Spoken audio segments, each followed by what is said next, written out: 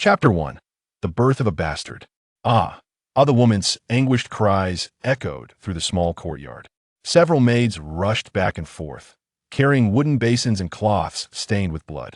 Prince Chu Mo Yi stood in the center of the courtyard, listening to the woman's cries, his expression as cold as ice. Inside the room, a young woman lay on the bed, her face pale as parchment, covered in beads of sweat, her flowing black hair disheveled and clinging to her forehead, drenched in perspiration. "It hurts so much. I can't endure this any longer." The woman tilted her head back, her voice hoarse and weak, pleading with the maids and the midwife beside her. "Could you please give me some ginseng slices? I truly lack strength. I can't hold on anymore." "Your Highness, this is not the palace. Where can I possibly find ginseng for you?" The maid stood still, her demeanor indifferent, even tinged with disdain and contempt, turning to whisper to another maid, "I wonder who she bore this bastard with. Yet she still has the audacity to ask for ginseng." These words reached the woman's ears clearly. Anger and desperation surged within her, unexpectedly granting her a surge of strength. She cried out, gripping the bedsheets tightly, and with a fierce effort. With a splash, a large pool of fluid gushed forth. The pain vanished instantaneously. Exhausted, the woman heard the resounding cries of a newborn. In that moment, the joy of becoming a mother eclipsed all fatigue and pain. She hastily strained to lift her neck and asked, "Let me see the child. Is it a boy or a girl?" "Your Highness is tired. You should rest. There's no rush to see the child," the midwife responded, wrapping the soiled, bloodied infant in a small blanket and carrying it away. My child, my child." The woman grew frantic, struggling to sit up. "Where are you taking my child? Come back." The midwife, ignoring her pleas, swiftly carried the child to the courtyard, approaching Chu Mo Yi and saying with a semblance of flattery, "Your Highness, the child has been born. Please take a look. Hand the child to me." The secondary consort, Bai Ji, quickly took the infant, glanced at it, and laughed lightly. "My lord, this child bears no resemblance to you at all.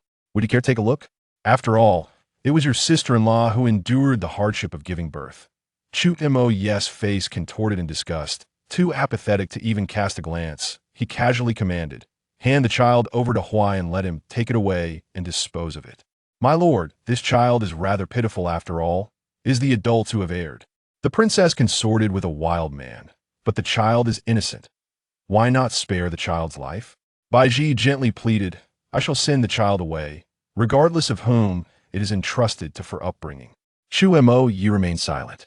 At that moment, the woman who had just given birth staggered out, weeping, "My lord, please return my child to me. I beg you. I desire nothing but my child." Bai Ji sighed while holding the infant. "Let the princess have one last look at her child. It is rather tragic for a mother to be separated from her offspring." Chu Mo Yi, in a fit of rage, retorted, "What is there to see in a mere bastard?" Grabbing the swaddled infant, he turned and strode out of the courtyard. Child, my lord, please return the child to me." The woman braced herself against the wall, staggering after him. The secluded villa, nestled on a mountainside, was once a place of tranquil solitude, seldom visited by others. It was here that the Princess of Yi, after enduring a year of neglect from the prince, discovered she was with child. To conceal the scandal, she was sent to this remote location. Now that the child had been born, there seemed little reason for her to remain. The princess, in tears, rushed outside, only to find Chu Mo Yi standing at the edge of the cliff, cradling the infant in his arms. With a face twisted in fear, she cried out, "Your Highness, please do not harm my child. I beg you, Your Highness, I implore you. If you spare the child, I will grant you anything you desire. I have erred. It is all my fault. Please, do not involve the child in this." Chu Mo Yi coldly replied, "Reveal the identity of the child's father." "I do not know. I truly do not know." The princess shook her head, tears streaming down her face. "Your Highness, please spare this child." The secondary consort, Bai Ji, rushed forward in desperation, attempting to snatch the swaddled infant from Chu Mo Yi's grasp. However, she lost her footing and stumbled forward, inadvertently sending the child hurtling towards the abyss. The swaddling cloth traced an arc as it was cast over the cliff. "No, my child." The sight shattered the prince's heart, and with a piercing scream, she dashed towards the cliff, unhesitatingly leaping after her child. Lan Rongrong, how dare you? Chu Mo Yi instinctively reached out, but grasped only air. Peering over the edge, he saw a thick mist shrouding the base of the cliff, completely obscuring the figures of the princess and her child.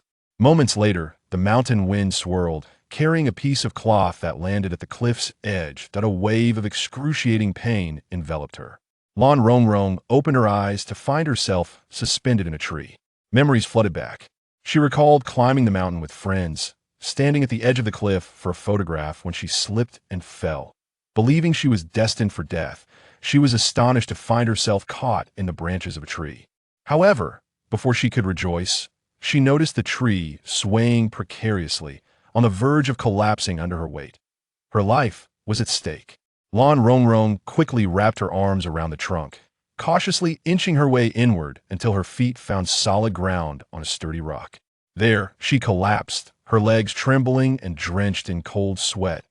A chilling mountain breeze swept through, and after resting against the stone for a while, her legs ceased to shake, only to be replaced by a piercing pain.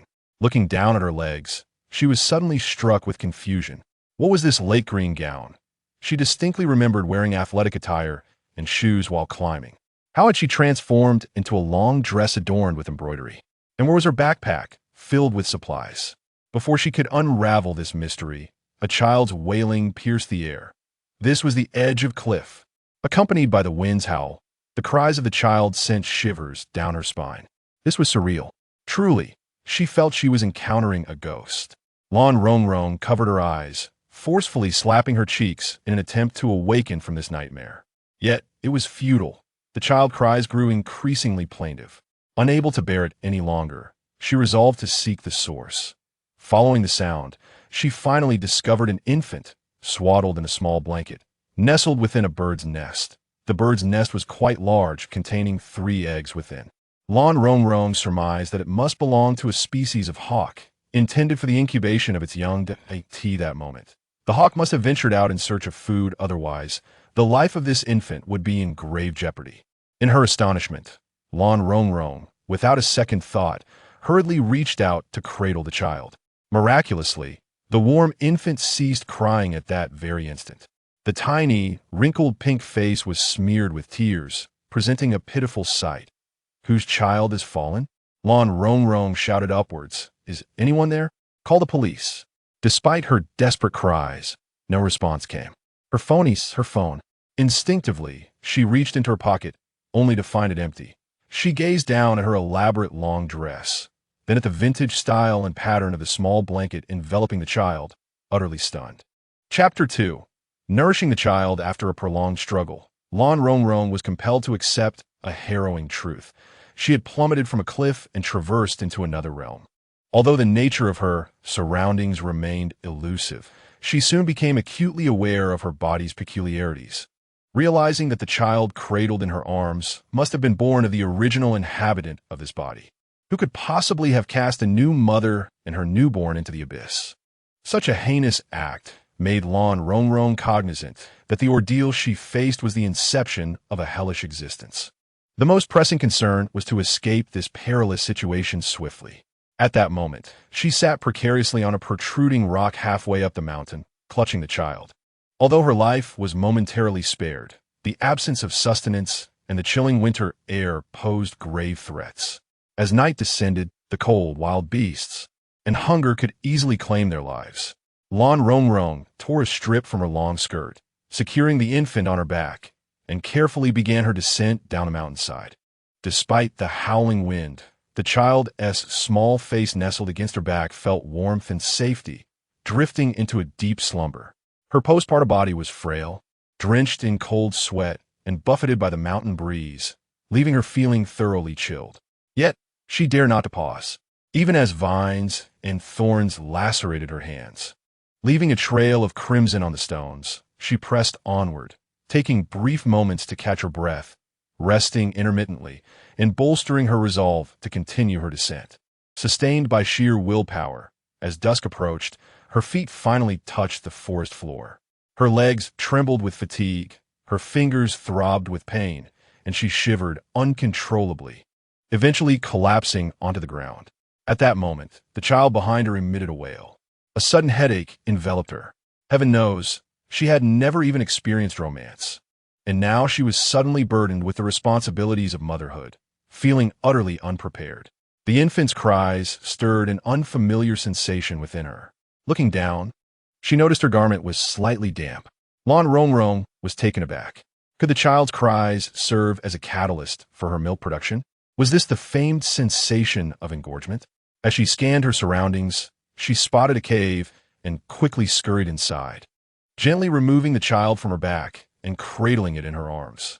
The baby's face was crimson from the cold, eyes shut tight, and mouth wide open, wailing. After a moment of hesitation, Lan Rongrong, suppressing her embarrassment, unfastened her clothing. The child eagerly latched on, and its small face soon relaxed, no longer resembling the red bottom of a monkey. As she gazed upon the infant's delicate visage, an extraordinary feeling blossomed within Lan Rongrong's heart.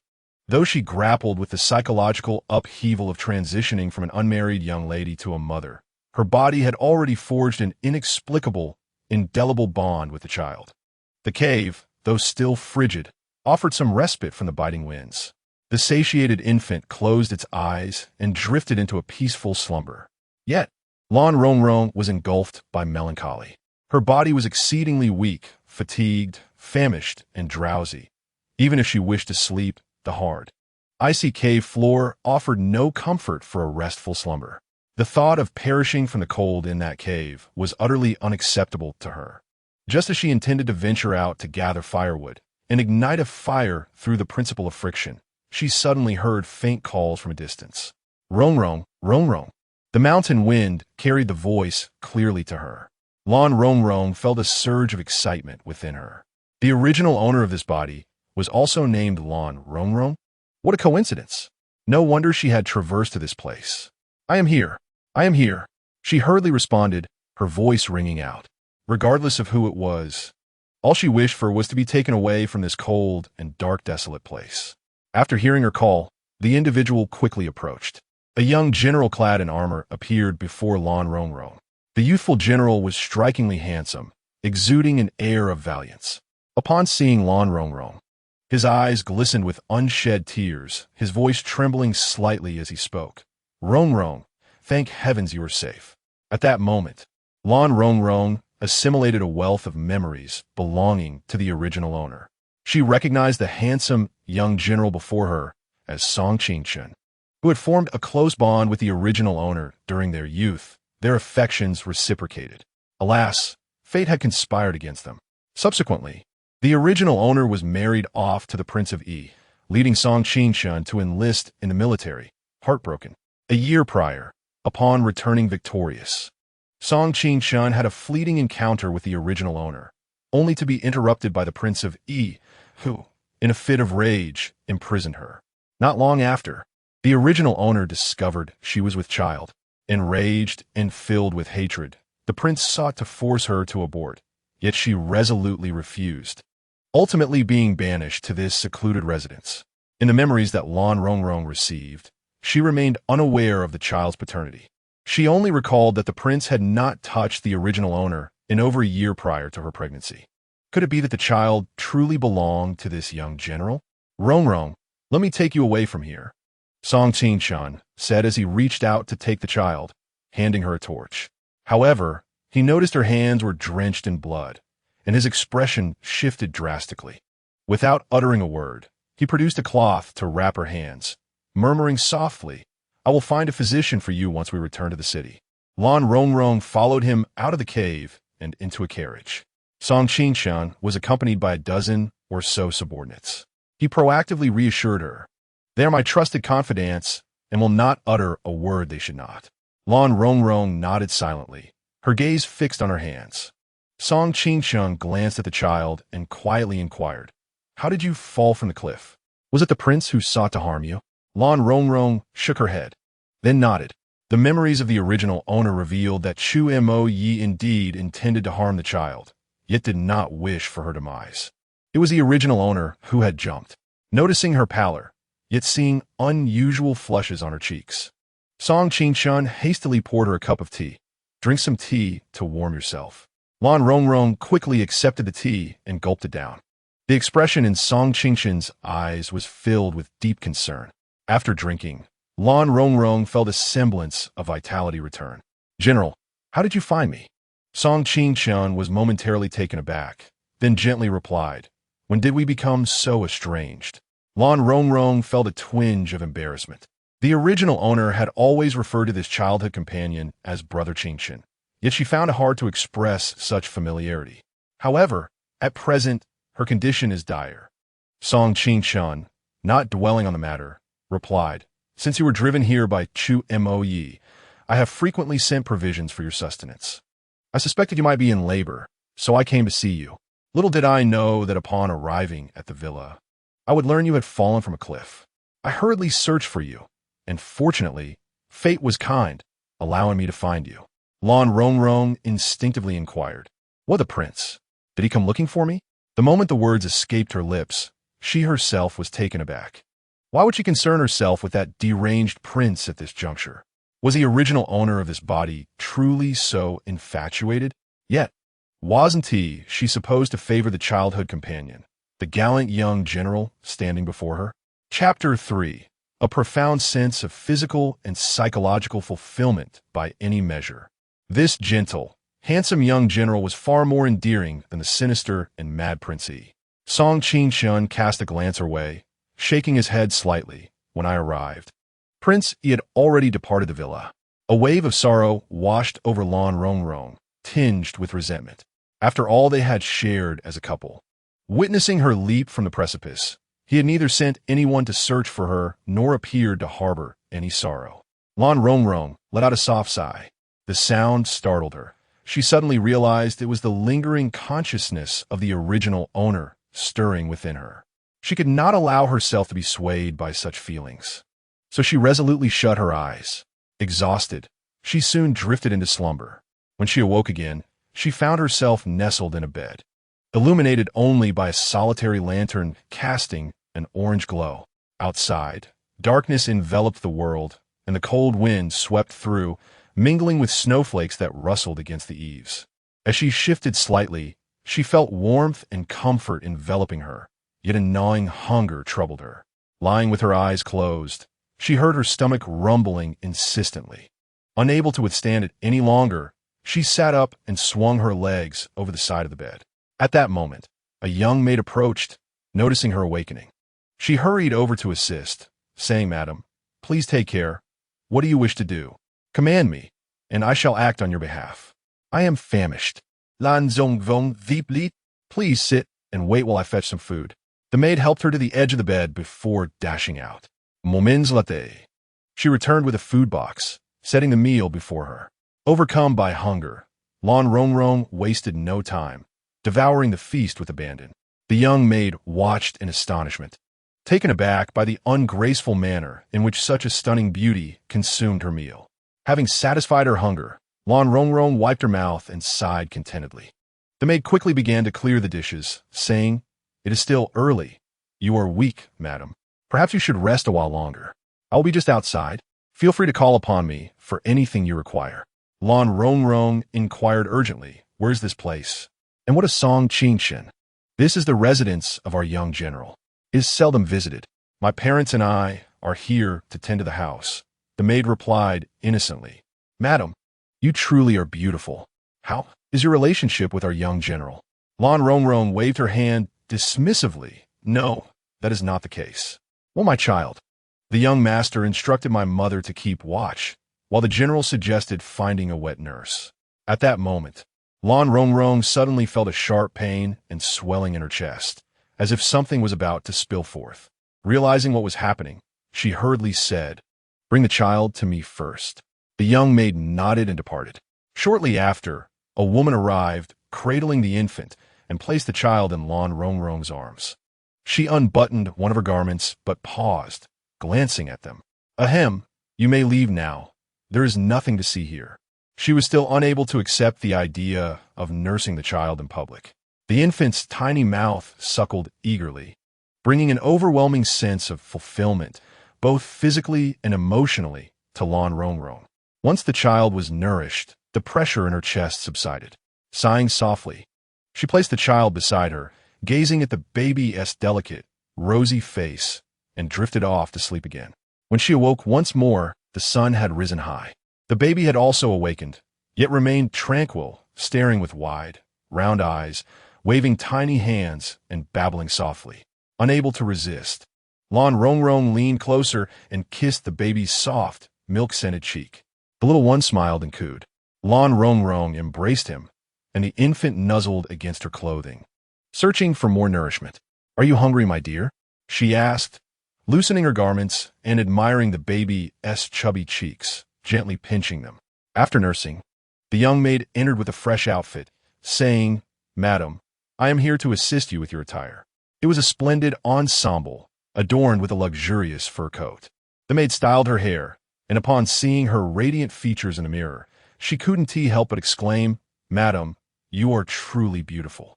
Suddenly, a commotion erupted outside as a noble woman was ushered into the courtyard. "Mother!" Song Qingchun rushed over, his expression filled with anger. "What are you doing?" The noblewoman replied, "I heard that my son has taken a concubine here. As his mother, I must see who the shameless wretch is that dares to entice my son." "You misunderstand, mother," Song Qingchun exclaimed, both furious and anxious. "I will explain everything later. For now, let me escort you home." The noblewoman retorted, "Son, you are the sole heir of our family, the hope of the Song lineage. If you were to engage in actions contrary to our ancestral principles, I could never condone it. I would never do such a thing," he protested. "Today, I am granting you leniency." Her gaze swept toward the house with implied meaning. "You are my son, and I will not allow any lowly creature to seduce you." "Mother, please leave quickly." Song Qingchun urgently pulled her away. Upon returning her home, he hurried back, only to find the place deserted. "Where are they?" he anxiously inquired of the maid. Kneeling, the maid replied, "I urged madam to stay, but she resolutely refused and left with the young master." Weak as she was, carrying a child, where could she possibly go? Frustrated, Song Qingchun slammed his fist on the table, shouting, "Who leaked this information to the household? Speak." The maid trembled and shook her head in tears. "I do not know." "If you cannot tell me, then get out of here." At this moment, the maid trembled as she knelt at the doorway, pleading, "Young master, please temper your anger. It was the old madam's relentless inquiries that left me with no choice." Song Qingchun, filled with urgency, stamped his foot and turned to rush outside. However, Lan Rongrong had already vanished without a trace. Could she have returned to her maternal home? Song Qingchun hastily mounted his horse and sped towards the Lan family residence in Biandan Alley. The Lan family had once known prosperity, but generations of decline had reduced them to their current state. Only Lan Chongda, Lan Rongrong's father, served as a deputy minister in the Ministry of Works, living off the remnants of ancestral wealth and his meager salary. The original matriarch had left behind a son and a daughter, both of whom had succumbed to illness in their youth, while a subsequent marriage produced another daughter. Lan Rongrong was the legitimate eldest daughter from the first union. It was a matter of pride for the family when the legitimate daughter married the Prince and became a princess. Yet, since the scandal of her infidelity a year prior, which led to her being cast out from the prince's residence, she had become a source of shame for the Lan family, an unspeakable disgrace. Upon Song Qingchun's visit, he was warmly welcomed by Lan Chongda and his second wife Lu, but their expressions darkened upon realizing his inquiry pertained to their eldest daughter. "Our Lan family has no such shameless daughter," they retorted, "regardless of what has transpired. She has gone missing. Shouldn't the prince's residence provide an explanation? Her disgraceful actions have tarnished our family's reputation. We have no face left to inquire about her fate. Whether she lives or dies is her own doing." Chapter 4. A transformation from beauty to obscurity. With a heavy heart, Song Qingchun departed. As he stood outside the Lan residence, he spotted Lan Guangxi and Lan Yuner alighting from their carriage, exchanging light-hearted banter. Approaching them, he greeted, "Lan brother, Miss Lan."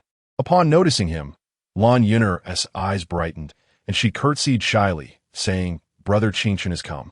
Lan Guangxi smiled and clasped his hands, replying, "General Song, it is good to see you well."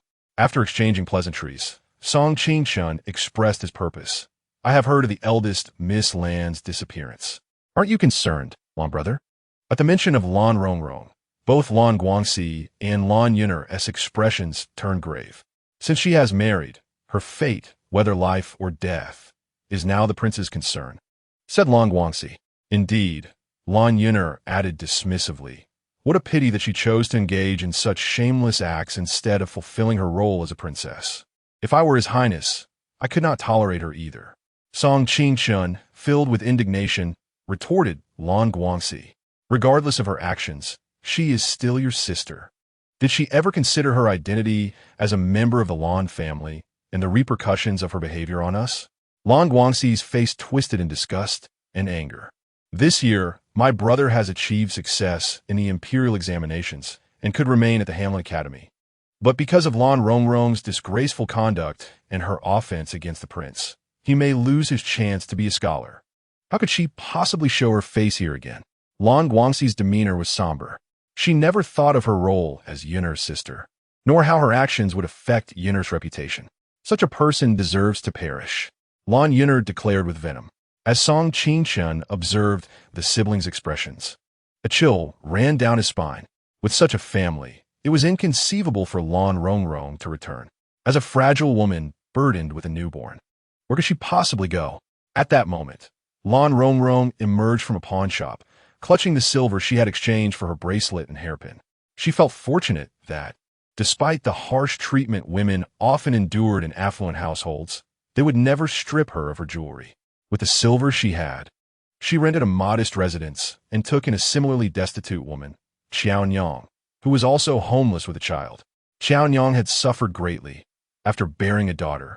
Her husband passed away, and she was cast out by her in-laws.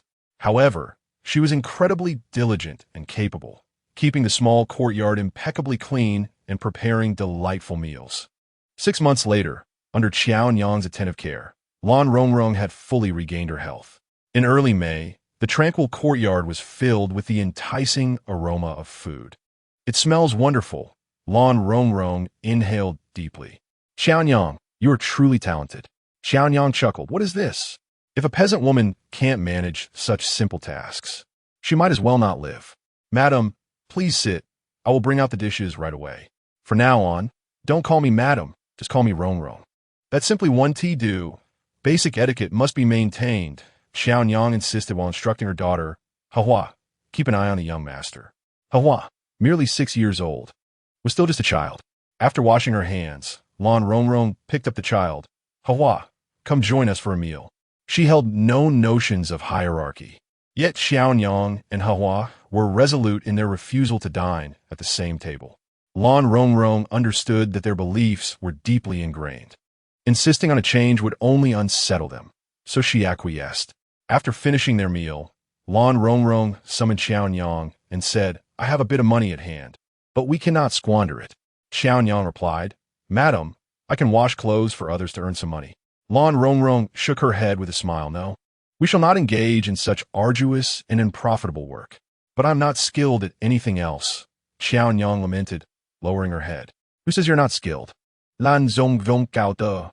I find you remarkably capable. Your cooking is exceptional, but that is not particularly useful, Xiaonyang retorted.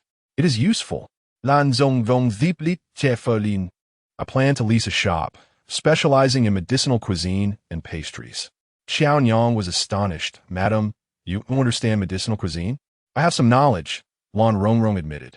In truth, she had graduated from a traditional Chinese medicine university, and the fall from the cliff had occurred during a graduation trip with her classmates. Regrettably, despite years of diligent study, she had yet to work a single day before being thrust into this new world. Nevertheless, even in ancient times, her knowledge of herbal medicine could still be put to good use. With the limited memories of the original owner, she knew that returning to her maternal family was not an option. With a stepmother comes a stepfather. The Lan family, already ashamed of her, would never offer her protection. She had no desire to live under someone else's roof. She sought self-reliance. After their discussion, Lan Rongrong took her silver and signed the necessary documents with the moneylender, paying a year's rent. Upon receiving the keys, she went to the shop to assess how to reorganize it, only to hear footsteps behind her. She turned alertly to find a man stealthily entering the premises. It was the moneylender, old Fourth Ho. What do you want? Lan Rongrong frowned. The payment has been settled. Old Fourth Ho gazed at her with hungry eyes, rubbing his hands together. A beauty like you, flaunting yourself in business, is simply too enticing. Why not come under my wing? I will protect you on this street. With a sudden rush, she lunged towards Lan Rongrong. Startled, Lan Rongrong instinctively seized a nearby chair and struck it forcefully against Ho Laoxi's head. With a loud cry, he collapsed, blood streaming from his wound. Regaining her composure, Lan Rongrong unfastened the money pouch hanging from his waist, retrieved the rent she had just paid, and then tore the contract into pieces, hurling it at Ho Laoxi's face. After delivering a few vigorous kicks to him, she fled. Panting, she returned to the small courtyard, still shaken. Xiaonyang, noticing her pale complexion, hurried over to inquire, "Madam, what has happened? I will no longer rent the shop." Lan Rongrong waved her hand dismissively. She had come to a realization. The ancient world was exceedingly unkind to women. As a single woman wishing to engage in business, she faced an endless array of troubles. To her surprise, Xiaonyang did not appear disappointed. Instead, she sighed in relief. "To be honest, madam, I too felt that opening a shop was imprudent." "Why is that?" Lan Rongrong asked. Xiaonyang glanced at her. "Madam, your beauty is too striking. The world is far from peaceful." Lan Rongrong slowly took a seat. "I understand. What are your plans, madam?" "I have a plan," she replied, handing Xiaonyang some money. "Please go to the Rouge shop and buy me some supplies." Before long, an assortment of cosmetics was laid before her. Standing before the mirror, Lan Rongrong began to apply her makeup. While most women adorn themselves to enhance their beauty, Lan Rongrong sought the opposite. She concealed her overly beautiful visage. When she re-emerged before Xiaonyang, her transformed appearance left Xiaonyang astounded. Cautiously, she asked, "Is that you, madam?" "Indeed," Lan Rongrong replied, touching her face. "Do I still look recognizable?" Xiaonyang shook her head vigorously. "I almost failed to recognize you just now. Madam, you are truly remarkable." Chapter 5. By the rockery, Lan Rongrong gazed at her reflection in the mirror. That Ho Laoxi is a local tyrant and will not let this matter rest. I must alter my appearance so he cannot find me. Moreover, this will facilitate my outings and help me avoid unnecessary troubles. Xiaonyang sighed. Such is the plight of women in this world. With your exquisite beauty, madam, you are forced to conceal it. For the moment, survival was paramount. Lan Rongrong transformed her appearance and donned simple, unadorned garments. Standing before others, she appeared more mature than even Lu Xiaonyang. She resolved not to rent a shop, but instead to create pastries and medicinal dishes at home to sell to the wives of affluent households. However, purchasing in large households was usually conducted through established channels, where the purchasing agents received kickbacks and were unlikely to change suppliers easily. Lan Rongrong first disguised herself as a common woman, applying makeup and wrapping her head in a scarf, and spent half a month mingling in the vegetable market, becoming familiar with the purchasing agents from several wealthy families. Subsequently, she brought her meticulously crafted pastries, sharing them with the agents. If any of the wives found the pastries delightful, they would commend her to their masters in the grand estates, thus paving the way for her business to flourish. Certainly, in the realm of commerce, Lan Rongrong would not overlook the advantages bestowed by those diligent housewives, always allocating a percentage of profits to them. This arrangement ensures mutual satisfaction. With Xiaonyang's deft hands and Lan Rongrong's modern insights and ideas, the confections they create together are unparalleled elsewhere. Gradually, Lan Rongrong's private delicacies garnered a semblance of fame among the noble women of affluent households. Occasionally, these ladies would host banquets, requesting her to prepare pastries in advance. The noble women were generous, often bestowing substantial gratuities. In no time, Lan Rongrong accumulated a modest fortune. On a particular day, a young lady from the Anyuan Marquisate was celebrating her birthday and had ordered an array of pastries from her, with the household sending someone to collect them. Such transactions were invariably profitable. Lan Rongrong and Xiaonyang rose early to prepare. When a stewardess of the Anyuan Marquisate arrived to fetch the pastries, she invited Lan Rongrong to join her in the carriage, stating, Our fifth miss is particularly fond of the cakes you craft. I have been expressly instructed to bring you along, as the madam wishes to meet you personally. In an effort to evade the scrutiny of the Yi Wang manor and the Lan family, she not only altered her appearance, but also adopted the name Rong Lan. Being invited to such banquets was not an uncommon occurrence for Lan Rongrong. Attending invariably came with generous rewards. Thus, she decided to accompany them. Indeed, the back courtyard of the Anyuan Marquisate was bustling with activity. Though Lan Rongrong's appearance was unremarkable, the Anyuan Marquis's wife and fifth miss appreciated her polite demeanor and unassuming nature, as well as her neat attire, endowing her with a pouch of silver coins, amounting to 2 or 3 dozen taels. After expressing her gratitude, Lan Rongrong followed the stewardess outside. The stewardess remarked, "Today, with the banquet in progress, I must attend to matters elsewhere. Lady Rong, please proceed along this path. After passing through the second gate, a servant will guide you."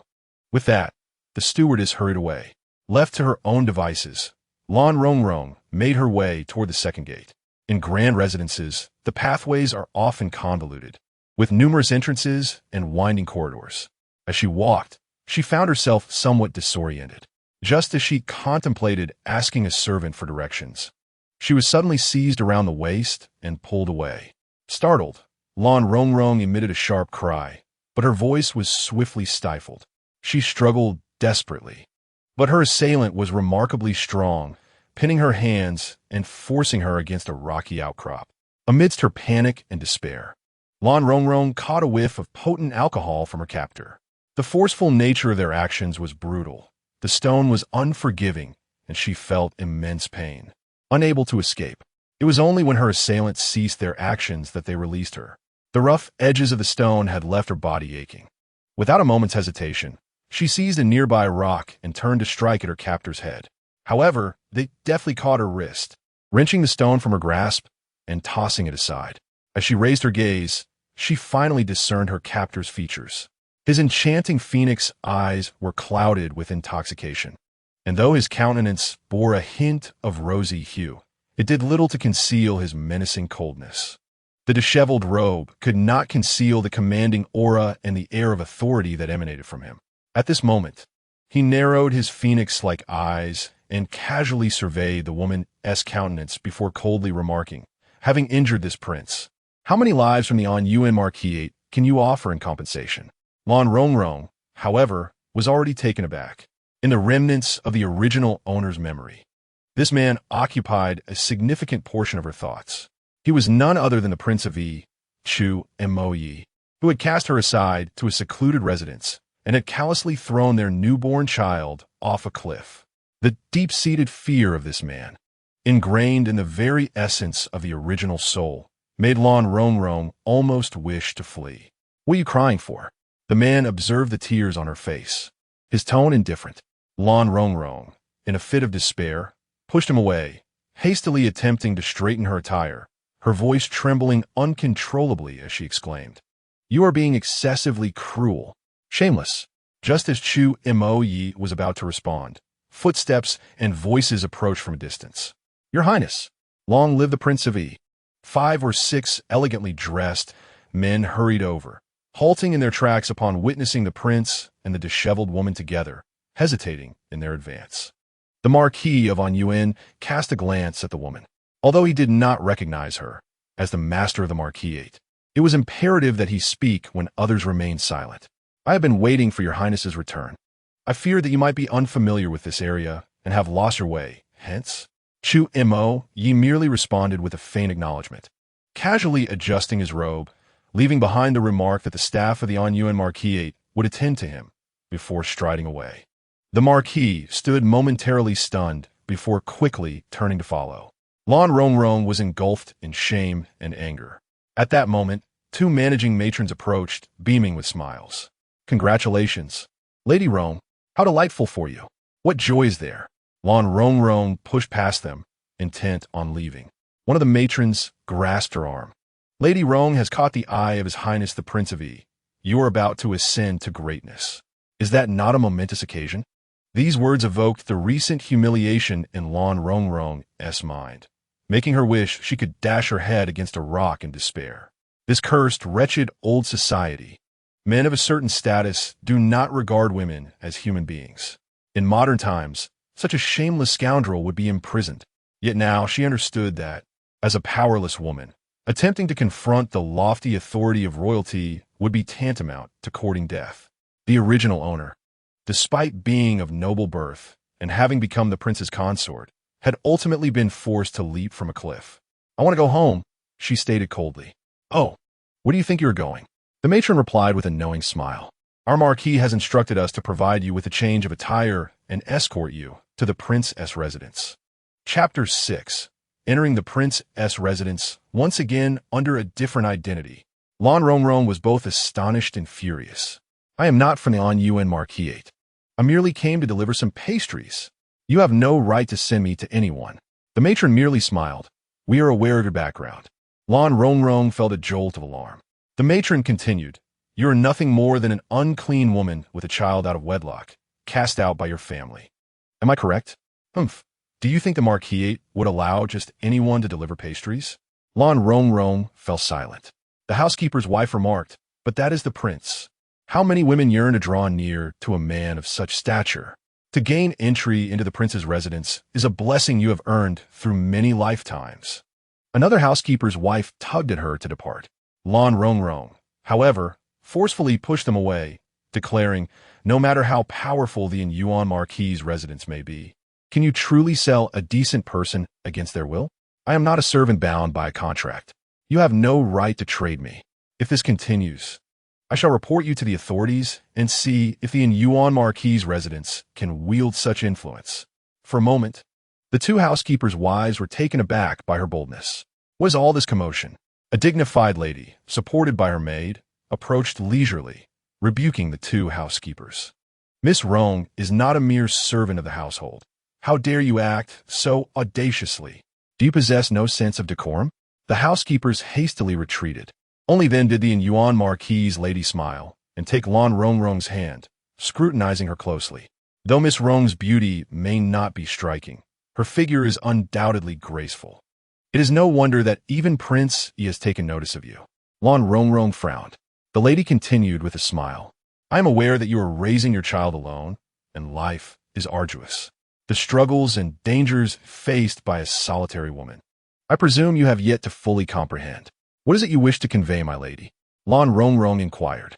"I was thinking, since we share such a fateful connection, I see that you also possess a fondness for me. Would you be willing to become my daughter?" Lan Rongrong was taken aback. "I am but a commoner, unworthy of your esteemed company." "What nonsense! Do you believe I hail from noble origins? I am merely from a humble household myself." The Yuan Marquis's lady smiled warmly, her demeanor motherly. "You might think I am only attempting to offer you to Prince Yi, but consider this. As a powerless, solitary woman, if the prince desires you, how can you possibly refuse?" Lan Rongrong shook her head slightly. "By becoming our daughter in the Yuan Marquis's residence, when you enter Prince Yi's household, you will at least possess a name and status, preventing you from being bullied by those in the royal palace. What say you?" The lady smiled. "This proposal is mutually beneficial. Ponder it well." "My lady, is there no way for me to avoid going to Prince Yi's residence?" "None at all." The Yuan Marquis's lady grasped her hand firmly. "You are already entangled with Prince Yi. Should he desire you, you cannot decline. I can leave this place." "Where would you go?" "Without an official travel permit, you would not even be able to leave the city gates. Offending Prince, you would ensure that no household would dare to take you in again. With no means of survival, how will you provide for yourself and your child?" At that moment, a maid interjected, "Our lady admires you, and that is why she has conceived this plan. Do not be so proud. The royal residence is not something you can provoke." "Xinghua, be silent." The Yuan Marquis's lady scolded the maid before turning her cheerful gaze back to Lan Rongrong. After a moment of silence, Lan Rongrong knelt on the ground, saying, "Daughter pays her respects to mother." "Good child, rise," the lady responded, her face immediately illuminating with joy.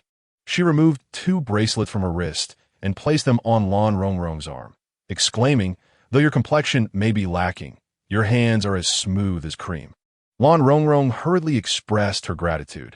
The lady smiled. "From this day forth, you shall be our adopted daughter in the Marquis's residence." Though Prince Yi has yet to offer you any official recognition, we shall still prepare dowry for you. Thus, Lan Rongrong received 10 boxes of dowry filled with fabrics, antiques, furniture, bedding, and various pieces of jewelry. It must be said that the Yuan Marquis' household had indeed invested significantly. Although there were suspicions of the other party's ulterior motives in utilizing her, overall, the advantages outweighed the disadvantages for her. Lan Rongrong felt indebted to them. She did not even have the opportunity to return and bid farewell to Qianyang or embrace her son before being ushered into the sedan chair and sent to the Prince Yi's residence. She could only implore the madam of an Yuan Marquis to take care of her family before her departure. The madam readily agreed. With anxiety and unease, Lan Rongrong entered the Prince Yi's residence. The estate was resplendent yet imposing, with pavilions and towers and exquisite details at every turn. Apart from the rustling of leaves and the whisper of the wind, the vast manor was eerily silent, devoid of even the faintest bird song. The silence was unsettling. As Lan Rongrong stepped out of the sedan chair, a wave of nostalgic familiarity washed over her. Deep within, an indescribable fear and resentment surged forth. After experiencing the humiliation at the Yuan Marquis' household, Lan Rongrong found it difficult to discern whether the anger in her heart belonged to her or to the original owner of this body. Upon seeing her, the steward of the household displayed a courteous demeanor. I have heard that the Yuan Marquis' household has sent Miss Rong here. I am here to welcome you. Please follow me to the back courtyard to pay your respects to Bai Su Fei and the two ladies. From her memories, Lan Rongrong recalled that in the Da Qin dynasty, the rightful wife of a prince was the Wang Fei, followed by the Su Fei, and then the ladies and concubines. Besides the first wife who had jumped off a cliff, the prince he had Bai Ji as his Su Fei and two Tong Run, namely Yu Mian and Yin Yu, who were bestowed upon him by the palace. As for concubines, there were none in the Prince Yi's residence at present. Compared to other princes, the women in the back courtyard of Prince Yi's estate were relatively few. However, this did not imply that Prince Yi was a man of virtue. His reckless violation of the women in the Yuan Marquis' household while intoxicated was evidence of his utter lack of morals. Lan Rongrong was led before the Su Fei and the two Tong Run by the steward of the back courtyard. Bai Ji, of noble birth, was the legitimate daughter of the Duke of State and originally qualified to be the rightful wife of Prince Yi. However, having married the eldest daughter of the Lan family first, Bai Ji, infatuated with Prince Yi, had no choice but to accept her role as Su Fei. In the coolness of June, the room felt refreshing. Bai Ji sat in the center, adorned in splendid attire and bejeweled, her beauty striking. The two Tong Run flanked her, with Yu being petite and charming, while Yin was graceful and gentle. As Lan Rongrong entered, all three turned their gazes toward her. Bai Ji squinted, leisurely asking, "Are you the adopted daughter of the Yuan Marquis' household, Ronglan?" "Yes." Bai Ji curled her lips in disdain, whispering, "The master really has no particular taste." At that moment, Lan Rongrong's appearance was that of a face disguised in a shabby manner. Initially, she felt somewhat nervous. Yet upon hearing Bai Ji's remark, she felt a wave of relaxation wash over her. Although her disguise could deceive Qianyang, Bai Ji had known her for a long time, and as rivals, they understood each other far better than anyone else. If even she could not recognize her, it meant that she could completely blend and unnoticed. Chapter 7. Unable to nourish the child, uncomfortable and distressed, not only was Bai Su Fei astonished, but the two attendants on either side wore expressions of disbelief. Prince Yi, with his dragon-like demeanor and phoenix-like grace, possessed a countenance as exquisite as jade.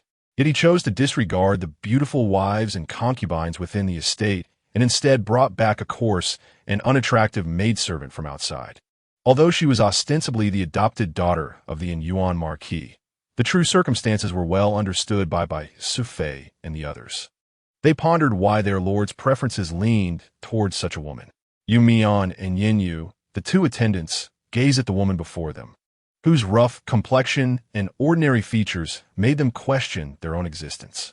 They couldn't help but speculate whether their own beauty, which was too striking, was the reason for their lack of favor with the prince.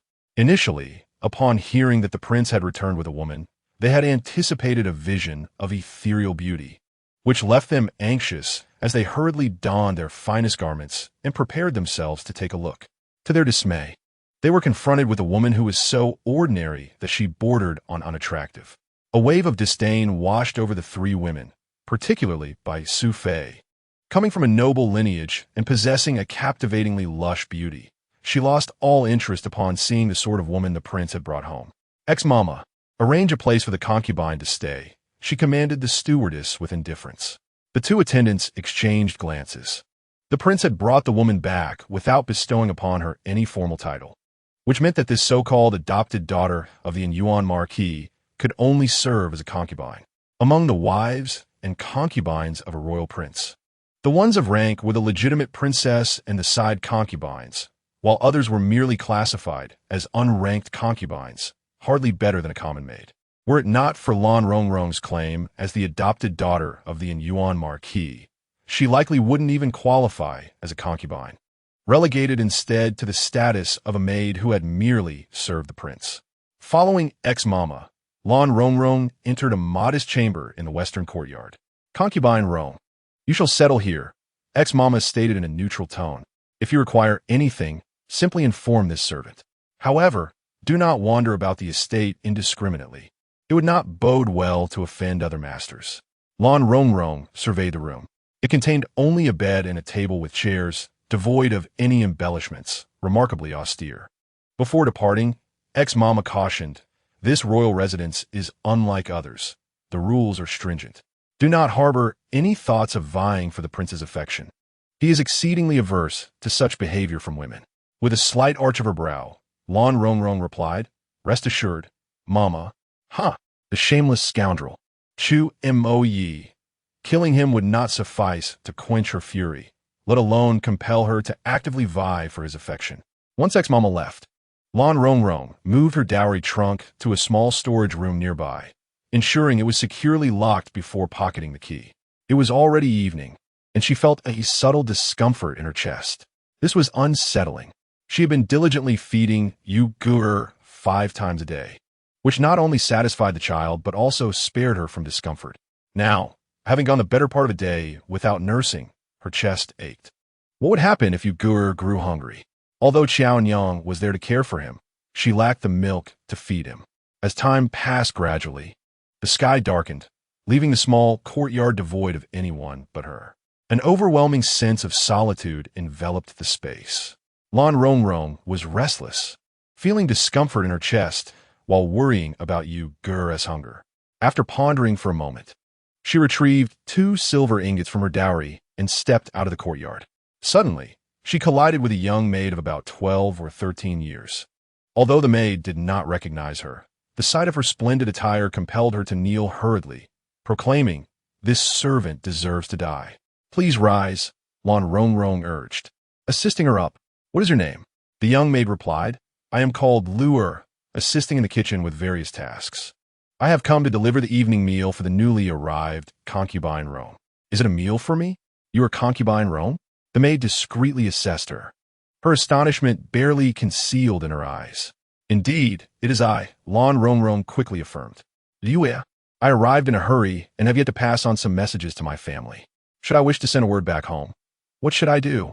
Luer, with a bright voice, responded, if the concubine wishes to convey a message, she must instruct the young servant at the second gate. Could you assist me in calling one over? Someone steady and reliable, who won't speak carelessly. This servant understands. Despite her youth, Luer appeared quite astute. She set down the food box and hurried away. Before long, she returned with a young lad of about 15 or 16 years. Lan Rongrong first offered him a silver coin and then handed him the 2 ingots, instructing, please go to Huaji Lane, deliver this to Lu Qiaonyang, and tell her that I am well at the Yiwangfu, and she need not worry. Understood. I shall go at once, the young lad said, tucking the silver away and sprinting off. Lan Rongrong watched his retreating figure and inquired of Luer, is he trustworthy? Luer smiled with pursed lips, saying, his name is Yang Xiao Shu, my brother, and he is exceedingly reliable. So, your name is Yang Lut? Yes. Thank you for delivering my evening meal today. Lan Rongrong took off a hairpin and presented it to her, adding, Perhaps I shall trouble you and your brother with other matters in the future.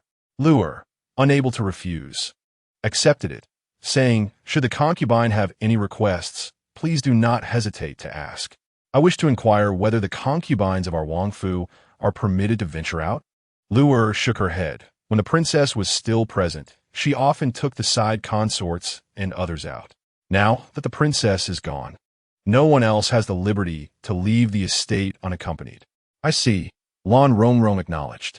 Retrieving the food box, she discovered 2 buns and 2 bowls of vegetables within. Though simple, they emanated a delightful aroma. Nevertheless, at that moment, Lan Rongrong felt as though her chest was as heavy as stone, leaving her devoid of appetite. Just as she sat restlessly, contemplating unfastening her garments to address her discomfort, a voice from outside called, Concubine Rong. I am inside, please come in. Lan Rongrong replied hurriedly as she rose to exit. Luer, her small face glistening with sweat and a radiant smile, handed her a bundle, saying, Concubine Rong. This is what my brother brought back from Huaji Lane. He said he has delivered both the items and the message to Lu Qiaonyang, who reassured that you need not worry. She will take good care of the household and ensure no one goes hungry. Lan Rongrong exhaled a quiet sigh of relief as she accepted the bundle, saying, thank you, Luer. Concubine Rong, do not mention it. There are still many matters to attend to in the kitchen. You may rest now, and this servant shall take my leave. Luer bounced away with a skip in her step. Qiaonyang is an astute, diligent, and capable woman. Lan Rongrong believes she can take good care of Uyghur. However, what about her own situation? Without Uyghur, in such primitive ancient conditions, without a breast pump, would she not suffer from mastitis? Lan Rongrong touched her chest, feeling a wave of tears welling up. She secured the door, loosened her garments, and resolved to express the milk herself. It was certainly preferable to enduring such discomfort. Yet, using her hands proved both difficult and painful. After an exhausting struggle, drenched in sweat and tears, with aching hands and a sore neck, she managed to extract only half a bowl. Chapter 8. Nursing another child, at least it provided some relief. Exhausted, she collapsed onto the bed, beginning to seriously contemplate the possibility of an escape. Lost in thought, she eventually drifted into a fitful sleep, only to be startled awake by a series of knocks on the door. Rong Shiji, Rong Shiji. Lan Rongrong opened her eyes to the unfamiliar surroundings and rose to answer the door. At the threshold stood Mama Shi, accompanied by the young maid, Luer. Mama Shi glanced over and, noticing her disheveled hair and wrinkled attire, could not help but frown. Rong Shiji, in our Wang Fu, it is of utmost importance to maintain decorum and present oneself properly. Lan Rongrong lowered her gaze to inspect her appearance. After the exhausting effort of expressing milk the previous day, she awoke to find herself once again in discomfort. Moreover, her garments bore stains from the milk that had overflowed. Mama, she noted this with some astonishment. Being an experienced wet nurse, she quickly disowned the situation. Rong Shiji, what has happened? She stepped inside and observed the half bowl of milky liquid on the table.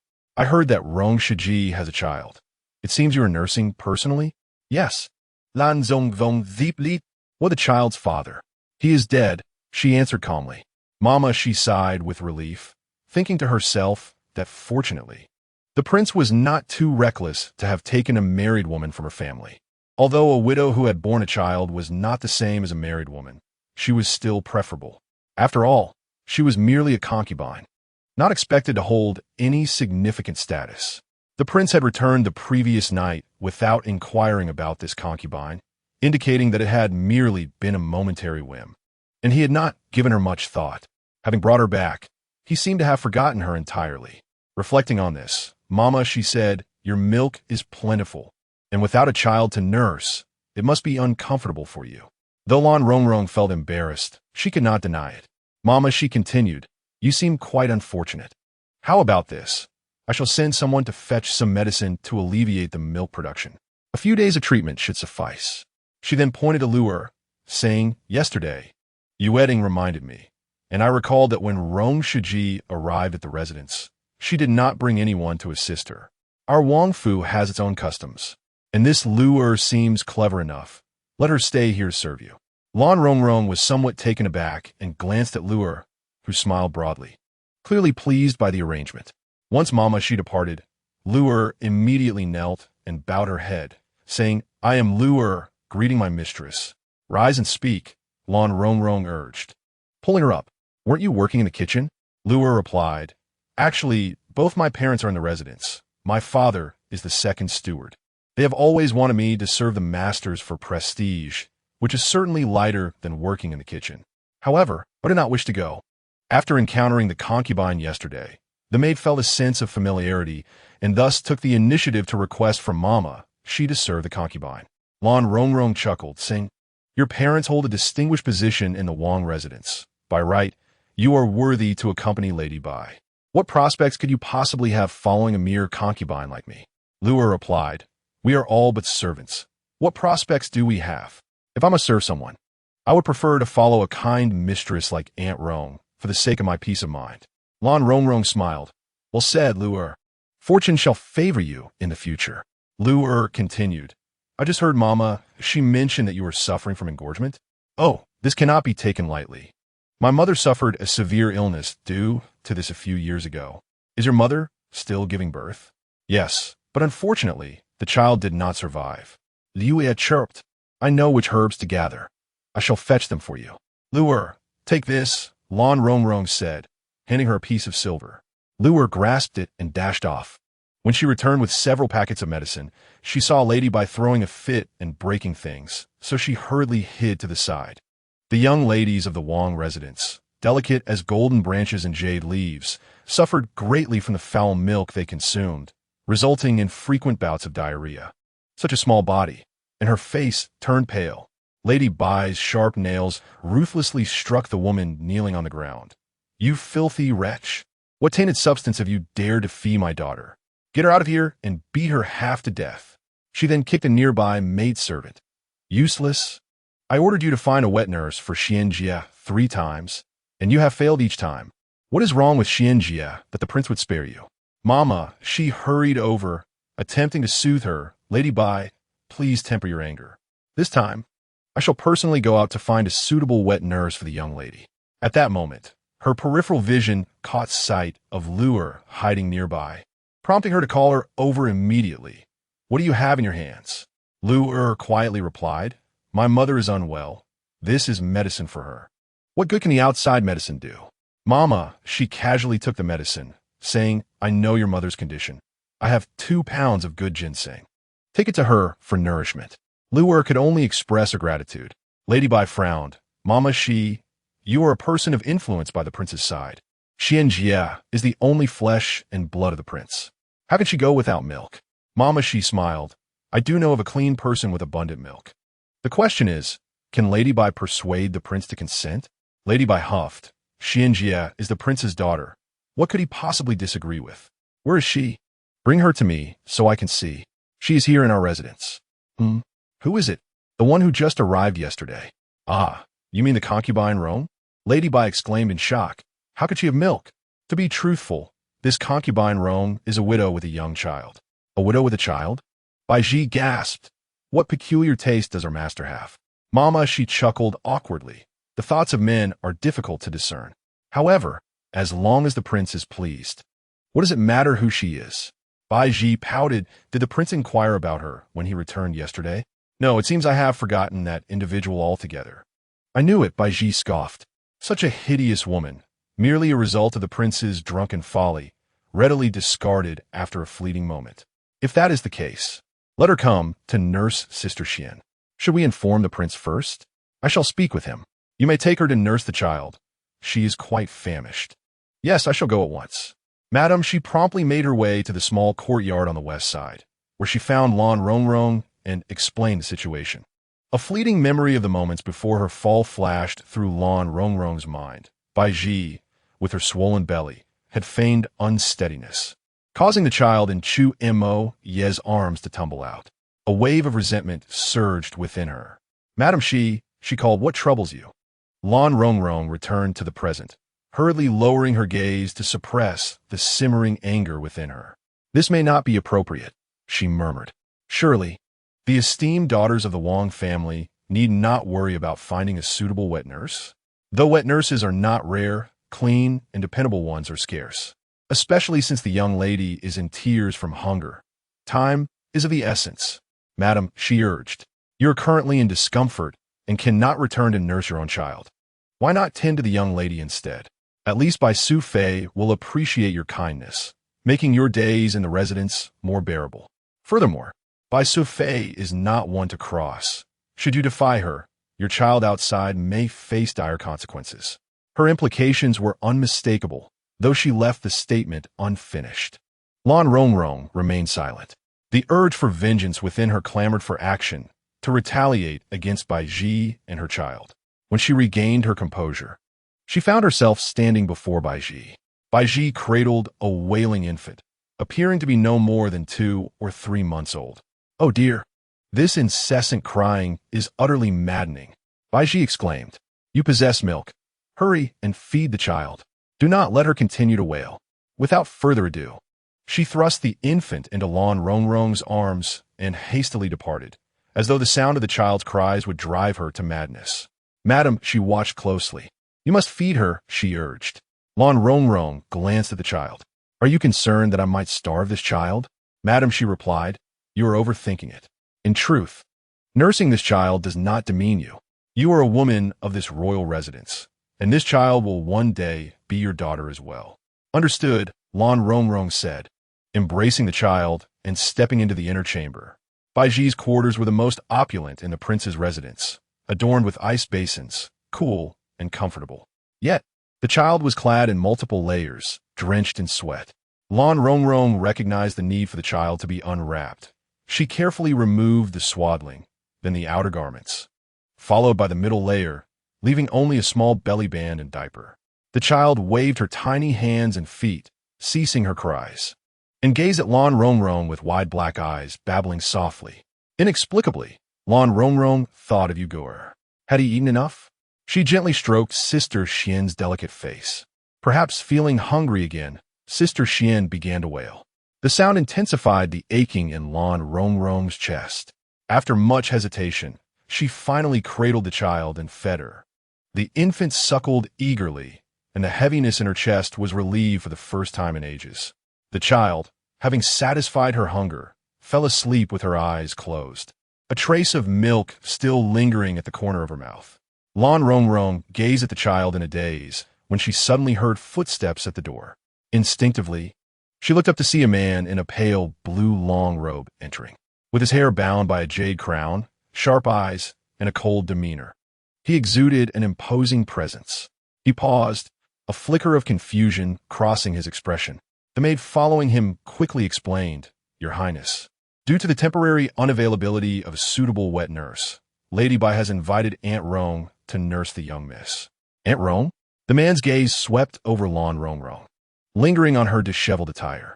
Flustered, she turned aside, placing the child on the bed and hurriedly adjusting her clothing. By the time she straightened up, the man had already departed. The maid, Xinghua, approached to check on the child, her face lighting up with joy. Indeed, she sleeps soundly after being fed. Aunt Rong, the young miss will rely on you from now on. Please return in 2 hours. Lan Rongrong absent-mindedly acknowledged her with a murmur and casually inquired, Does your household have only a secondary consort, without a primary wife? There used to be, came the reply. What happened to the princess? She is no more. Xinghua's eyes sparkled with excitement. I suspect our secondary consort will soon be elevated to primary status. After all, Lady Bai's lineage is far more distinguished than that of the late princess. Is the prince not grieved by her passing? Lan Rongrong asked again. Why should he be? Xinghua replied, astonished. That woman was unfaithful, shameless, and engaged in disgraceful acts. Her death is a relief, sparing us from humiliation and mockery. So, the news of the princess's demise is common knowledge? Not exactly, Xinghua grumbled. Outwardly, we claim she suffered complications in childbirth, resulting in both mother and child perishing. She glanced at Lan Rongrong and added, Aunt Rong, do not pry into such matters.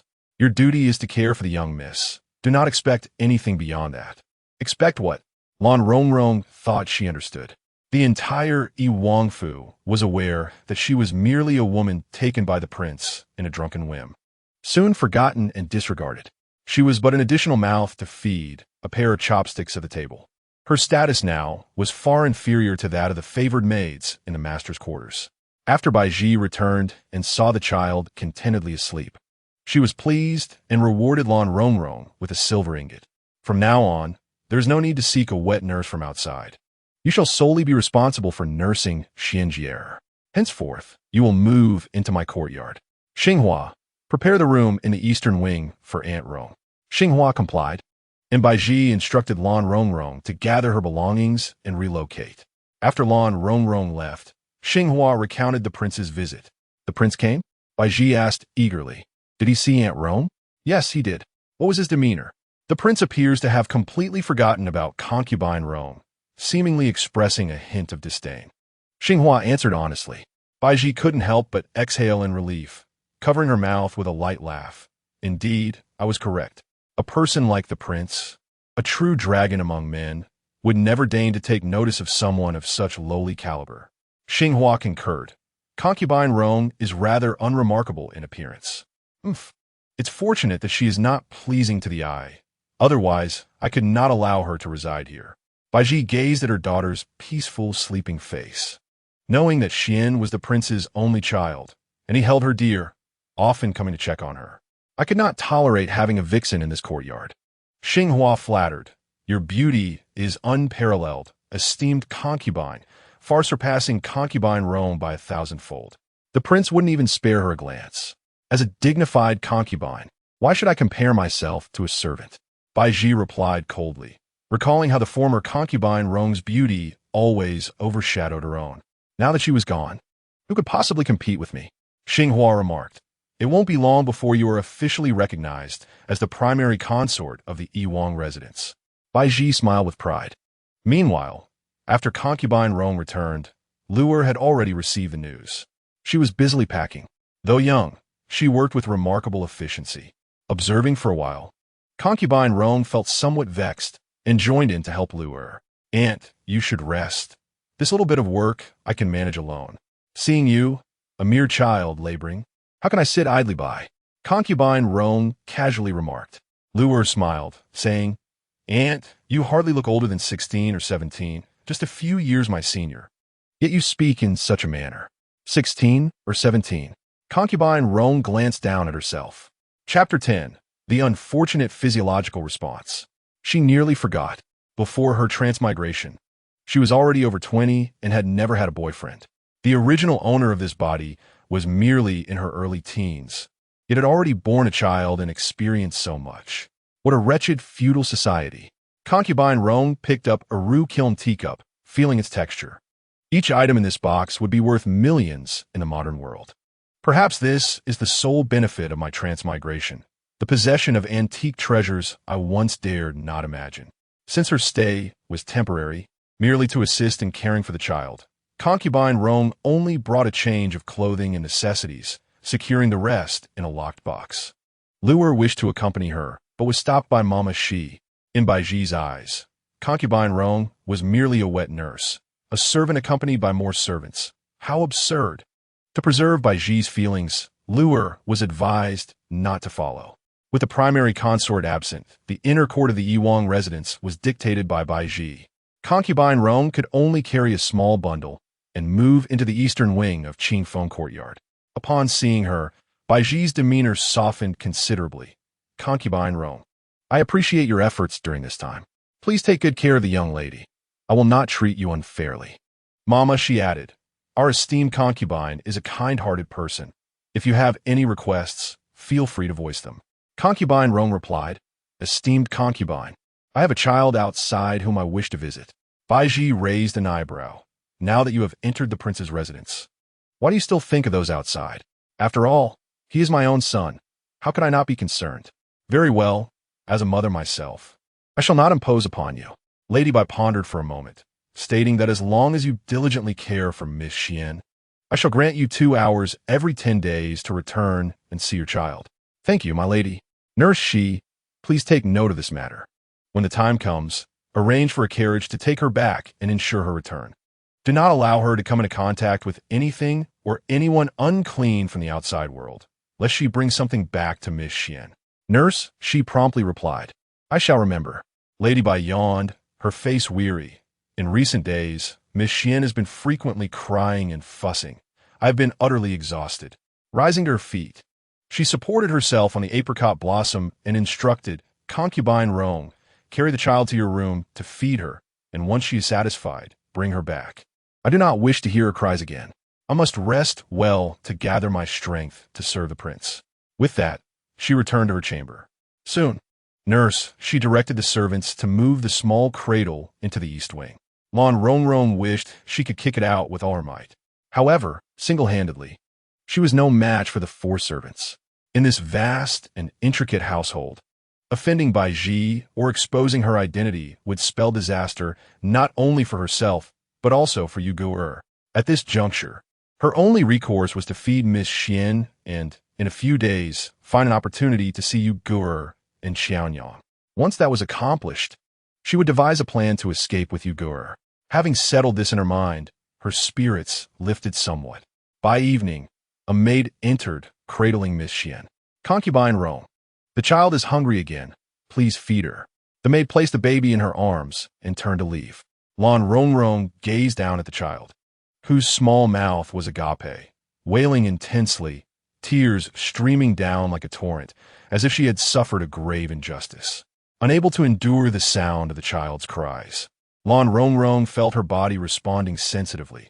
Each cry made her chest swell painfully. When would this wretched physiological reaction cease?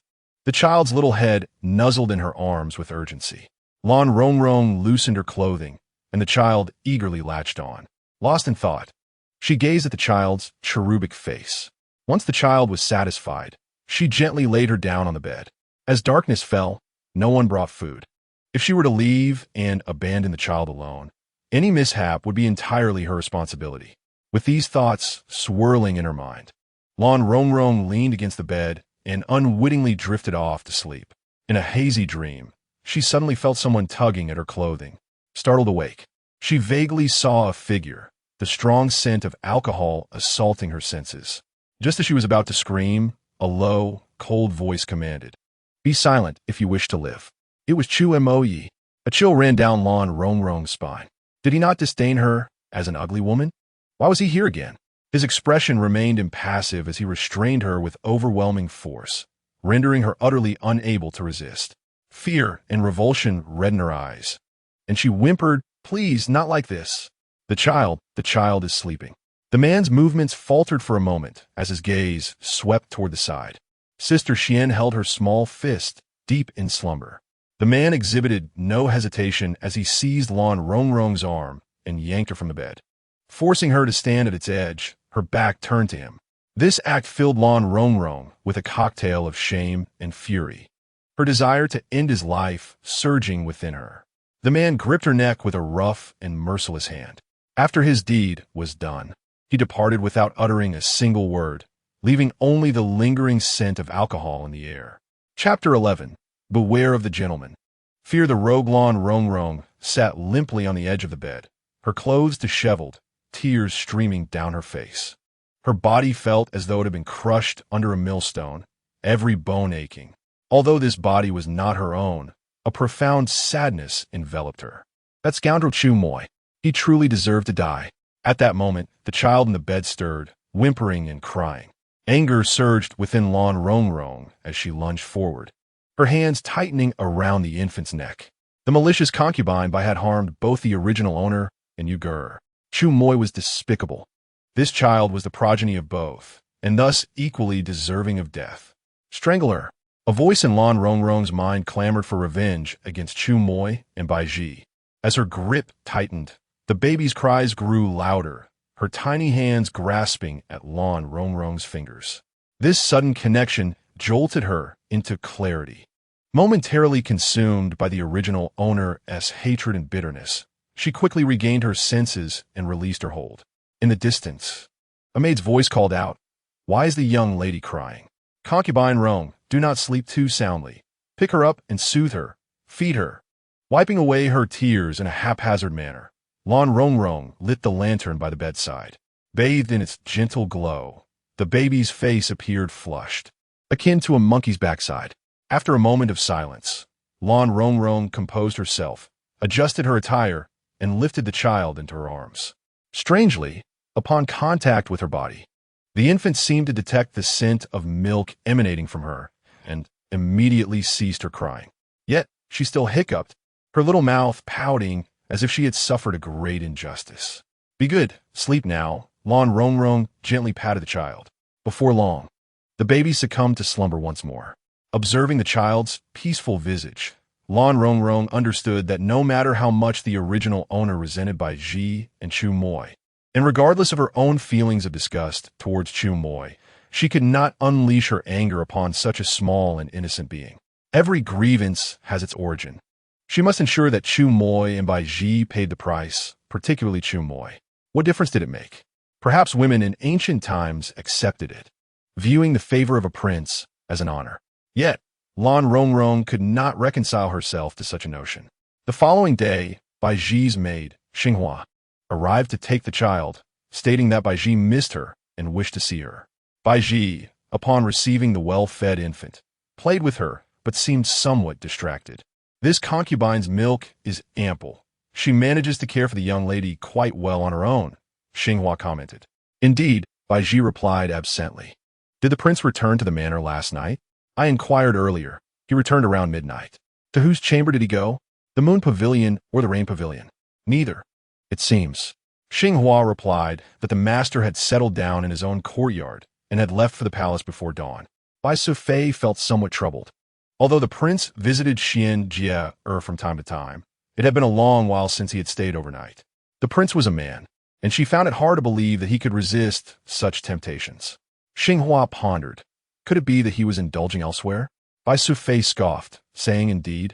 After visiting the Yuan Marquis's residence for a feast, he brought back one of their foster daughters. How could he possibly remain chaste elsewhere? The prince is ultimately a man. Such things are inevitable. Xinghua urged, "Sufei, we have Xianjie. The prince does come to visit often. Perhaps he is just being considerate, given that you have not yet fully recovered after childbirth. Xianjie is already 3 months old, and I have recovered," Bai Sufei lamented. "But the prince does not know that." Xinghua suggested, "How about this? I will have someone prepare a table of fine dishes and wine for the prince this evening. You should dress up beautifully and join him for a drink." Bai Sufei touched her waist, feeling somewhat anxious. "Since giving birth to Xianjie, my figure is no longer as slender as before. I have gained quite a bit of weight. Will the prince find me unappealing?" "Not at all, Sufei. You are merely being overly sensitive. The prince is not that kind of man. I have seen Concubine Yu. She has also given birth.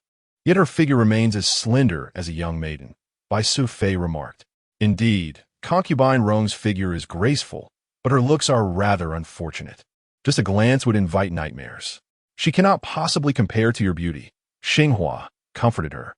This flattery eased Bai Sufei's heart somewhat. She handed the child to a maid and instructed her to take the baby to Concubine Yu. "I need to prepare myself for a proper bath and ensure that Xianjie does not disturb the prince and me during dinner." Before long, Xianjie was back in Lan Rongrong's care. Lan Rongrong looked at the child, feeling a mix of annoyance and relief. However, amidst her worries, there was good news. During the delivery of the morning meal, Lu came to see her, bringing news from her brother Yang Xiaoshu, who said they had purchased a milking sheep and were providing fresh sheep's milk for Yu who was thriving on it. Lu noted, "Aunt, you seem a bit unwell, with red and swollen eyes. Are you missing the child?" "To say I do not is a lie. Do not fret. In a few days you will be able to return and see him." Lu reassured her, "But you must first take care of your health." This reminder struck a chord with Lan Rongrong. Upon her arrival in this world, the original owner had just given birth and had fallen off a cliff, enduring a night of harsh wind and snow. Her health had been feeble for a long time, taking half a year to recover. She could not afford to neglect her well-being, for how could she leave with Yu or otherwise? Resolute in her decision, she began to eat heartily and then feigned illness. If she were ill, that scoundrel would surely not dare to bother her again. As evening fell, the aroma of food wafted from the main room of Qingfeng courtyard, bustling with activity. From a maid's chatter, Lan Rongrong learned that the prince would soon come to dine with the concubine and would be staying the night. This news relaxed her somewhat. Objectively speaking, Bai Ji was dazzlingly beautiful, far surpassing her current appearance. Since the prince would be lodging in her room, he would not seek her out. As night fell, Lan Rongrong ensured her child was well fed and gently placed them in a small hammock before cleansing herself and comfortably reclining on her bed. Prior to sleep, she deliberately secured the door latch. During such moments, she often reminisced about the modernity of security doors. A mere wooden bolt could deter gentlemen, but offered little protection against scoundrels like Chu Mo Yi. It was merely a token gesture. Fortunately, this night, Chu Mo Yi was entangled with Bai Ji, allowing her to rest peacefully. Indeed, she enjoyed a deep slumber, and even the child slept soundly until dawn. Without a single cry, upon awakening, Lan Rongrong felt invigorated and full of vitality, even contemplating a run of 2 800-meter laps. As she opened the door, the sound of Bai Su Fei's furious tantrum reached her ears. The servants in the courtyard fell silent, paralyzed by fear. A little maid, Xing, discreetly informed Lan Rongrong that although the prince had dined with them the previous evening, he did not stay overnight, which infuriated Bai Su Fei. Inside the room, objects lay shattered across the floor. Lan Rongrong lamented the sight of several broken porcelain vases in the courtyard, each a precious antique. After venting her frustration, Bai Ji resolved to pack her belongings and return to her maternal home. Though merely a side consort, the absence of a primary consort in the royal residence and her family's considerable influence allowed her to act on her whims without fear of reproach. As for Chu Mo Yi, who often came and went, he paid little heed to these matters. Bai Ji had no intention of truly leaving. Instead, she intended to sulk and manipulate the prince, awaiting his visit to coax her back. She did not take the child with her, despite having given birth. She understood that without Chu Mo Yi's consent, she could not take the child away. Before departing, she commanded Lan Rongrong to tend to and nourish Xian Jie diligently. Should anything happen to the child, she would not be permitted to return and see them. While Lan Rongrong would never vent her frustrations on the child, Bai Ji's haughty demeanor irked her. Did she truly believe that by eliminating the primary consort, she could ascend to that position? Not a chance. Lan Rongrong resolved to teach Bai Ji a lesson. Since she had accused the original owner of having illicit relations with other men, Lan Rongrong decided to return the favor in kind, making Bai Ji experience the sting of slander.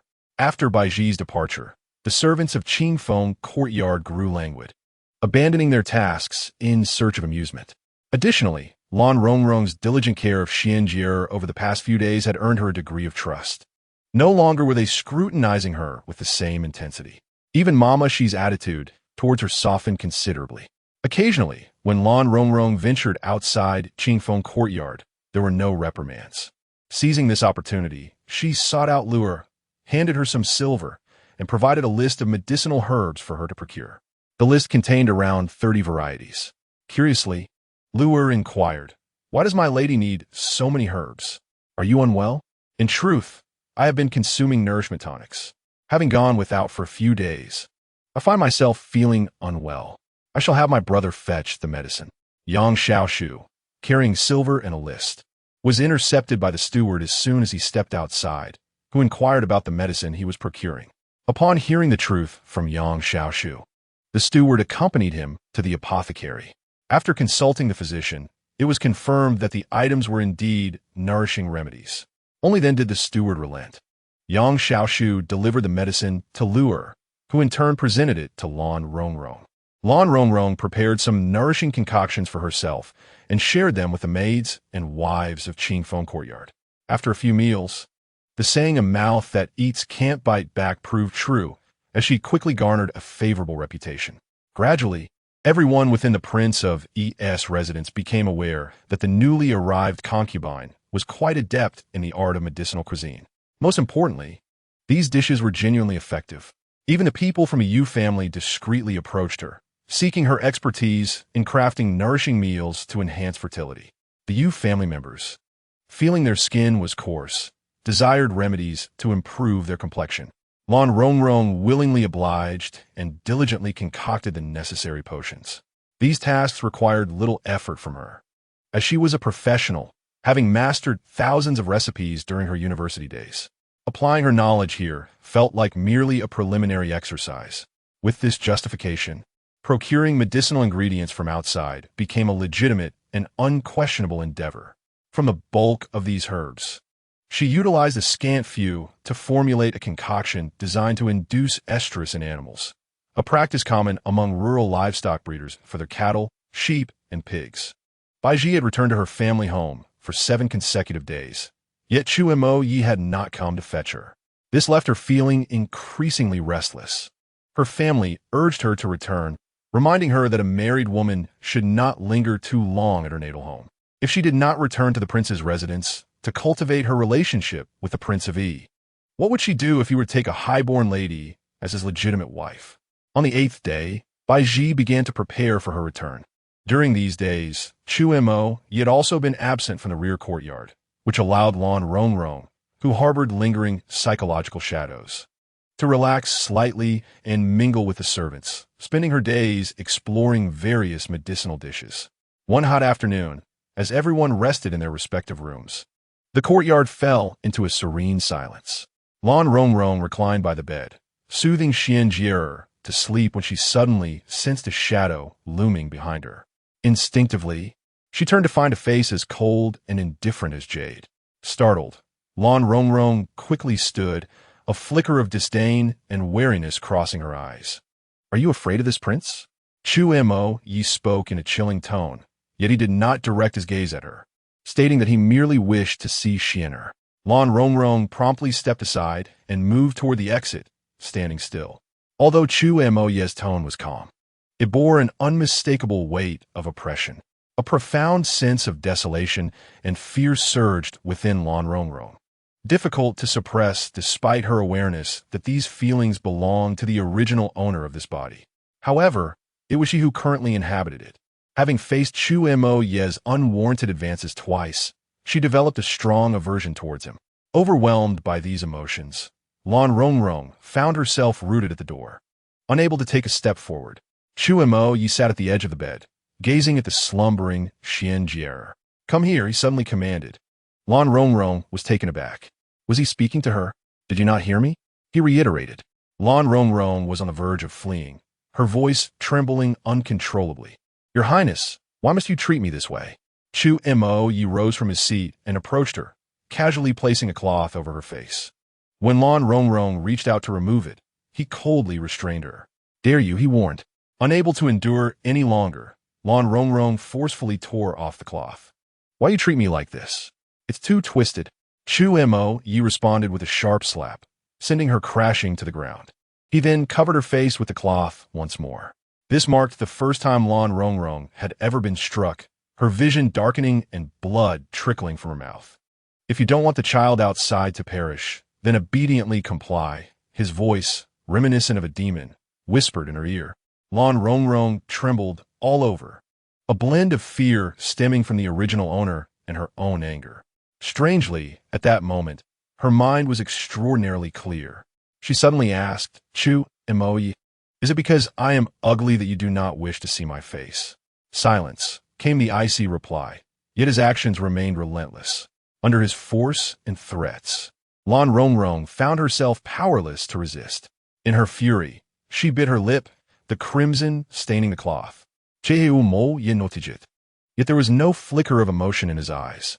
Before departing, he beheld the dazzling white of her garments sprawled on the ground, alongside her disheveled hair. Concealing her face, she truly resembled a broken doll. Chu Mo Yi quickly suppressed that thought, deliberately ignoring the blood on the cloth. Chapter 13. For him to see but never possess, Lan Rongrong lay on the ground, her clothing torn and hair in disarray, resembling a shattered doll. She removed the cloth from her face, enduring the pain and discomfort as she wiped away her tears and rummaged through the cabinet for a fresh outfit. That night, she did not sleep at all. With a lamp lit, she sat at the table, her expression focused, surrounded by an array of medicinal herbs. As dawn broke, she gazed at a small vial in her hand, finally allowing a hint of a smile to emerge. Isn't it delightful to be aroused at any moment? After consuming this vial, you shall see but never touch. On the bed, Xian Jie stirred slightly, seemingly on the verge of waking. Lan Rongrong quickly tucked the vial away. Just as she was organizing the various herbs on the table, Lu Er arrived. She came to deliver breakfast, but Lan Rongrong keenly noticed the redness beneath her eyes. "What has occurred, Lu Er?" Lan Rongrong inquired. "It's nothing," Lu Er replied, wiping her eyes, her voice somewhat muffled and nasally, clearly having cried. Lan Rongrong urged her to sit down. "Join me for breakfast." Lu Er sat, holding her chopsticks, yet her expression was vacant, occasionally sniffling. To Lan Rongrong, she appeared as a mere child. Observing this, she offered her a handkerchief. "Did you have a quarrel with your parents or younger sisters?" Lu Er silently shook her head. Her gaze lowered as she softly confessed. "I said, Auntie, please don't tell anyone. I promise.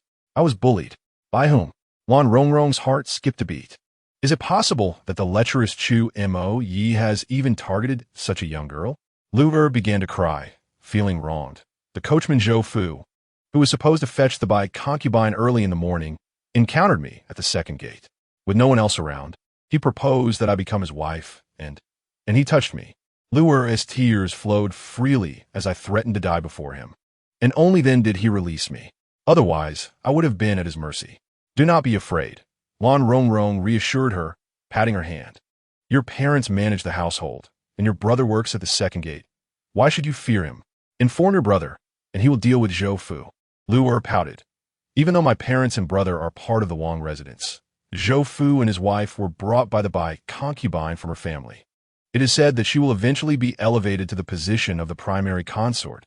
Who would dare to provoke Zhou Fu? Is it certain that the by concubine will be promoted? Not necessarily. However, that is what everyone is saying." Liu Er wiped her tears, lamenting that if the by concubine had given birth to a son, she would have been directly declared the primary consort. Unfortunately, she bore a daughter, and the palace has been somewhat displeased, consistently suppressing the matter. She sighed. Once the by concubine truly becomes the primary consort, Zhou Fu will become even more unrestrained. Lan Rongrong comforted her. "Evil deeds will be repaid in kind. They shall not evade a grim fate. I sincerely hope the heavens will swiftly deliver their retribution. Eat well. Anything is possible." Lan Rongrong offered her a flower bun. Lu Er, touched, replied, "Aunt Rongrong, you are truly kind. It would be wonderful if you could become our primary consort in the future. The former Lady Wang was also a good person. Such a pity. Do not speak nonsense. Eat your meal." After they finished dining, Lan Rongrong asked Lu Er to summon her brother Yang Xiaoshu. Yang Xiaoshu arrived cheerfully, but upon seeing his sister with red-rimmed eyes, he was filled with concern. "Lu Er, go back to the west courtyard and bring me what is under my pillow. I have need of it." Lan Rongrong sent Lu Er away to speak privately with Yang Xiaoshu. Upon hearing that Zhou Fu had acted inappropriately towards his sister, the blood surged in the young man's veins, and he immediately sought to draw his blade to slay that old scoundrel Zhou Fu. Lan Rongrong said, "Go ahead. Losing your life is inconsequential. Your parents and sister will not be implicated." Yang Xiaoshu gradually calmed down, striking the wall in frustration. "If I cannot even protect my own sister, what kind of man am I? Who says you cannot protect her?" Lan Rongrong produced a vial. "This afternoon, the by concubine will return to the residence. And Zhou Fu will be the one driving the carriage, correct?"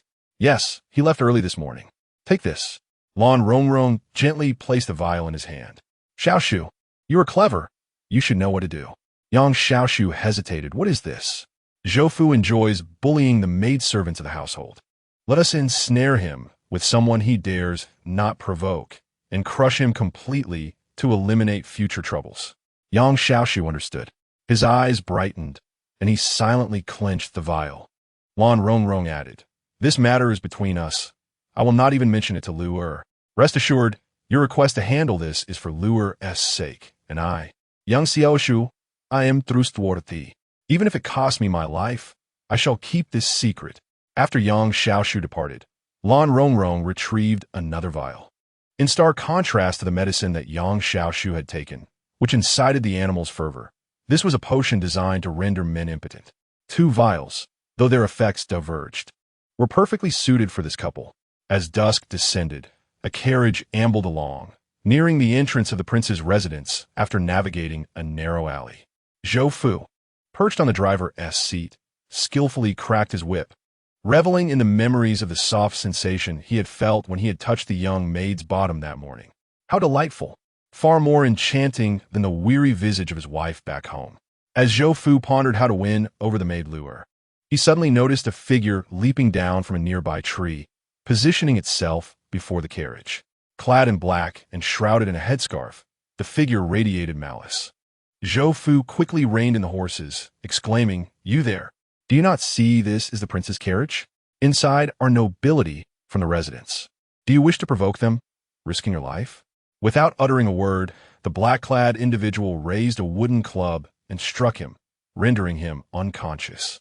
Inside the carriage, Bai Ji heard the commotion and pulled back the curtain, only to have a cloth thrust over her mouth and nose. When she regained consciousness, her entire body felt weak and tingly, and a foul breath was on her face, accompanied by hands pawing at her clothing. Alarmed and furious, she cried out with all her might, "Zhou Fu, you scoundrel, what are you doing? I will kill you." Zhou Fu chuckled sinisterly, tugging at her garments while muttering, "So fragrant, so smooth, so tender." Just then, the carriage curtain was lifted and two servants rushed in, dragging Zhou Fu out and throwing him to the ground. Bai Ji hurriedly sat up and saw Chu Mo Yi on horseback, his expression cold as he gazed upon the scene. Overwhelmed with fear, she burst into tears. "Your Highness, please seek justice for me. That wretched Zhou Fu dared to disrespect me." A bucket of water was splashed onto Zhou Fu's head, instantly reviving him. Upon perceiving the scene before him, he was struck with terror, collapsing to his knees before Chu Mo Yi, fervently banging his head against the ground, causing a small pool of blood to form. Yet, Zhou Fu dared not cease his actions, his face soon awash in crimson. Meanwhile, the indifferent prince merely observed from his mount, his expression devoid of any emotional fluctuation. Bai Ji, adjusting her attire, staggered towards Chu Mo Yi, weeping, "My lord, kill him immediately." Chu Mo Yi replied coolly, "How can I be certain that you are not complicit in this?" "No," Bai Ji shrieked, her beautiful features contorted with distress. "How could I ever be enamored with such an old and ugly man? The one I have adored since childhood is you, your Highness. You must know this in your heart. Why do you not trust me?" "I only believe what I witness with my own eyes," he stated flatly. Does seeing with one's own eyes guarantee the truth? Bai Ji was on the brink of despair. "Cheu mo ye responded coldly. You did not express such sentiments regarding the princess in the past." Bai Ji paused momentarily before retorting, "How can your Highness compare me to her? These two matters are entirely distinct. That Song Qin Shun shared a childhood bond with her, their affections intertwined. What is this Zhou Fu but a wretched creature?" Silence. Chu Mo Yi coldly averted his gaze, turning his horse towards the Prince of Yi's residence. "Master," Bai Ji called out, without so much as a glance back. Chu Mo Yi returned to his abode. Bai Ji abruptly turned, fixing a fierce glare upon Zhou Fu, her eyes ablaze with resentment and murderous intent. "Damn you! I've long heard of your unscrupulous nature. I truly regret not having eliminated you sooner." Rising to her feet, her gaze seethed with fury, "Zhou Fu, you should end your own wretched existence, or I shall ensure you regret the day you were born." Zhou Fu trembled, engulfed in despair. He understood that survival was no longer an option. A swift end would be a mercy. He turned and dashed toward the wall. With a resounding thud, his head struck, and he soon succumbed. From that day forth, the Prince of Yi never set foot in Qin Feng courtyard again. Though it appeared that Bai Ji did not face any tangible retribution, the matter of elevating her to the status of the rightful consort was never broached again. Bai Ji's anger, resentment, and regret were all in vain. She despised Zhou Fu's shamelessness and audacity and lamented her impulsive return to her maternal home. Had she not returned, she would not have fallen prey to Zhou Fu's deceit. Although Zhou Fu was deceased, Bai Ji's fury remained far from extinguished. She swiftly seized the opportunity, sending Zhou Fu's wife away and appropriating all of Zhou Fu's family's wealth and land, transforming the Zhou family from a prosperous household into a decrepit one. Among all, the most elated was Lu Er. She personally prepared a feast for Lan Rongrong. Aunt Rong, I suddenly feel the sky is so blue, the clouds so light, and the breeze so refreshing, she said joyfully, feeling buoyant. Everything tasted delightful. Lan Rongrong smiled, then eat your fill. She too felt a sense of happiness. With Chu Mo Ye's disdain for Bai Ji, he no longer visited Qingfeng courtyard, ensuring her safety. Yet Bai Ji was not disheartened. She still possessed leverage. The sole child of the Prince of Yi, Xian Jie. The prince may disregard her, but he could not ignore his daughter, especially since he had always shown concern for her. After meticulously preparing herself, Bai Ji had Lan Rongrong clean the child before bringing her over.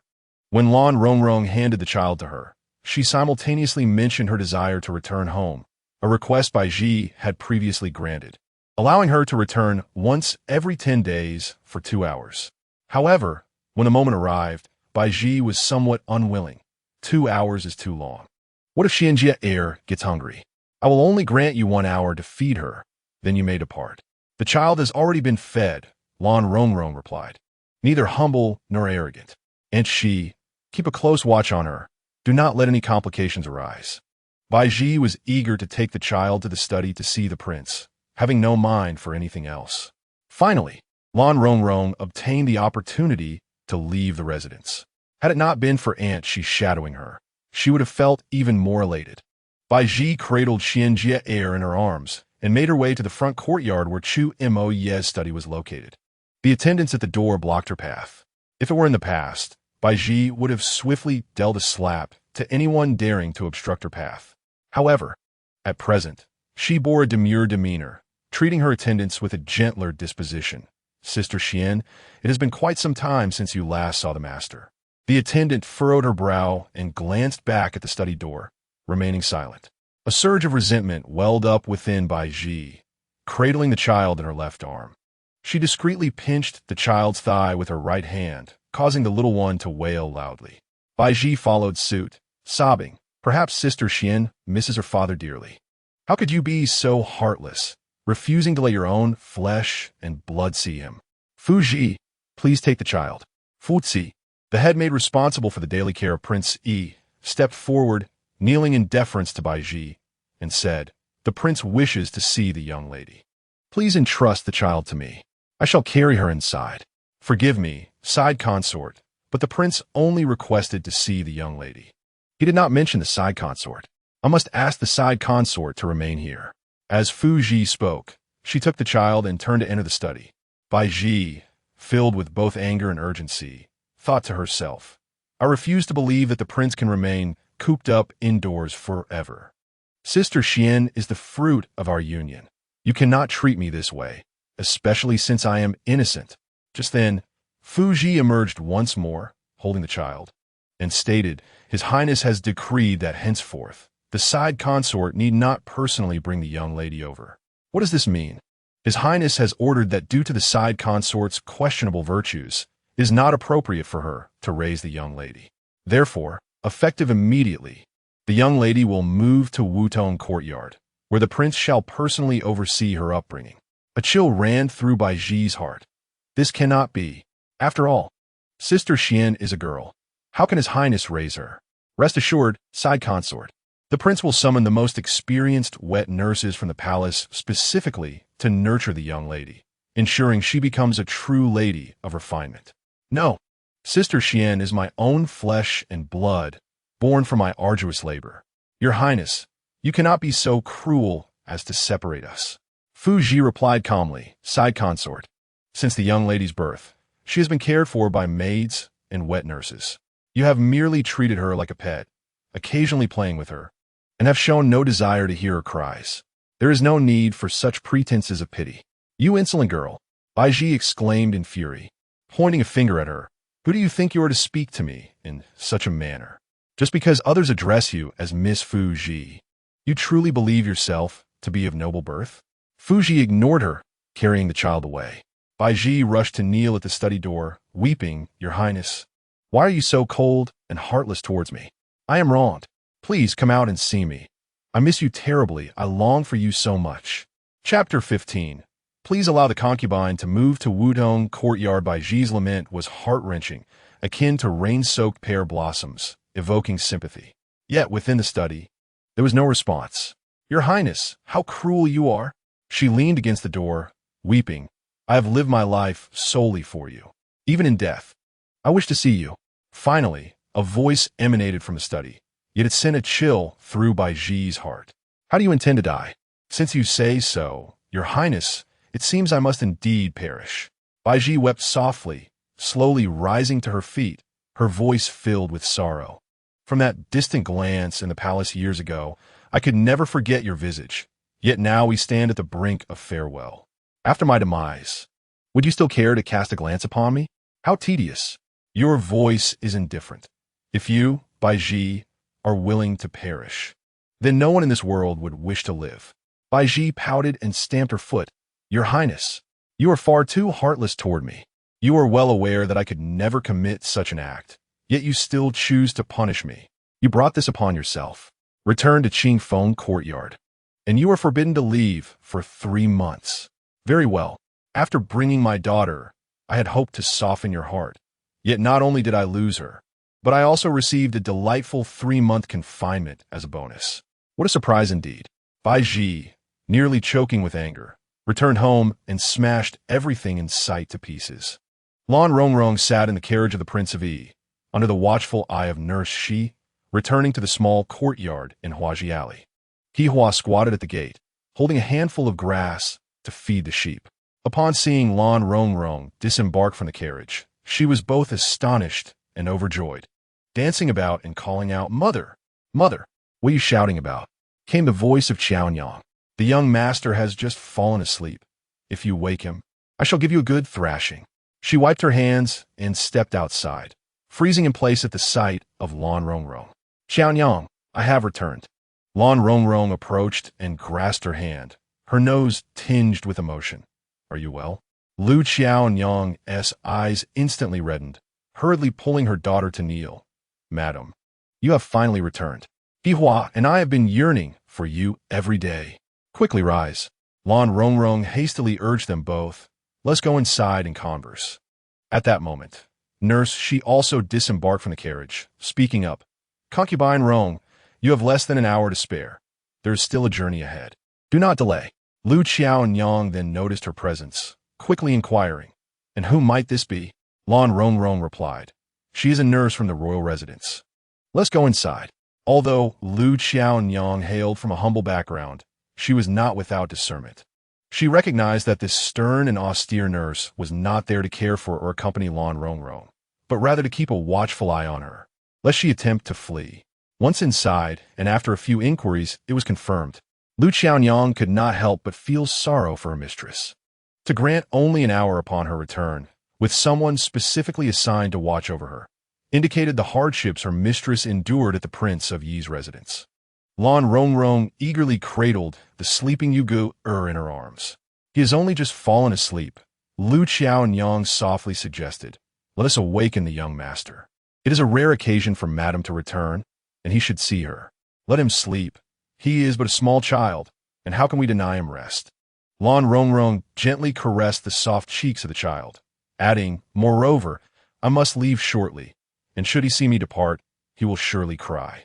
Hihua, go watch the sheep in the yard, and ensure they do not escape." Lu Qiaonyang directed her daughter outside.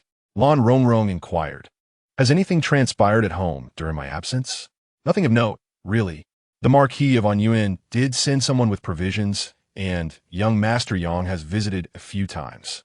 Lan Rongrong nodded slightly, gazing at Brother Yu, and softly inquired, "Qiaonyang, if I were to leave this place, would you accompany me?" Without a hint of hesitation, Qiaonyang replied, "Wherever the lady goes, I shall follow with Hihua." "Aren't you afraid?" Lan Rongrong asked. Lu Qiaonyang shook her head. "Without the lady's shelter, Hihua and I would not have survived to this day. I am aware that life in the Wang residence is challenging for you, and you cannot see young master. I, too, hope for your swift departure. The world is vast, yet I am uncertain where we could go." Lan Rongrong sighed. "I have managed to save a considerable sum. We can economize for our expenses. I intended to leave upon my return, but unexpectedly, the prince's residence sent someone to follow me.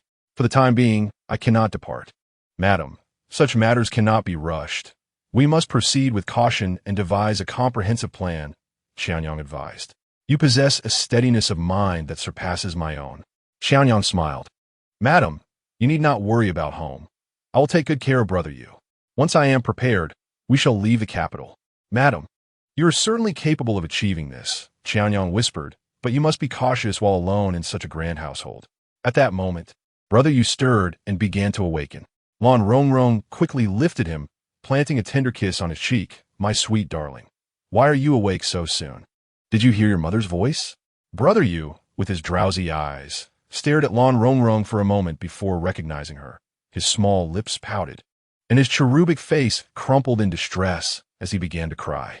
Lan Rongrong's heart ached as she held him close, soothingly murmuring, My dear, do not cry. It is all my fault for leaving you at home. Brother Yu's tiny hands and feet clung to her, embracing this little one. Lan Rongrong found it impossible to consider leaving. It was only after several gentle urgings from Granny that she reluctantly released Brother Yu. He seemed to sense their impending separation, crying with a heart-wrenching wail. Tears streamed down Xianyang's cheeks. Granny Shi, with a stern demeanor, admonished. As a member of the prince's residence, you should not dwell on the child outside. It is already a rare grace from the concubine to allow you this visit. Please do not create any difficulties for her, as it would disrupt the rules of the residence and provoke her ire. You cannot bear the consequences. Lan Rongrong had no choice but to return to the residence with her. Upon her arrival, she learned of Bai Ji's predicament. Granny Shi, momentarily taken aback, hurriedly disregarded Lan Rongrong and rushed towards Qingfeng courtyard. After a moment's contemplation, Lan Rongrong resolved to return directly to her quarters in the western courtyard. However, just a few steps forward, she was intercepted by a slender, graceful maid who blocked her path. Aunt Rong, the eldest young lady is hungry. Please come with me. Where is the eldest young lady? In Wudong courtyard. Isn't that where the Wang resides? Lan Rongrong furrowed her brow. Indeed, it is the prince's dwelling.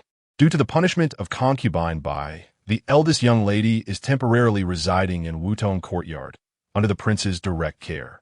As the eldest young lady's wet nurse, you should also temporarily relocate there. I have already prepared a room for you. Chapter 16. It would be a wonder if the prince even noticed her. Lan Rongrong instinctively resisted this notion. She resides in Qingfeng courtyard, beneath the watchful gaze of Bai Ji, and is subjected to the humiliation by that scoundrel, Chu Mo Yi. If she were to move to his Wudong courtyard, would she not be walking into the lion's den?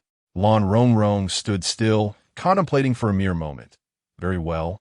I shall move. Zhe smile blossomed. Auntie Rong is truly understanding.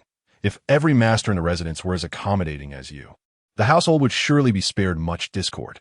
Lan Rongrong chuckled. Miss Zhe, you are too kind. I'm hardly a master. In terms of status, this so-called aunt is far beneath the chief made by the side of Prince C. Next, she needed to return and pack her belongings. She had a plethora of medicinal herbs stored in the side chamber of Qingfeng courtyard. Bai Ji, sulking inside, heard of her return and stepped out, regarding her from a superior position. Auntie Rong, do you think that just because you've been punished, I can no longer control you? Without waiting for my word, you intend to move out? Zhe, standing at the door, replied coolly, This is the prince's command. Auntie Rong must care for the young lady. Thus, wherever the young lady goes, Auntie Rong must follow. Bai Ji's expression shifted. What? She is moving to Wutong courtyard? Indeed, at His Highness's behest. By what right? Bai Ji exclaimed, both astonished and furious. I've been married to the royal household for so long and have never once resided in Wudong courtyard. Why should a mere concubine be granted such privilege? Zhe clarified. Lady Bai has misunderstood. Auntie Rong's relocation is solely for the purpose of caring for the young lady, not to serve the prince. Bai Ji cast a glance at Lan Rongrong's face. Falling silent, the other maids in Qingfeng courtyard exchanged quiet laughter. It was one thing for others, but with Auntie Rong's appearance, it was hardly surprising that the prince would not take notice. After all, it was well known that on that day, at the Yuan Marquis's residence, the prince only chose her in a drunken stupor. Had he been even slightly sober, he would have kicked her out. The only reason he brought back such an unattractive woman was merely to save face for the Yuan Marquis's household. Could it be that he was still infatuated with this ugly woman? Once Lan Rongrong had gathered her belongings, Zhizhi took the initiative to assist her. Annie Rong, let's depart. The young lady is awaiting us. Hold on, Bai Ji interjected. Annie Rong, during this period, you must take good care of Xian Jie. If Xian Jie loses weight, or if you treat her poorly, I shall not spare you. We are all mothers here. You should understand. This was a veiled threat regarding Uyghur. Lan Rongrong scoffed inwardly, maintaining a warm facade. Lady Bai, rest assured I understand.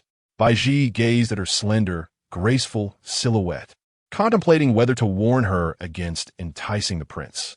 After a moment's hesitation, she decided against it. With that face of hers, it would be a waste of breath.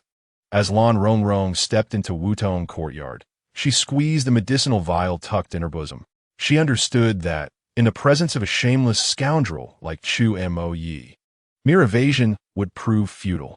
He held dominion over the entire royal household, wielding the power of life and death over its inhabitants.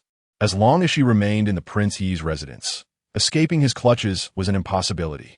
Thus, she resolved to take the offensive. Let him also experience the taste of her medicinal concoctions. After settling into Wutong courtyard, she soon discovered that Chu Mo Yi spent very little time within the royal residence. He would return every 3 to 5 days, sometimes at night, and other times leaving before dawn.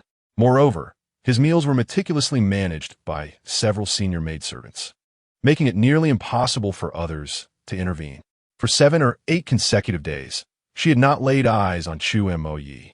The spacious and exquisite Wutong courtyard, with only 3 or 5 maidservants, was far more serene than Qingfeng courtyard. If Chu Mo Yi were never to return, Lan Rongrong felt that this place was akin to paradise. Each day, aside from feeding Xianjie and accompanying her for her afternoon and evening naps, she immersed herself in the study of various medicinal cuisines. She generously sent an array of nourishing, beautifying, and slimming dishes to the maidservants, winning their hearts and swiftly cultivating harmonious relations with them. Her intent was to foster a good rapport with these senior maidservants to have the opportunity to tamper with Chu Mo Yi's meals. As the time approached for her to leave the estate, Lan Rongrong felt an undeniable sense of urgency. With Chu Mo Yi absent and Bai Ji confined, she had no hope of addressing her situation. Without the consent of Chu Mo Yi and Bai Ji, she could not even step beyond the second gate. The anxiety took a toll on her, causing a sore on her lip, and, coupled with the oppressive heat, she lost her appetite, and even her milk supply diminished. That midday, as she lay by the bed, lulling Xianjie to sleep, the room was enveloped in tranquility, with a gentle breeze wafting through the green gauze window. The atmosphere was refreshingly cool. Gazing at Xianjie's cherubic face, Lan Rongrong felt drowsy, closing her eyes and unconsciously humming a lullaby. What was she singing? A low, cold voice pierced her reverie. Startled awake, she opened her eyes to find Chu Mo Yi standing at the foot of the bed. Fear and surprise gripped her, and she sprang upright. A faint scent of alcohol wafted toward her. He had been drinking again. A wave of disgust churned within her. Lowering her head to conceal her emotions, she suppressed her nausea and gracefully curtsied. "Greetings, Your Highness." Chu Mo Yi responded with a casual acknowledgement, his tall figure blocking the light at the doorway, exuding an overwhelming sense of pressure upon Lan Rongrong. This man was utterly inscrutable. No one could fathom his thoughts or predict his next actions. "The young lady has just fallen asleep. It would be better for Your Highness to return at another time. Are you dismissing me?" Chu Mo Yi's voice was frigid. "I wouldn't dare. Please come closer. Your Highness, I implore you to spare me. Have you forgotten your position?" Chu Mo Yi's voice was icy. "You are a concubine of the Yi Wang residence. Do you know your place?" With that, he pulled Lan Rongrong closer. She raised her gaze, her eyes reflecting intense fear and revulsion. Chu Mo Yi narrowed his phoenix eyes, his large hand gripping her waist, and suddenly furrowed his brow. Pushing her away and turning to leave, Lan Rongrong stumbled and fell to the ground. Watching him stride away, she painfully rose, unable to suppress her inner curses directed at him and his ancestors. A madman, a thoroughly twisted individual. Why would Bai Ji be enamored with such a capricious and violent man? Did she truly find pleasure in his unpredictable fury? Aside from his striking handsomeness, Lan Rongrong could hardly discern any other virtues in this man that would make him likable. Regardless, having escaped a predicament, she breathed a sigh of relief. During dinner, Zhezhi unexpectedly arrived, bearing a substantial food box. As the dishes were laid out, the table was filled to the brim. "Did you deliver this by mistake?" "Miss Zhezhi, how could I possibly consume such an abundance of food alone?" "Not at all," Zhezhi replied with a smile. "Madame Rong, you are not dining alone. You must also feed the young lady. This is sufficient for two, yet I cannot possibly eat so much. Ever since moving to Wudong Courtyard, you have slimmed down considerably. Is the food there not to your liking?" Zhezhi inquired with concern. "What do you enjoy eating? Please tell me, and I shall prepare it." "I'm not picky at all, truly," Lan Rongrong urged her. "Sister Zhezhi, do sit down and join me for a meal." "I cannot," Zhezhi chuckled. "Please enjoy your meal at your leisure. Someone will come to clear the dishes later. I have other matters to attend to, so I must take my leave." In the study, Zhezhi reported, "The food has been delivered."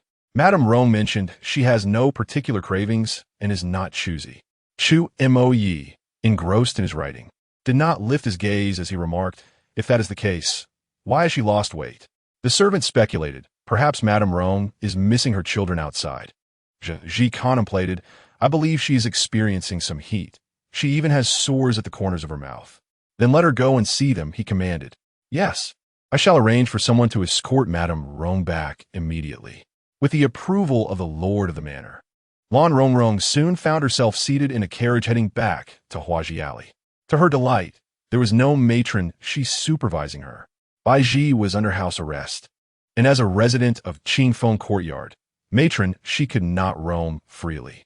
Zhezhi merely inquired if she required 2 maidservants to accompany her. Lan Zongvong Pomti Li Dekolin. She packed all her valuable belongings into a bundle and set off for home. As for the remaining antique porcelain, although she felt reluctant to leave it behind, taking it would draw too much attention.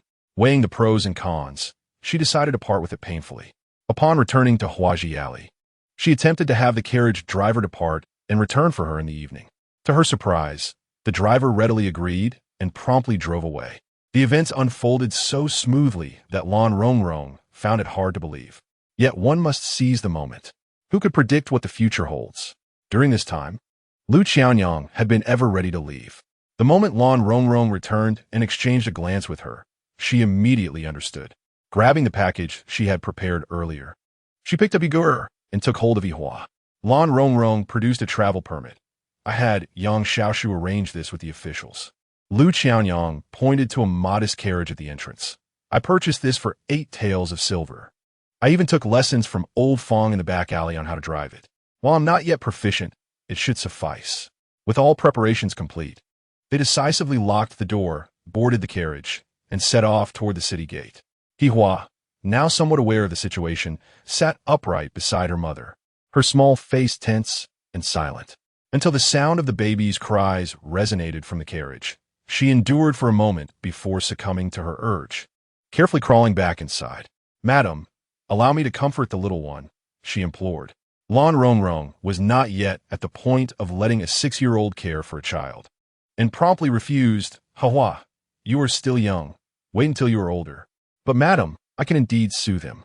When you are away, I sometimes become busy, and it is always Hahua who tends to the child," she insisted. "Hahua is still just a child herself. It is too burdensome for her." "It's nothing of the sort.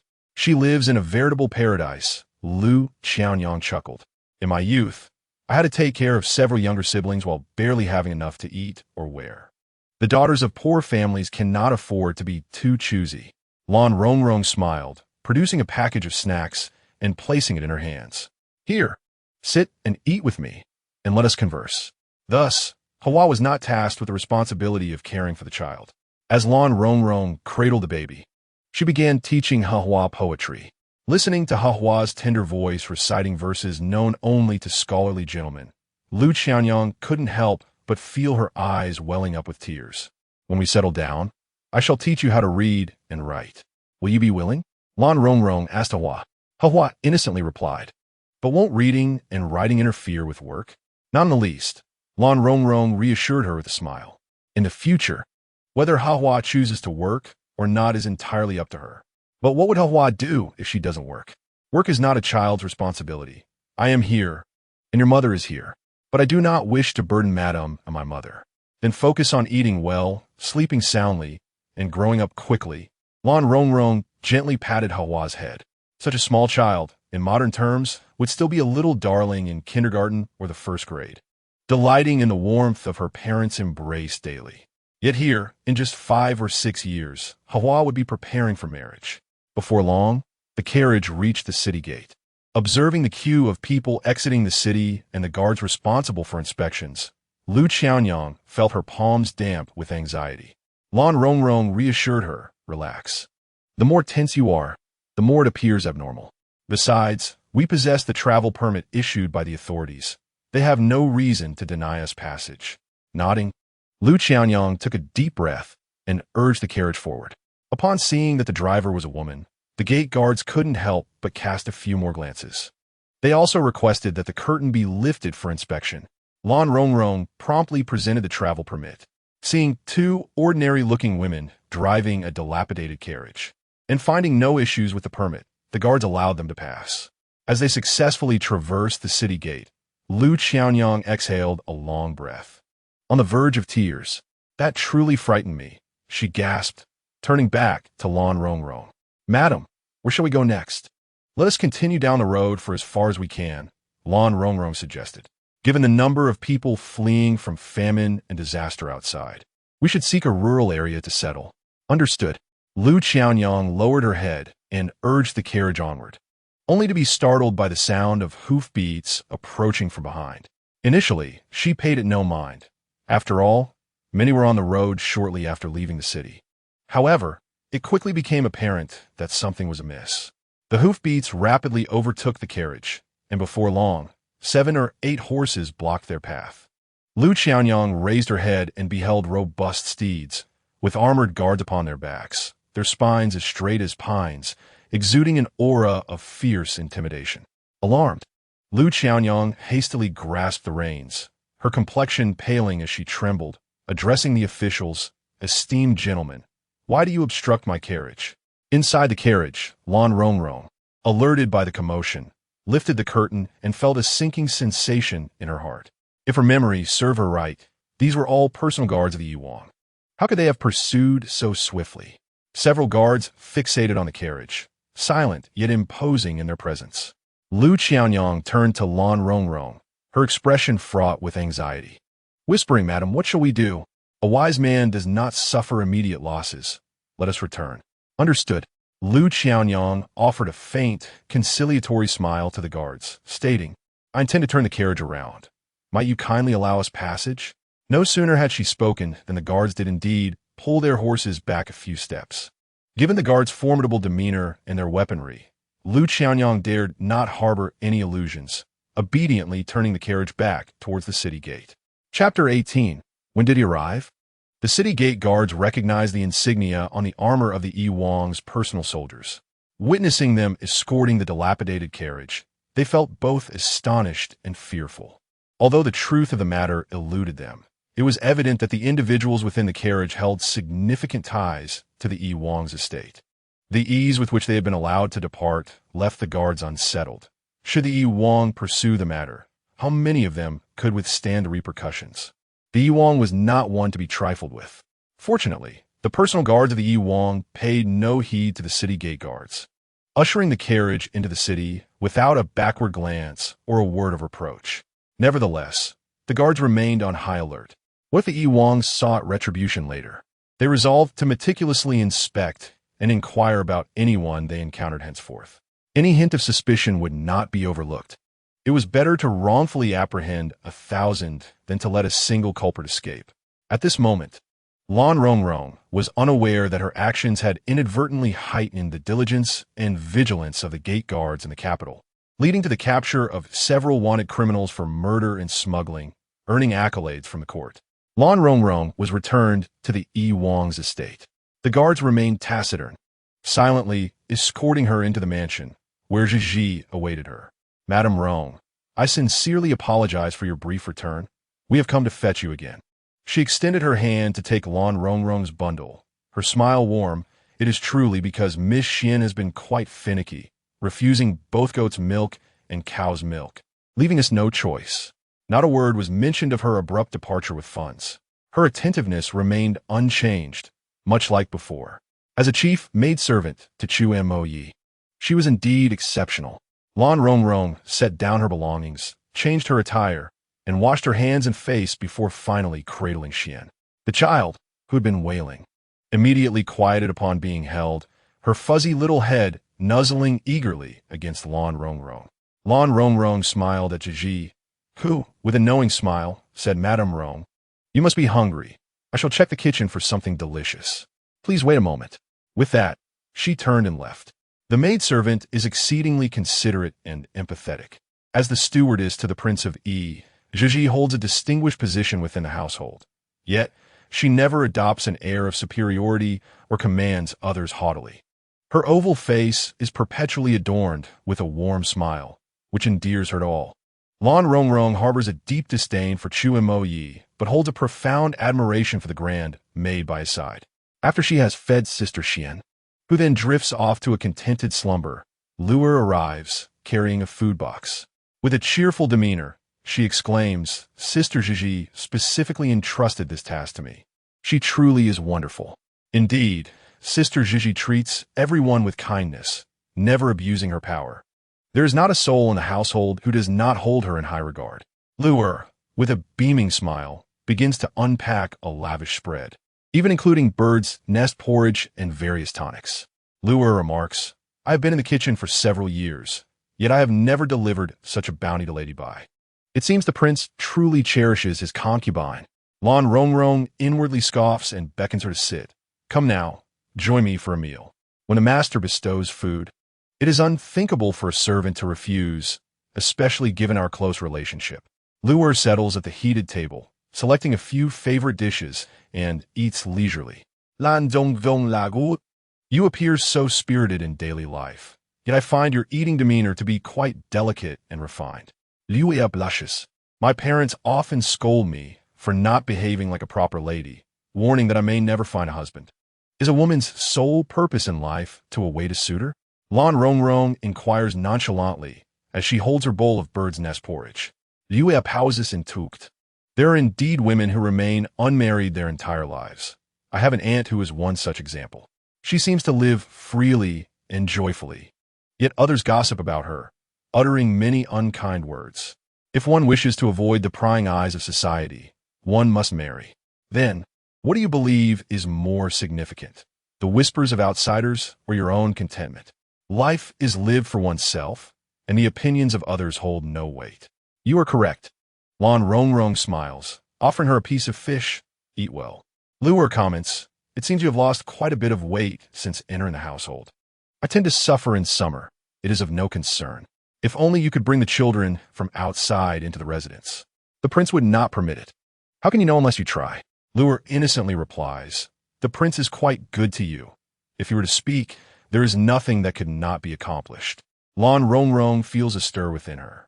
In the Prince of Es residence, Chu Mo Yi is the ultimate authority. Openly opposing him guarantees no advantage. Achieving one's goals often necessitates a sacrifice.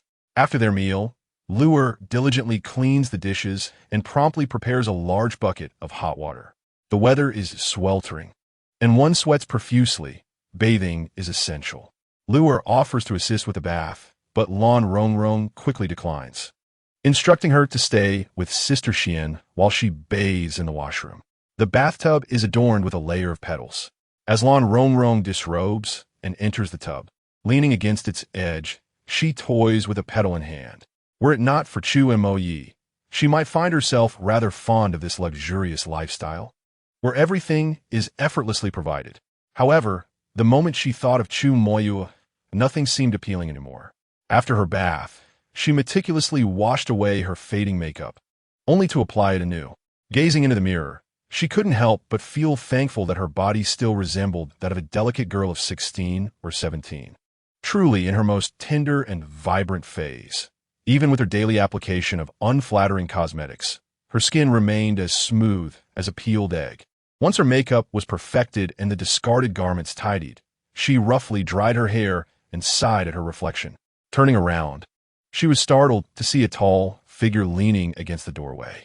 Lan Rongrong gasped, nearly losing her balance and falling back into the tub. She quickly grasped the edge of the tub to steady herself and stammered, "Your Highness, what are you doing here?" Chu Moyue was clad in a purple long robe, seemingly still in his official attire. His expression was inscrutable, his handsome visage partly shrouded in shadow, the depth of his eyes revealing nothing. Lan Rongrong's heart raced. She had assumed that with Luer guarding outside, this place was utterly safe. Thus, she had let her guard down, never anticipating someone could enter so silently. Well, had he arrived? What had he seen? What had he heard? Instinctively, Lan Rongrong touched her face, desperately recalling whether she had uttered any inappropriate words. "Where do you intend to escape to today?" he asked coldly.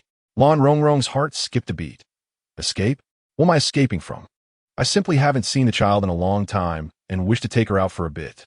How could she explain the presence of so many valuables? Clearing her throat, she added, "I am naturally a person devoid of a sense of security. I must carry all my money when I go out, lest I worry about being robbed. Do you truly think I would believe your nonsense?" Chapter 19. Do you so despise me?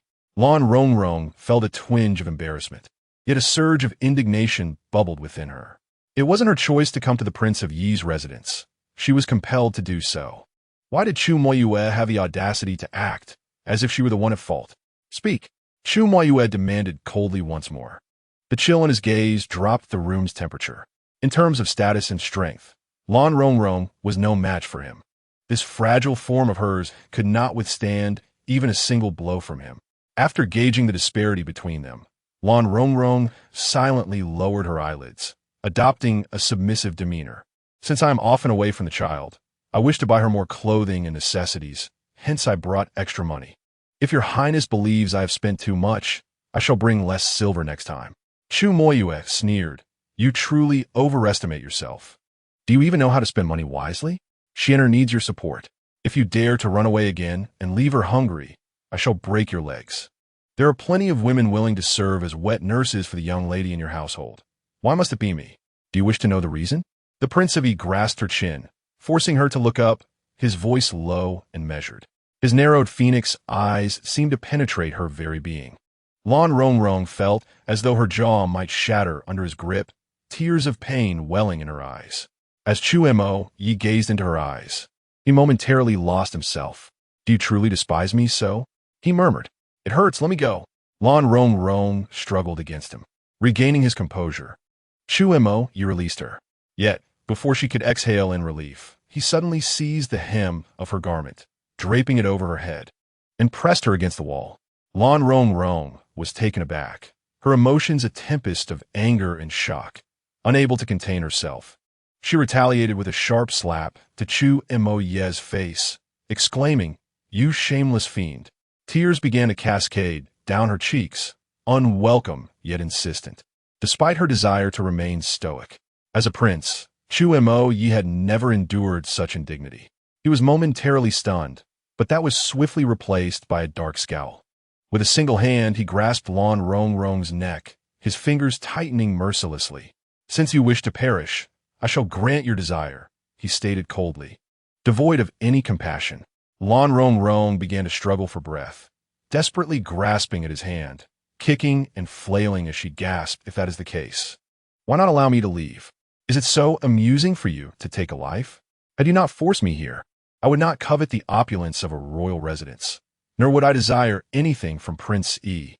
Chu Yi regarded her with a frigid detachment, unmoved by her words. His grip remained unyielding, akin to an iron vice around her throat. "You perverse, loathsome scoundrel. A murderer." The overwhelming sensation of suffocation ignited her fury, prompting her to unleash a torrent of invective until her breath became labored and her complexion turned crimson. Eventually, she succumbed to unconsciousness, convinced of her imminent demise. However, she awoke to find herself in bed, with Luer weeping by her side. "Luer," Lan Rongrong croaked, her voice hoarse and throat ablaze with pain, causing her to grimace. "You're awake, my lady. Do you feel any better?" "Liu esniflet." "I am fine now," Lan Rongrong replied, her voice a raspy whisper. "Please, Some water. Lu Er hurriedly fetched a bowl of tea, aiding her to sit up and bringing it to her lips. Lan zong zong do dang deeply, finding some relief for her sore throat. With a quivering voice, Lu Er advised, "My lady, it would be wise to acquiesce to the prince in the future. Otherwise, it is only you who will suffer." Lan Rong Rong pondered to herself that she could endure minor grievances, even physical blows. But this situation was beyond her capacity for compliance. Lu Er presented a jar of ointment. "This was prescribed by the doctor. Apply it to your neck, and the marks will gradually fade." Lan Rong Rong touched her neck, acutely aware that it bore the evidence of Chu Mo Ye's grip, sending a shiver of dread through her. In that moment, she realized he had genuinely intended to kill her, to live in disgrace or to die unyielding. Such was the dilemma. She lowered her gaze, then suddenly recalled something. What of Xian Jie? Surely she must be hungry? "Do not worry, my lady. Xian Jie is being cared for." "By whom?" "The household has found a wet nurse," Lu Er explained. "It is said she was sent from the palace, a woman of refined background. Thus she has been retained." As Lan Rong Rong listened, she felt a sense of relief wash over her, yet the memory of Sister Xian's delicate visage tugged at her heartstrings, evoking a hint of reluctance. However, she quickly began to berate herself. What was there to reminisce about the days spent as a mere milch cow, since her nurturing was no longer required? And she could not return to care for Brother Yu. She would have to resort to the medicine to induce lactation once more. She penned a prescription for Lu Er, instructing her to take it to her brother, Yang Xiao Shu, to procure the necessary ingredients from the apothecary. Once the medicine was acquired, she personally prepared it in the kitchen. Seizing the opportunity, while the kitchen staff were distracted, she stealthily poured the concoction into Chu Mo Ye's soup. The kitchen staff remained utterly oblivious as they delivered the prepared meal, including the bowl of soup, to Wutong courtyard. Lan Rong Rong returned to her quarters, cradling the concocted medicine, squatting by the door to sip it while observing the happenings in the main room. There were no signs of disturbance. After the meal was served, the dishes were cleared away a quarter of an hour later. The interior remained profoundly quiet until dusk, when the lights in the main room were extinguished at the usual hour. The following day, when Lan Rong Rong awoke, the sun had already risen high in the sky. Chu Mo Yi had departed early for the morning court session. She felt a slight sense of reassurance. To err on the side of caution, she had not administered a potent dose, but it would surely have some effect. Days passed, fraught with anxiety. Yet for 4 or 5 days, Chu Mo Yi maintained his routine of early departures and late returns, seemingly oblivious to her existence. Had the medicine taken effect? One could only hope. By the 10th day, her milk had nearly returned, and she finally experienced a sense of lightness and ease. No longer bound to nursing, she had slimmed down considerably, her jawline and collarbone becoming more pronounced. The waist of her skirt had loosened. During this span, Chu Mo Yi had not sought her out even once. It was not until the afternoon that Ji unexpectedly arrived, her smile as warm as ever. "Auntie Rong, I have arranged for the carriage to take you to Huaji Lane." Lan Rong Rong felt a surge of surprise.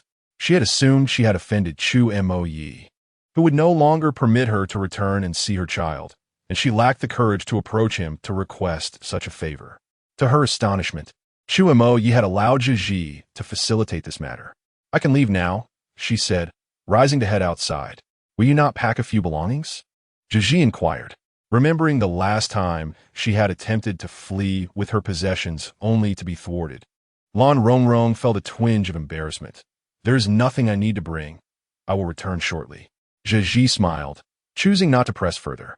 When Lan Rong Rong stepped outside and beheld the carriage, she was utterly astonished. At the entrance of the Wang residence stood not one, but 3 carriages. The front carriage was empty, while the 2 behind it were filled to the brim with boxes and belongings. What is the meaning of this? Lan Rong Rong turned to Ji with a perplexed expression. Ji replied with a smile. "These are all your belongings, Annie." Rushing over to inspect, Lan Rong Rong confirmed that they were indeed the dowry prepared for her by the Anyuan Mark residence when she was brought to the Prince of Yi's estate. Although the Anyuan Mark residence had taken her in as a foster daughter and provided her with a dowry to forge ties with the prince's household, the items within these boxes were undeniably genuine. The accumulation of several boxes of belongings amounted to no less than 20 to 30,000 taels of silver. She had stored these items in the storeroom of the western courtyard and had not intended to take them when she planned to flee. How is it that they are now all loaded onto the carriage? Lady Rong, please take good care of yourself, Zhi said, approaching and offering her a small bundle. As a token of my appreciation for our acquaintance. Miss Zhe, I am somewhat perplexed by the implication of this gift. Does it mean that I need not return? Indeed, that is the implication. Is this the will of Prince Chu? Without the prince's command, I would not dare to take such liberties, Zhi replied with a smile. Since your arrival at the residence, it has been evident even to me that you have been growing increasingly frail. If you do not wish to remain in the manor, it is likely that the prince would not wish to compel anyone against their will. Miss Zhe, I sincerely thank you for your care during this time. Please take good care of yourself in the future. After expressing her gratitude, Lan Rongrong stepped onto the carriage. Although she did not understand why Chu Mo Yi had suddenly shown kindness, there was no time to linger now. As the carriage began to move, Lan Rongrong glanced back and saw Luer standing in the doorway, gazing in their direction, stirring within her a bittersweet sense of nostalgia. Zhi waved and chuckled. If you are reluctant to part with that girl Luer, I could inform the prince and have her accompany you. No, please do not suggest such a thing. Lan Zongvong Hatsti de Colin. Luer is from the prince of Yi's household. Her family is here, and her roots are firmly planted. It would be too cruel to take her away after only a few days together. Besides, I finally have the opportunity to leave and do not wish to entangle myself further with the prince of Yi's estate. The three carriages gradually came to a halt in Huaji Alley. Lan Rongrong leaped down, eager to enter the courtyard, but was met with an unsettling silence, devoid of the sight of Hahua playing. Xiaonyang, Hahua, she called out. Soon, Hahua responded, emerging from the kitchen with a sooty face and a firewood stick in hand. Madam, you have returned. Hahua, what happened to your face? Lan Rongrong quickly took out a handkerchief to clean her up. The kitchen is no place for a child. Where is your mother? Yugo is ill, and my mother took him to the doctor, Hahua replied. Ill. Lan Rongrong frowned, her concern deepening. Do you know which clinic they went to? Hahua shook her head. Mother only told me to watch the house and did not mention which clinic they were visiting. Do not worry, madam. I will go find them. Silly girl, how could I send you out to wander about? What if you get lost? Lan Rongrong pulled her to the well, filled a basin with water, and washed their hands and faces. Let us wait a while. Perhaps they will return soon. At that moment, a coachman at the entrance inquired whether they needed assistance unloading the items. It was then that Lan Rongrong remembered there were still 2 carriages full of belongings and quickly instructed them to bring everything inside. These items had been provided by the Yuan Marquis, and if they were to learn of her expulsion by the Prince of Yi, they might send someone to reclaim them. If she could not produce the items at that time, it would spell trouble. She could not afford to offend both the Prince of Yi's household and the Yuan Marquis simultaneously. She had every reason to believe that this time, Chu Mo Yi had not taken her life, but rather spared her, largely due to the influence of the Yuan Marquis. Once the boxes were all moved, several drivers took their leave. Although still young, Hihua sensed something amiss and timidly asked, Madam, do we no longer need to return to the Wangfu? Indeed, we shall never return, Lan Rongrong replied, producing a packet of pastries. You must be hungry. Eat a few to tide you over while I prepare a meal. At that moment, the sound of a child crying echoed from outside. Lan Rongrong hurried out to find Xiao Nyang entering with Yu Gu'er in her arms. Upon seeing Lan Rongrong, Xiao Nyang's eyes reddened instantly. Madam, it is all my fault for not taking good care of Yu Gu'er. He has fallen ill. You cannot blame yourself for a child's illness. Every child falls sick at times. Do not be afraid. Lan Rongrong comforted her. After exchanging a few reassuring words, she took Yu Gu'er into her embrace. The small child's face was flushed with fever, and he appeared listless, merely whimpering upon seeing his mother. Lan Rongrong pressed her lips to his forehead, confirming that it was indeed burning. What did the doctor say? She inquired after settling into the room. The doctor stated that the child has a high fever, and if the temperature cannot be brought down, it could be extremely dangerous. Xiaonyang's eyes darkened with worry. Earlier at the clinic, she had given Yu Gu'er some medicine, but he had vomited most of it back and the fever showed no signs of abating. What shall we do? My heart is in turmoil, wishing I could transfer the illness to myself instead. Lan Hong Hong gently caressed Yu Ge's forehead, contemplating. Let me concoct a prescription to reduce his fever. Although Qiaonyang was aware of Lan Rongrong's knowledge of medicinal cuisine and various prescriptions, she shook her head this time. The doctor said that common fever-reducing prescriptions may not be effective for him.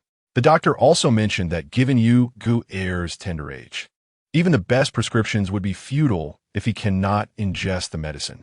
Wiping the beads of sweat from her brow, Qiaonyang added.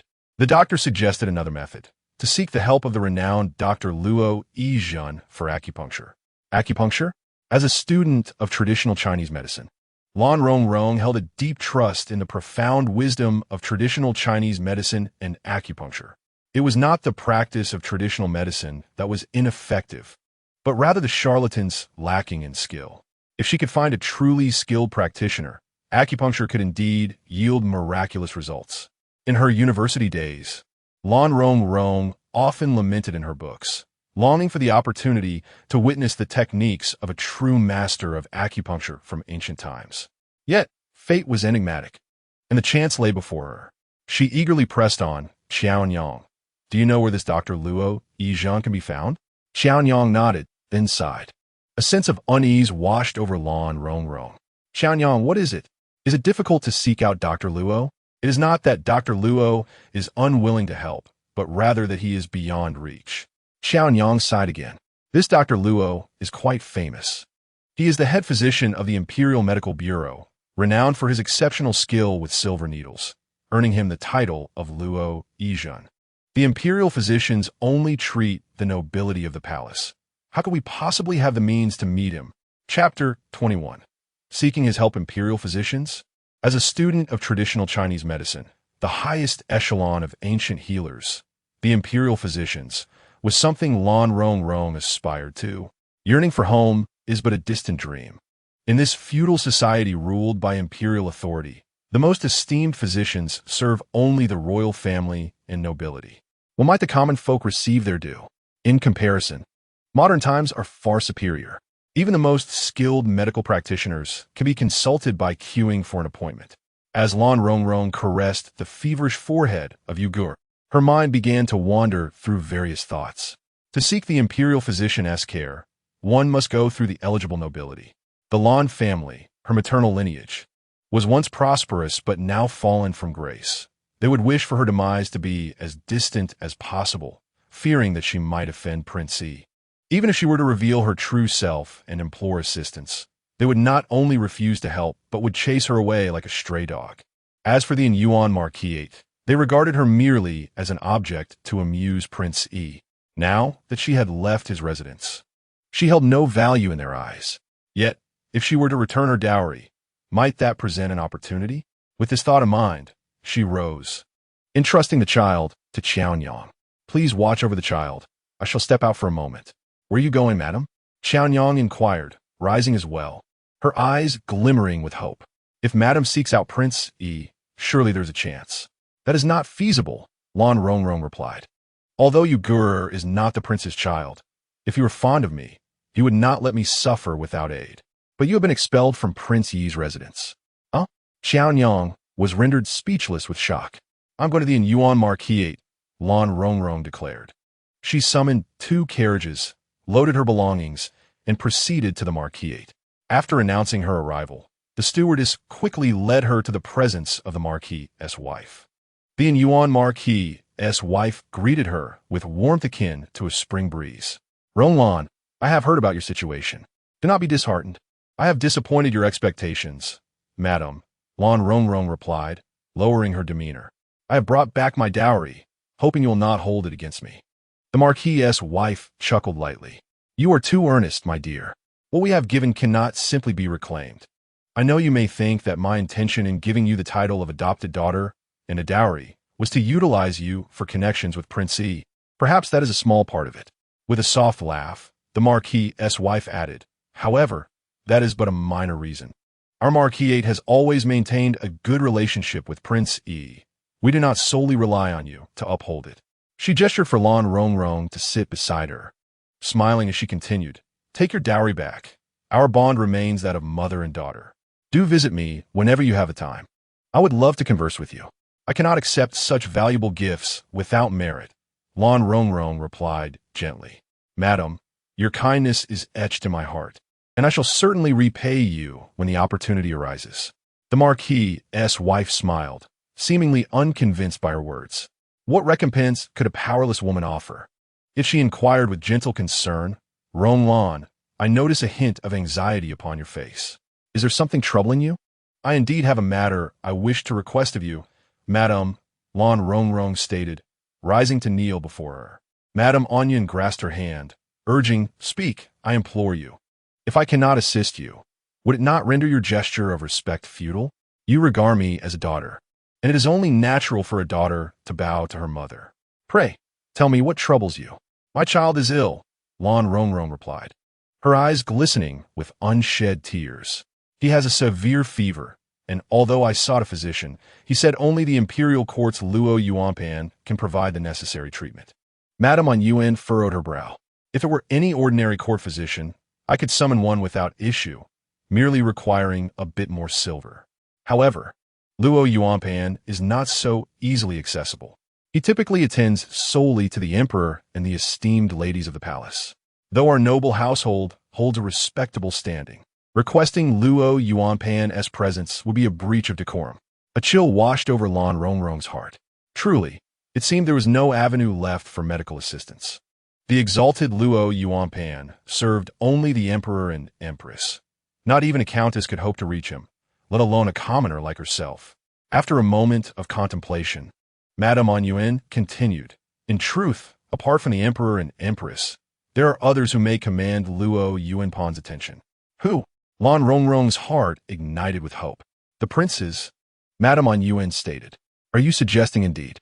The Prince is the son of the favored consort, and, as such, possesses the right to summon Luo Yuanpan." Madame On Yuan gently patted her hand. "Though I know not why Princey dismissed you, since you once captured his attention, it may be worth your while to beseech him once more for the sake of your child." Lan Rongrong felt as though she were in a daze as she exited the On Yuan residence. Her emotions were a tumultuous blend of relief and despair. The very person she had sought to escape had now become her child's only hope. Just over half a year ago, he had callously cast Yu Guer off a cliff. If he were to discover that Yu Guer is that very child, would he save him? Perhaps he would once more take matters into his own hands and bring about Yu Guer's demise. As she wandered the streets alone, a group of 3 or 4 men emerged before her, their demeanor exuding a raucous and unruly air. "Ah," the leader remarked, surveying Lan Rongrong with a shake of his head. From behind, "You appeared as a celestial beauty. I mistook you for an exquisite goddess." Another chimed in, "But who knew you would turn out so plain?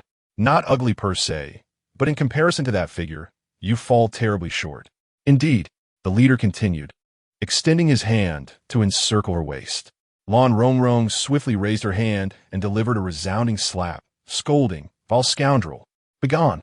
The ruffian, taken aback by her fierce defiance, grew furious. "In this part of the street, no woman who has caught my eye dares to refuse." "Hold her down, brothers!"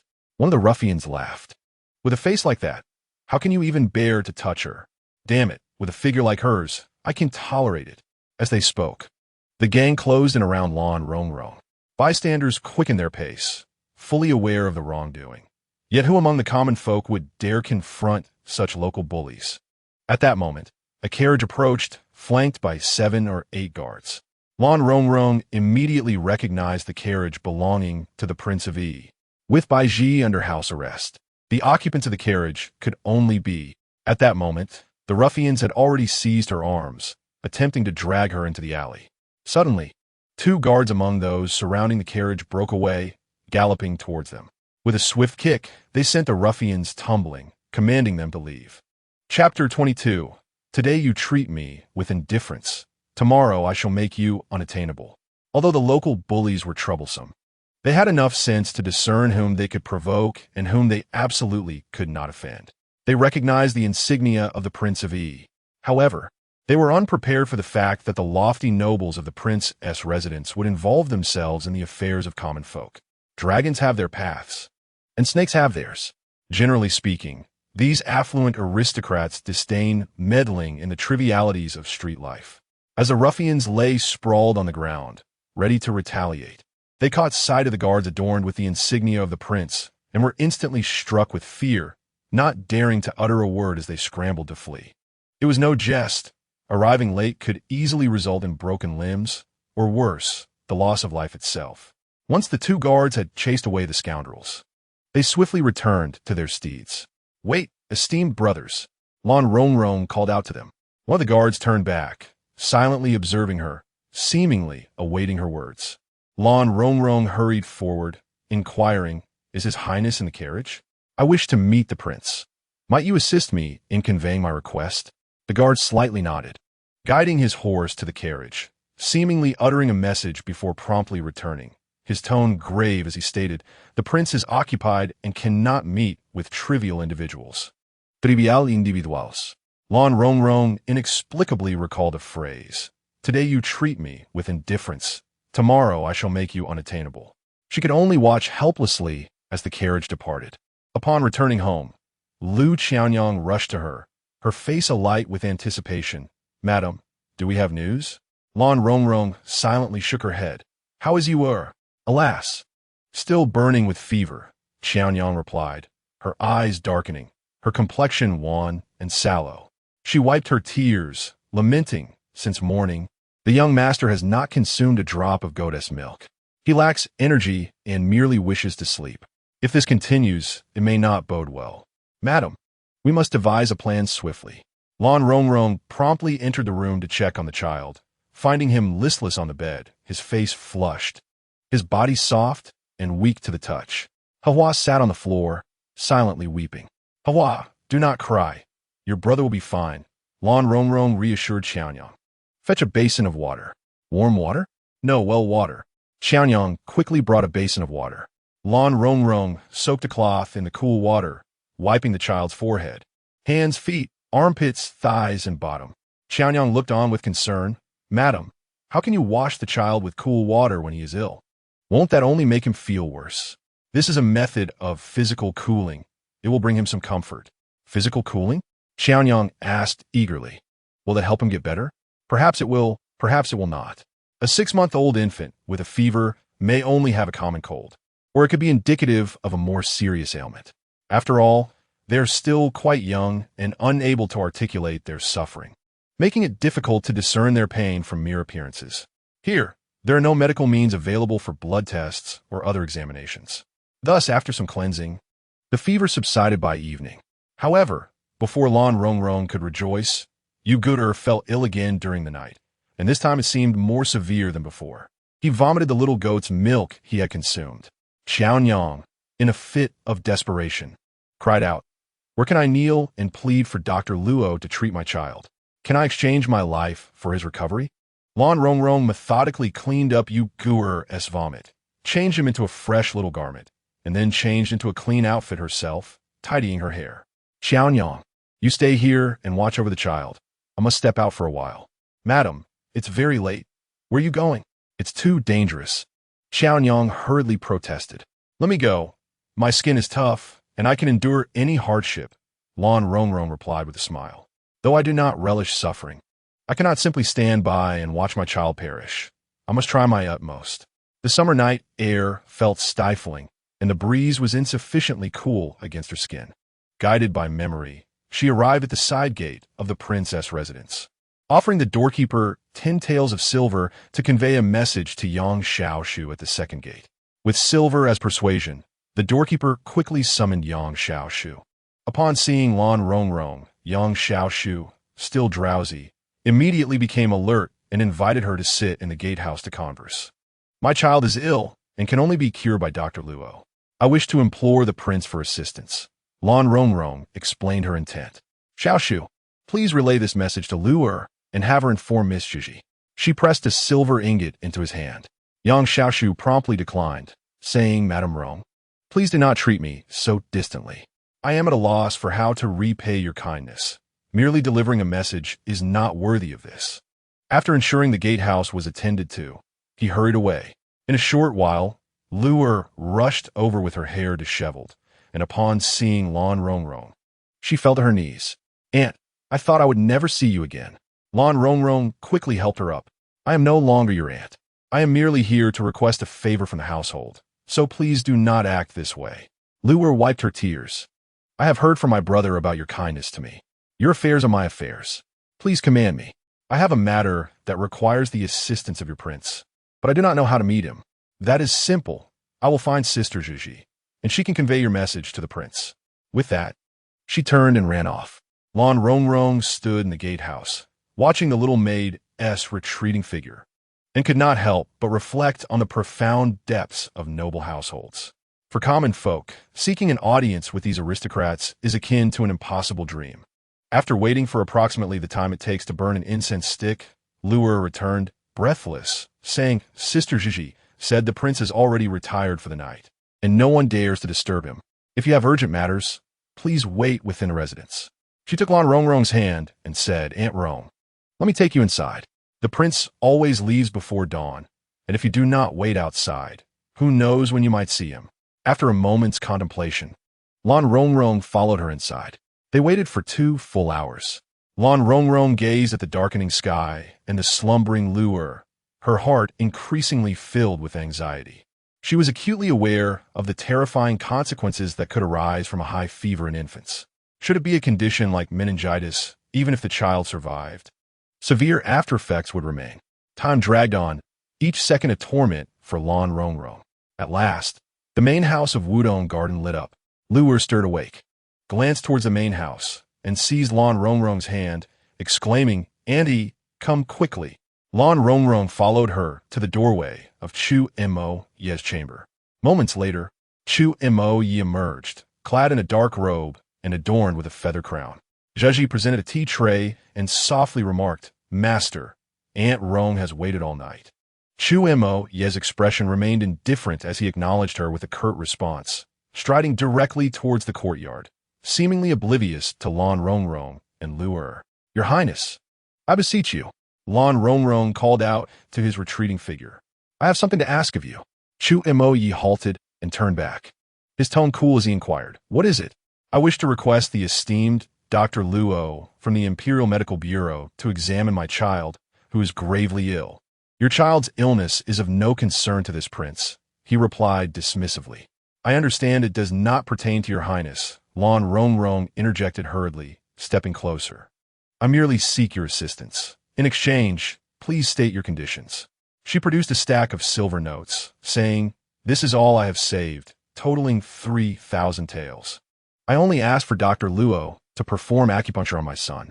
Chu Mo Yi replied coldly, "Do you think this prince would covet such a meager sum? The valuables I possess may hold considerable worth, but they are from the Duke of Anyuan's estate, and I cannot dispose of them at will." Lan Rongrong quickly added, "If your highness finds this insufficient, I will earn more for you in the future." A smirk of derision flitted across Chu Mo Ye's lips. "You overestimate yourself." He turned to leave, but was halted when a hand clutched the hem of his robe. He turned to meet a pair of round, anxious eyes, tinged with bloodshot fatigue. "Your Highness, I implore you," she whispered, "what must I do for you to assist me?" "Prostrate yourself here for 12 hours, demonstrating your resolve and sincerity to save your son," Chu Mo Yi replied, his gaze laced with detachment and disdain. "Then, I might consider it. I can kneel. I would not hesitate for 24 hours if necessary. However, my child cannot wait that long," Lan Rongrong insisted. "How about this? I will kneel here while you summon Dr. Luo. I shall remain until you are satisfied." "Very well," Chu Mo Yi retorted, withdrawing his sleeve and departing coldly. Lan Rongrong watched his receding figure and sighed, finally kneeling down. Luer hurriedly exclaimed, "Auntie, let me fetch a mat." While this matter was not trivial, as it concerned the life of a child, she resolved to be prudent and avoid provoking the prince. "Alas, but how can you endure kneeling for an entire day?" Luer murmured, pouting, "Isn't the prince too heartless?" As dawn gradually broke, sunlight spilled across the earth, bringing with it the heat of summer. Lan Rongrong knelt upon the stone bricks, her knees growing numb and prickling with pain. Outside Wudong Garden, the Moontingrin and the Raintingrin stood together, casting glances this way and whispering among themselves. Soon, the entire Iwangfu was abuzz with the news that Concubine Rong was punished to kneel in the Wutong courtyard. Even Bai Ji, confined to Qingfeng courtyard, heard of it and sent someone to inquire about the situation. When the public learned that Concubine Rong had sought the prince's assistance for her child outside, discussions erupted, a mix of ridicule, sympathy, and mockery.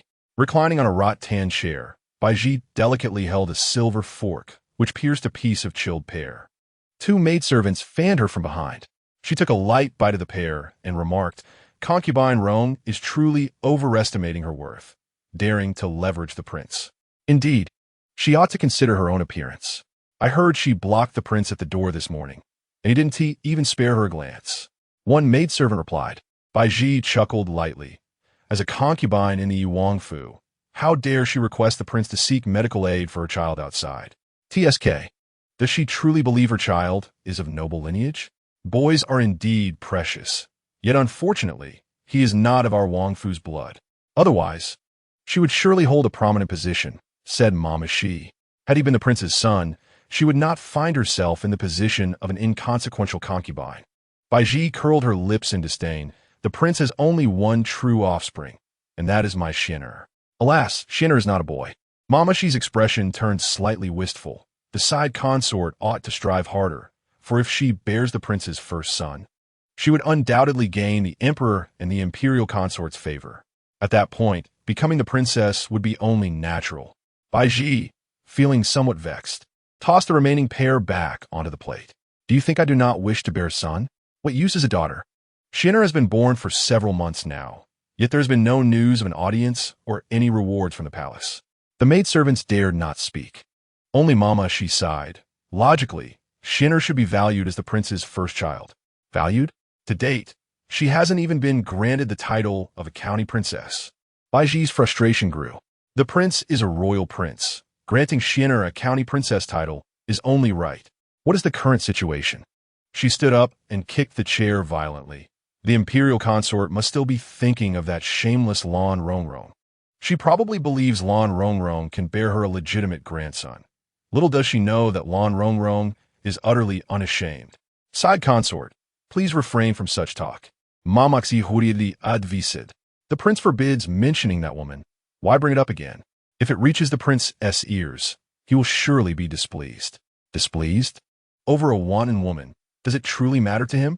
Bai Ji retorted. Oh dear, side consort, you ought to be cautious with your words. Why stir the prince's dissatisfaction over someone irrelevant? Bai Ji, seething with anger, fell silent.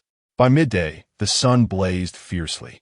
Lan Rongrong knelt in the courtyard, her legs numb to the point of losing sensation.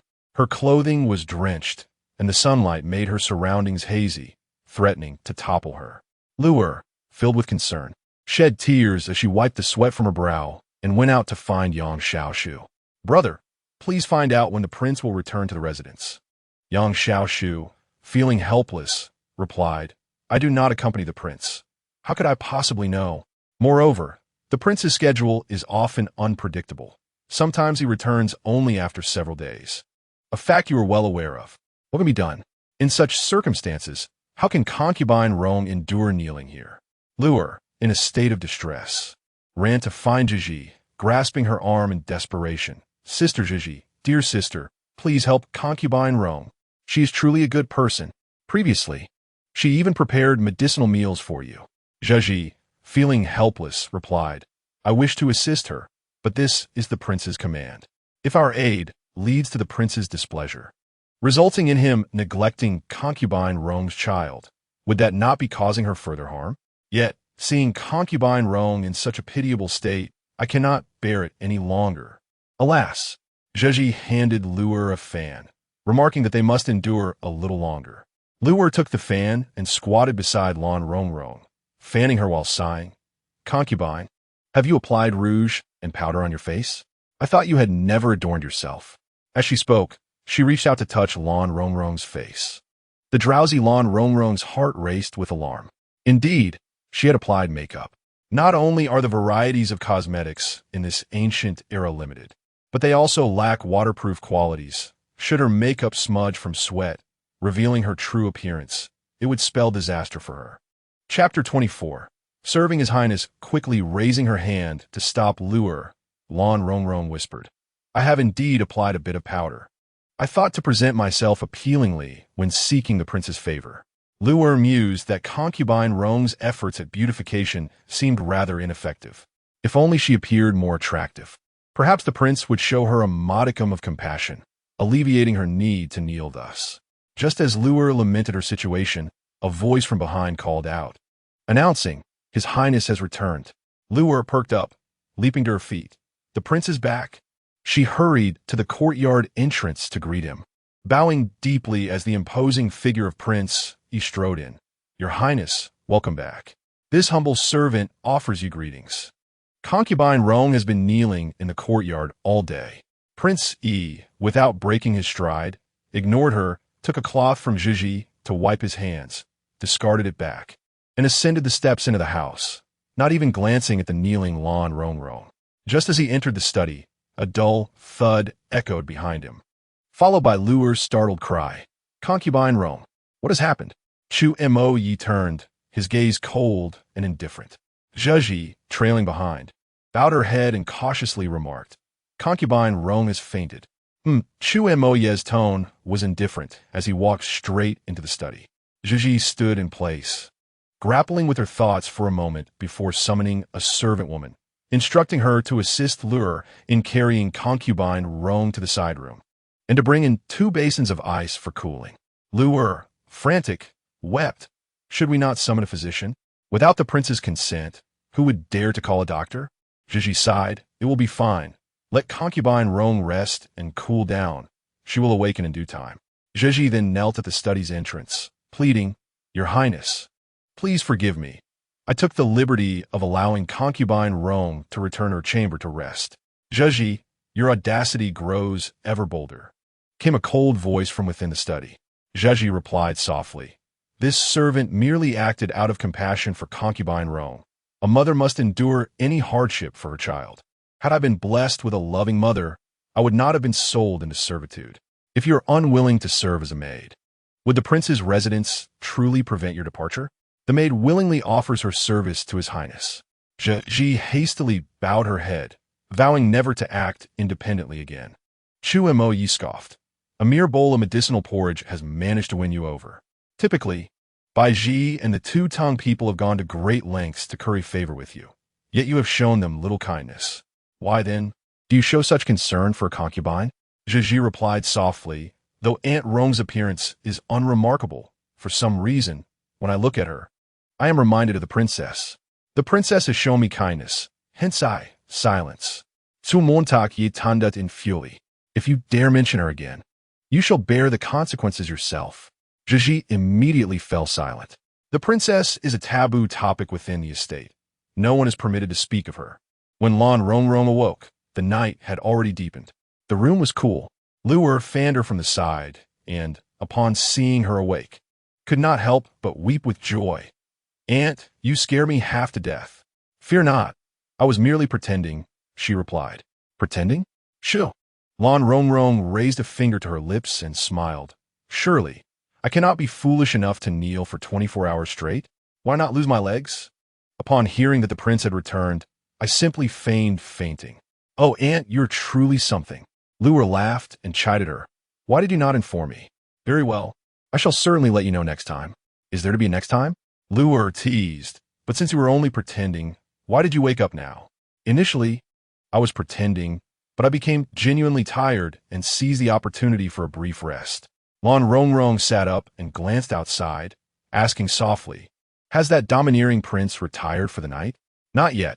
The study's light still shines, Luer replied. Today, thanks to Sister Zhiji, she took the liberty of bringing you back, even enduring a scolding from the prince for it. I shall find a way to repay her for this kindness. Lan Rongrong gaspet Lue es hunt. Have your brother inquire whether Dr. Luo has left the palace to treat my child? Rest assured, Aunt, my brother has already inquired. Not long after the prince entered the palace, Dr. Luo went to Huaji Alley.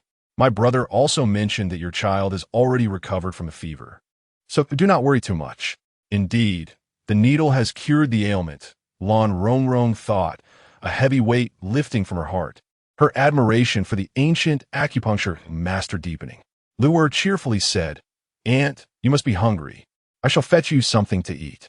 There is no rush." Lan Zongvong stood, first drinking a cup of water, then seated herself before the mirror. Her makeup had smudged considerably, rendering her face a chaotic sight, thankfully obscuring her original beauty. Feeling somewhat reassured, she rummaged through her cosmetics box and meticulously arranged her appearance. Luer watched, puzzled. "Aunt, why do you still adorn yourself at this late hour? I was originally meant to kneel for 12 hours, and I have only completed half. If I awaken, I cannot simply rest freely, as it would leave Zhiji with no explanation." Luer whispered, "Aunt, why not invite the Yu-Ting person another day? What purpose would that serve?" Though the Yu-Tong person possesses an ordinary appearance, her makeup skills are extraordinary, making her even more captivating than the beautiful Yu-Ting person. If you were to learn from her, you would surely win the prince's favor. Lan Rongrong understood. The young girl was merely expressing her disdain for her lackluster makeup. But what could she do? If Chu Mo Yi were to discover her true identity, it would be a grave matter. She glanced at her reflection in the mirror, feeling satisfied as she rose and stepped out of the room, making her way to the study of the main house. She knocked softly.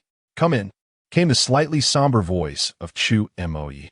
Lan Rongrong pushed the door open and found him seated at the desk, writing. The warm orange light enveloped him, casting shadows that danced around his chiseled nose and drooping phoenix eyes, which were half hidden in the dim glow, creating an eerie yet tranquil atmosphere. Approaching the desk, she noticed tea had been prepared. "You may return to rest. There is no need for you to stay here," he said without looking up, treating her as if she were merely a servant. Not hearing any movement, he lifted his gaze and coldly asked, "Who permitted you to come here?" "Your Highness. As per our agreement, I am to kneel for 12 hours. Then go outside and kneel." Chu Mo Ye's tone was indifferent. "You think that by sneaking into my room in the dead of night, I would show you any compassion?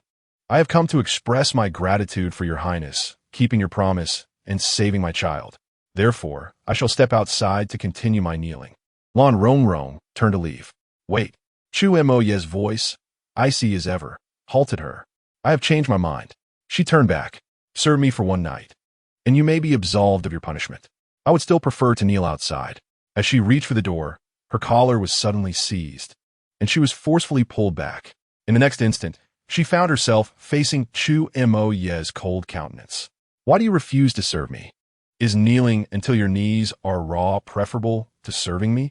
If I had demanded your service from the outset, would you have declined?" His gaze was penetratingly frigid. Lan Rongrong averted her eyes. If given a choice, who would willingly choose the path of humiliation? "You defy me now. Do you not fear that the next time you seek my assistance, I may refuse?" Lan Rongrong fell silent. In a modern society, she could boldly speak her mind. However, in this realm of imperial power, where she was not sufficiently strong, it was exceedingly difficult for a defenseless woman to survive. If her child fell ill, would money suffice? No. The best doctors were reserved for the privileged class. Could she guarantee that she would never again need to seek the favor of Prince Yi? "Come here." Prince Yi turned and walked toward the inner chamber. Upon reaching the doorway, he noticed she had not followed and remarked, "Do you believe that your son's illness can be cured with just one acupuncture treatment?" A chill ran through Lan Rongrong. After a moment's hesitation, she approached him. The prince opened his arms. She looked up puzzled. Chu Mo Ye's voice was frigid. "What, did you not serve your previous husband in disrobing?" In her mind, she scoffed, thinking, "Serve you? Not a chance." Yet despite her inner turmoil, she obediently loosened the silk sash and undid the buttons of his long robe. Once the outer garment was removed, he wore a layer of inner clothing. Beneath that lay another layer. As she reached the final layer, her hands paused. "Continue." "Very well." Lan Rongrong steeled her heart, treating the task as if she were attending to a mere dog. As Chu Mo Yi entered the washroom and stepped in a bath, he noticed her standing frozen in place and, frowning, asked, "What are you waiting for? Come and attend to this prince's bath." "Is it merely serving his highness's bath?" She replied, "What else do you wish to serve?" Chu Mo Yi responded nonchalantly. "In nothing," Lan Rongrong thought to herself, feeling a surge of delight. It seemed the medicinal dishes from that time had indeed worked. This man, devoid of worldly concerns, had transformed into someone refreshingly unique. Her mood instantly lightened. What was bathing? After all, she might as well treat it as attending to a beloved pet dog. She promptly moved behind him, unfastening his jade crown and hairpin, cleansing his long hair with deft and efficient movements. Yu leaned back against the tub, eyes closed, and remarked lazily, "It appears you are not entirely inexperienced in serving others. This task is rather simple." Lan Rongrong had once worked a summer job at a pet clinic bathing animals. Yu emitted a low hum. After washing his hair, she took up soap and a towel, beginning to wash his body. Yu, his phoenix eyes narrowed, languidly observed her, suddenly asking, "Do you believe this prince has lost his capabilities?" Lan Rongrong was taken aback, halting her movements. "You tampered with this prince's meals. Do you truly think I was unaware?" She silently set down the towel. It was over. She would perish here, dying by the side of the man's bath. A scandalous fate that would surely bring her shame. Yi lazily inquired, "For how many days did you administer the drugs in my meals?" 8 days, she replied. "Do you understand the consequences of attempting to poison a prince?" Yi tilted his head slightly, declaring, "This prince can make you and your son perish 80 times over." He raised a damp hand, gripping her chin. "Who gave you the audacity to conspire against me?" "Your Highness, you exaggerate. The medicine cannot harm you. Once discontinued, your health will restore in due time." 8 days. What? You willingly serve this prince for 8 days, and I shall pardon you and your son.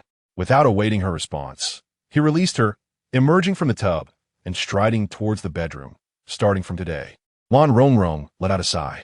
The next day, after Prince Yi departed for court, news spread throughout the prince's residence. There was a scratch mark on the prince's cheek. When he returned yesterday, it had not been there. The passing night had brought it forth, provoking various speculations. It was understood that the prince was the master of the residence, and the concubines and maidservants had little power to contest his desires. Yet, who possessed such boldness to mar the prince's visage? In the confines of Qingfeng courtyard, Bai Ji, under house arrest, pounded the table in fury upon hearing the news. It must be those two vixens, Yu Mian and Yin Yu. How dare they take advantage of my confinement to seduce the prince? "Old madam," she said, "if those two vixens were to conceive during this opportunity, especially if it were a boy, it would be a significant issue, especially now that the position of the principal wife in the Prince Yi's residence is vacant, with many noble families eyeing the situation. To this day, Prince Yi remains without a male heir, a matter of great concern for both the emperor and the imperial concubine. The emperor has even hinted that whoever can bear a son for Prince Yi will be bestowed the title of primary consort. Should no offspring arrive, they would have no choice but to select a lady of noble birth from outside to marry into the family. Bai Ji is resolute in her ambition for the position of primary consort and has been deeply troubled by the prospect of giving birth to a daughter. The thought of being outpaced by the two-tongue women is something she cannot permit. Apricot blossom. The more Bai Ji contemplated, the more she felt that she could not let this matter rest. She ordered her maid, "Summon those two women to me."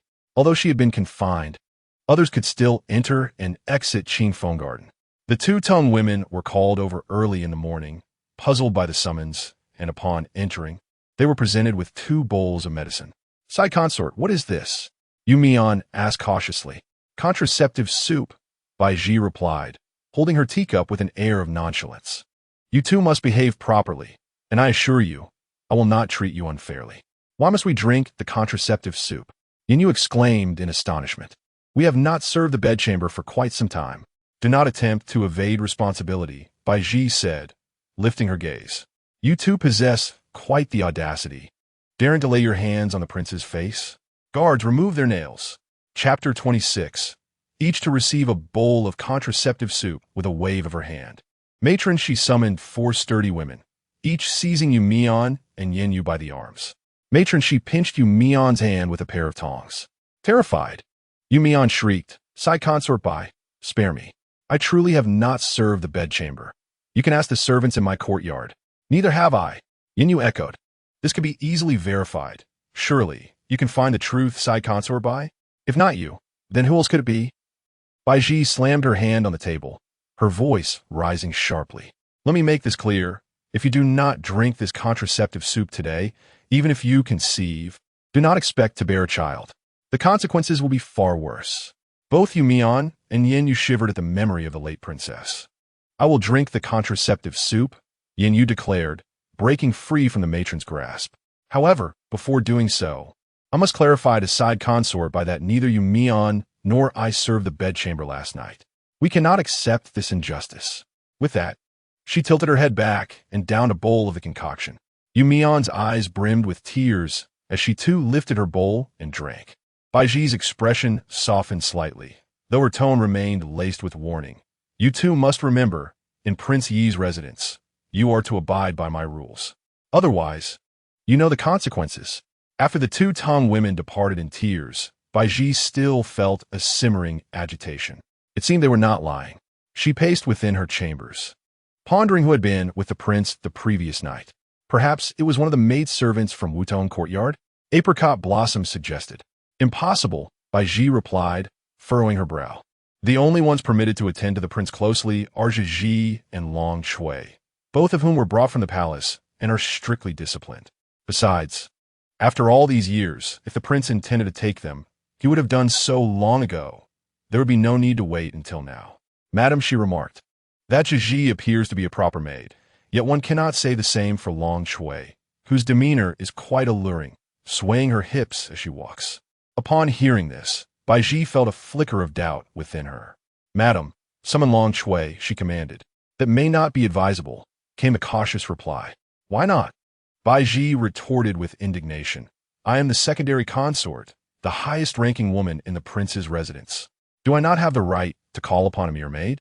Both Zhi and Long Shui were brought from the palace by the prince, and their standing is not akin to that of other servants.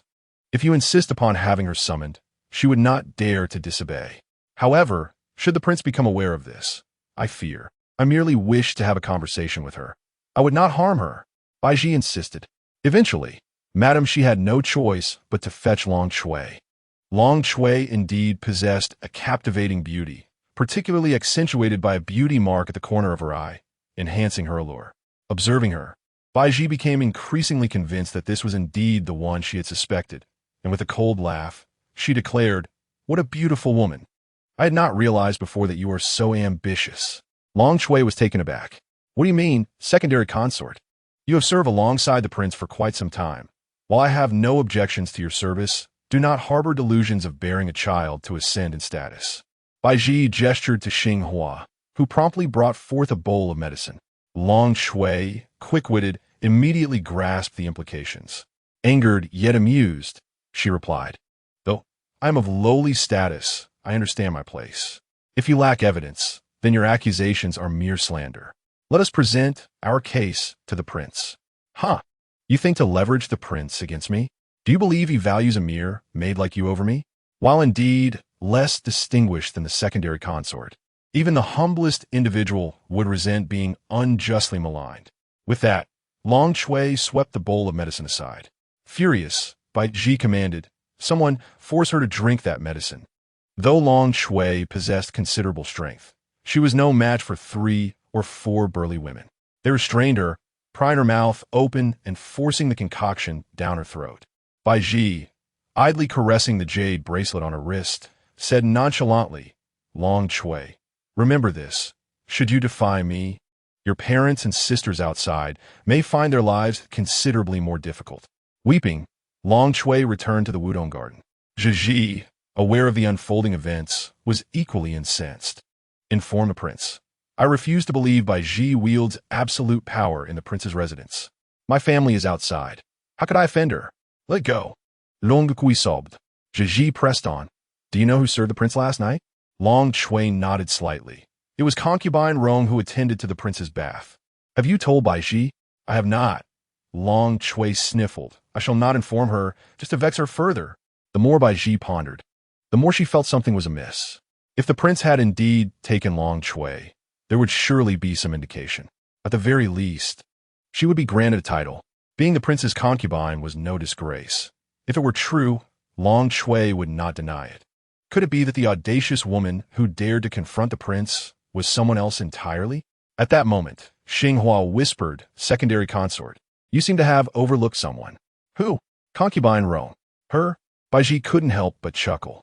With her looks, if she could catch the prince's eye, she wouldn't have been driven away and forced to return for assistance. That said, wasn't it the prince who initially brought her back? Perhaps he had been inebriated and failed to see her true appearance. In the dark of night, it was indeed difficult to discern, as Xinghua weakly remarked. Baiji fell silent. "Mama, bring that ugly woman over," she commanded. "Why go through the trouble? Just send a bowl of contraceptive soup directly." "Mama," she replied nonchalantly. She is no longer a member of the royal residence, having been cast out. To dare climb into the prince's bed and inflict harm upon him. It is not unreasonable for the secondary consort to reward her with a bowl of medicine. Thus, the sore and weary Lan Rongrong, just out of bed, found herself confronted with a bowl of contraceptive soup. "Drink it, Mama," she observed her coldly. "Regardless of whether you spent the night with him or not. You must consume this medicine. Spare me the trouble." Lan Rongrong glanced at the four matrons trailing behind Mama. She lifted the bowl and drank. Satisfied, Mama she departed, taking the soup with her to administer it to other servants of pleasing countenance throughout the estate. Lan Rongrong paid little heed to this matter. It was merely contraceptive medicine. As a student of traditional Chinese medicine, she was not fearful of herbal remedies. Drinking it once or twice posed no significant danger. She had inquired through Yang Xiaoshu and learned that today, physician Luo had gone to Huaji Alley to perform acupuncture on young Master Yu, which put her mind at ease. However, by evening, she suddenly felt a sharp pain in her abdomen. Upon reaching the respectful chamber, she discovered that her monthly cycle had arrived, the first since she had weaned. The flow was overwhelming, and the pain was excruciating. Was the original owner of this body a sufferer of severe dysmenorrhea? Lan Rongrong could not afford to sift through the original owner's memories. Instead, she struggled to draft a prescription for her menstrual pain and handed it to Luer. Seeing her slumped on the bed, pale and drenched in sweat, Luer was alarmed. "Madam, were you unwell?" she asked anxiously, wiping the beads of perspiration from her brow. "Is it the injury on your knee that pains you?" "My stomach hurts. Have your brother fetch the medicine according to this prescription," Lan Rongrong replied. "Stomach pain?" Luer glanced at her, only to suddenly notice bloodstains on her skirt, causing her to bolt out in fright. At the entrance of Wudong Courtyard, she nearly collided with the returning Chu Mo Yi. The matron at the gate seized Luer by the arm, ready to deliver a slap, but was halted by a mere glance from Prince Yi. "What are you so flustered about?" Prince Yi asked coldly. "Servant. Servant is going out to fetch medicine," Luer stammered, clutching the prescription with a pale complexion. Zhiji rushed over upon hearing the news, urgently inquiring, "Luer, what medicine are you fetching?" "For whom?" "For Concubine Rome." Luer knelt on the ground, tears brimming in her eyes. "Concubine Rome said her stomach hurts terribly. I saw that she was bleeding." Suddenly, Zhiji recalled something, exclaiming, "Oh no, could it be that Concubine Rome has suffered a miscarriage?" This statement shocked those around them. "Miscarriage?" Chu Mo Yi said flatly. "Zhiji, clarify." After a moment's hesitation, Zhiji confessed, "Given the circumstances, I can no longer conceal the truth. Early this morning, Lady Bai dispatched someone to summon the Moon Vine and Rain Vine attendants, and later, she called for Long Chui, rewarding them all with contraceptive soup." "Contraceptive soup?" Chu Mo Yi's expression darkened. Zhiji remarked, "The secondary consort Bai could not ascertain who attended to His Highness last night, and has administered the contraceptive potion to all the maids of the household who possess any modicum of beauty." Chu Mo Yi responded with indifference. "Does a woman's beauty pertain to Concubine Rome? Although Concubine Rome's appearance is unremarkable, she has indeed served the prince." Zhiji whispered, "In case of unforeseen circumstances, I did not overlook her." Chu Mo Yi turned to Lu Er and inquired, "And where is Concubine Rome?" "She is suffering from relentless abdominal pain and is currently resting in bed." "I shall fetch some medicine immediately." Zhiji exclaimed, "What time is it to fetch medicine?" "Quickly summon the imperial physician." Chu Mo Yi instructed, "Have someone bring in Master Luo Qianfu." Luo Qianfu is the esteemed head of the Imperial Medical Institute. Zhiji was somewhat taken aback. Typically, when individuals in the royal residence fell ill, They would either be attended to by a resident doctor or seek treatment from an external physician. Rarely would the imperial physician be summoned. Although as a prince, Chu Mo Yi possessed the privilege to do so, it was only the recently wed princess who had ever prompted such a request, a distinction not even granted to Bai. Now, another woman had emerged in this regard. Nevertheless, given the gravity of the matter concerning the royal lineage, prudence was indeed warranted. Zhiji promptly dispatched someone to the palace to summon assistance. The request for the head physician to attend to a malady at the residence of the Prince of Yi was so rare that it captured the attention of the emperor and the empress. Upon a brief inquiry, they learned that a new concubine of the Prince of Yi might have suffered a miscarriage. The emperor immediately became restless, personally ordering the delivery of ginseng and bird's nest as nourishment, and urged Master Luo to hasten to the prince's residence for an examination. It was imperative to safeguard the child. What if it were a male? The Prince of Yi was already 20 and had only one daughter. How could this not cause concern? The empress was equally anxious, wishing she could fly there herself. However, she could not. Instead, she knelt before a small statue of Guanyin, fervently praying for divine protection over the Prince of Yi's household, pledging to embrace a vegetarian diet for the rest of her life as an act of devotion. The news swiftly spread within the prince's residence. Bai Ji was rendered speechless with shock. Concubine Rome had suffered a miscarriage? Could it be due to the contraceptive potion from that night? Granny, she cautiously speculated. Yet, when had she even conceived? Bai Ji pondered. Most likely during the incident at the Yuan Marquis's residence. Granny, she rubbed her hands together. What shall we do? What to do? The child's loss is fortuitous. Should I watch another woman give birth to a son for the prince? Naturally, Concubine Rome's miscarriage was not a matter of sorrow.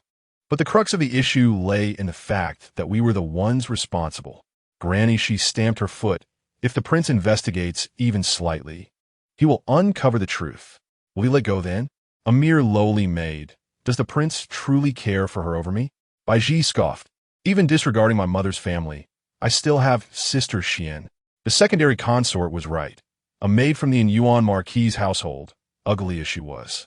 What right did she have to compare with us consorts? Xinghua remarked, I just did not expect that this unattractive woman would have such fortune, conceiving at once. If she were to give birth to a son, wouldn't that be a calamity? Mother, she said, it is rumored that the prince has summoned physician Luo, whose medical skills are exceptional. Even if the child is preserved, it does not guarantee the birth of a boy. If it were a girl, that would be acceptable. But if it were a boy, I shall ensure he does not survive to see his first month. Bai Ji's expression was somewhat sinister. Regarding the turmoil occurring within and outside the Prince Yi's residence, Lan Rongrong was completely unaware. She lay sprawled upon the bed, enduring intense menstrual cramps. In the past, she had never experienced such pain, but she had witnessed classmates and friends fainting from severe cramps. Now, she was finally experiencing it firsthand. Oh, original owner, you have departed so easily, leaving behind this heap of troubles. What a predicament! Lan Rongrong curled her body, suffering from abdominal pain, backaches, and leg fatigue, all while worrying about staining the bedding with blood. The era devoid of sanitary pads, cotton towels, and night pants was exceedingly cruel to women. At that moment, the door was pushed open. Luo rushed in, followed by a middle-aged man with a round face, slightly plump, dressed in a blue official robe, carrying a medicine box over his shoulder. Madam, Physician Luo has arrived, Luo softly announced. Turning to Physician Luo, Lord Luo, I implore you, please ensure the child's safety. Do not worry, young lady, I shall do my utmost, Physician Luo assured her. He promptly set down the medicine box, took out a silk handkerchief as delicate as a cicada's wing, and placed it over Lan Rongrong's wrist to take her pulse. Lan Rongrong had undergone numerous pulse examinations at the university's Chinese medicine department, many conducted by renowned practitioners. However, experiencing the process with a royal physician in ancient times was a first for her. She tilted her head to observe Physician Luo's actions, comparing them with her teacher's, which captivated her attention and seemingly alleviated some of her menstrual discomfort. Having spent 20 years in the Imperial Medical Bureau, Physician Luo's primary duty was to attend to the health of the imperial consorts, dealing with matters such as menstruation, pregnancy, and childbirth. In the civilian realm, Those skilled in such areas were referred to as thousand gold specialists. With his wealth of experience, he furrowed his brow as he examined her. Luer attentively observed his expressions and, noticing his concern, anxiously inquired, "Lord Luo, is our madam's child safe?" Chapter 28. I feel so unwell. Lan Rongrong was intensely focused on battling her menstrual pain, attempting to glean insights from physician Luo, when she was startled by Luer's question. A child? What child? When did she become pregnant? Suddenly, she recalled that since her encounters with Chu Mo Yi, she had indeed not taken any precautions, which made her hesitate. Could it be that she was not experiencing cramps, but rather a miscarriage? With no prior experience in such matters, Lan Rongrong grew anxious. Physician Luo contemplated for a moment before slowly responding. Madame Rong has not suffered a miscarriage. Ah, Luer exclaimed joyfully, the child is still there, right? Oh, how wonderful. Lan Rongrong, however, remained skeptical. With so much blood lost, could the child still be safe? Physician Luo quickly gestured, it is not a miscarriage. Rather, Madame Rong is not pregnant. If my diagnosis is correct, she is merely experiencing her monthly cycle. Luer was taken aback. Lan Rongrong let out a long sigh of relief. In the next moment, she found herself feeling despondent once more. The absence of pregnancy signifies that her severe menstrual cramps are genuine. If this continues to recur each month, she cannot endure it. Lan Rongrong glanced at Dr. Luo and urgently requested, Dr. Luo, could you please prescribe a remedy to alleviate my menstrual discomfort? The pain is unbearable. Do not worry, madam. I shall write you a prescription immediately. Dr. Luo reassured her. You must also take care of your health. Avoid cold substances, keep warm, and take your medicine regularly to alleviate the suffering. The severity of your pain this time might be due to something inappropriate you consumed. Dr. Luo refrained from elaborating further. After years of navigating the intricacies of the royal court, he had witnessed all manners of treacherous schemes. He had long recognized the signs of being administered abortifacients. However, as a physician, preserving his own safety was paramount, especially in the prince's residence, where he held no authority to intervene. Some matters are better left unspoken. After giving his instructions, Dr. Luo turned to prepare the prescription. Feeling quite frustrated, exclaimed, so it was merely your menstrual cycle. I thought, oh dear. Lan Zongvong, suppressing her pain, managed a faint smile and replied, what? Do you wish for me to miscarry? Certainly not, Luer quickly clarified. I truly hope you can conceive. If you bear the prince's child, regardless of gender, it will be recognized, granting you a legitimate status. If fortune smiles upon you, and you deliver a son, your days of prosperity will commence. Lan Rongrong retorted, with someone as domineering as Bai Sufei around. Who would dare to bear children for the prince without facing dire consequences? Luer had not anticipated her bluntness. Bai Sufei can indeed be quite overbearing. Nevertheless, if you were to give birth to a son for the prince, he would not allow anyone harm you. Such matters are uncertain. Lan Rongrong dismissed. Now, please help me prepare the medicine. The pain is so intense that I feel nauseous at the thought of eating. Luer slapped her forehead. Oh, I must report this to the prince. She hurriedly made her way to kneel before Chu Mo Yi, trembling as she conveyed, Madam is not pregnant. Her menstrual cycle has arrived, and she is in great pain. The physician mentioned it may be due to something she should not have consumed. Chu Mo Yi's demeanor remained unchanged. What did she drink? She only consumed a bowl of abortifacient soup this morning, Luer murmured, wringing her fingers. Understood. You may leave. Chu Mo Yi instructed, lifting his gaze from a stack of documents to glance at Zhiji. Who else has been given abortifacient soup? Bai Sufei. Zhiji hurriedly recounted the situation and added, Madame Rong has been nursing a child and had not experienced her menstrual cycle until now.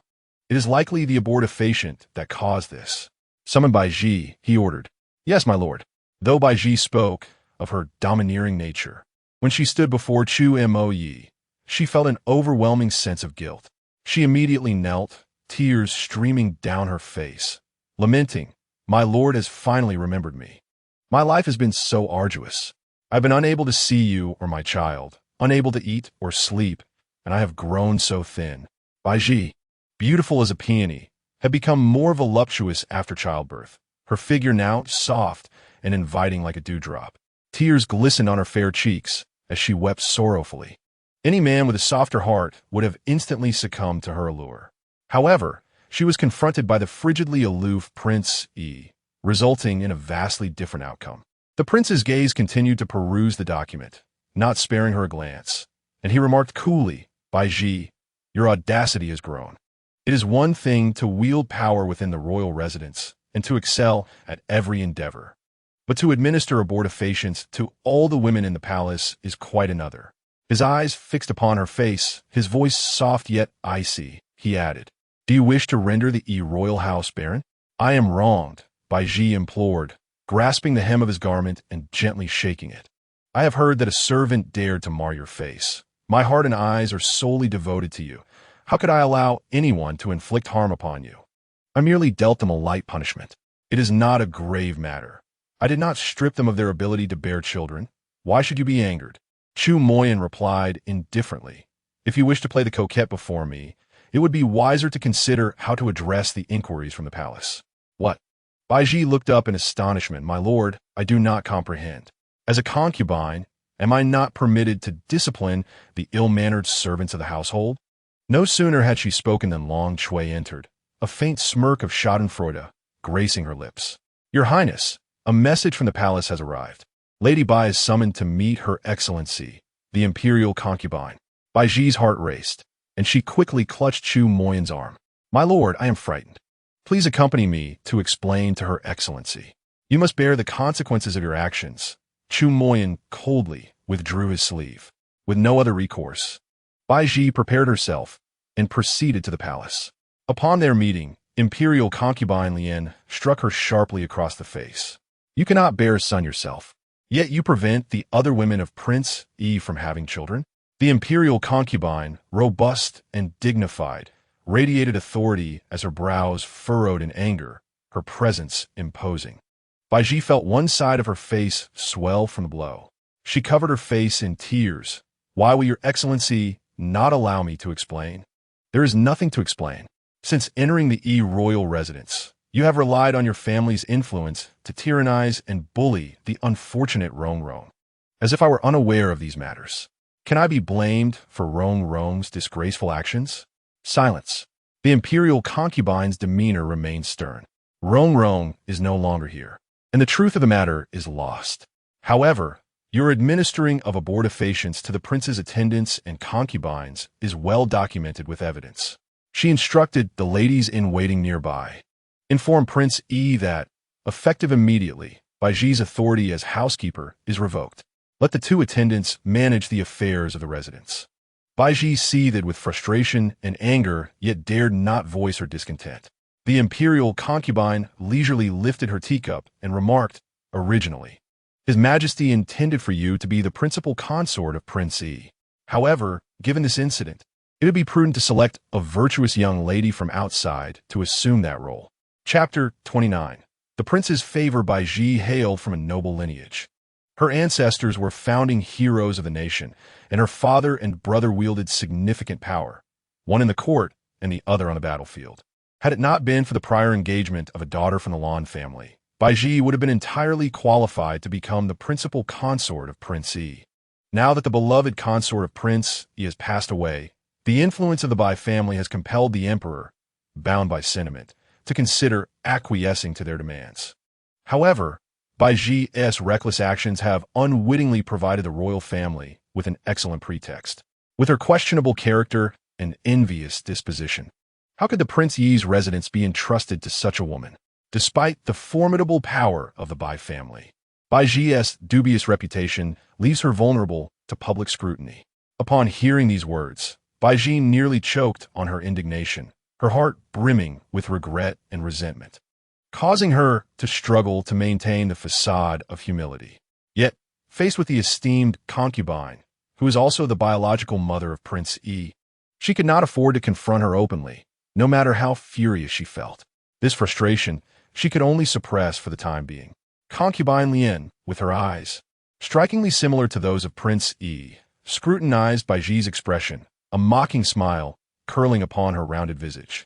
"Return and behave yourself," she advised.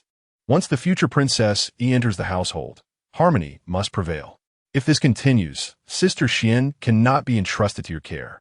What will become of a noble lady of the Wang residence if she is raised improperly?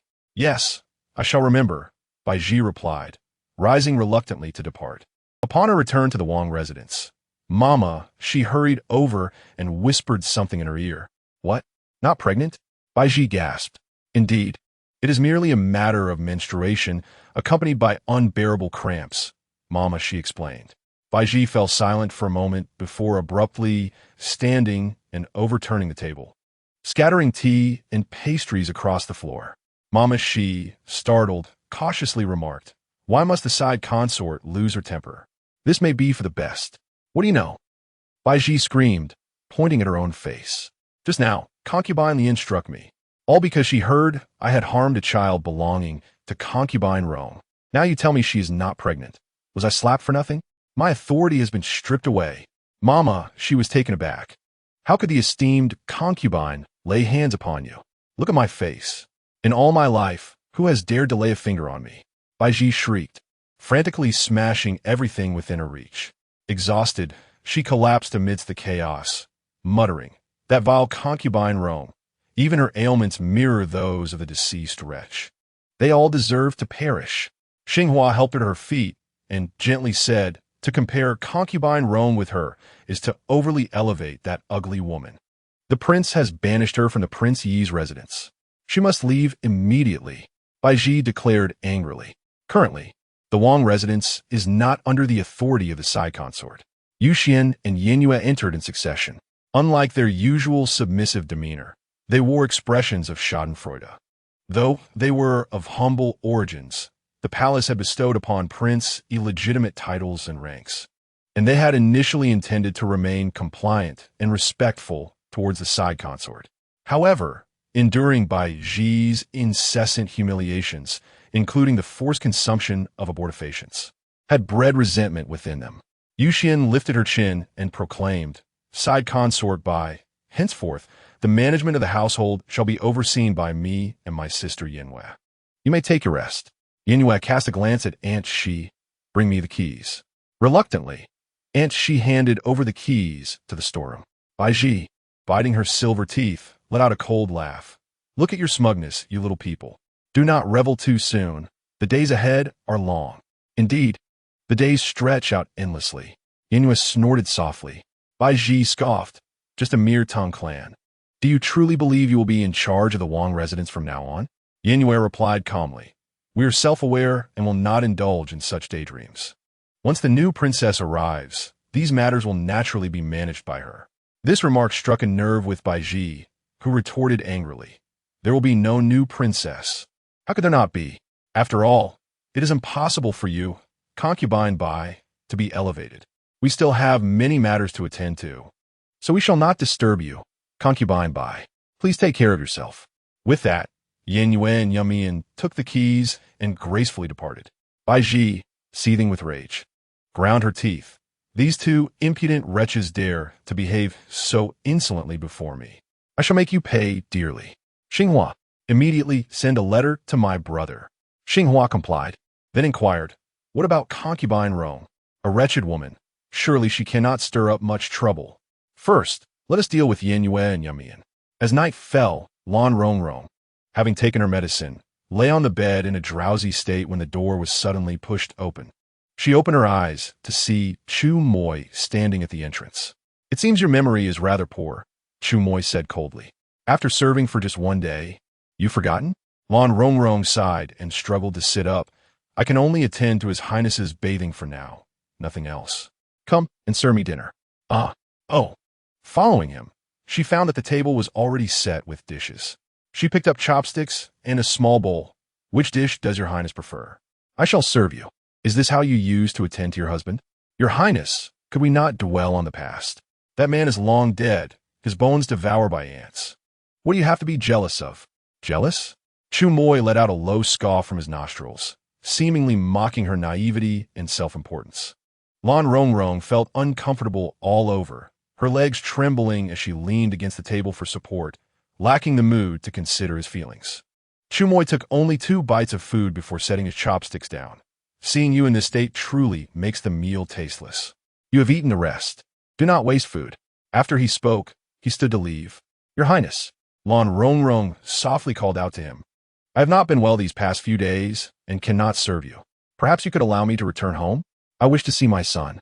I will come back once I am well. Chu Moi turned back. Do not be too naive. What? A woman who has been taken in by me wishes to leave? But you promised me. I like your body, Chu Moi said dismissively. So, do you understand now? Furthermore, you seemed to enjoy it last night. His bluntness left Lan Rongrong momentarily speechless. She could not deny that the brutality and tenderness were two vastly different experiences. You shall remain here until I grow weary of you. He added after noticing her dimmed expression, the occurrences of the past will not repeat. Chapter 30. What the prince likes about me. I will change. Lan Rongrong had hardly eaten all day and was indeed feeling quite hungry. She glanced at the untouched dishes on the table and took a seat. After satisfying her appetite, fatigue washed over her. Returning to her room, she slept soundly until the sun was high in the sky, awakening to find her discomfort significantly alleviated. Luer entered, carrying a set of clothes, her face beaming with a smile. Auntie, you're awake. I prepared a new outfit for you. Do try it on. Before Lan Rongrong could respond, Luer continued. I just saw my brother. He mentioned that he went to Huaji Alley early this morning, just as Dr. Luo was leaving. Lan Rongrong Hudin in Quit. Did your brother see Yu Ge? Yes, he did. Yu Ge is in great spirits, playing on the Kong. Sister Chiao said he has started to drink goat's milk, and there is no need for acupuncture anymore. With a few days of proper care, he will fully recover. That's wonderful. The worry that had weighed on Lan Rongrong's heart finally lifted. She took Luer's hand and sincerely expressed, Luer, I cannot thank you and your brother enough for this.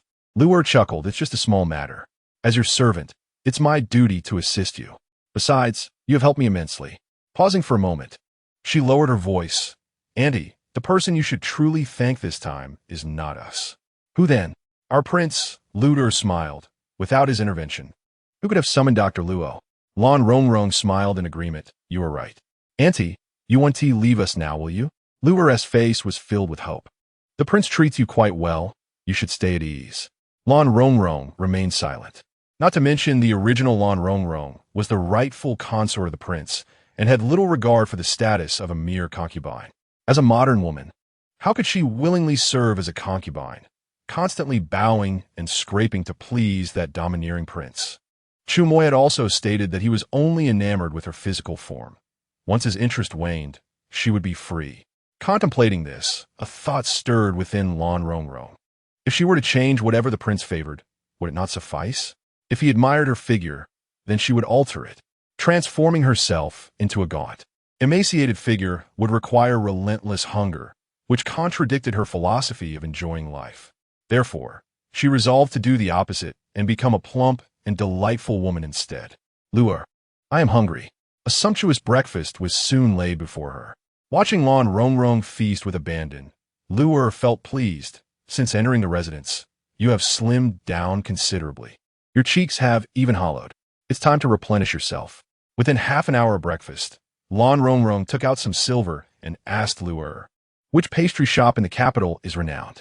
Please ask your brother to bring me 2 boxes, and the remainder will be his commission. After procuring the pastries, Luer prepared a large platter of fruits and tea. The Wutong courtyard was expansive, featuring a rockery, a small pond, and blooming lotus flowers. They moved everything to a pavilion by the lotus pond, enjoying the gentle breeze while savoring the pastries and fruits. Once they had eaten their fill, they returned to their rooms for an afternoon nap. Awakening from slumber, I ventured out for a leisurely stroll before indulging in afternoon tea. As evening approached, I savored a delightful bowl of braised meat noodles, feeling utterly content. Yet, before surrendering to sleep, I craved a little more sustenance, ensuring my belly was pleasantly full as I drifted into dreams. The desires I had suppressed in a past life for the sake of weight loss found complete liberation and fulfillment here. For 5 consecutive days, aside from inquiring with Yang Xiaoshu about Yu Ge, I, Lan Rongrong, along with Luer, roamed the capital in search of culinary delights. From every direction, north, south, east, and west, every renowned delicacy was procured by Yang Xiaoshu. The two of us feasted and laughed, unbothered in Wutong courtyard. While Chuamo Yi had not returned home for several days, life unfolded with an unusual sense of ease and freedom. Gazing at my increasingly plump cheeks in the mirror, I felt a sense of satisfaction with my progress. If this trend continued, I would, within 2 months at most, transform my physique into one that Chuamo Yi disdained. Beyond the indulgences, I found myself puzzled by Bai Ji's remarkable composure. The news of Bai Ji receiving a slap from the concubine and losing her authority as steward was common knowledge. Logically, she should have sought retribution without fail. Yet, as 4 or 5 days passed, she had not come to trouble me. Was she concealing some grand scheme? Although I had not witnessed Bai Ji feigning a slip that resulted in her colliding with Chuamo Yi and losing the child, the memories left by the original owner were vividly clear. Such a malicious person who had suffered a significant loss would undoubtedly not let it rest. Just as I was lost in thought, an incident unfolded. The incident involved Yu Mian, originally named Hao Yu, who had her family intact. Years ago, the impoverished Hao family sent Yu Mian to the palace as a servant, but her fortunes improved gradually through her support. Eventually, when Yu Mian was rewarded to the Prince Yi, the Hao family accumulated some wealth, purchasing land and properties, thereby rising to the status of a local minor landlord. Recently, Yu Mian's brother became infatuated with a woman who was already betrothed. He resorted to bribing officials, leading to the wrongful death of the woman's fiancé, thus seizing her for himself. This scandal somehow surfaced, and the family of the deceased fiancé sought justice, escalating the matter to the Shuntian prefecture. Upon investigation, it was revealed that such audacity stemmed from the sister who was a concubine in the Prince Yi's residence, emboldening them to act with impunity. Given the involvement of the Prince Yi's household, the Shuntian prefecture dared not act unilaterally and promptly sent word to the prince. Naturally, the prince would not shield such a so-called brother-in-law, allowing the Shuntian prefecture to administer justice according to the law. Consequently, Yu Mian's brother was incarcerated, awaiting judgment from the Ministry of Justice and the Grand Court, destined for execution. Yu Mian was in a state of panic, acutely aware of Bai Ji's connection to the matter. In desperation for her brother, she knelt before Bai Ji, pleading tearfully for mercy. Bai Ji responded with a disdainful smile. Now you know fear? Just days ago, you were quite arrogant. I warned you, the days are long, and do not revel too soon. The white concubine, if you would only show mercy, I promise to heed your every command from now on. Very well.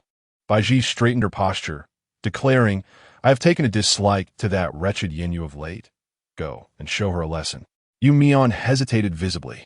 Bai Ji scoffed. Do you think I cannot deal with Yu without your assistance? Your brother's actions are not mere slanders. Relying on your little influence to trample upon lives is utterly contemptible. Very well, I shall comply with your wishes. Yu Mian, disregarding everything else, hastily agreed. Chapter 31. Does the prince love a widow? Upon returning, Yu Mian administered poison to Yu. Yu fell gravely ill. Doctors were summoned, yet none could ascertain the cause. A multitude of concoctions was prepared, consumed bowl after bowl, yet Yu remained bedridden, growing increasingly frail and listless each day. Yu Mian sought out Bai Ji, imploring her to honor her promise and release her brother. Bai Ji reclined on the couch, casually laughing. Your brother has already fallen into the dungeons of the Ministry of Justice, his guilt undeniable. No one can rescue him now. Yu Mian was taken aback. But you promised me. You were deceived. Bai Ji relished the sight of her shock, anger, and regret, feeling an inexplicable sense of satisfaction. Yu Mian, blood surging to her head, lost her composure and stood to lunge at her. A corner dog will leap the wall. White concubine, do not force me into a corner. If you do, we shall perish together. Insolence. Nanny, she struck her, sending her sprawling to the ground. Yu Mian lay there, her cheek burning, her heart filled with pain, hatred, and remorse. She loathed her foolishness for trusting a woman like Bai Ji. Yet, she loathed herself even more for harming Yu, who had always regarded her as a beloved sister. How could she have betrayed her so? You, a mere servant, have no right to threaten me. Bai Ji remarked coldly. Do not forget that it was you who administered the poison to Yu. And do not forget, even without your brother, You still have your parents and your nieces and nephews. I can deal with them as easily as crushing an ant. Yu Mian was left utterly stunned. Bai Ji continued icily. Worthless scum, you dare bare your teeth before me? Remember this, from now on, in the prince's residence.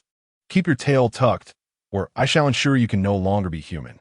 Yu Mian's face was streaked with tears. Why not simply kill me? Killing you would be too troublesome, Bai Ji replied nonchalantly. The noble consort Lien intends to arrange a new princess for his highness. Surely someone must be there to serve and honor her once she arrives. Yu Mian's complexion turned pale. After putting Yu Mian and Yin Yu in their places, Bai Ji finally set her gaze upon Lan Rongrong. After Lan Rongrong's monthly cycle concluded, Chu Mo Yi had not requested her to serve him.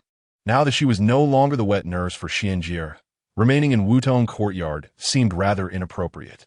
Yu Mian suggested directly that she be assigned her own quarters.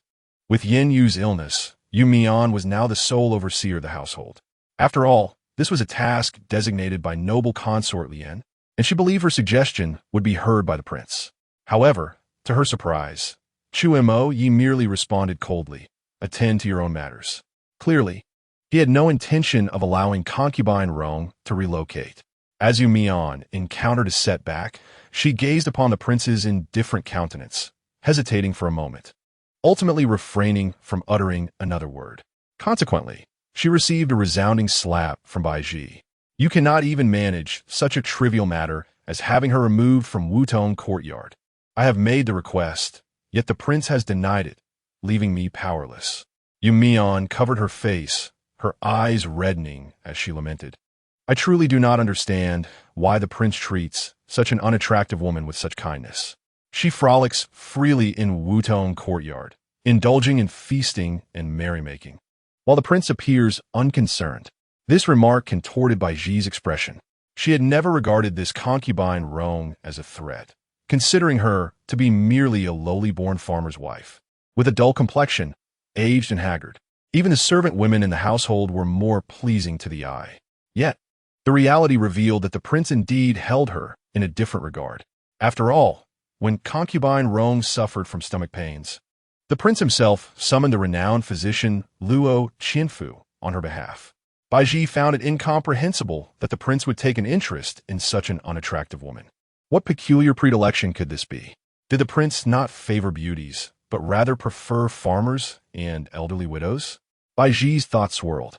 While she could never become an elderly widow, she could certainly adopt the guise of a farmer's wife. Thus, she instructed her maid to procure a set of coarse cloth garments. After changing, she cleansed her face of all cosmetics, removed her hairpin and jewelry, and tied her long hair with a piece of floral fabric.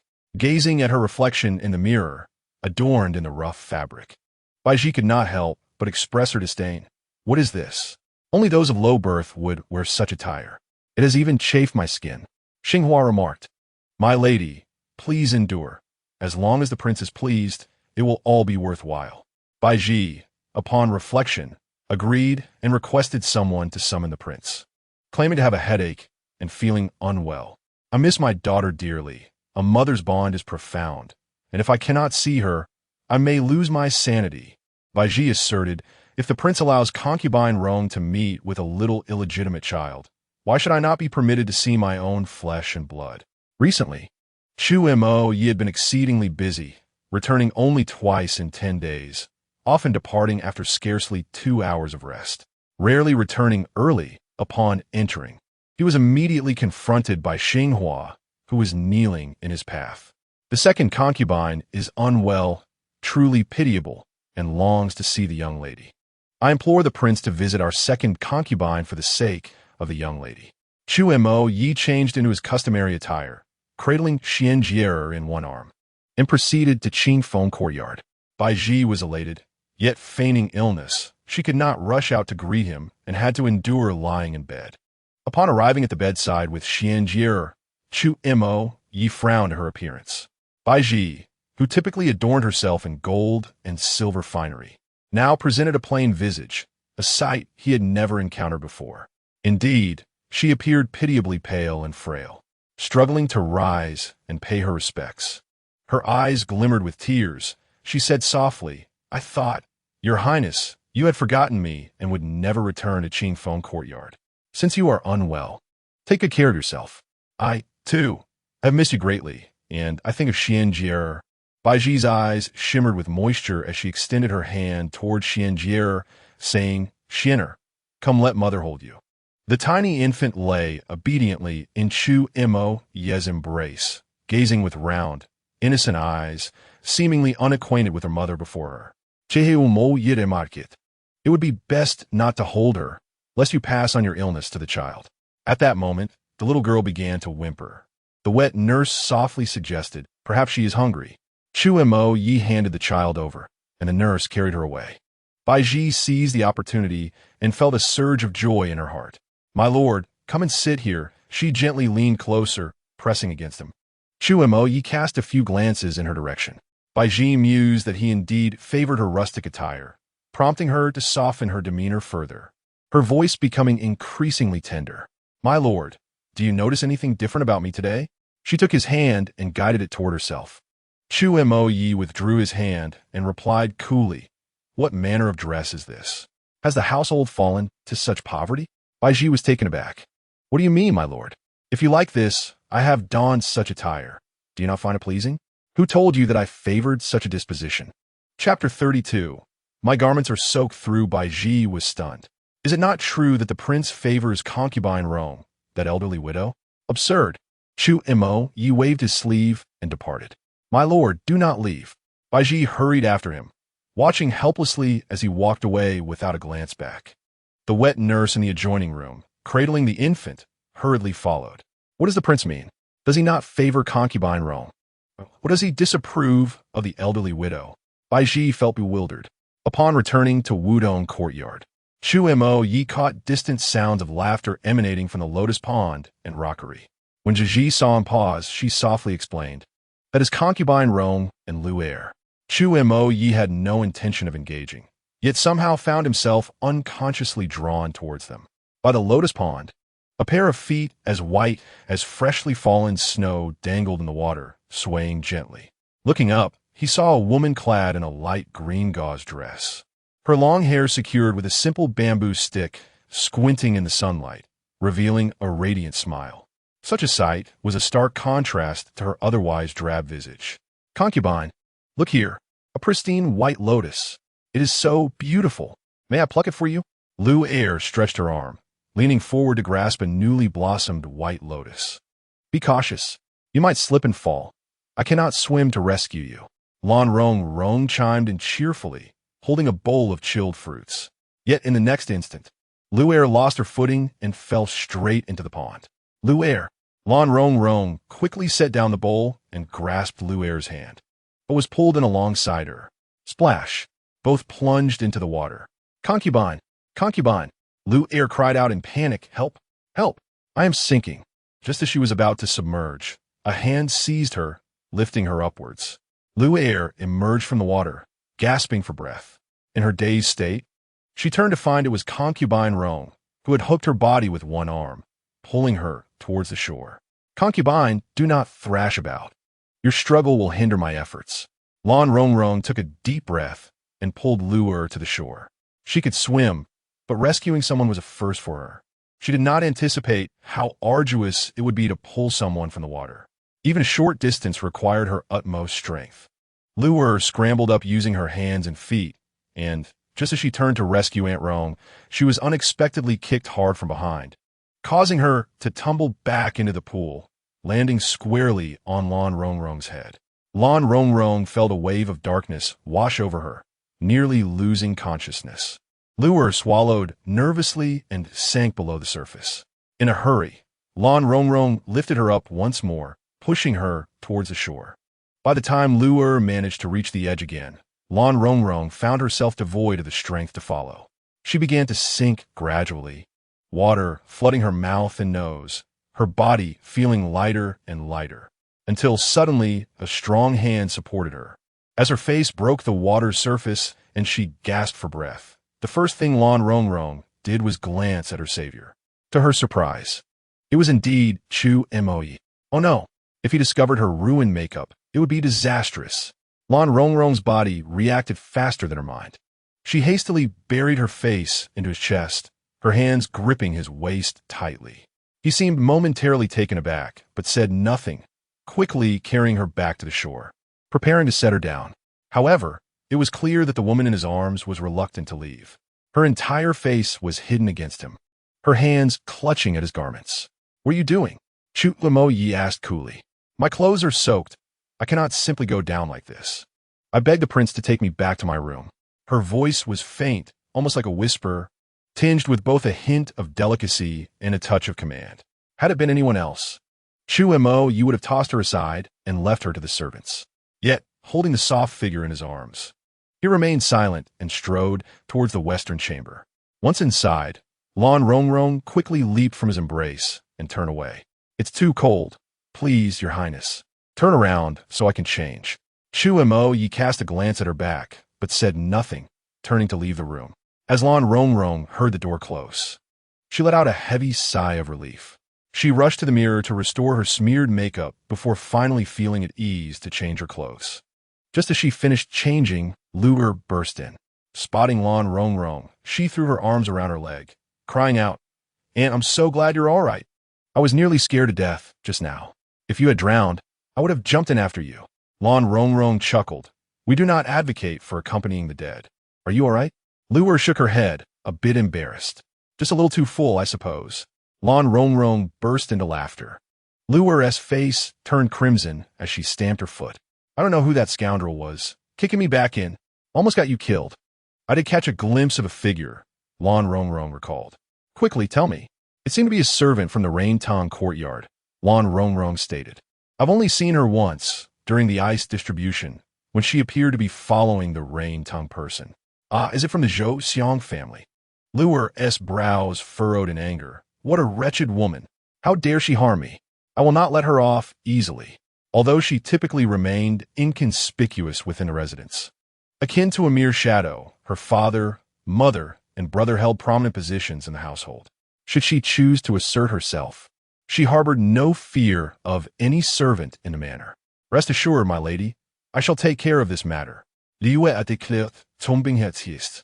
I were to handle it myself, I would accept the consequences. However, if the Yuding individuals are orchestrating things from the shadows, we cannot let this pass." "Very well. You may commence your investigation." Lan Rongrong understood that with her family's connections in the Wangfu, uncovering the truth about a mere maid would pose little challenge, and thus did not attempt to dissuade Luer. In truth, she had her suspicions. Without the instigation of a Yuding, would maid truly seek to antagonize her? The motives of the Yuding were all too apparent. In the royal residence, apart from Baiji, who else could it be? Such transparent schemes hardly warranted further contemplation. The original host had been driven to her demise, and it was undoubtedly Baiji's machinations at play. Naturally, Chu Mo Yi, that despicable scoundrel, could not evade culpability. The act of favoring a concubine over a legitimate wife is indeed contemptible. At that moment, Long Chui entered, carrying a tray, followed by a nimble maid. "Any wrong? This is ginger tea to ward off the chill. Please drink it swiftly, lest you catch a cold." Long Chui set down the ginger tea and gestured to the maid behind her. "This is Mama Li, responsible for the sewing tasks in the household. She has come to take your measurements." "Measurements for what?" Lan Rongrong inquired, taken aback. "Annie Rong has gained a bit of fullness lately. Your garments appear quite snug." Long Chui replied with a playful smile. "Mama Li will take your measurements to create a few new outfits." Chapter 33. Do you think that because you have gained weight, I would disdain you? Lan Rongrong instinctively lowered her gaze to assess herself. After indulging in excessive feasting, the results were evident. Her bosom had enlarged, her waist thickened, and her hips had become fuller. The once loose dress now clung tightly to her form. Unsurprisingly, her reflection in the mirror revealed a noticeably fuller face. Luer was the first to react, quickly pulling Long Chui down beside her and offering her a cup of tea. "Sister Long Chui, you are truly thoughtful in caring for our aunt." Long Chui accepted the teacup with a smile, saying, "Do not flatter me. It is not my thoughtfulness, but rather the Lord's." "What do you mean?" "Liu Usket. Without the prince's orders, would I dare to bring someone to make clothes for Aunt Rong?" Long Shui chuckled. Perhaps you should send that cup of tea to the prince instead. Lua laughed. I hardly possess the qualifications to approach the prince. This task is much more suitable for our aunt. Lan Rongrong felt somewhat troubled. After Long Shui and Mama Li took her measurements, they took their leave. As night descended, tranquility enveloped the Wang Fu. Noticing the light still illuminated in the study, Lan Rongrong approached and knocked on the door. Enter. A succinct, low response. Lan Rongrong opened the door, and a rush of cool air and a subtle scent of wood greeted her. Chu Yu was engrossed in a book, lifting his eyes briefly to glance at her before returning his focus to the pages. She stood there for a moment, realizing he had no intention of acknowledging her presence, and reluctantly approached him. Your Highness, I have something to discuss. Speak. He did not lift his head. Once again, a single word. Words were indeed precious. Lan Zong Vong Zima. It has been quite some time since I last returned. My heart is heavy with thoughts of the child. I wish to go back. Am I preventing you? He replied. So, does this mean I am free to leave? No. Chu Yu raised his gaze to her. Do you remember your promise? I do. You mentioned 8 days. Yet you have only attended to me for a mere day. You wish to depart? Is it because the prince does not demand my service? What? As a servant, must I beg you to fulfill your duties? Chu Yi smirked slightly. You should take the initiative, much like you did tonight. After a pause, he added, undress. Lan Rongrong fell silent for a moment, raising her hand to her gown's tie. After a brief hesitation, she inquired, Is there another way? One that does not involve sharing your bed? Lan Rongrong responded, I do not wish for such an arrangement, and the prince has stated he would not force me. Chu Yi replied nonchalantly, You seemed quite content during our last encounter. The prince is mistaken. Whether I am mistaken or not is not for you to remind me.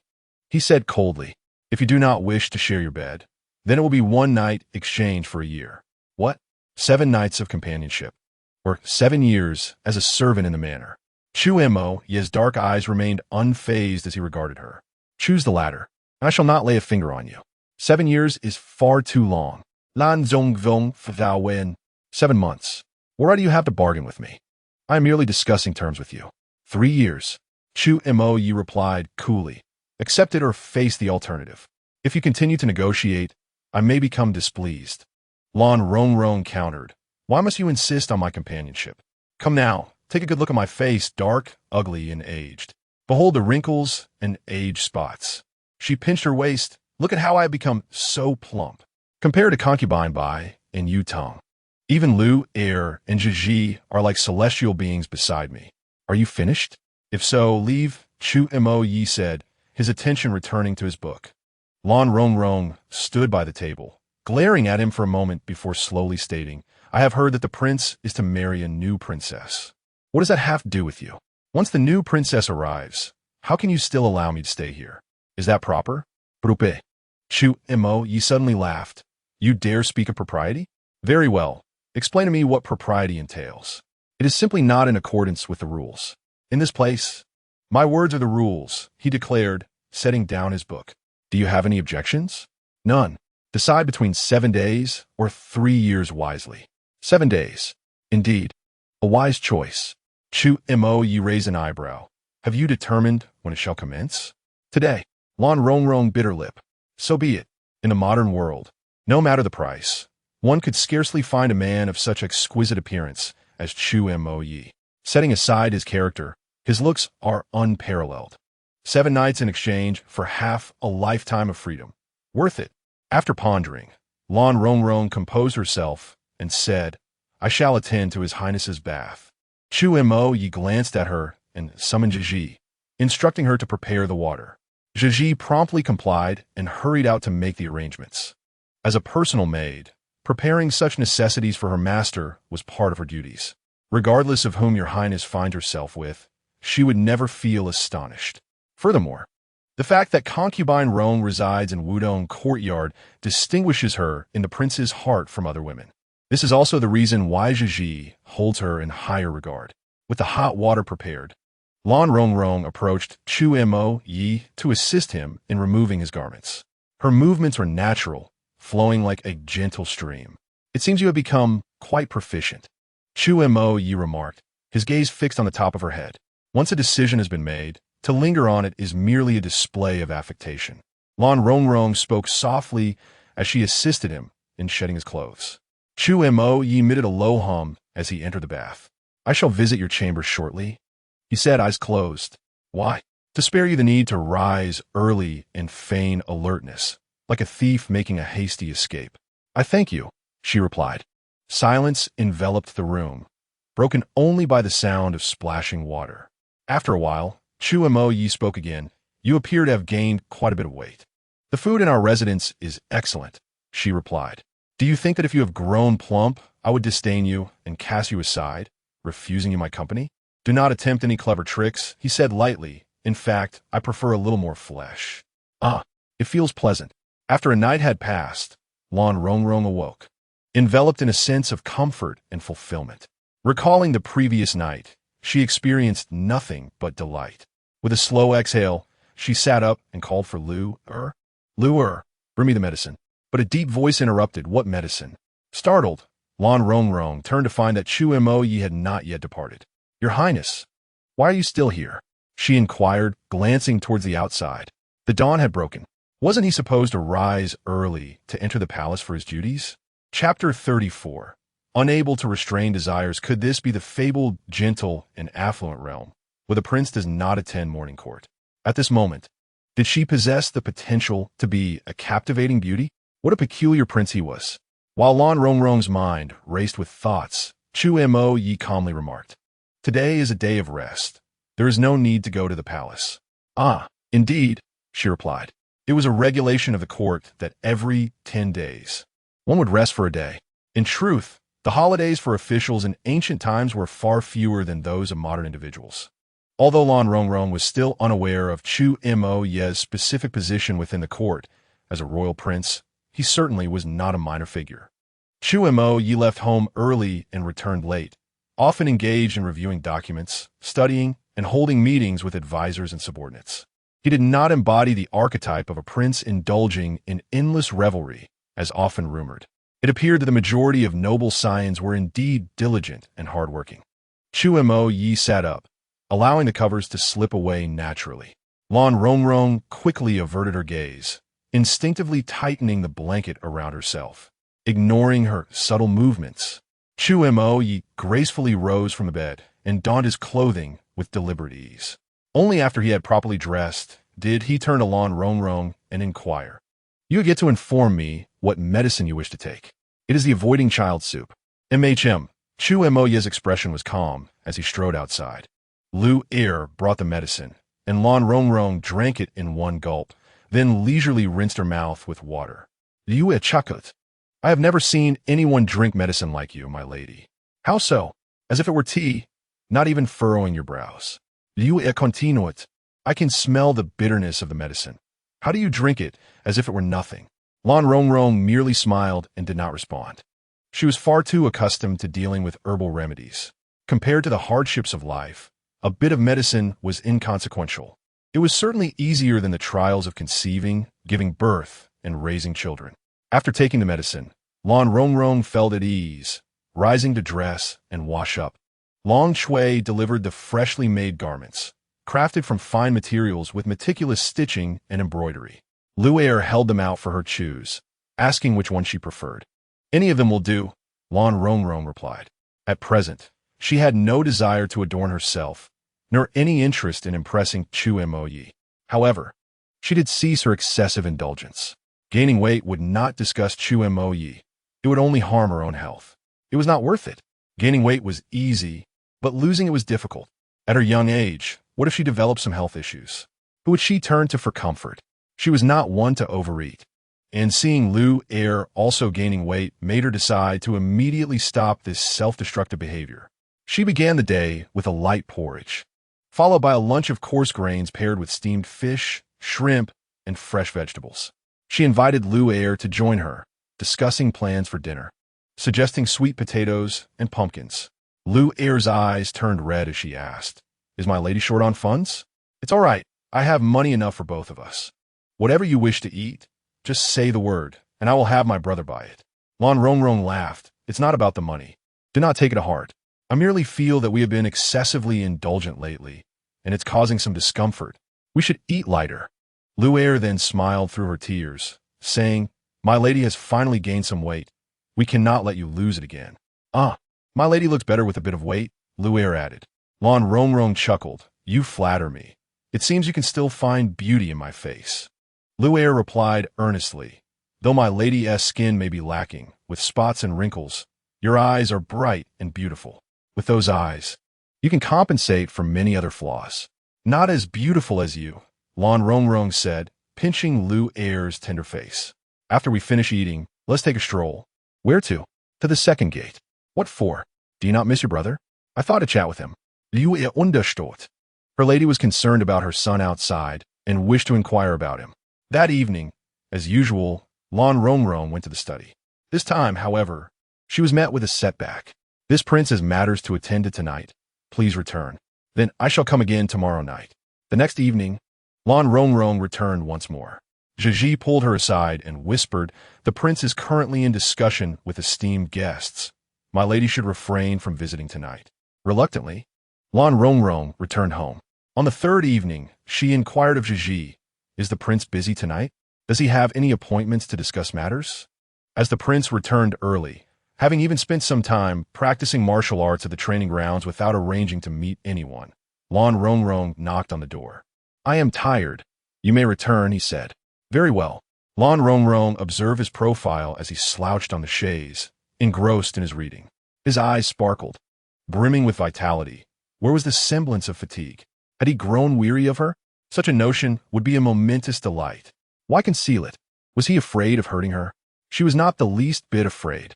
Let the tempest of disdain and weariness come forth with greater ferocity. Lan Rongrong halted her steps towards the exit, turned around, and earnestly declared, My lord, please speak freely.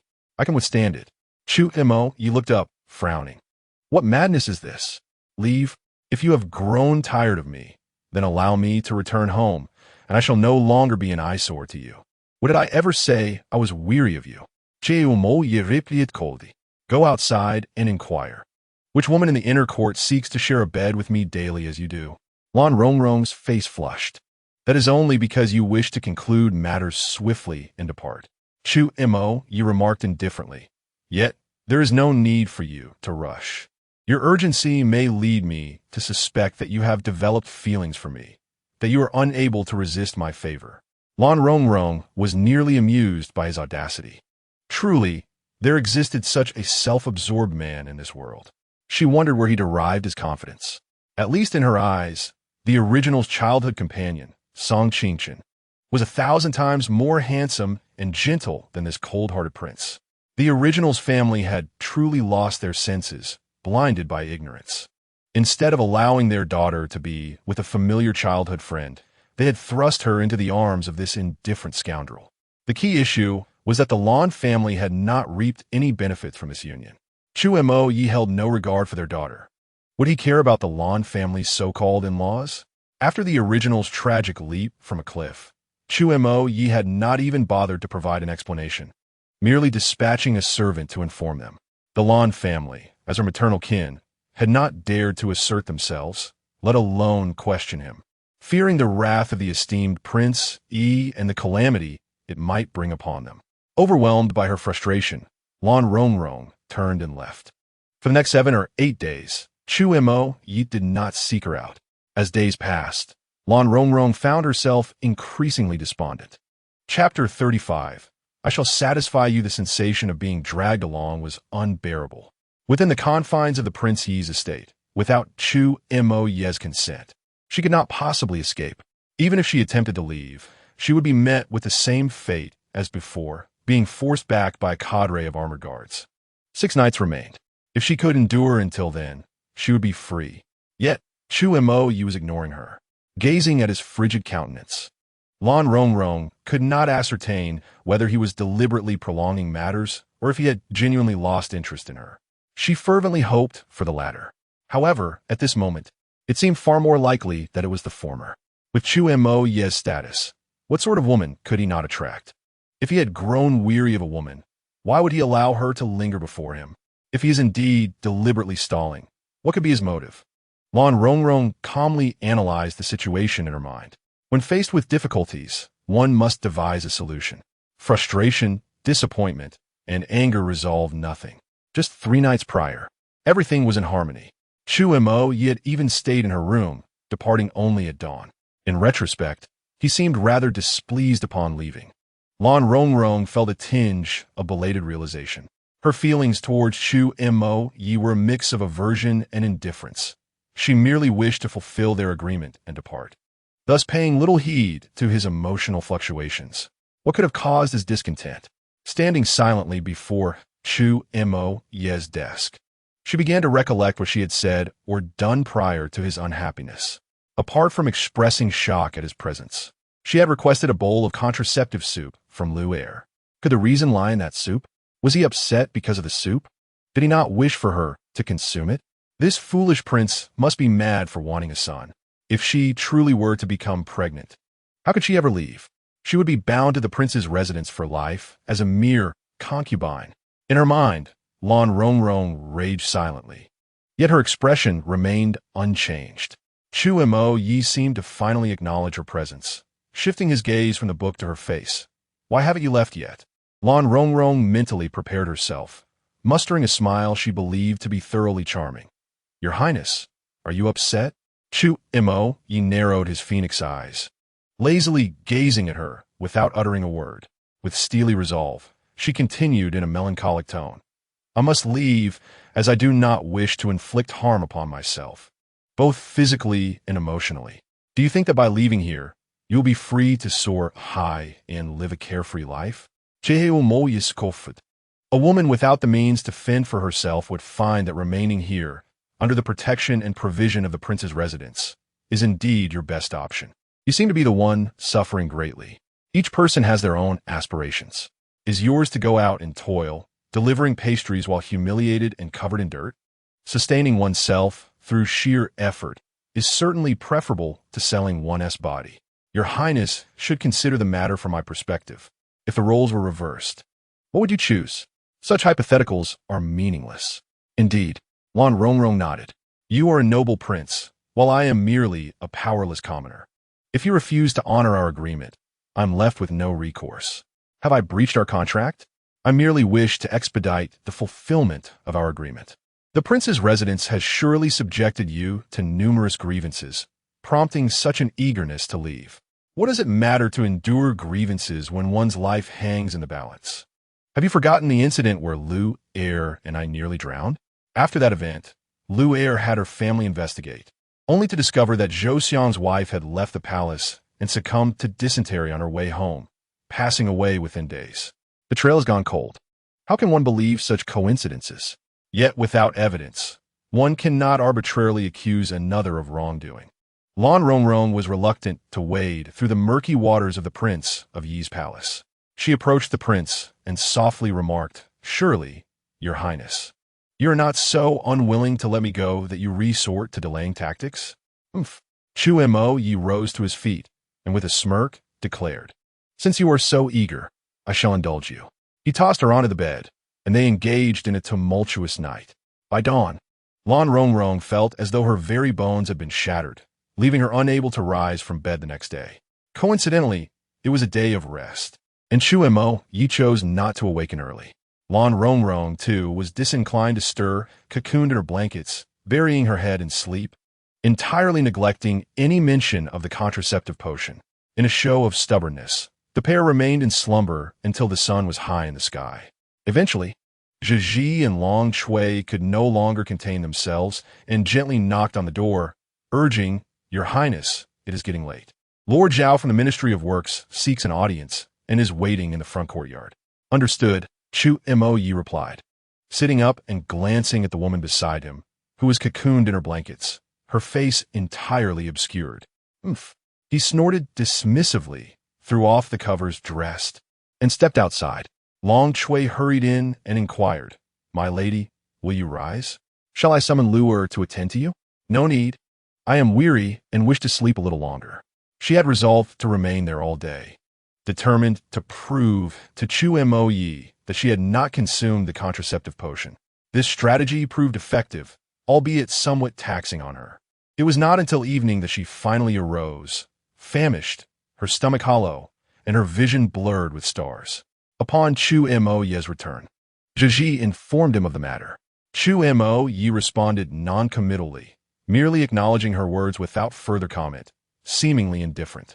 Once back in her own quarters, Lan Rongrong first satiated her hunger. Once her strength returned, she quietly prepared a dose of contraceptive medicine for herself. To avoid discovery, she could not brew it and was forced to grind it into a powder and consume it. Her principles remained intact. Bringing a child into this world with a scoundrel was out of the question. That evening, when she returned, Chu Mo-ye did not reject her again. As the end of their agreement loomed just 2 days away, news of the happenings at Wudong Garden had reached Bai Ji's ears. Though confined, Bai Ji was aware that the vast number of people within the palace would inevitably spread rumors, especially since Chu Mo-ye had never made an effort to conceal anything. Thus, she learned that the prince had taken in that ugly woman at Wudong Garden, revealing his insincere intentions. He claimed it was to provide nourishment for Xianjia. Yet the latter had scarcely benefited, while the prince had taken advantage of the situation. Disgusting, shameless, wretched, Bai Ji was incensed. She had always known that the prince's status would not allow for her alone to occupy his affections. Whatever breathtaking beauty he brought from outside, she remained unconcerned. In her eyes, those women, no matter how lovely, were mere trifles, soon to be discarded. But how could the prince show such attentiveness to an old and unattractive widow? What redeeming quality did that widow possess? Chapter 36. Whispering sweet nothings, what was even more outrageous was that the prince had allowed her to reside in Wudong Garden, repeatedly gracing her with his presence for several consecutive days. Even more intolerable was the fact that he permitted her to sleep in his own chamber. Good heavens! Such treatment was something even she, a mere side consort, had never experienced. The mere thought of Concubine Rong's unattractive visage sent Bai Ji spiraling into despair. The prince would rather shower affection upon an old widow, both unsightly and lowly, than grace her with his presence. Why, oh why? No matter how hard Bai Ji racked her brain, she could not fathom the reasoning. Yet one thing was abundantly clear to her. That old widow must not remain. Despite her age and ugliness, she was still a woman. And as long as she was a woman, mingling with the prince each night, it was only a matter of time before she conceived. Should that old widow bear a child, especially a son, would not the esteemed daughter of the Marquis be overshadowed by a lowly old servant? The thought was more intolerable than death itself. This was simply unacceptable. Bai Ji summoned Yu Mian. Yu Mian, devise a plan to deal with that widow in Wudong Courtyard, she commanded. Yu Mian appeared somewhat haggard, her eyes bloodshot with fatigue. Bai Side Consort, it is not that I do not wish to assist you in this matter. I have already made attempts, but they were unsuccessful, and I even lost my own wet nurse in the process. Precisely because you have failed, you must continue. Bai Ji retorted angrily. You have been in the residence for years, and now manage household affairs. If you cannot even handle a mere widow, what use will you be in the future? Yu Mian forced a bitter smile. The side consort overestimates my abilities. What power do I possess to control others? Moreover, with Concubine Rong residing in Wudong Courtyard, my reach is simply too limited, especially if she remains under the prince's protection. The outside? Bai Ji's mind stirred. That old widow hid within the prince's quarters, leaving others powerless against her. However, she still had a son outside. If they could manipulate her son, they could undoubtedly gain leverage over the old widow. With this thought, Bai Ji cast a disdainful glance at Yu Mian and scoffed. Useless wretch. The prince does not dwell in the residence every day. Even if you cannot harm her, can you not withhold some of her provisions? Yu Mian replied, that is indeed possible. Then go and execute it, even if it merely serves to annoy that old widow. It is worthwhile.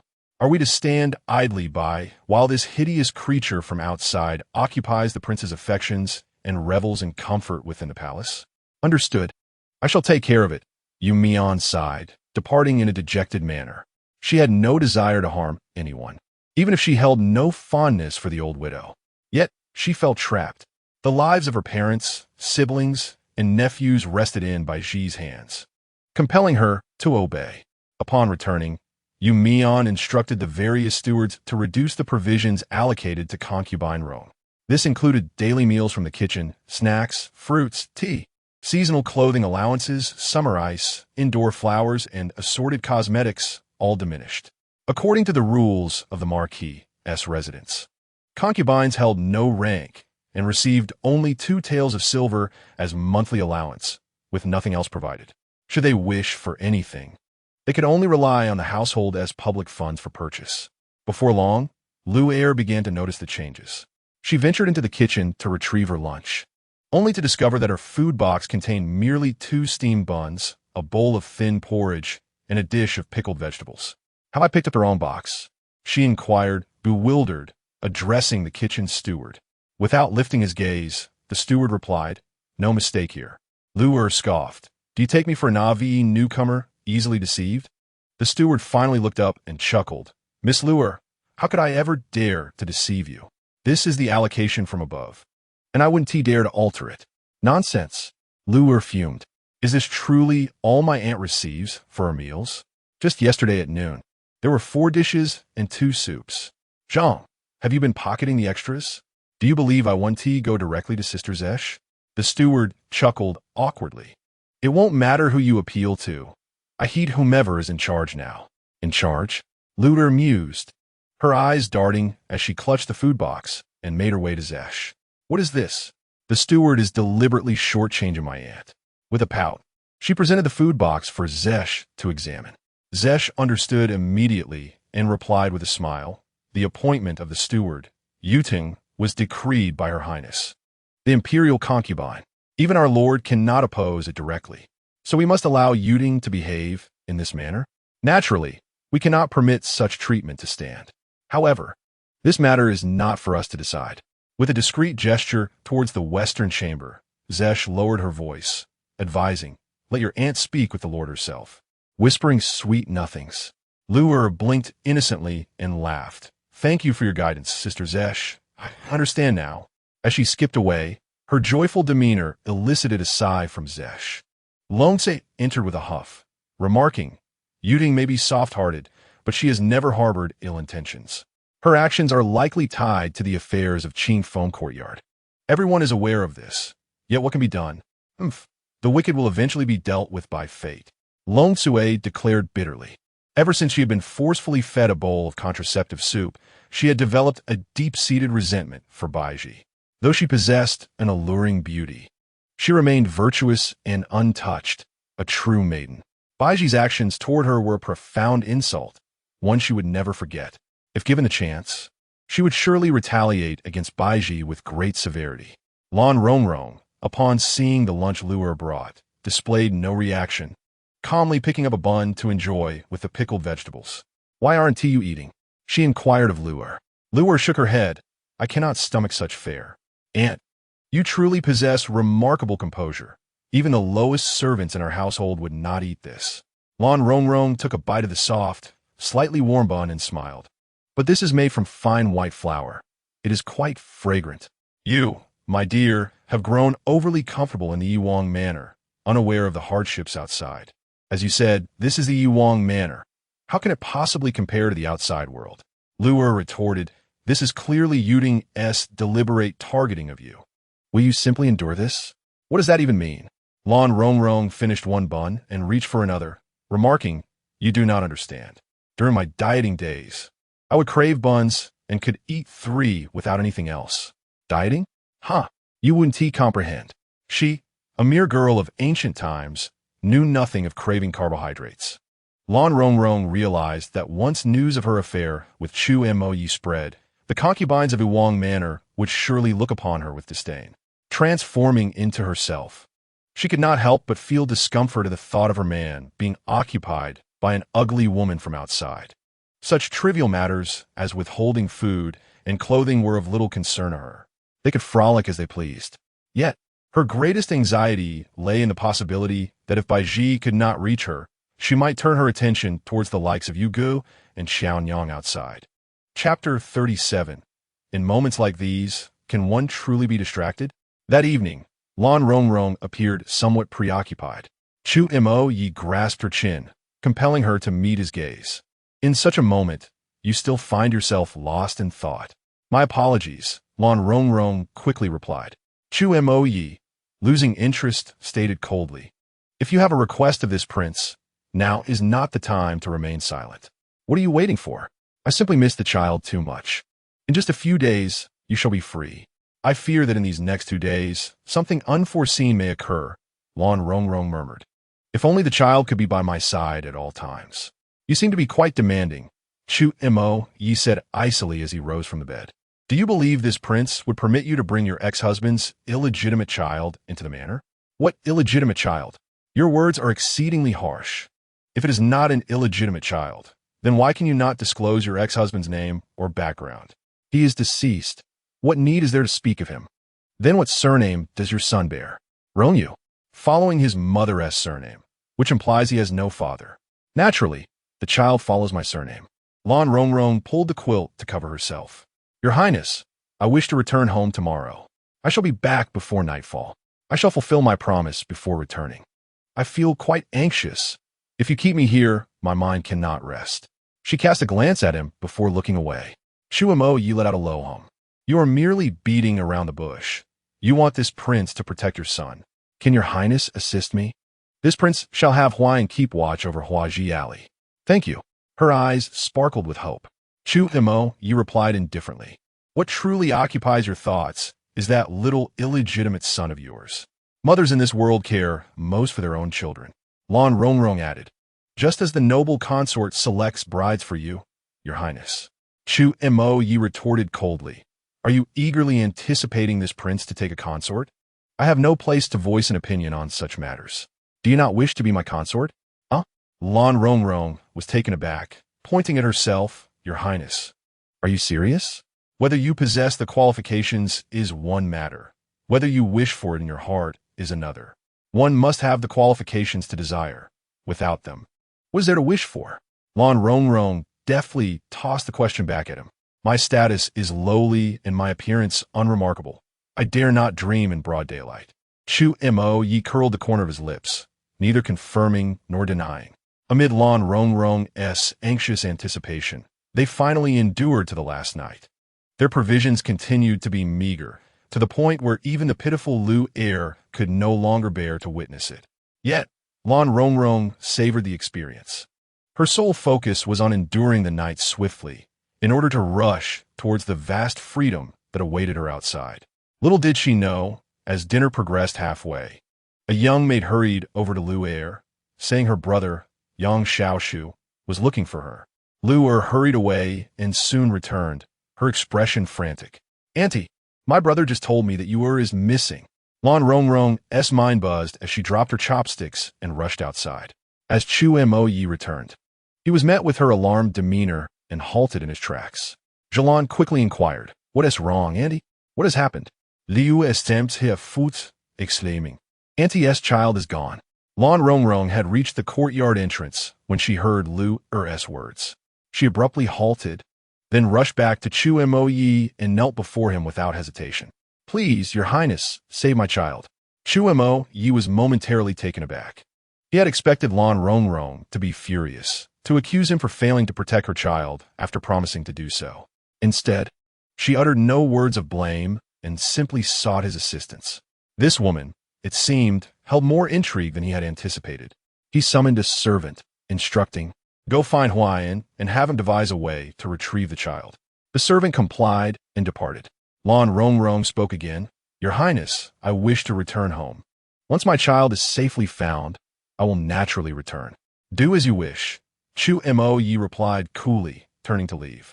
Before long, the servant returned to report. Your Highness, Lord Shun conveyed that he has been observing the situation in Huaji Alley these past days, and it is clear the child was taken away secretly. Lord Shun has maintained surveillance, and the child should be unharmed. Have Huayan bring the child back. Understood. The servant acknowledged. Additionally, Lord Shun inquired whether he should ascertain the identity of the abductor and who orchestrated it. No need, Chu Mo Yi replied indifferently. There is no point in investigating. I cannot afford to confront the Bai family just yet. The servant understood and promptly exited. Lan Rongrong raced home and found Lu Qianyang and Hihua weeping in the courtyard. Hua's face was red and swollen from crying, while Lu Qianyang repeatedly slapped her own face, berating herself with every strike. It's all my fault. Foolish me. I couldn't even keep an eye on the young master. Cursed, cursed, cursed. Her face was puffed up, and her lips were split and bleeding. Qianyang, stop. Lan Rongrong grasped her hand. Seeing her, Lu Qianyang wailed, Madam, I'm so sorry. I failed to watch over the young master. He has been taken away. Oh, I deserve to die 1,000 deaths to atone. When others plot against you while you are oblivious, what use is it to harm yourself? Lan Rongrong first helped Hua to her feet, offering her a handkerchief to wipe her tears. The child will be fine. Wash your face, pull yourself together, and let us go outside to search. That is of utmost importance. Hua cried, Can the young master really be found, madam? Certainly, Lan Rongrong reassured. Though her heart raced with anxiety, she forced herself to remain calm and rational. Qianyang, tell me precisely when and where the child was taken and by whom. Just as Lu Qianyang was about to respond, a young man in neat attire entered through the door, cradling a sleeping child in his arms. Oh my, it's the young master, Lu Qianyang screamed, stumbling forward in a rush. Shen Huayan deftly stepped aside to avoid being collided with. Child, give me the child. Lu Qianyang shouted frantically at Shen Huayan, her eyes ablaze with fury. You scoundrel, I will fight you. Upon witnessing this, Hua rushed over, determined to assist her mother in confronting the perceived villain. Although Shen Huayan had faced countless adversaries, he found himself momentarily taken aback by the assault from women and children. Qianyang, Hua, please calm down. Lan Rongrong quickly interjected. He is not a villain. He is from Yi Wangfu. Upon seeing Yu Guder safe and sound, Lan Rongrong felt a wave of relief wash over her. She hurried over to take the child, addressing Shen Huayan. Thank you for your efforts these past few days. Sir Shen, Qianyang, please prepare a pot of tea and let Sir Shen rest his feet. Lu Qianyang and Hua were momentarily stunned. This man was from Yi Wangfu, which meant that the Yi Wangfu had aided in rescuing the young master. Chapter 38. A Lamb in the Tiger's Den. Once Lu Qianyang confirmed this revelation, her mental tension dissipated, and her body, which had been coiled tight with anxiety, softened. After taking a few steps, she stumbled and fell to the ground. Mother! Hua quickly supported her. Shen Huayan glanced over and reassured. There is no need for concern, Madame Rongrong. She is unharmed. Lan Rongrong nodded gratefully. Thank you, Sir Shen. Shen Huayan replied. Now that the child is safe, I must take my leave. Upon hearing this, Qianyang immediately turned to him, her legs trembling, and bowed her head, pleading, Kind benefactor, please do not go. Have a seat and enjoy some tea. I must express my gratitude for your life-saving grace. Shen Huayan waved his hand with a smile. It was but a trivial effort. If you truly wish to express your thanks, direct it towards our Lord. Had it not been for his orders to monitor this area, I would not have been able to rescue the child in time. He firmly declined to stay for tea and hastily departed. Qianyang sat helplessly on the ground, her gaze fixed on the child cradled in Lan Rongrong's arms. After a long while, she gradually regained her composure. Madam, how are you not frightened? She asked, trembling as she rose to her feet and crouched before Lan Rongrong, gazing at the child. I was so panicked that my mind went blank. Lan Rongrong smiled gently. I too felt fear and anxiety, but we must set aside such negative emotions and focus on resolving our challenges. Qianyang was in awe, madam. You're truly different from us. We all have mouths and eyes. What sets you apart? She could tell that Lan Rongrong had experienced the world. I have not seen much of the world. Lan Rongrong chuckled softly. Look at your wounds. You should apply some medicine. It's nothing, really. I have tough skin and flesh. These minor injuries are inconsequential, Qianyang replied. You must take care of your wounds and prepare something to eat. I am hungry.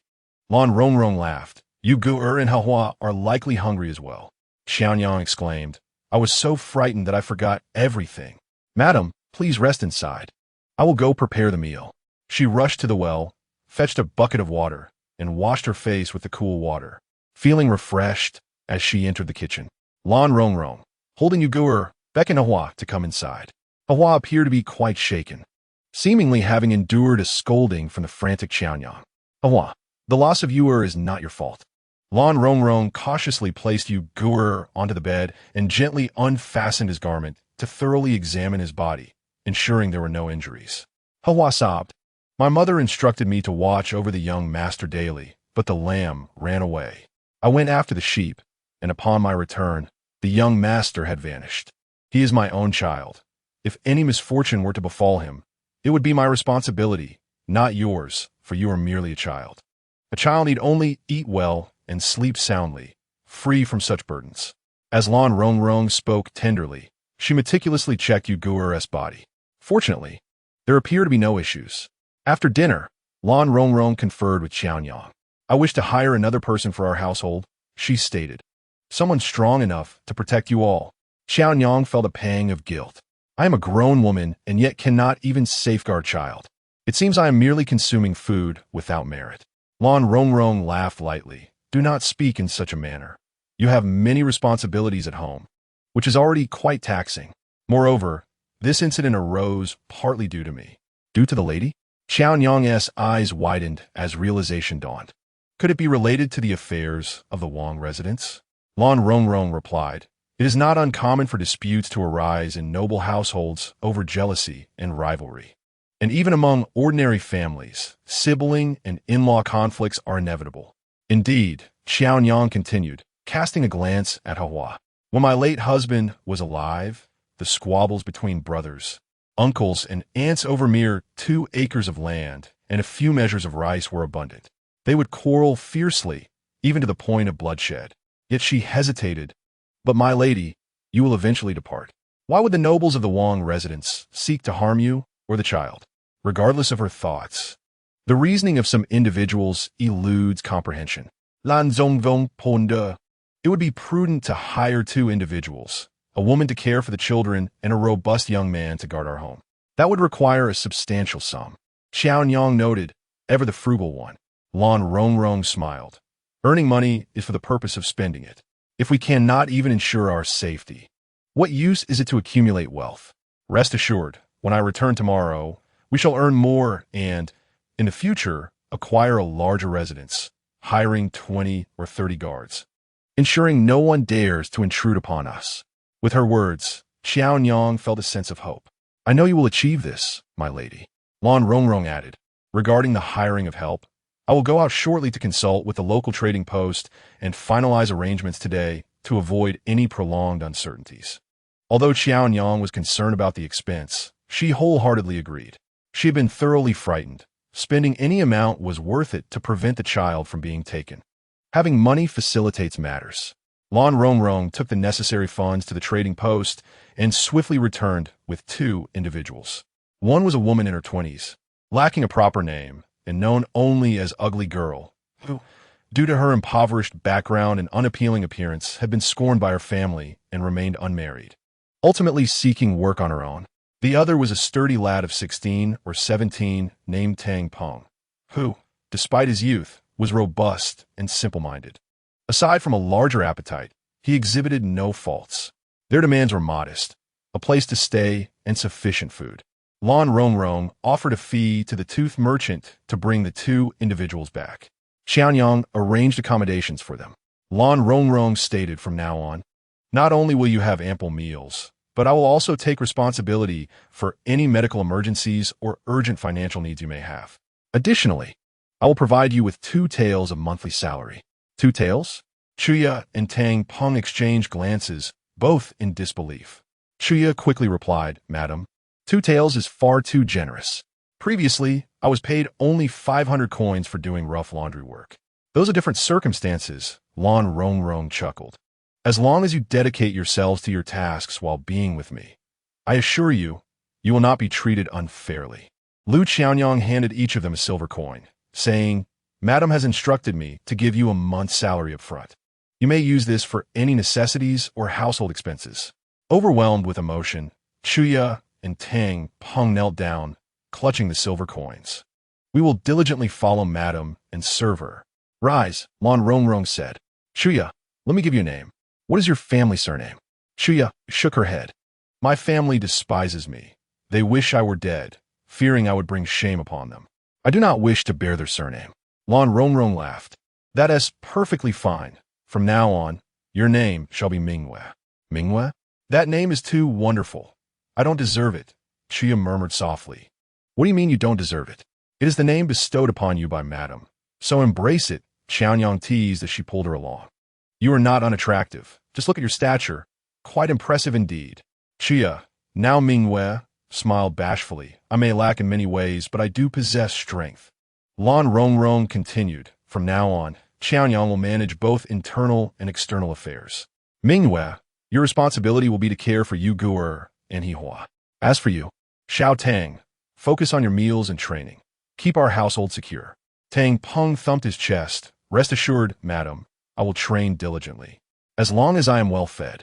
No more than 3 or 5 individuals shall dare approach me. Qianyang laughed at this, feeling a sense of relief with the addition of these 2 individuals. She no longer had to worry constantly about Yu Guer's safety or the threat of intruders. Before nightfall, Lan Rongrong returned to the prince's residence. Lady Rong, is it? A maid intercepted her. Our side consort has summoned you for questioning. Lan Rongrong thought to herself if she went alone. Wouldn't that be akin to a lamb walking into a tiger's den? Given by Xi's malicious nature, it was entirely possible she might meet a grisly fate on the spot. Could Chu Moi possibly risk offending Bai Ji and the Bai family for the sake of an old widow like her? Chapter 39. What is on her face? Clean it. Lan Rongrong pressed her hand to her chest, her voice faint. I'm feeling unwell. My heart aches. It would not do to visit the side consort in such a state. Allow me to recover before I pay my respects. The maid sneered. Just moments ago, I saw you walking over, and you appeared anything but delicate. As the saying goes, illness can strike suddenly. Enough chatter. Come with me. The maid reached out to grasp her.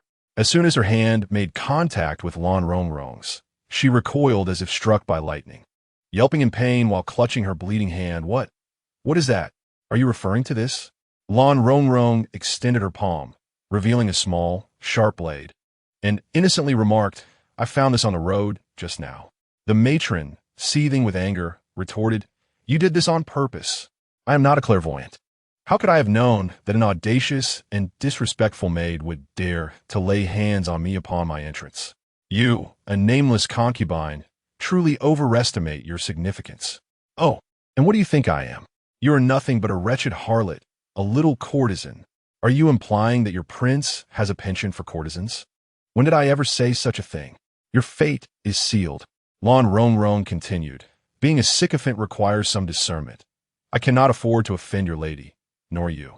Tonight, I shall whisper sweet nothings into the prince's ear and persuade him to expel you from the palace. The matron was left speechless, stammering, Why you? Your loyalty to your lady. Do you not wonder if she will protect you? The matron fell silent, watching as Lan Rongrong walked away. Her resolve to seize her and drag her to the Qingfeng courtyard dissipating. Lan Rongrong had merely aimed to intimidate her. The king of hell may govern. But the little devils are tenacious. She was already intent on departing and had no desire to antagonize these petty individuals, nor to incur a debt to Chu Mo Yi on their behalf. It was simply not worth it. Later that evening, while serving Chu Mo Yi during his bath, he inquired, Do you have nothing to say? Thank you, Your Highness, for saving my son. I should express my gratitude. However, considering this matter is intertwined with your affairs, I find myself a loss for words. You are indeed straightforward. I shall not punish Bai Ji for this. You must understand. I am aware. Lan Rongrong replied in a calm tone. In your eyes, I am merely a fleeting novelty, and my son, an inconsequential little wildling. We are hardly worth offending the Bai family over. Are you truly leaving tomorrow? Yes. It seems you have no attachment to the luxurious life in the Yi Wang mansion. Luxurious life. Lan Rongrong recalled the plain porridge and pickles from the kitchen, contrasting them with the delectable dishes crafted by Qianyang, and a silent smile graced her lips. After bathing, Chu Mo Yi donned his attire and waved, saying, You may leave now. Lan Rongrong was taken aback. Shouldn't he be inviting her into the bedroom? Your Highness, do you not require my assistance? I do not. Chu Mo Yi strode toward the study, adding, I have pressing documents to attend to tonight. Lan Rongrong stood frozen in place. As he reached the door, he glanced back at her, stating, You may depart tomorrow." With that, he exited. Lan Rongrong let out a quiet sigh of relief. That night, she slept particularly soundly and peacefully. Awakening before dawn, she gathered her belongings and waved farewell to the slumbering Luer, quietly making her way outside. The Wutong courtyard was serene, with only the early risers sweeping the grounds. Upon seeing her, an older matron approached to assist with her things. "Enin, please continue with your duties. I am leaving now." She had enjoyed her time with the people of Wudong Courtyard. Anton sighed, accompanying her to the courtyard gate, expressing her reluctance. "Madam, do take care of yourself." "Thank you. You too. Take care of your health." Lan Rongrong waved farewell, shouldering her bundle as she ventured forth. As she approached the second gate, she intended to greet Yang Xiaoshu, but was suddenly struck by a gust of wind at the back of her head. Bang! A sharp pain surged through her skull, plunging her into darkness. When she regained consciousness, she found herself bound. Raising her gaze, she was met with the striking yet somewhat sinister visage of Baiji. She lay languidly in a recliner, swaying gently, her half-closed eyes scrutinizing Lan Rongrong. "This filthy creature truly offends my sight. Lady Bai, why must you take issue with someone of my lowly status?" Lan Rongrong understood the wisdom of avoiding immediate peril and immediately adopted a humble demeanor. "Look, I am about to depart and will never return to the prince's residence. I shall never again be a nuisance to you." "Huh," Baiji scoffed, her words deliberate and unhurried. "You are aware that you have troubled me? Throughout my life, those who have caused me distress have never lived to tell the tale. Release me, and I shall vanish, never to appear before you again. I find it most satisfying to ensure your complete disappearance. Your noble status is not worth the burden of a life on my conscience. Indeed, for someone as despicable as you, to end your life would soil my hands." Baiji smiled subtly. "Thus, I shall not dirty my hands. There are others who will do it for me." Old Madam, Shi, and Xinghua stood by, their eyes glinting with intent. Xinghua urged Baiji, "Madam, do not waste time with her. Let us finish this swiftly, lest the night grows long and the prince learns of it." "Your reasoning is sound." Baiji lifted her chin. "Bring the water." A large bucket of water was soon brought forth. Lan Rongrong's heart sank. Baiji rose and approached her, whispering, "I have heard that you serve the prince during his evening baths at Wutong Garden. Such treatment has never been afforded to any woman. If it were a youthful beauty, it might be acceptable, but with your appearance, do you truly think you are worthy? The mere thought of your face sullies the prince. I spit on it." She gestured towards the tub. "Do you not delight in serving in the bath? Very well. I shall grant you your wish and let you perish in the tub, becoming a ghost dedicated to serving in death." Old Madam, she advanced, twisting Lan Rongrong's arm behind her back, while Xinghua forced her head down into the water. Lan Rongrong quickly held her breath. As her head was submerged and then lifted again, she gasped for air, feeling a wicked satisfaction from Xinghua. "Where are you playing at? Xinghua, hurry up. If you delay, I will make you regret it." "Old Madam," she barked. Xinghua shot her a glance and promptly pushed Lan Rongrong's head back into the water. Seizing the brief moment, Lan Rongrong inhaled deeply and held her breath. She had practiced breath control before, but at most, she could last 4 minutes, 5 at most. Beyond that time, she would be finished. In that moment, she could only pray fervently, hoping for a deity to pass by and grant her mercy. Time ticked away, second by second. She gradually felt her lungs protesting against the lack of air. Old Madam, she was extraordinarily strong, and with Xinghua pressing her down, even with all her might, she could not break free. Could this truly be the end? Would her journey through time conclude here? She pondered whether death would allow her to return to the modern era and reclaim her former life. Yet, such a demise felt exceedingly suffocating. Her consciousness began to blur, and she felt as if she might float away. However, in the next moment, a hand grasped the nape of her neck, yanking her back with great force. Splash! Her head broke the surface of the water. Just as she gasped for breath, darkness enveloped her, and she fainted completely. Gazing at the lifeless head of the woman in his grasp, Chu Mo Yi was engulfed by a surge of anger. He coldly directed his gaze at Baiji. "Have you had your fill of games?" Baiji hastily knelt, her voice tinged with grievance. "My lord, it is not as you think. I merely reprimanded a servant. Oh, what crime did she commit? Baiji's peripheral vision caught sight of a bundle in the corner, prompting her to respond swiftly. This woman fled before dawn with a great deal of money and valuables. When I encountered her, how could I ignore it? I had to inquire. Her departure from the royal residence was sanctioned by me. Baiji feigned ignorance. Had you informed me sooner, I would not have misunderstood Concubine Yu. Her eyes glistened with unshed tears as she gently tugged at Chu Moye's sleeve. My heart is wholly devoted to the well-being of our household. We cannot allow these unknown individuals to roam freely. What if they bring calamity upon us? At that moment, Xinghua suddenly gasped softly. Baiji frowned and looked toward her. Xinghua covered her mouth, her face a mask of horror, her voice trembling. Heavens, look at Concubine Yu's face. What on earth is that? Baiji focused intently on the drooping visage, and to her astonishment, saw the elderly woman's once drab and unattractive face now marred by a chaotic tapestry of red and black filth. Two dark lines streamed down from the corners of her eyes, rendering her countenance grotesquely melted, both terrifying and absurd. Chu Moye glanced at Lan Rongrong, his expression shifting slightly. What was wrong with that wretched woman's face? There must be some trickery at play. How dare she feign such theatrics before the prince? Baiji's spirits lifted as she promptly instructed Xinghua to fetch a cloth to wipe her face. Chapter 40. The True Countenance of Concubine Yu. Immediately, Granny she brought forth a large cloth, poised to wipe Lan Rongrong's face as if cleaning a greasy table, her movements crude and unrefined. Leave? Chu Moye's voice was low and frigid.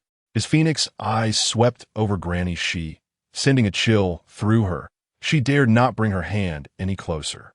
With a swift motion, Chu Moye lifted Lan Rongrong and strode purposefully outside. Baiji stood in stunned silence, then hurriedly pursued, "Your Highness." Yet, she received no reply. He did not even glance back, simply carrying her away. Baiji lingered at the door, watching his retreating figure, simultaneously furious and vexed. Unable to restrain herself from stamping her foot, the prince has simply taken that widow away. In broad daylight, with so many servants watching, how utterly improper. Xinghua whispered, "What is the matter with Concubine Yu? Her face is so frightening. Could she be a ghost or a transformed spirit, sent to bewitch the prince?" Baiji felt a chill run down her spine, shuddering involuntarily. "What nonsense!" Madam, she shot a glare at Xinghua, cautioning her not to frighten the concubine. She quickly turned to comfort Baiji, assuring her that she should not heed Xinghua's nonsensical ramblings about spirits and demons. Such things were simply not true.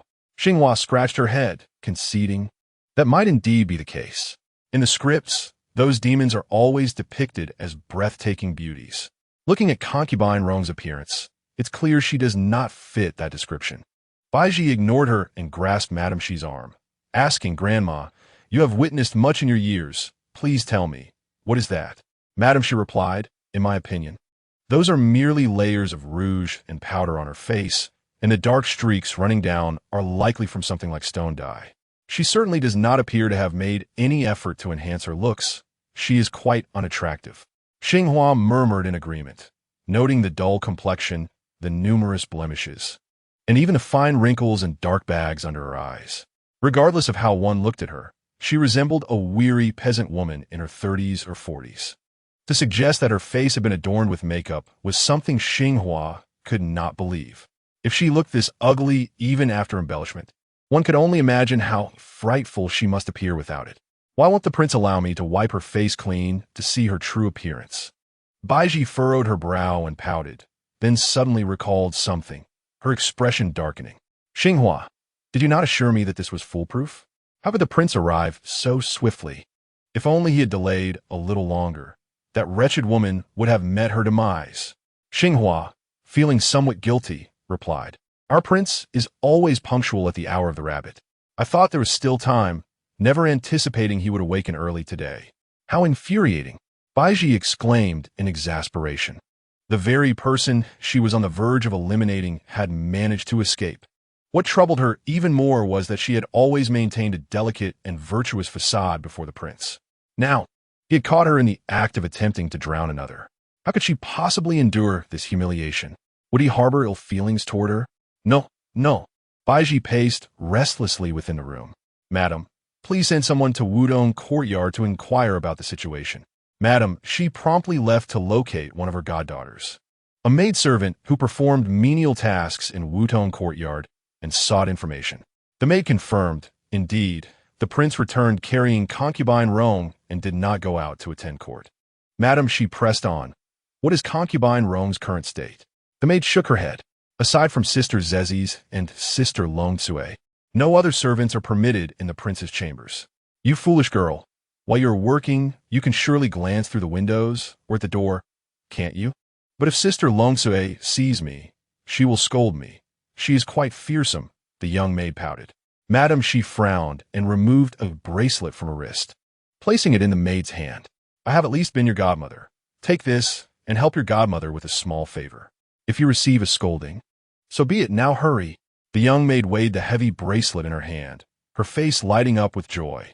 How could I accept something from my beloved godmother when I should be doing my duty? Enough chatter. Go quickly. Yes, I will attend to this at once. The young maid immediately took a bucket of water and a rag and entered. She glanced around, feigning work, while inching closer to the door of the western chamber, straining to listen for any sounds within. Inside the room, Luer knelt beside the bed, delicately tending to Lan Rongrong's hair with a handkerchief and towel, gently wiping her face. Gradually, the layers of grime were removed, revealing skin as translucent and pure as freshly fallen snow. Luer's mouth widened in astonishment as she lifted her hand. The once dull and weathered visage transformed into that of a youthful and exquisite maiden of 18.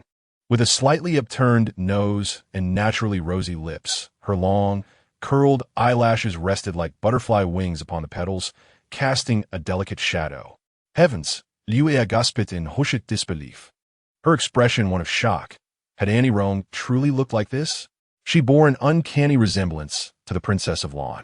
Suddenly realizing the implications, she hastily turned to kneel before Chu Mo Yi, exclaiming, I am unworthy.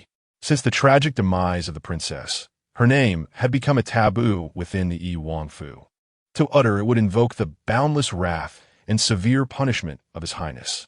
Trembling, Luer dared not raise her gaze, yet within her heart, tumultuous waves surged. How could Annie be so astonishingly beautiful? They said that Bai Su Fei was the most beautiful in the capital, yet Auntie surpassed her. Why did Annie resemble the former princess so closely? Though Luer had spent her time laboring in the kitchen, she had glimpsed the princess from afar on several occasions. The princess's ethereal elegance and celestial beauty were etched in her memory. There was no possibility of error. Liu, came the voice of the prince.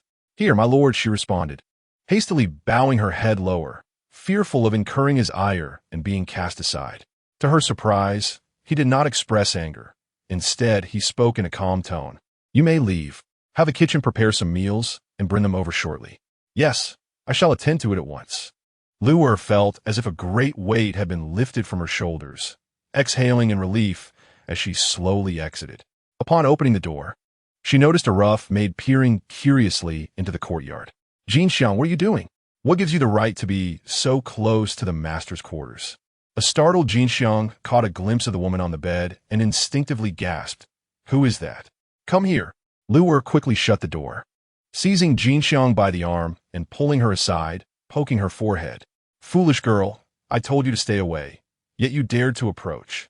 Come, we shall see Sister Zesh and ensure you are sent away properly. Chapter 41. In truth, she was very beautiful. Jinxiang, pale with fear, hastily knelt in supplication. Sister Luer, we've always been on good terms. Please spare me this time. I shall never dare again. As she spoke, she discreetly slipped a twisted silver bracelet into Luer's hand. Luer tossed it back. I have no need for such trifles. Take it back at once. If you dare approach again, I will not be so forgiving. Now be gone. Thank you, sister. I shall leave at once. Jinxiang turned and bolted away. Jinxiang, what on earth? Why are you running so fast? Granny, she had been waiting outside Wudong courtyard and caught her as she stumbled towards her, grabbing her firmly. Jinxiang clutched her chest. You nearly scared me to death. Suddenly, she scowled. Mother, for this trivial matter, I nearly got expelled from Wudong Courtyard. Oof. If I were expelled, so what? The estate is vast. Would I lack a place to stay? Nowhere else could compare to Wudong Courtyard. The prince is generous and does not mistreat his servants. I refuse to go elsewhere. Enough nonsense. Speak quickly. What is the matter? Why are you in such a hurry? Let me catch my breath. TSK. The concubine is awaiting a response. If you anger her, you will suffer. Madam, she threatened her. Jin Xiang quickly exclaimed, Mother, you're scaring me again. I just saw someone familiar in the West Wing. Familiar? What do you mean? After residing in Wudong Courtyard for so long, don't you recognize Concubine Yu? I certainly know Concubine Yu, but the woman in bed was not her. Why not? The woman in bed was too beautiful. She resembles our late princess, and I can't shake the feeling that she looks very much like her. What did the princess look like? Jin Xiang scratched her head, her face filled with confusion. Madam, she was taken aback and quickly pressed for details. Are you saying it's true? Concubine Yu looks like the deceased princess?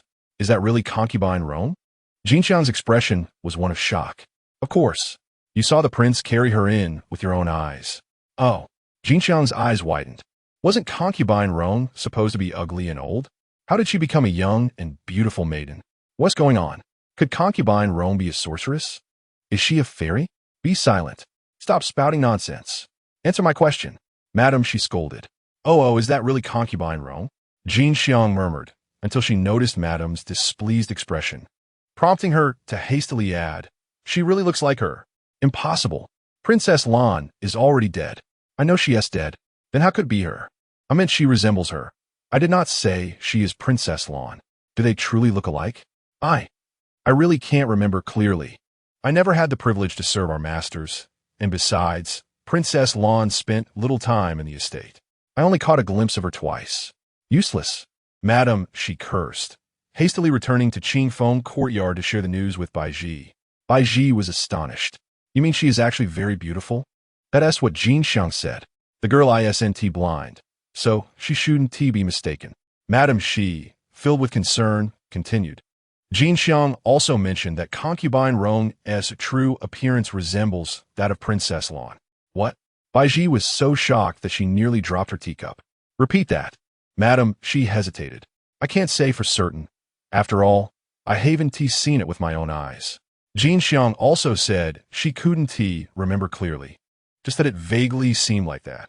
Bai Ji sat down slowly, murmuring to herself, so that's why the prince favors her so much, bringing her from the Yuan Marquis' residence and keeping her in Wudong Courtyard.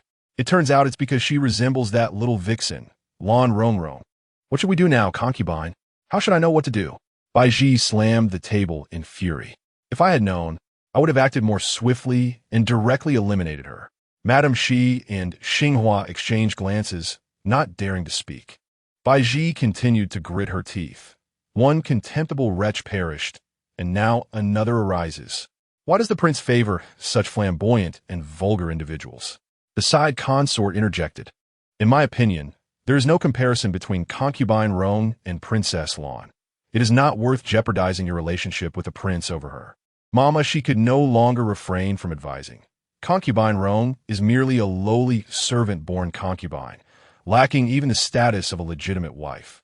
Having been married before and having borne children, at best, she can only serve as a plaything to amuse the prince. She poses no threat to your position.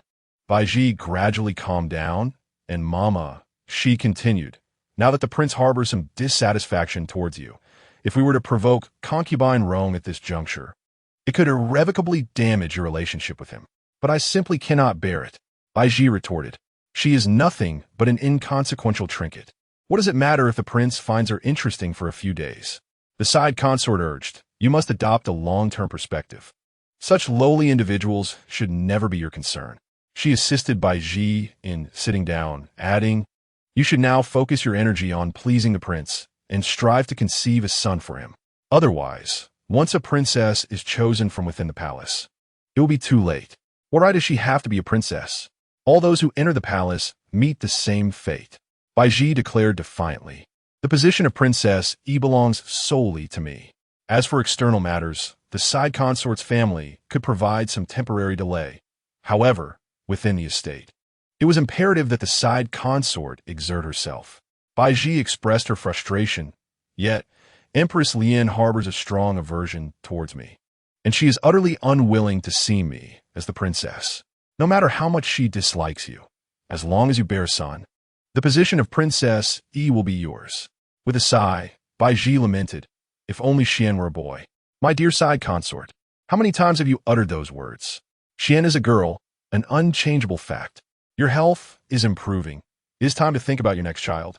Once you become the princess, won't concubine Rong be at your mercy? Bai Ji grumbled. Ever since Lan Rongrong's death, the prince has been cold towards me. Now that he has a maid resembling that wretched girl by his side, he is even less inclined to visit my chambers. Men require effort to be swayed. Without your own determination, how can you expect to bear a son? You speak wisely, Bai Ji replied, her eyes twinkling with newfound resolve. In Wudong courtyard, Chu Mo Yi stood by the bedside, gazing intently at the woman lying before him. Her face was both familiar and foreign to him. Familiar because he had seen it countless times in his dreams, and foreign due to the anger and jealousy he had once harbored towards her. At that moment, the woman stirred slightly, emitting a soft sigh. You are awake, Chu Mo Yi remarked, his gaze deep and inscrutable. Chapter 42. How long do you intend to conceal this from me? Lan Rongrong felt that his demeanor and tone were unlike before. An unsettling feeling arose within her. She sat upright, recalling the events leading to her fainting, and instinctively looked down at herself. Her garments had already been changed. Luer did it, Chu Mo Yi stated, seemingly perceiving her thoughts. Lan Rongrong lifted her gaze to meet his. You saved me. Indeed. Chu Mo Yi narrowed his phoenix eyes slightly, his voice soft and measured. Do you not wish to glance in the mirror? Lan Rongrong's heart fluttered. Chu Mo Yi continued slowly. Lan Rongrong, how long do you intend to conceal the truth from me? I am not. Do not deny it, nor attempt to argue or be obstinate. I have no fondness for such banter, he interrupted. You are Lan Rongrong. From the very first moment I beheld you at the Yuan Marquis's residence, I was certain. Lan Rongrong looked at him in astonishment. So you truly believe that I would be a stranger of unknown origins? Chu Mo Yi scoffed coldly.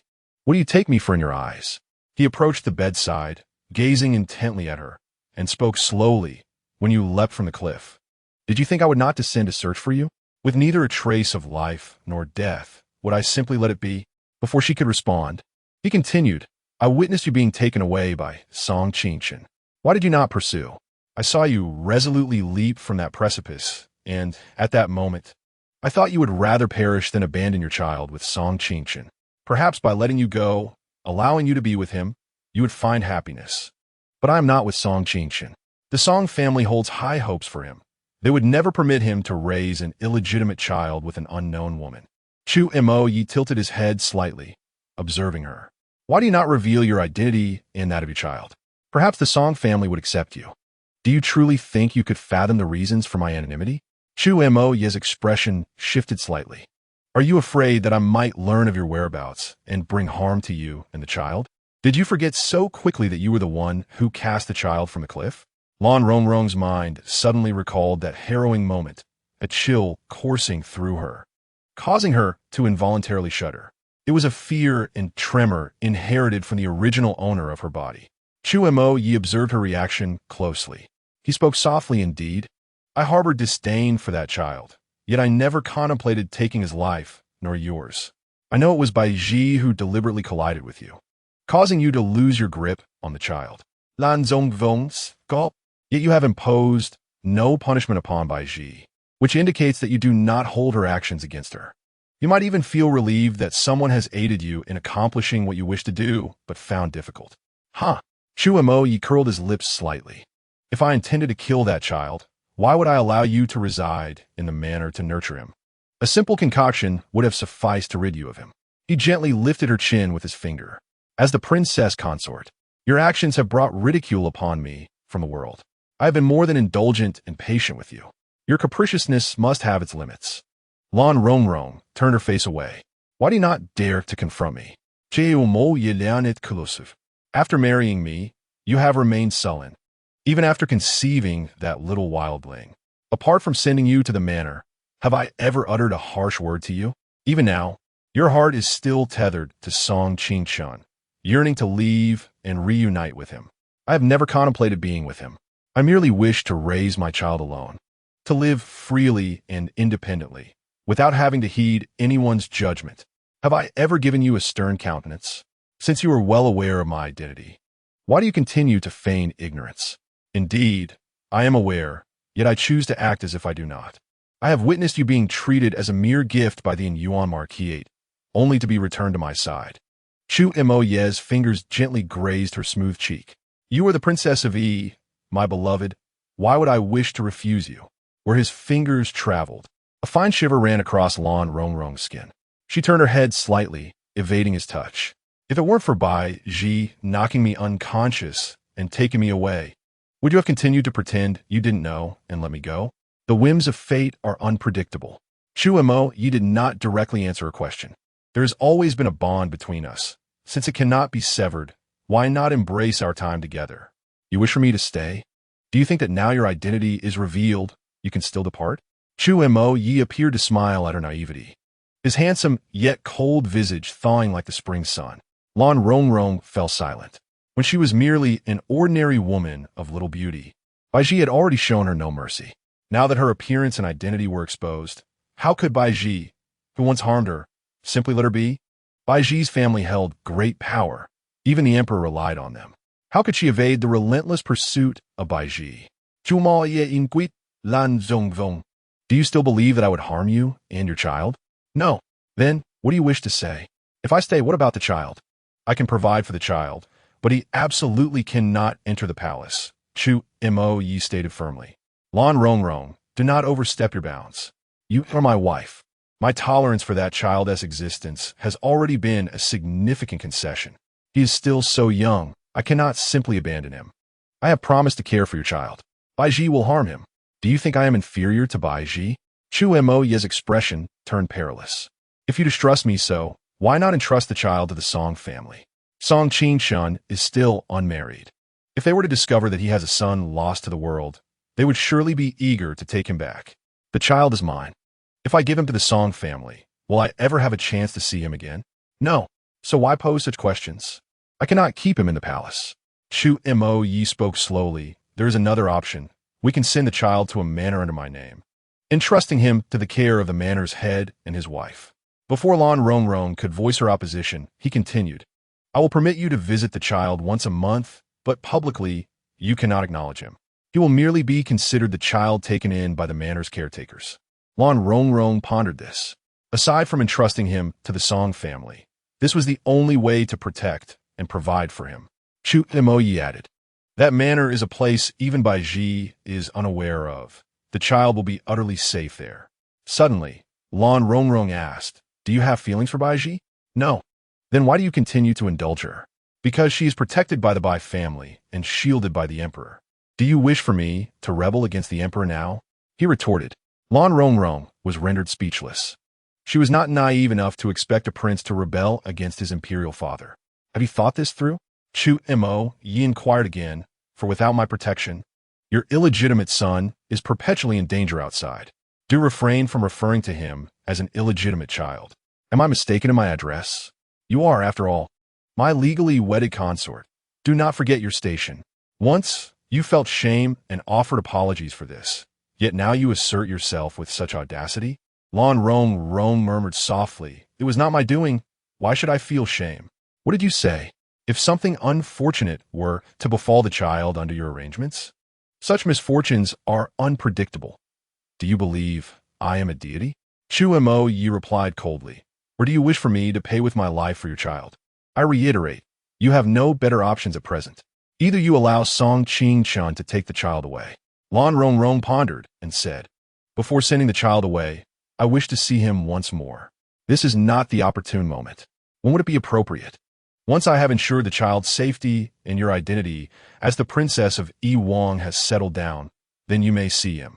After finishing, Chu Mo Yi added, I am aware that you have sheltered 2 maids in Huaji Lane.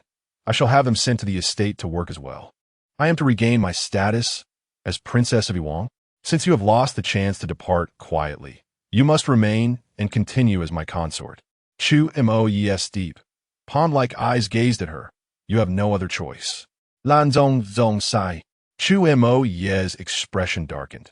Is being my consort so unbearable? Who does not enjoy a good life? You have a Baiji here, and I do not wish to be harmed by her again.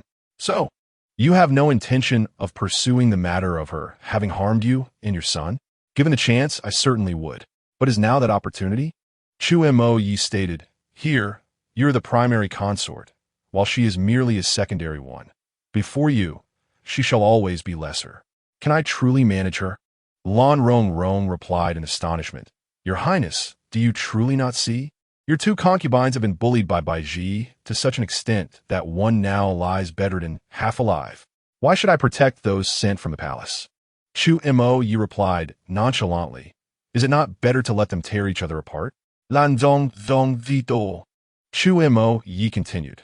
Perhaps you should ponder how Baiji has managed to manipulate them. Are you not afraid of her tactics?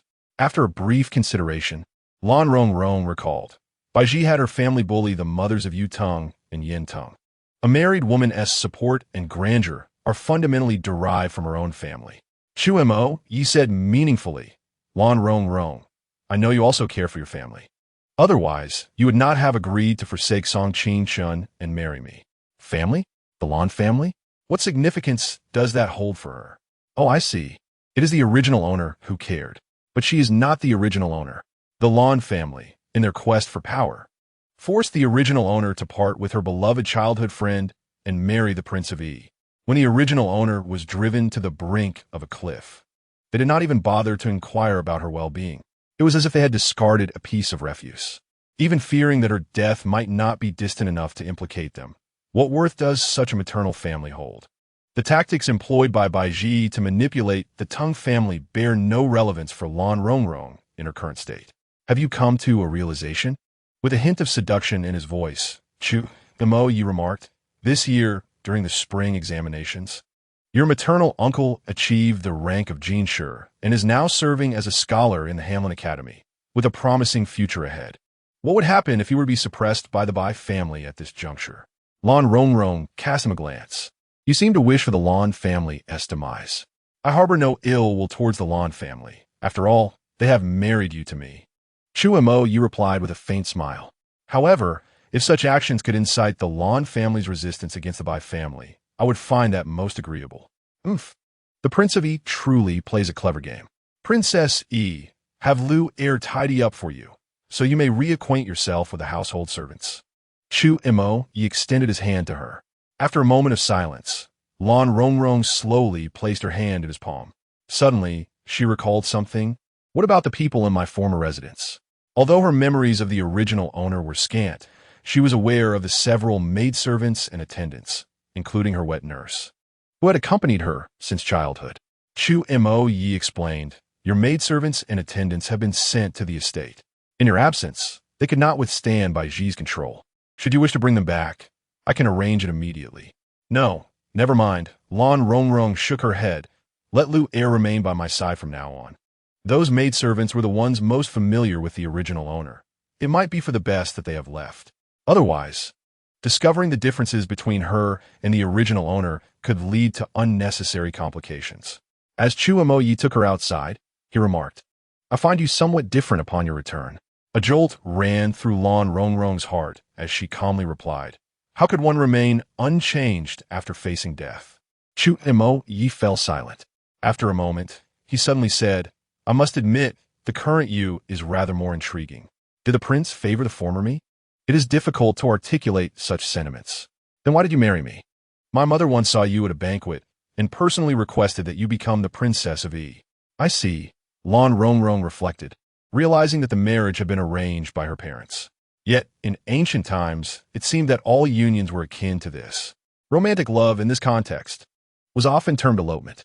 After changing into a new outfit and redoing her hair, she adorned herself in a splendid attire befitting the Princess of Yi. Gazing into the mirror, Lan Rong found herself momentarily entranced.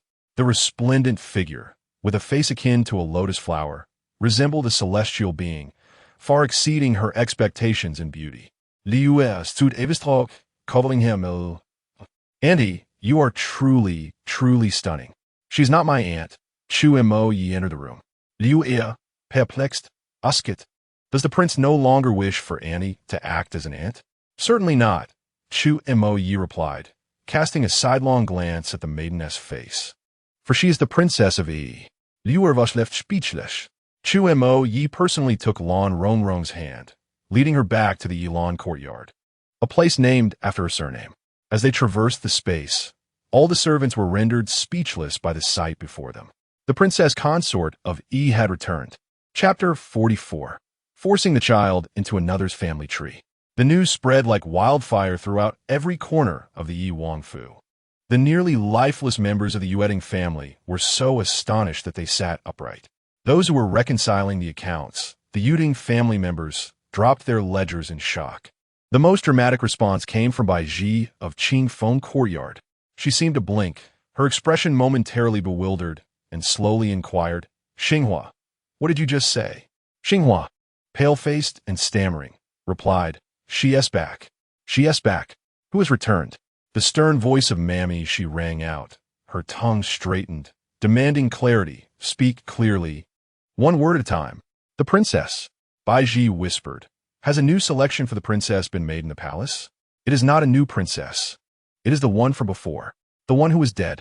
"Lan Zongzong," Xinghua gasped, her trembling finger pointing outside. Everyone just saw it.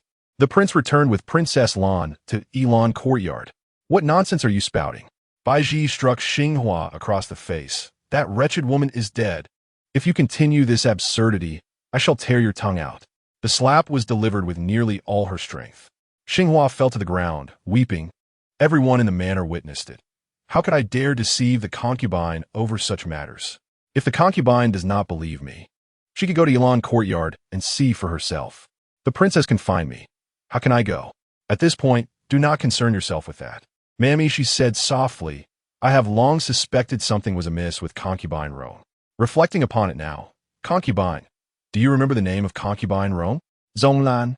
"Read it backward." "Lan Rome." Bai Ji's complexion turned an ashen white as she abruptly stood, her eyes wide, lips quivering, her mind blank. Could it truly be her? Had she not died?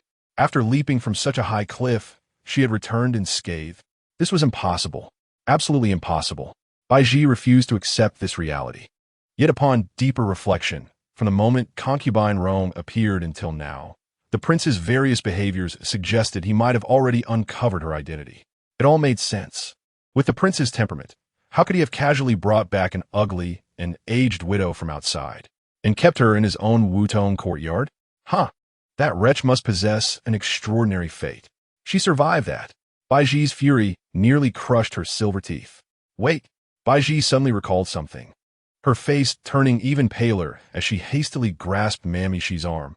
"What about her child? Where's the child?" "Mammy," she hesitated. "Concubine Rome indeed has a child, but I do not know if it is the one who fell from the cliff." "That cannot be possible, right?" Xinghua murmured as she covered her face. "Falling from such a height? It's one thing for an adult to survive, but a newborn cannot possibly endure such a fall." "Mammy," she replied. "Either the child is exceptionally fortunate or belongs to someone else. That child cannot be allowed to remain. If the prince discovers that the child is indeed his flesh and blood, I shall be utterly doomed." Bai Ji murmured softly, then suddenly raised her head and shouted fiercely, "Xinghua, you must return immediately and inform my elder brother to go to Huaji Alley and resolve the matter concerning that child." "Yes, I shall go at once," Xinghua replied, hurriedly departing. Bai Ji's face was ashen, her expression shifting unpredictably. At that moment, another maid arrived, announcing side consort, "The prince requests your presence at Yilan Garden to pay respects to the princess." "I will not go," Bai Ji nearly screamed in response. "Granny," she sighed, "side consort, you must endure." Bai Ji lowered her shoulders and replied slowly, "I will come shortly." Not only did she go, but she also adorned herself in splendid attire, almost donning the ceremonial robes befitting a primary consort. As she grasped the hand of the maid and stepped into Yilan Garden, her heart tightened upon seeing the woman seated beside the prince. It was unmistakable. It was her. How could she forget that face? A person who should have long since perished now reappeared before her, leaving Bai Ji's emotions in turmoil. Yuding knelt on the ground, declaring, I pay my respects to the princess, congratulating her on her recovery and return to the residence. I wish for the princess longevity and well-being. Initially, the Princess of Yi was sent from the royal palace under the pretense of seeking medical treatment. After Lan Rongrong's leap from the cliff, Chu Mo Yi also publicly announced that the Princess of Yi was gravely ill. Although many understood the truth of the situation, who would dare to question him in front of the prince? Royal scandals are not something everyone has the courage to propagate. Yuding rise, Lan Rongrong said, then turned to Bai Ji with a smile. Has Bai side consort forgotten to pay her respects upon seeing me? Bai Ji was unwilling to bow to her. With her noble lineage, why should Lan Rongrong, as the primary consort, hold such superiority over her? A mere side consort? Should she grovel before her? Yet, burdened by the weight of status, she had no choice but to comply. This humble servant pays her respects to the princess. She begrudgingly knelt, having expected the princess would not return. But the vicissitudes of life are unpredictable. Is the princess returning alone? Bai Ji. Coldness flashed in Chu Mo Yi's eyes. Mind your words. Bai Ji lowered her gaze. No matter how arrogant she was, she dared not publicly disseminate the scandals of the Yi prince's residence in front of him. Chu Mo Yi continued. Since the princess has recovered, let her manage the affairs of the residence henceforth. Yuding immediately bowed in acceptance. Bai Ji remarked, it was Her Majesty the noble consort who specifically designated Yuding to be in charge. I will visit the Empress Mother. Lan Zongvong in Dozet. Bai Ji gritted her teeth and smiled. Her Majesty the noble consort has always held the princess in high regard. She will surely be pleased. That is only natural, Lan Rongrong replied. After more than half a year apart, Bai side consort appears to have grown quite haggard. If you are unwell, you should recuperate well at Qingfeng Garden and refrain from venturing out. Bai Ji raised her head. What do you mean by that? 3 months of rest was insufficient. Let it be extended by another 3 months. Lan Rongrong smiled sweetly. What does the prince think? Chu Mo Yi raised an eyebrow slightly. The princess speaks wisely. Thus, Bai Ji was subjected to an additional 3 months of confinement. Anger boiled within her chest, causing her great discomfort as she stumbled back to Qingfeng Garden. She pressed her hand against her heart and uttered with each word, Lan Rongrong, you have certainly grown more formidable upon your return. I shall undoubtedly make you regret it, compelling you to kneel before me and weep for my mercy. Where's Xinghua? Tell her to hurry. Xinghua went to inform the eldest brother of the Bai family. Bai Su, wielding military authority, though not present at the borders, had several hundred loyal soldiers at his command. He dotes on his sister excessively, granting her every request, and immediately ordered his subordinates to go to Wazhixiang and prepare to eliminate the child on the spot. However, his men returned empty-handed. The residence in Wazhixiang was already deserted. The 3 adults and 2 children who had lived there had vanished without a trace. Shen Huayan had placed Uyghur in a village, and, after instructing the head of the village, Wu Yud took the child aside to speak in private. What? You wish for this child to be entered into the Wu family lineage? Wu Yud mused. I would indeed be delighted. Who wouldn't cherish such a plump and handsome boy? Yet, should the child be inscribed in the family tree, he would become one of the Wu family, my son. Wu Yud. Chapter 45. Clinging to the Empress's leg, Shen Huayan smiled gently, stating, once he is recorded in your Wu family's lineage, he shall indeed be your son, Wu Yud. Wu Yud whispered, Lord Shen, what is this child's true origin? Do not inquire. Simply ensure the child is cared for. Yes, I shall refrain from questioning.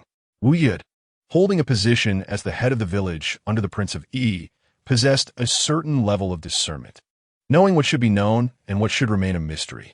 If he were merely an inconsequential child, would the vast Prince of Yi's estate be unable to provide for him? Since he has been entrusted to Wu Yud, it is evident that his identity is sensitive, unfit for the prince's household. Wu Yud's wife, Feng, joyfully took the child from Lu Qianyang, ecstatic at the sight. Though only in her 20s, she had already borne 4 daughters and dreamt nightly of having a son to carry on the family lineage.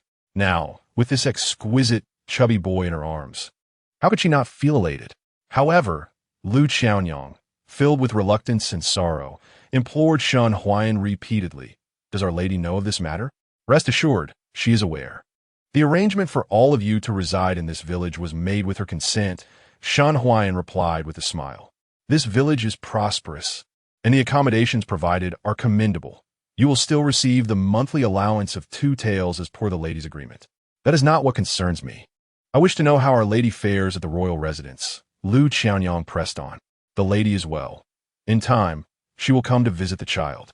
Hearing that Lan Rongrong would come, Lu Qianyang felt somewhat reassured.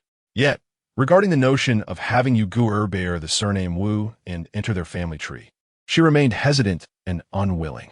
The child is born of the lady. Even if he cannot be by her side, he should not carry the surname of an unrelated family. However, the power and influence of the Prince of Yi are formidable. As a mere woman, what capacity do I have to resist? I can only accept this fate with resignation. Once Shan Huayan had secured the arrangements, he promptly returned to the Prince of Yi's estate to report to Chu Moi. My lord, the princess is unaware of this matter, is she? Shan Huayan, having grown up alongside Chu Moi, spoke freely, their bond allowing for such familiarity. Chu Moi replied coolly, She is my princess. Would I wish for the world to know she has borne a child not of my blood? Entrusting the child to another for upbringing is indeed the extent of my benevolence. My lord, permit me to speak candidly. In similar circumstances, other princes would have chosen to dismiss the princess. Yet you, in your magnanimity, have gone to great lengths to preserve her reputation, even keeping her by your side. If it pleases you, replied Chu Mo Yi coldly. He intended to escort Lan Rongrong to the palace to pay her respects to the Empress Dowager. In Lan Rongrong's memories, she held little impression of the resplendent and dignified empress. She only recalled that the empress had treated her kindly, always smiling gently. However, the original owner of this body seemed to harbor a deep-seated fear and aversion towards her, often responding to the empress's affection with indifference, even disdain. Your daughter-in-law pays her respects to the empress, Lan Rongrong said as she followed Chu Mo Yi, kneeling to offer her greetings. The empress, filled with joy, helped her rise. Good child, rise quickly, let me see you. I was so delighted to hear of your safe return that I hastily summoned you to the palace. I cannot find peace until I see you with my own eyes. The tenderness and joy radiating from the empress were genuine, warming Lan Rongrong's heart. She resolved to hold tightly to this sturdy pillar of support. It is all the fault of the daughter-in-law. I have been ineffectual, making many mistakes that have caused the empress concern, Lan Rongrong thought as she presented tea to the empress. A flicker of surprise and delight crossed the empress's eyes as she eagerly accepted the tea, disregarding its temperature, and drank it in one gulp. She then pulled Lan Rongrong to sit beside her, instructing her son, I shall converse with Rongrong. You may attend to your own matters. Do not disturb us here. Your son takes his leave, Chu Mo Yi said, turning to Lan Rongrong. I shall return for you before nightfall. The empress, displeased, replied, Can't I accommodate you here? Why are you in such a hurry? Faced with his mother's open favoritism, Chu Mo Yi could only comply with resignation. Meanwhile, the empress showered Lan Rongrong with gifts, delicacies, jewelry, fabrics, and exquisite antiques, all laid before her for selection. Out of politeness, Lan Rongrong chose a few items, which delighted the empress immensely. In the past, you would never accept my gifts, the empress remarked, her eyes glistening with emotion. Your mother perished while saving me, and I know you have harbored resentment towards me over the years. Lan Rongrong understood then the reason why, as the daughter of a mere third-rank official. She could not compete with the esteemed daughters of nobility for the position of the crown prince's consort. It was due to the empress's guilt and desire to make amends for her mother's loss. No wonder the original owner of this body felt distant from the empress and often behaved in ways that caused her sorrow. The empress gently stroked her back, sighing, Your mother passed away too soon, and your stepmother only cares for her own daughter. How could she properly nurture you? Thus, your minor transgressions are somewhat inevitable. The minor transgressions she referred to seemed to encompass the original owner's infidelity resulting in childbirth, a grave matter for her status and era.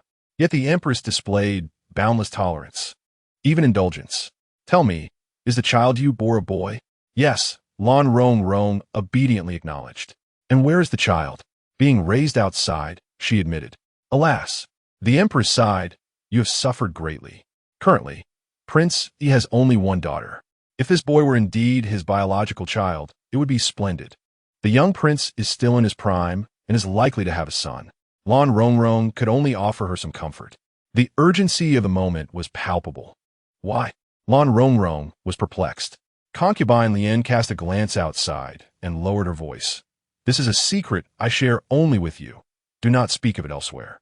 His Majesty is advanced in age, and over the past few years, his health has been frail. The officials have been clamoring for him to appoint an heir. Among the emperor's sons, he holds Prince Yi in the highest regard. Unfortunately, Prince Yi has yet to produce a male heir, which is a significant factor in the selection of the crown prince. Lan Rongrong inquired, do the other princes have sons? Indeed, they all do. That certainly places us at a disadvantage. Therefore, it is understandable why Bai Ji was so arrogant, strutting through the palace with a pregnancy. His Majesty even smiled at her, as he too desires Prince Yi to soon bear an heir. The delay in appointing a crown prince has already stirred discontent in the court. Concubine Lien grasped her hand. How is your recovery coming along? Quite well. Do endeavor to have a son with Prince Yi soon. The look in Concubine Lien's eyes was filled with hope and a hint of pleading. Prince Yi is in dire need of a son. Lan Rongrong could only console her. Children cannot simply be summoned. They come with time and destiny. If only the child you bore previously were of Prince Yi's blood, sigh. Concubine Lien sighed. The mention of Yu Gu stirred deep longing within Lan Rongrong. In the afternoon, upon meeting Chu Mo Yi, she inquired about Yu Gu's well-being. To her astonishment, Chu Mo Yi bluntly stated, the child no longer bears the surname Lan. What? He now bears the surname Wu and has been entered into the Wu family genealogy. Chapter 46.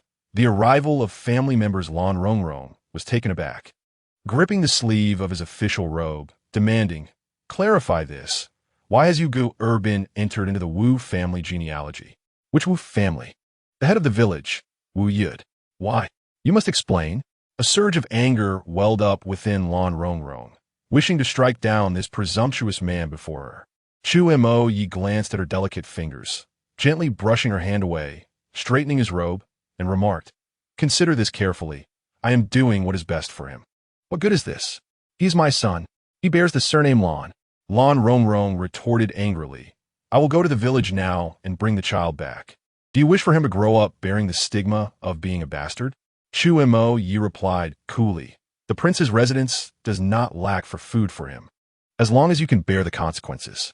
Seeing Lan Rongrong silent, he continued, for a child, having proper parents, a legitimate surname, and the protection of a clan is the best arrangement.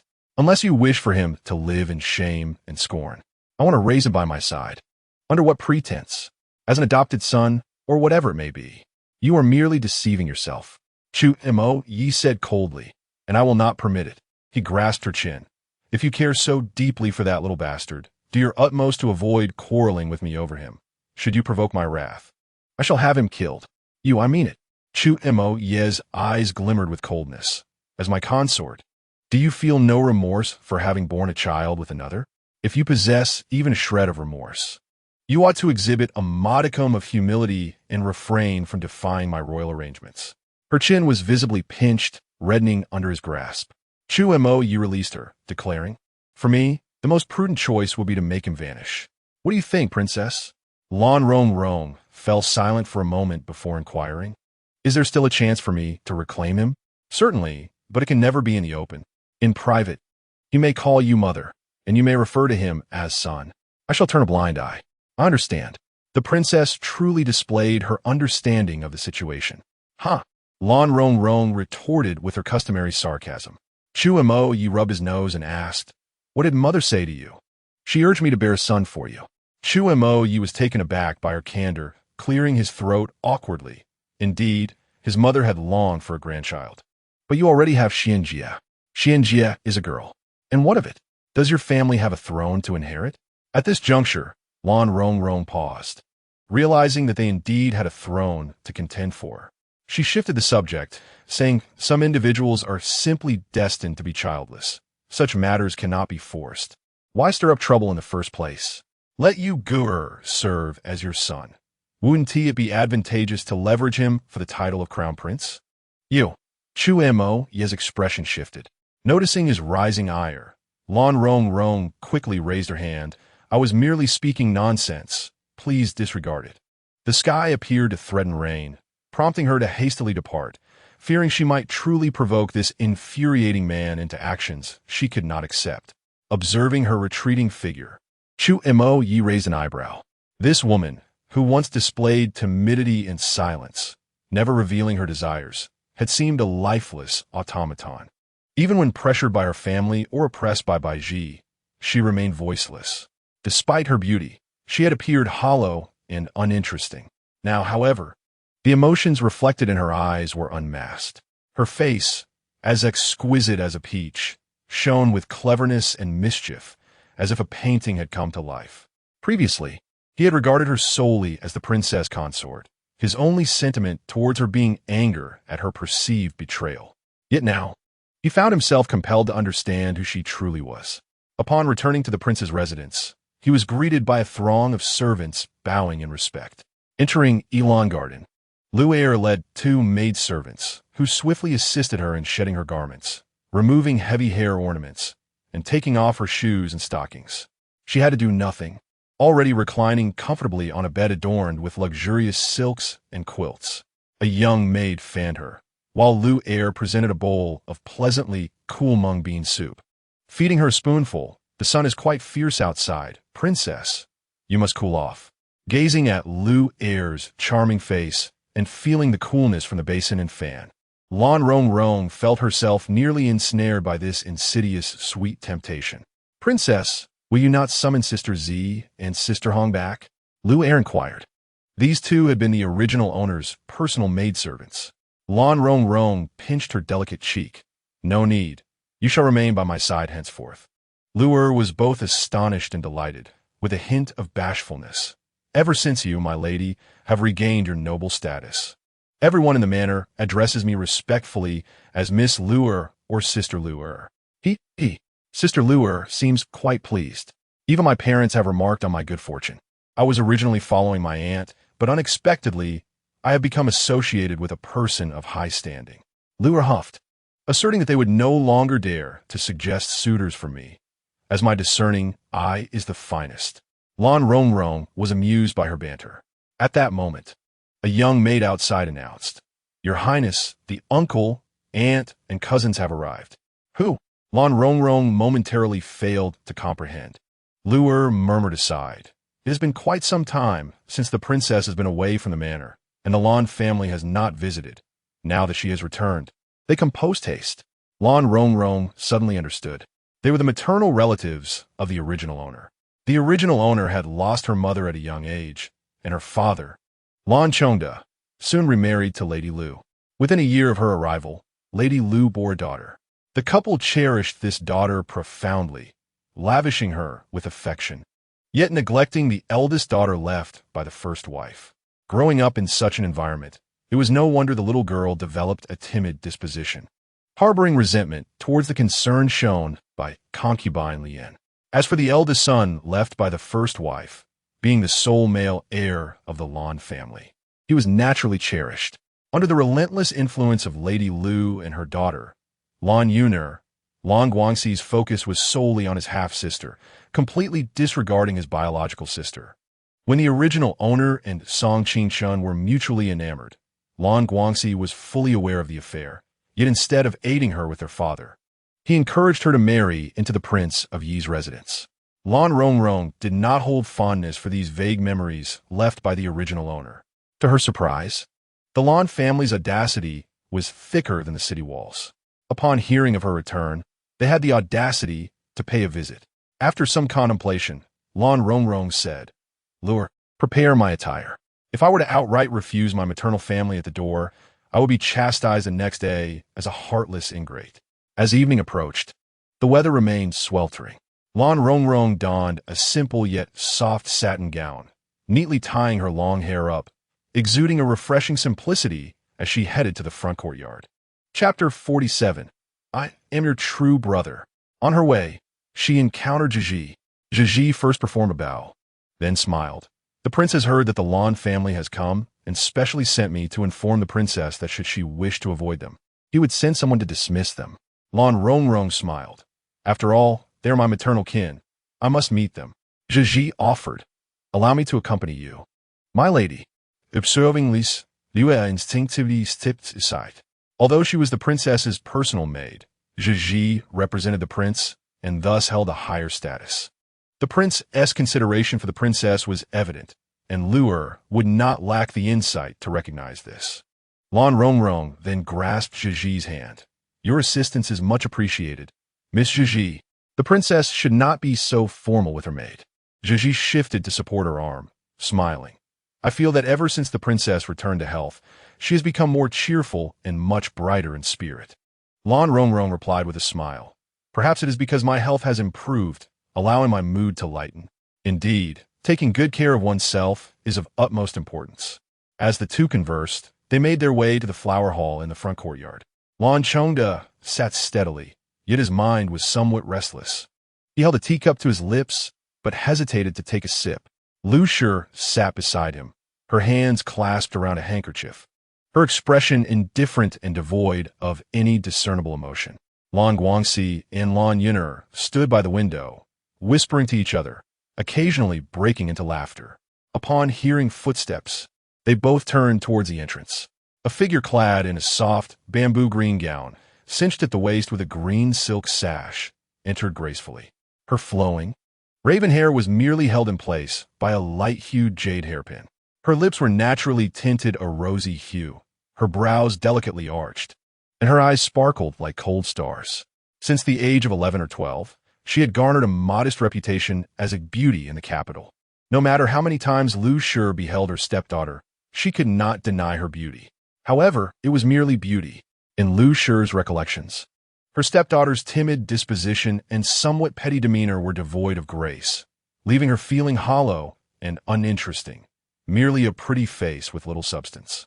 Yet, as she observed her now, the girl entered with a lightness to her step, her eyes animated, and a smile gracing her lips. Where was the timidity and gloom that had once characterized her? Was this truly the same Lan Rongrong? Lan Chongda caught a glimpse from the corner of his eye and sensed a change in his daughter, though he could not articulate what had shifted. He had always been preoccupied with affairs outside, leaving the matters of the household to Lu Shi. Compared to his lively and charming youngest daughter, the eldest seemed too melancholic, and their relationship was marked by distance and coldness. Consequently, his impression of her was not particularly favorable. He could scarcely recall ever witnessing a smile from her. Now, as he beheld his eldest daughter approaching with a radiant smile, he found himself momentarily taken aback. How had he never noticed that her smile resembled that of her mother? Princess Yi has arrived, Zhiji called out to them. The Prince of Yi was a royal prince, and his primary consort held the esteemed title of first rank. In contrast, Lan Chongda was merely a third-rank official. In matters of state, even as her biological father, he was obliged to pay respects to Lan Rongrong. He immediately rose, lifted the hem of his robe, and knelt. If their father-daughter bond were closer, Lan Rongrong should have stepped forward to prevent him from bowing. After all, he was her father. Yet, Lan Rongrong did not intervene. She merely stood, accepting the bow. The Lan family was the maternal family of the original owner, not her own. Since he was not truly her father, she felt no trepidation in receiving his kneeling gesture. Though indifferent to the significance of such acts, she harbored no fondness for the Lan family, who had treated the original owner poorly. As Lan Chongda performed the customary bow, Lu Shi, along with Lan Guangxi and Lan Yun'er, could not remain idle. They too were compelled to kneel in respect. Lu Shi complied dutifully, as was her nature. However, Lan Yun'er remained steadfast, refusing to move. Lan Guangxi, initially inclined to kneel, was halted by a gentle tug on his sleeve from Lan Yun'er, and he too remained standing. With a sweet smile, Lan Yun'er remarked, "We are all kin. Must we engage in such kneeling and bowing? If word spreads, it might lead others to believe that my sister has become unrecognizable since her ascension as Princess Yi. When my elder sister was bestowed the title of Princess of Yi, there were far fewer regulations. The character of the princess of E directly influences the reputation of the prince, as well as the esteem in which he is held by the noblemen and royal family members. This is why, upon discovering that Lan Rongrong had become pregnant after being confined for over 6 months, the prince was so enraged and promptly decided to send her away under the pretense of needing to recuperate. The royal family, ruling the world, values reputation more than any other family. Lan Rongrong boldly took her place at the head of the table and smiled. The second Miss Lan is quite young, yet her heart is rather venomous. Have you gone mad? What nonsense are you spouting? Lan Yuner stared at her in shock, unable to believe such words were uttered from her lips. Wasn't this Lan Rongrong always timid, never daring to oppose her, and constantly bickering for trivial matters? Today, she actually dared to speak up? In her astonishment, Lan Yuner slightly parted her lips. Zhiji stepped forward and struck her across the face. Lan Yuner fell to the ground, stunned, covering her face as she exclaimed, "What are you doing?" Lan Chongde, Lu Shi, and Lan Guangxi were all taken aback by this sudden turn of events, their faces displaying shock. Zhiji proclaimed loudly, "The second Miss Lan shows disrespect to the princess by not bowing, disregarding rank and propriety, and even dares to retort and insult. She deserves to be struck." Lan Chongde, regaining his composure, glanced at his younger daughter with a slight frown. By the rules, his daughter had indeed erred. However, she had been spoiled since childhood, always commanding her elder sister without anyone thinking it improper. Even he had overlooked it. Lan Yuner's tears streamed down her face. Half of her cheek reddened, displaying a clear handprint. She looked pitiful. Lan Guangxi hurried to help her up, wiping her tears with a handkerchief, then looked up at Lan Rongrong, his eyes filled with dissatisfaction and reproach. "Rongrong, while it is true you are the princess, we are still family. Why must there be such discord between sisters?" Lan Rongrong smiled. "We did not emerge from the same womb, so what kinship do we share? You have changed." Lan Guangxi's face flushed with anger. Having become a princess, she has forsaken even the ties of blood. "Indeed, I have changed," Lan Rongrong replied nonchalantly. Yet, Lan Shijishi has remained unchanged, consistently showering affection upon Sister Yuner. "Is it wrong for me to care for my sister? I am indifferent to whom you care for. But if you violate the rules, the censor may have something to say tomorrow." Lan Rongrong spoke slowly. "It is not easy to secure a position in the Hanlin Academy as a Shijishi. You wouldn't want to be dismissed, would you?" Lan Guangxi's face turned crimson. "I am your own brother, and you dare to threaten me like this?" Lan Rongrong chuckled. "If you hadn't mentioned it, I would not have known that I have a full-blooded brother." Chapter 48. The former weak sister who was bullied Lan Guangxi's face was as red as liver. His eyes filled with disdain and dissatisfaction. "You have always been this way, never able to see the kindness of others. Mother and Yuner have treated you well enough. Why do you always harbor such resentment?" "Treated me well?" Lan Rongrong laughed derisively. "During my illness, who among you came to visit me? Who bothered to inquire about my well-being? Is it not because you, Lan Guangxi, uttered a sound of disdain? Are you not aware of your own actions?" "I do not know," came the reply. Lan Guangxi, filled with cold fury, retorted, "You have been pampered at home, and your parents even hired a tutor to teach you and Yuner about reading and propriety. Have you not absorbed even a modicum of decorum and integrity?" "Impudent!" Zhiji interjected sharply. Lan Guangxi cast her a glance. "What? Do you dare to lay hands upon me, as you did with Yuner?" He was a newly minted scholar, a promising scholar official. A servant girl like Zhiji would never dare to act against him. Such arrogance from a mere scholar official, Lan Rongrong remarked coolly. "Father, did you come today merely to display your authority?" "Certainly not," Lan Chongde quickly replied, forcing a smile while casting a stern glance at his eldest son and youngest daughter.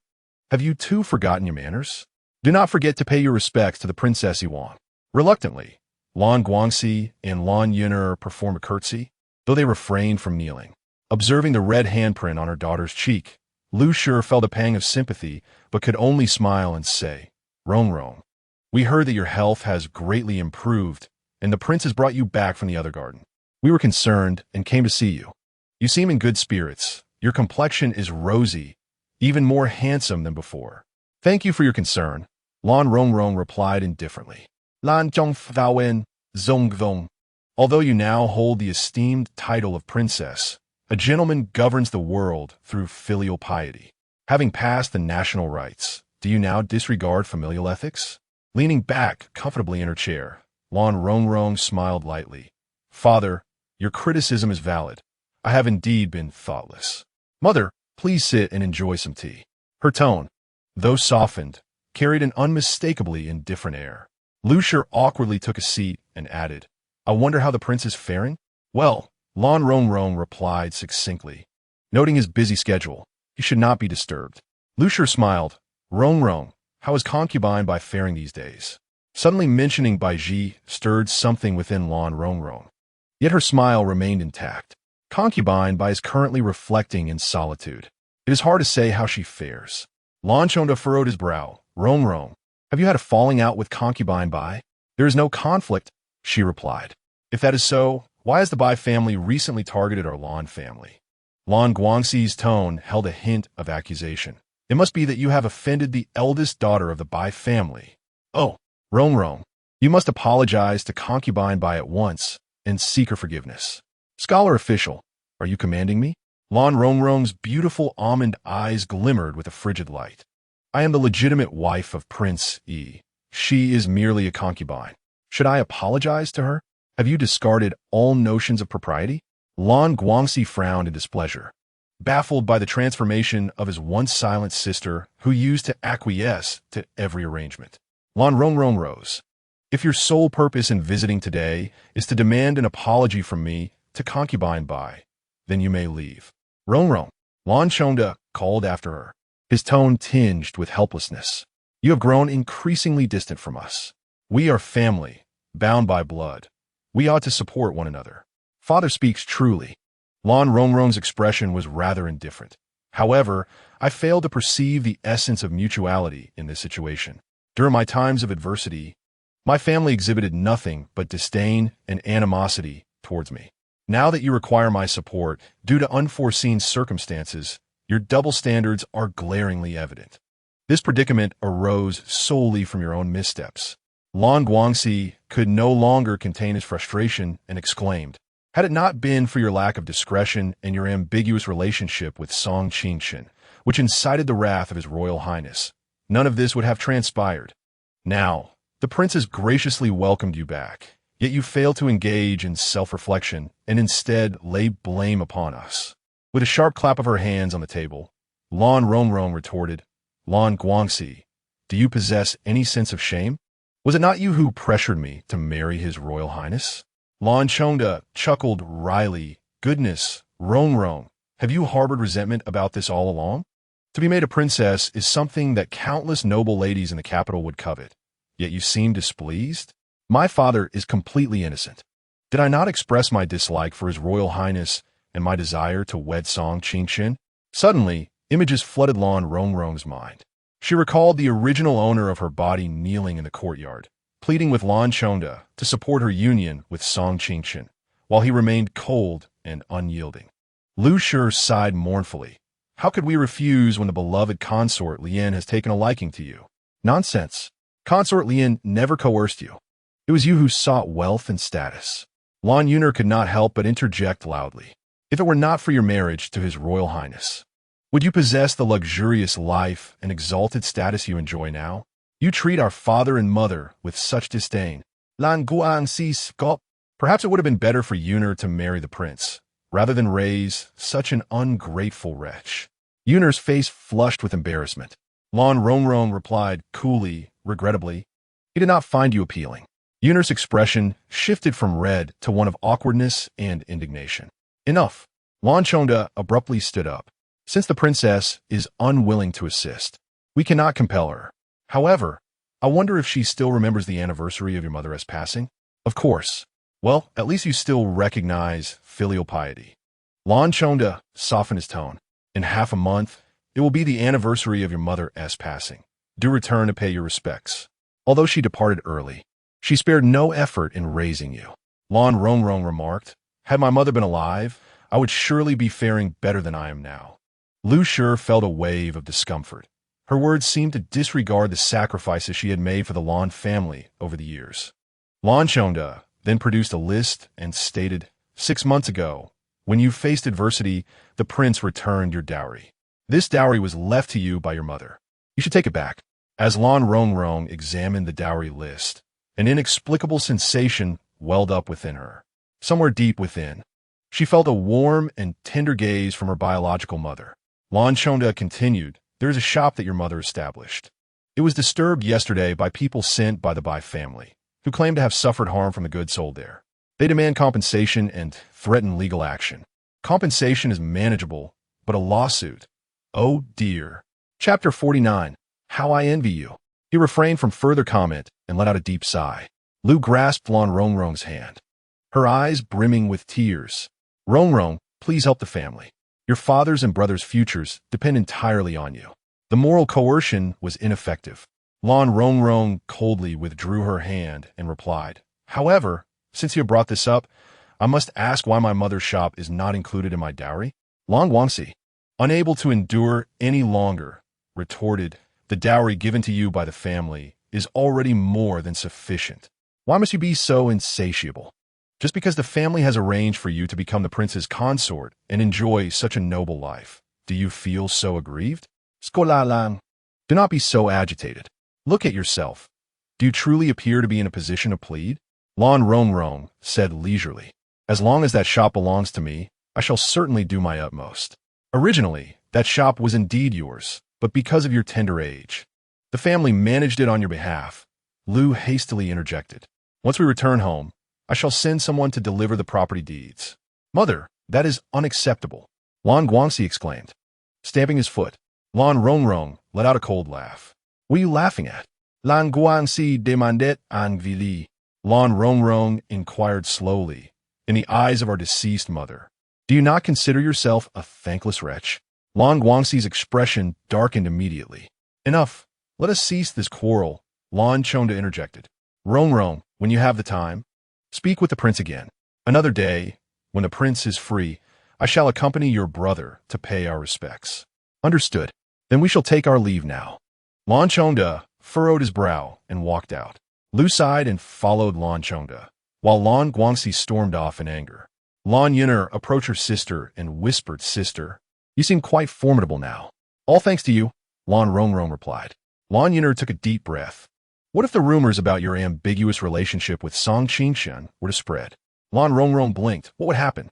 Even if the prince is captivated by your beauty and disregards your scandals, would the palace still allow you to remain as the prince's consort if they found out? Who knows? You would do well to behave. Lan Yun'er's gaze turned icy, like a venomous serpent. You must relinquish your dowry, including that shop from earlier, and sincerely apologize to Concubine to prevent the Bai family from jeopardizing our father and brother's futures. Otherwise, I shall expose your sordid affairs and ensure you lose your position as the prince's consort, becoming the laughingstock of the entire capital. You're quite bold. Lan Rongrong, are you not infatuated with Song Qingshan? Always thinking of him? Lan Yun'er chuckled lightly. I almost forgot to mention something. The Song family is currently seeking a match for Song Qingshan.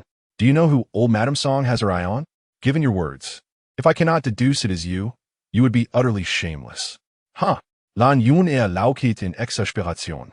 Since you have no objections, I shall persuade mother to agree to this match. Then you shall marry. Lan Rongrong replied with a smile. Old Madame Song is quite agreeable. Once you marry into their family, she will not impose on you, nor will she require you to serve them at meals. If you fail to bear a son to carry on the family line, she will certainly not blame you. And should she bestow you a beautiful concubine, you would undoubtedly accept. Lan Yun'er's complexion grew increasingly pale. I know you say these things out of jealousy. You do not wish for me to marry Song Qingshan. Indeed, I am quite envious of you. Lan Rongrong sighed, wishing she could trade places with her. Sister, you jest, Lan Yun'er remarked. Glancing aside, she revealed a somewhat enigmatic smile. Lan Rongrong looked up and discovered Chu Mo's standing there, his expression calm and indifferent. Lan Yun'er curtsied and softly told Lan Rongrong, Sister, it is getting late. I shall take my leave. With a hint of mischievous triumph, she departed gracefully. As Lan Rongrong rose to leave, passing by Chu Mo's, he inquired, Do you not intend to explain? Explain what? Lan Rongrong met his gaze. Did you not know I once shared a mutual affection with Song Qingchen? Surely, you would not let Lan Yun'er's incitement provoke your ire against me? You have even borne a child. It would be difficult for me to remain ignorant, he replied. Your Highness, let us look forward and not dwell on the past, Lan Rongrong earnestly advised. The child has already been sent away, and he bears the surname Wu. Have I caused you any trouble? Though you have not caused a ruckus, I know there is resentment within your heart. Of course there is. Yet, I understand that from your Highness's perspective, your actions have been most merciful. Therefore, let us strive for mutual understanding. She patted his arm, proclaiming, long live understanding. You. Woman, Chu Mo's grasped her wrist. What I wish to inquire is whether you still harbor feelings for Song Qingchen. Not all. Her response was so unequivocal. Look into my eyes and prove you are not lying. Lan Rongrong unhesitatingly met his gaze.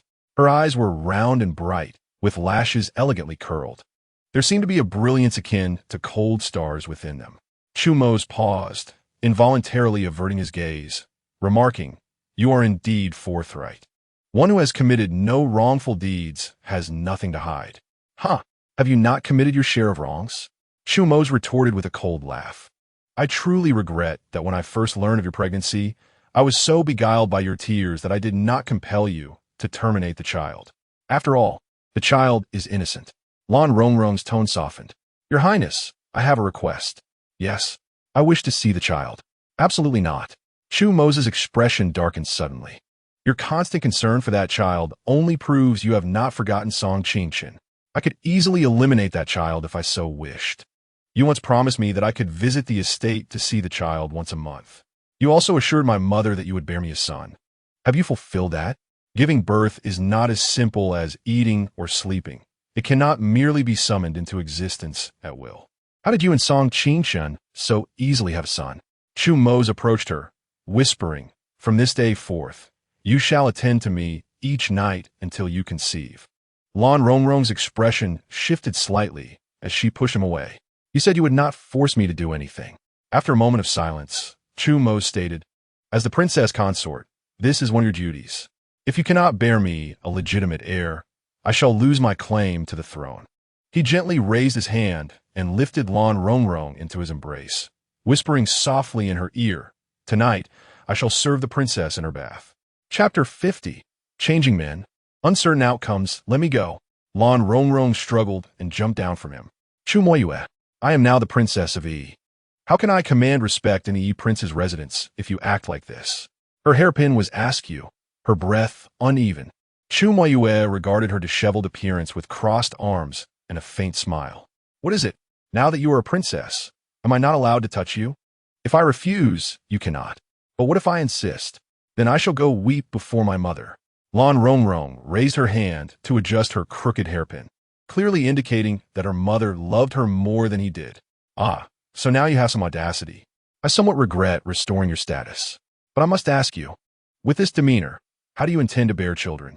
The prince can have Bai Sufei or Yu Tong to bear offspring. Let Bai Sufei give birth. When she climbs to a position of power over you, do not come crying to me. Even if she were to bear 100 sons, as long as I am alive, she will remain merely a concubine. Lan Rongrong, you're truly adorably Navi. Chu Moyue smirked, revealing a hint of derision. Do you not consider the years ahead, 10 or 20 years down the line? Living in the moment, unable to fathom the future, Lan Rongrong displayed a carefree attitude. Chu Moyue chuckled in exasperation. Do you not think of your little wild child outside? After all, he is merely a foster heir of the Wu family, destined to toil in the fields, a life of routine that is not so bad. Allow me to paint a scenario for you. Chu Moyue spoke softly. What if Bai Ji bears me a firstborn son, becoming the heir of the Yi prince's residence? After my demise, he will be the master of the Yi prince's estate. Do you believe he will show filial piety to you, his legitimate mother, or to Bai Ji, his biological mother? Will Bai Ji allow her son to cast you aside? The estate managed by Wu Yid will also belong to the son birthed by Bai Ji. Do you truly wish for your little wild child to kneel before Bai Ji's son, serving him? Lan Rongrong fell silent, offering an awkward smile. Then, before you die, could you not leave me a bit more inheritance? I know not whence you conjure such strange thoughts. However, all that belongs to the prince's residence will be for the heir. Chu Moyue emphasized. In this world, wealth without power leads to a more miserable fate. I trust you have come to realize this during your time of hiding. Before Lan Rongrong could respond, he continued, life is both fleeting and enduring. If you desire a life of comfort and luxury in your old age, as I know you do, then you must strive for it in your youth rather than waiting for fortune to bestow it upon you. Lan Rongrong pointed to herself. This life of luxury I currently enjoy is of my own making. That was earned through your mother's sacrifice. Chu Moyue's tone softened. Rongrong, I understand these matters do not concern you, but you are young and beautiful now, and fortune favors you. What will you do when the day comes that age strips you of your good fortune? Lan Rongrong reached out to embrace his arm, softly murmuring, after saying so much. You merely wish to convey that you are fond of the youthful and beautiful me. Am I correct? Chu Moye's brows twitched slightly. But what if I strive earnestly, yet still fail to bear the heir for his highness? Am I destined for a lonely and desolate old age, without even trying? How can one know the outcome? Chu Moye glanced at her. Have you not already given birth to a son? Indeed, but with a different man. One cannot be certain of the result. You. A shadow of anger flickered across Chu Moye's face, clearly vexed. Lan Rongrong had already slipped away. Observing her retreating figure, Chu Moye summoned Shan Huayan, gritting his teeth as he commanded. Go to the river manor and inform Wu Yud that he must not allow that little bastard to enjoy the best of everything, nor should he be dressed in fine garments. If nothing else, give him a couple of slaps. Shan Huayan inquired, what has happened to you this time? You were often in a frenzy 6 months ago, but have improved significantly since then. What has triggered this outburst? He discreetly assessed his master's expression and understood. I shall attend to this at once. Upon arriving, he informed Wu Yud there is no need to pamper the child excessively. He spoke in more tempered tones, refraining from mentioning the slaps. After all, he was still an infant under a year old. With his master in a rage, he would not join in. Wu Yud complied and immediately dismissed the wet nurse he had arranged for the child. The soft silk garments were replaced with coarse fabric. Soon, Hua noticed that Yu Guer's little belly had become chafed and red, and she returned to inform Xiaonyang. Xiaonyang hurried to confront Wu Yud, causing a commotion, just as Yang Xiaoshu happened upon them. After returning, Yang Xiaoshu discreetly relayed the news to his sister Luer, who then shared it with Lan Rongrong. Lan Rongrong was utterly speechless. This petty and malicious man was truly insufferable. Unable to suppress her anger, she promptly withdrew 200 taels from her private stash, instructing Luer to give them to Yang Xiaoshu for Qianyang, urging her to keep a closer watch on Yu Guer, since Yu Guer had been sent away. Although Lan Rongrong could not see him, she was not entirely unaware of the child's circumstances. Yang Xiaoshu would periodically find reasons to visit the manor, checking on the child. In Lan Rongrong's view, although the child was not at her side, living in the manor was not entirely unfavorable. The child could run freely in the fields, accompanied by butterflies and dragonflies. At least his youthful days were filled with joy and freedom, as long as his health remained intact. Raising a boy a bit coarsely was hardly a fault. It was not necessary for him to be clad in silks and satins. At the very least, he ought to wear soft cotton garments. Coarse fabric could irritate the child's delicate skin, making the sweltering heat all the more unbearable. Lan Rongrong felt a surge of frustration. However, she refrained from confronting Chu Moye directly. After all, he was the prince, and her complaints would be akin to throwing eggs against a stone, futile and meaningless. Instead, she ventured into the palace, bringing with her an assortment of exquisite pastries, the likes of which were unheard of in ancient times. With just a hint of charm directed towards Consort Lien, the consort would be utterly delighted, promptly inviting her to stay in the palace for a while. Lan Rongrong expressed her dilemma. There are many matters within the Wangfu, and the shop outside has encountered some troubles as well. Lotus Concubine was taken aback. Who dares to meddle with the possessions of the Prince of Yi's residence? This tea house was a legacy from my late mother. Business has been poor in recent years, and now it seems to have attracted unwarranted attention. Although being extorted for a sum of silver could be considered a mere expense to ward off misfortune, The matter escalates if they wish to report it to the authorities. Should this incident become public, it would inevitably tarnish the reputation of the Prince of Yi's residence, casting us as tyrants who abuse our power. Upon learning that the tea house belonged to a former close friend and savior, Lotus Concubine was incensed. Chapter 51. The sky is falling for the Lan family. Leave this matter to me. I shall handle it. Who dares to lay a finger on your mother's belongings? I shall not tolerate such insolence. Given Lotus Concubine's influence, uncovering the truth behind this incident would be far from challenging. The individual instigated by the Bai family had already reported the matter to the authorities. A brief review of the case files revealed the truth. Thus, Lotus Concubine discovered that the audacious perpetrator attempting to sabotage her friend's tea house was indeed sent by the Bai family. The Bai family. The father and son duo wield significant power. One controls the court, while the other commands a formidable army. Their affection for Bai Ji, indulging her excessively, is not inherently problematic. It is common for fathers and brothers to dote on their daughters and sisters. However, such indulgence must not lead to a loss of principles and moral discernment. While Bai Ji vied for attention within the Prince of Yi's residence, Bai Su sought to retaliate on her behalf. With the tea house maligned and its reputation tarnished, how could it possibly continue to operate? Lotus Concubine promptly dispatched someone to admonish Bai Su's wife. Terrified, Bai Su's wife was rendered distraught, pleading for her husband to withdraw the complaint against the tea house and demanding that the slanderer publicly clarify and apologize. It was he who had consumed tainted food, his heart clouded by greed, seeking to extort a sum of silver. The incident had no connection to the Lan family's tea house. Simultaneously, Lotus Concubine discovered that the Bai family intended to instruct the censor to submit a memorial against Lan Guangxi. This meant that they would seek to accuse him before the emperor. No one is infallible. It is not difficult to unearth faults in anyone, especially someone as far removed from saintliness as Lan Guangxi, who possesses numerous shortcomings.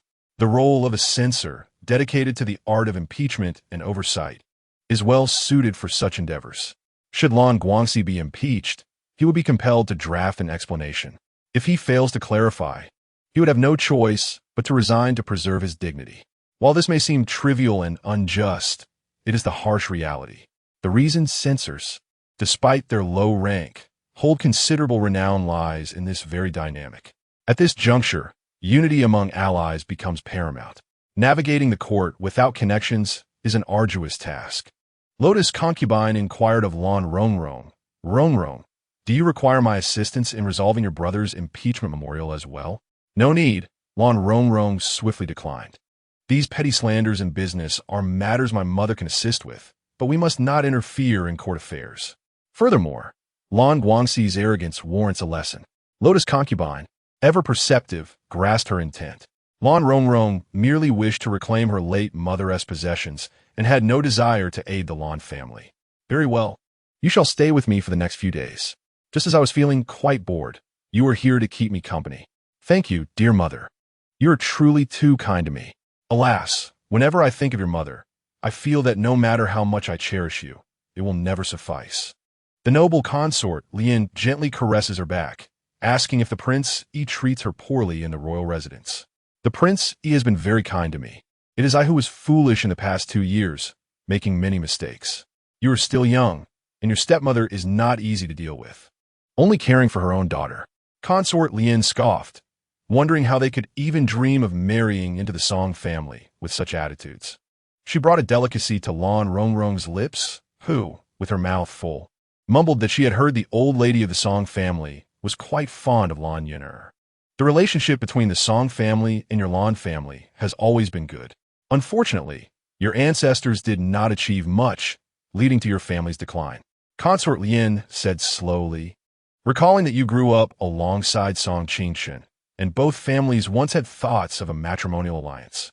Lan Rongrong smiled coyly, lamenting that her mother had taken the lead. Consort Lian, initially worried that she would be upset, relaxed upon seeing her playful teasing and laughed. Ever since your mother passed, I have been concerned about you. However, given the nature of our relationship, I could not intervene too much. Now that you are grown, I sent someone to inquire, and unexpectedly, your family agreed immediately. She cautiously glanced at Lan Rongrong's expression, asking if she still resented her for separating her from Song Qingchen. Not at all. Lan Rongrong nestled affectionately against her arm, stating that Song Qingchen's mother was not as good as the Prince Yi's, and only a fool would reject a good mother-in-law. Consort Lien was momentarily taken aback before bursting into hearty laughter. After her laughter subsided, she playfully tapped Lan Rongrong's forehead, chiding her for being so mischievous. Mother, from your earlier words, does it mean that Lan Yun'er will not marry Song Qingchen? Was it your influence? I did not do much. Merely suggested casually that your stepmother is harsh and treats the original daughter poorly. Can a daughter raised by such a person truly bear the responsibilities of the Song family's mistress? Consort Lien smiled, revealing that the Song family had already settled on another young lady. Lan Rongrong stayed in the palace for 7 or 8 days. Consort Lien, however, became increasingly reluctant to let her go, even going so far as to send the Prince Yi away. Mother, if you do not allow her to return home, how can I have a son? You're just a few days away. Consort Lien retorted without hesitation, warning him that while Rongrong is away, he is not to visit the other concubines' quarters. At this moment, the Lan family was in turmoil. Initially, the extortionists suddenly withdrew their lawsuits, clearing the tea house's name. Before they could rejoice, news arrived from the south that the dam in June County had collapsed, flooding thousands of acres of farmland and homes, resulting in numerous casualties. Coincidentally, the dam in June County was under the responsibility of Lan Chongda, who served as the Deputy Minister of Works. The rainfall in nearby dams was no less than that in June County, so why did only the dam in June County breach? With so many lives lost and fields submerged, someone must take the blame. Lan Chongda was the first to bear the brunt of the blame. The censor harbored suspicions that he had embezzled the funds allocated for the dam repairs in Jiao County, resulting in a shortage of materials for the embankment. A thorough investigation was mandated without delay. If the allegations were substantiated, it would warrant a death sentence. Lan Chongda immediately felt his legs weaken and collapsed onto the ground. Before the matter had been clarified, the censor submitted another memorial, criticizing a poem written by Lan Guangxi, claiming it contained sentiments of discontent and treasonous intent. This poem had been penned during Lan Guangxi's unrecognized days, inspired by a few drinks, expressing the bitterness of unfulfilled talent. Unless it was forcibly interpreted as treasonous, Lan Guangxi would find it difficult to clarify his intent. The implications of this situation were grave. At worst, treason could lead to execution or exile. It all depended on the emperor's interpretation. The Lan family felt as though the sky was about to fall upon them. However, matters worsened. The Song family sent word that they had already arranged a marriage with the granddaughter of the Minister of Personnel, effectively dismissing their engagement with Miss Lan. Although the arrangement was not yet finalized, the Lan family had publicly announced the engagement, rendering this rejection tantamount to a public humiliation. For a woman, this was an immense affront to her dignity. Chapter 52. Reputation ruinet Lan Yun'er webt unkontrollably. Lu Shi, her mother, sank into a chair, sobbing heartily. What misfortunes had befallen their family, with calamities occurring one after another without respite. A respectable young lady, so unapologetically cast aside by the Song family, had her reputation tarnished. How could they speak of future suitors? A family that was rejected by the Songs must surely harbor some flaw, and no one would dare take such a risk. Lan Guangxi hurried over, and upon seeing the two women in despair, rushed to offer comfort. Mother, sister, this is not the end. We had not finalized anything with the Song family. That deceitful Song family, lacking in integrity, shows no regard for our daughter's honor. Lu Shi lamented, dabbing her tears with a handkerchief. What shall we do? Lan Yun'er hid her face behind her handkerchief, crying softly.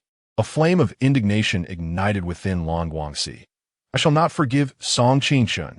But what good were such words now?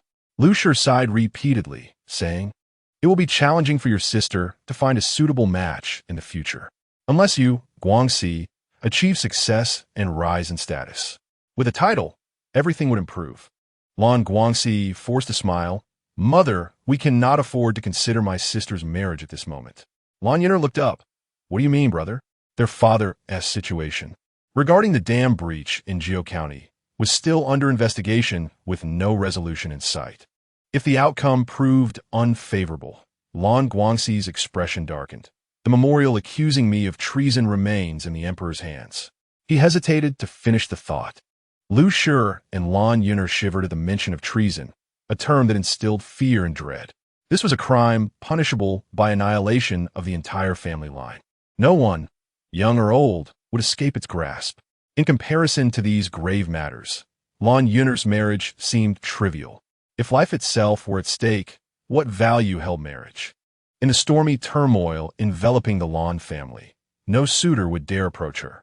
Lu, in a state of despair, could only weep. What shall we do? What can we possibly do? Guangxi, are we truly facing the end of the Lan family? Do not fret, mother. Father and I are devising ways to salvage our situation. Though our family has fallen from grace, we still have some old friends in court. Lu eagerly inquired, are those acquaintances willing to assist us? How naive you are, mother. Lan Yuet suddenly scoffed, tears still staining her cheeks. In this world, it is easy to offer a helping hand when the sun shines, but difficult to lend support in times of trouble. Since our family's downfall, the number of those seeking to associate with us has dwindled. After my brother's recent success in the imperial examinations, many so-called friends have surfaced, but they are merely opportunists. Now that we are in dire straits, they will scurry away rather than risk their own safety. Lu collapsed in despair. Oh heavens! Are we truly doomed to wait for our demise? Suddenly, a thought struck her, and she raised her head with fervor. The Prince of Yi's residence. Lan Guangxi and Lan Yue exchanged complex glances. Lu hastily continued. Rongrong is the prince's consort, and the prince is our son-in-law. With such a close connection, should we not seek their assistance? Mother, Lan Yue's voice pierced sharply just days ago. We felt embarrassed at the prince's residence. Rongrong is a treacherous viper. She would relish our misfortune and would never come to our aid. Yet, a rebellion carries the gravest of consequences, potentially implicating the prince's residence as well. Lu exclaimed, that cannot be. Lan Guangxi shook his head slightly, his expression weary. Lu approached him, urging him to sit, and implored, Guangxi, you and Rongrong share the same blood. She cannot truly stand by and watch you perish. You must plead with her. If the prince speaks on behalf of you and your father, everything will be resolved. Lan Guangxi furrowed his brow, remaining silent. Lu then turned to her daughter. Where? Persuade your brother. Lan Yue pouted, unwilling to encourage her brother to seek help from that woman. In a moment of exasperation, Lu cried out, you are no longer children. Why must you act so stubbornly? I understand your disdain for Rongrong, but this is a matter of life and death. Guangxi, do you wish to face execution? Yue, do you wish to be exiled or sold into servitude? The very thought of being sold into slavery struck fear into Lan Yue's heart. She rushed to embrace Lan Guangxi's arm, weeping as she pleaded, brother, I do not wish to be sold into servitude. If I were to be sent to the brothel, I would rather die.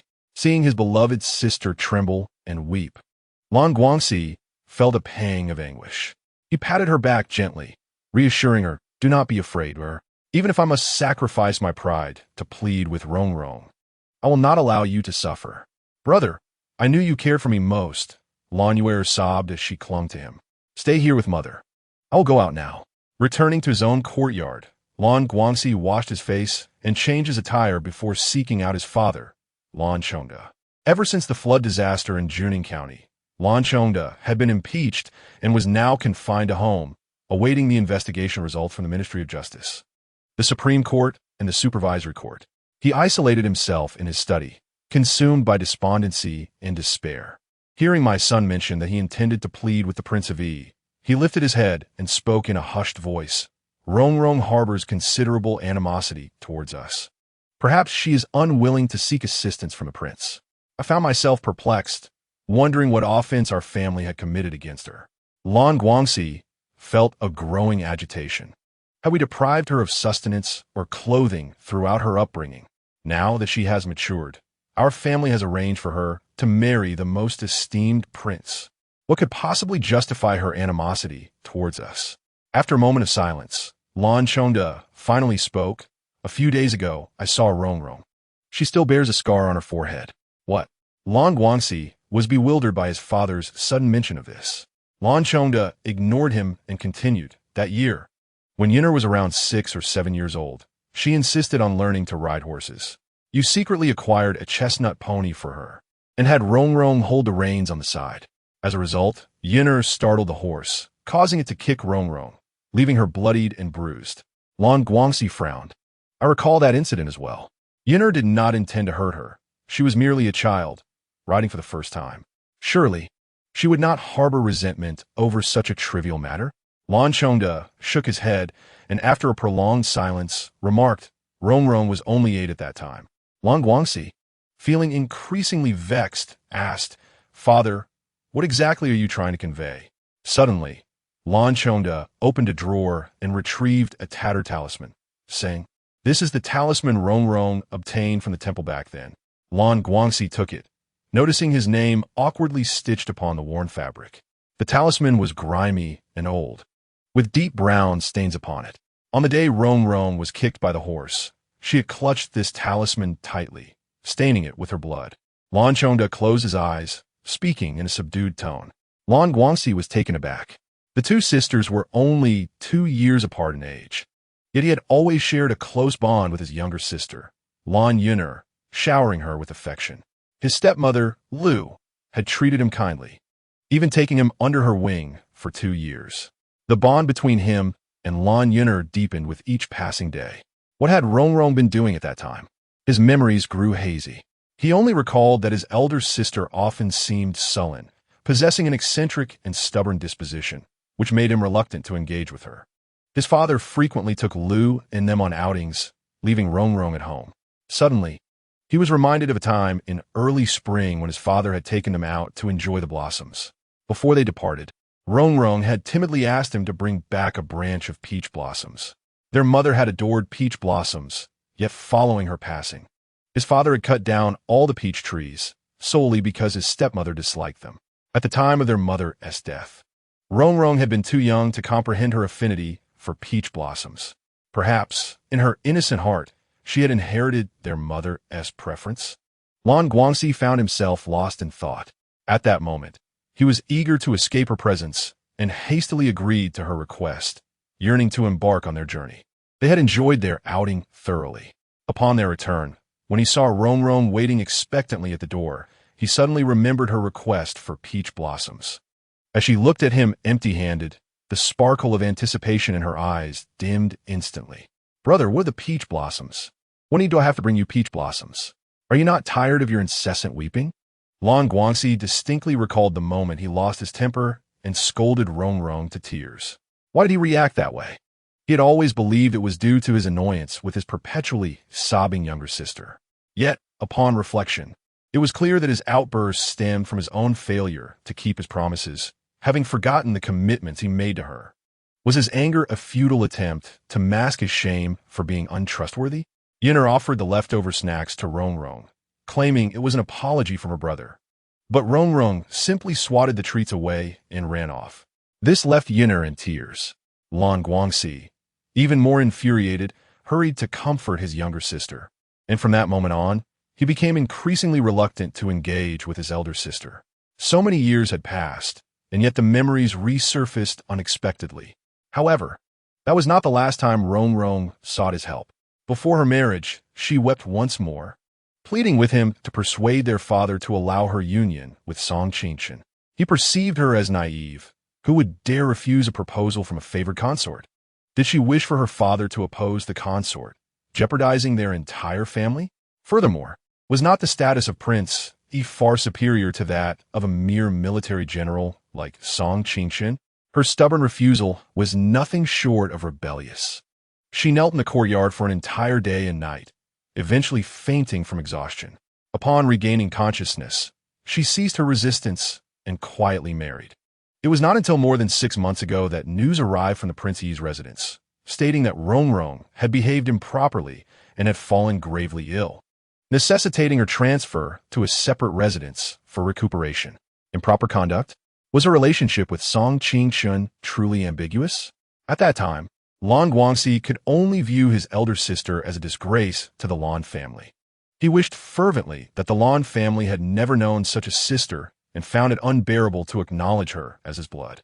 He often thought how much simpler life would be if Yun'er were his soul sister, if only she were his true, full-blooded sibling.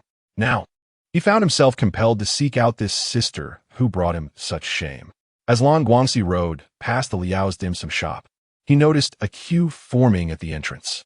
Suddenly, he recalled how Rongrong had adored a particular delicacy from Liao's in her childhood, peach-shaped pastries known as peach blossom mounds.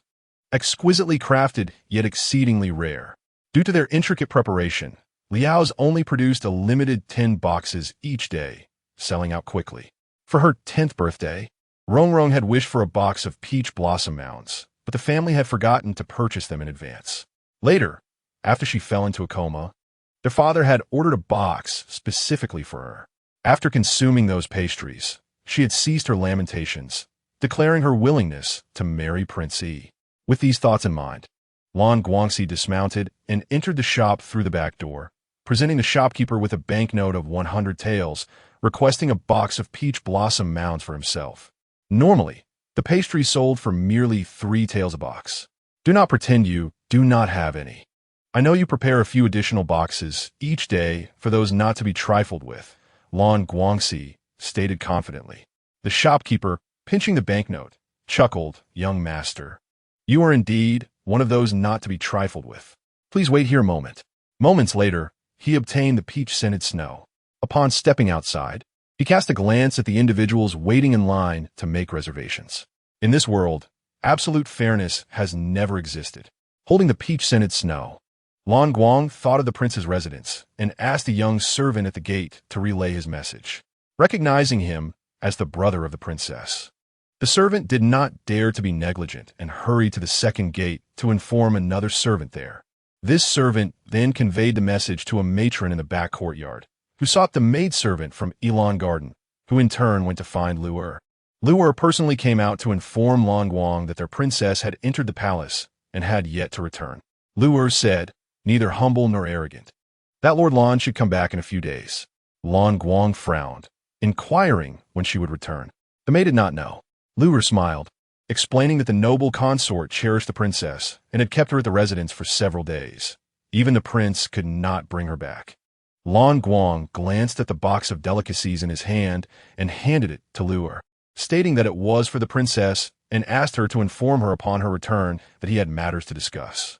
Lu'er accepted the box with a smile, assuring him she would remember. With a sense of helplessness, Lan Guang turned to leave, only to see a carriage slowly approaching. The carriage halted at the entrance.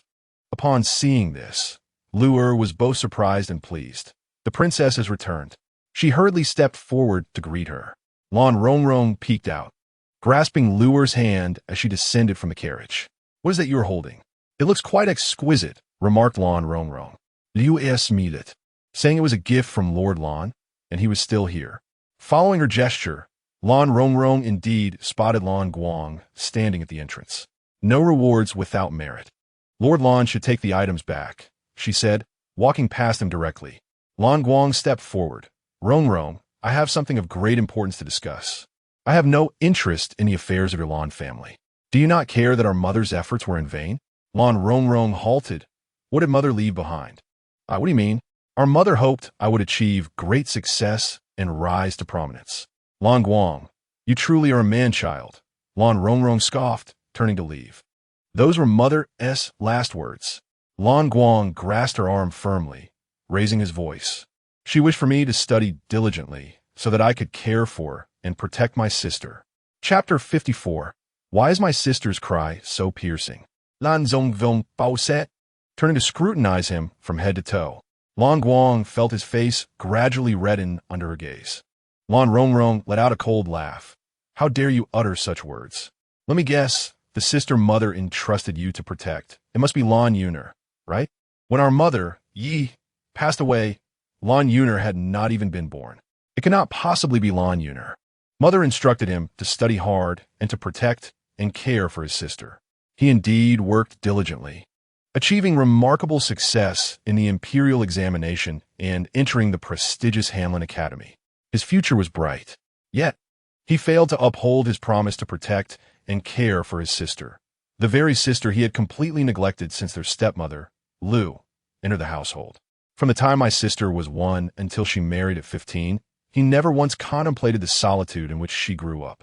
During countless nights when the darkness was so thick that one could not see a hand in front of one's face, amidst the fierce winds and torrential rains, Yuner always trembled in fear, seeking refuge in either his embrace or that of his stepmother, Lu. At that time, did Rongrong also experience fear? Lan Guangxi slowly released his grip, letting go of Lan Rongrong's arm. Back then, you wished for my demise to spare the Lan family from disgrace. Now you come to me, and I feel embarrassed on your behalf, Lan Rongrong stated flatly. Lan Guangxi's voice dropped to a murmur. You may hold resentment towards me, but do you not care for our father? What difference is there between him and Lan Chongda? Deep down, he truly cares for you.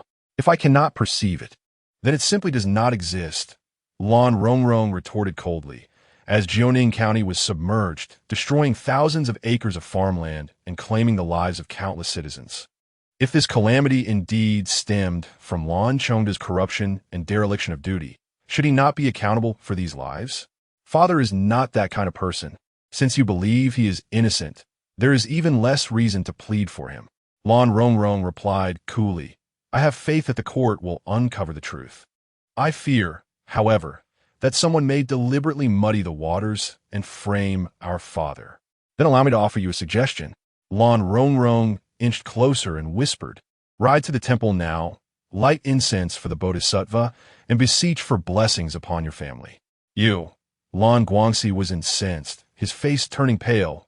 Lan Rongrong, how have you become so obstinate and cold-hearted? Perhaps this is an inherited trait of our Lan family. Lan Rongrong replied with a smile. Lan Guangxi was momentarily taken aback, realizing she was subtly mocking their previous indifference towards her. But can it truly be compared?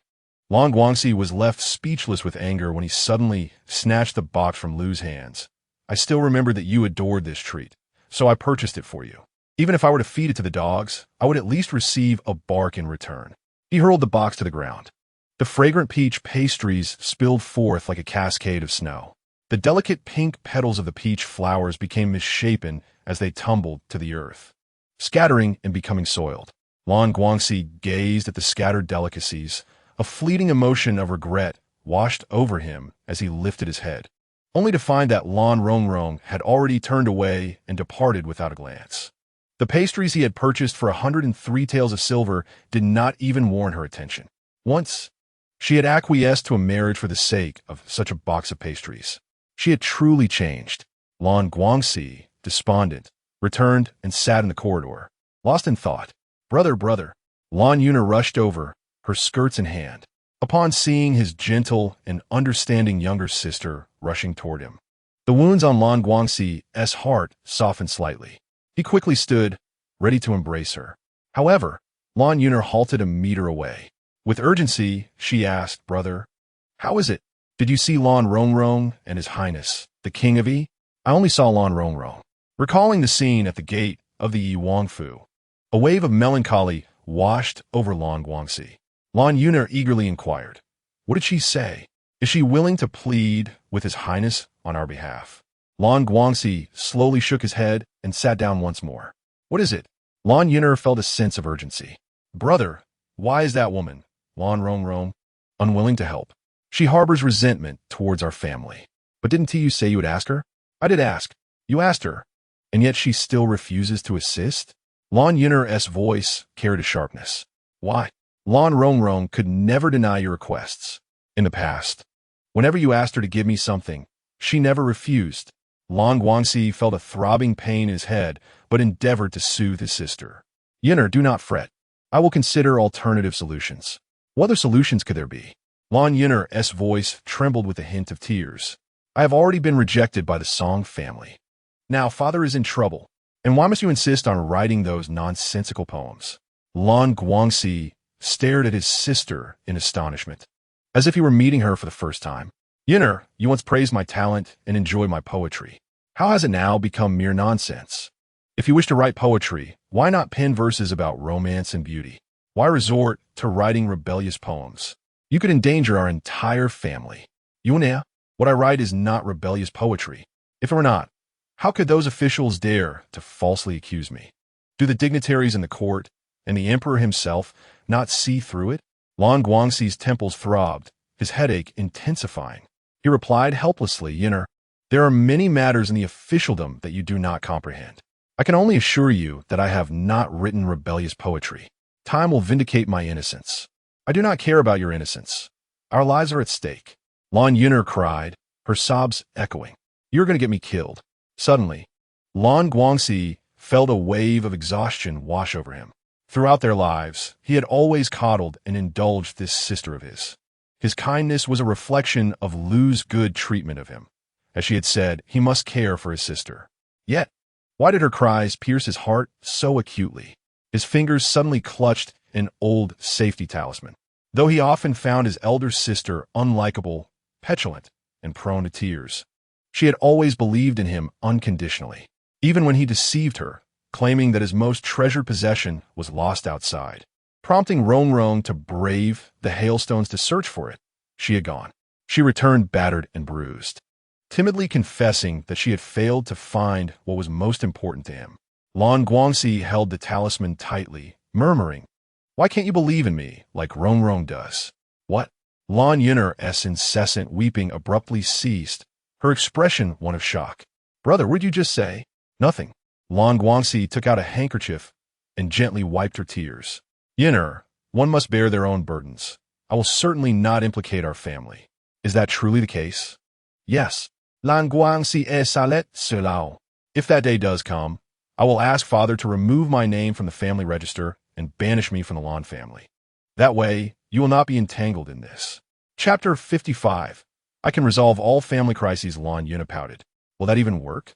If there are no other options, then it must be so." "Humph." Lan Yuner pouted, muttering under her breath. "Brother, you treat our lives as if they are a trivial matter." Lan Guangxi furrowed his brow. "What would you have me do?" Observing her brother's subtle discontent, Lan Yu hurriedly wrapped her arms around his, smiling as she said, "Brother, I have conceived a splendid plan." "What plan?" he inquired. "This plan could resolve all the crises our family faces," Lan Yu replied, her excitement palpable. "As long as you assist me."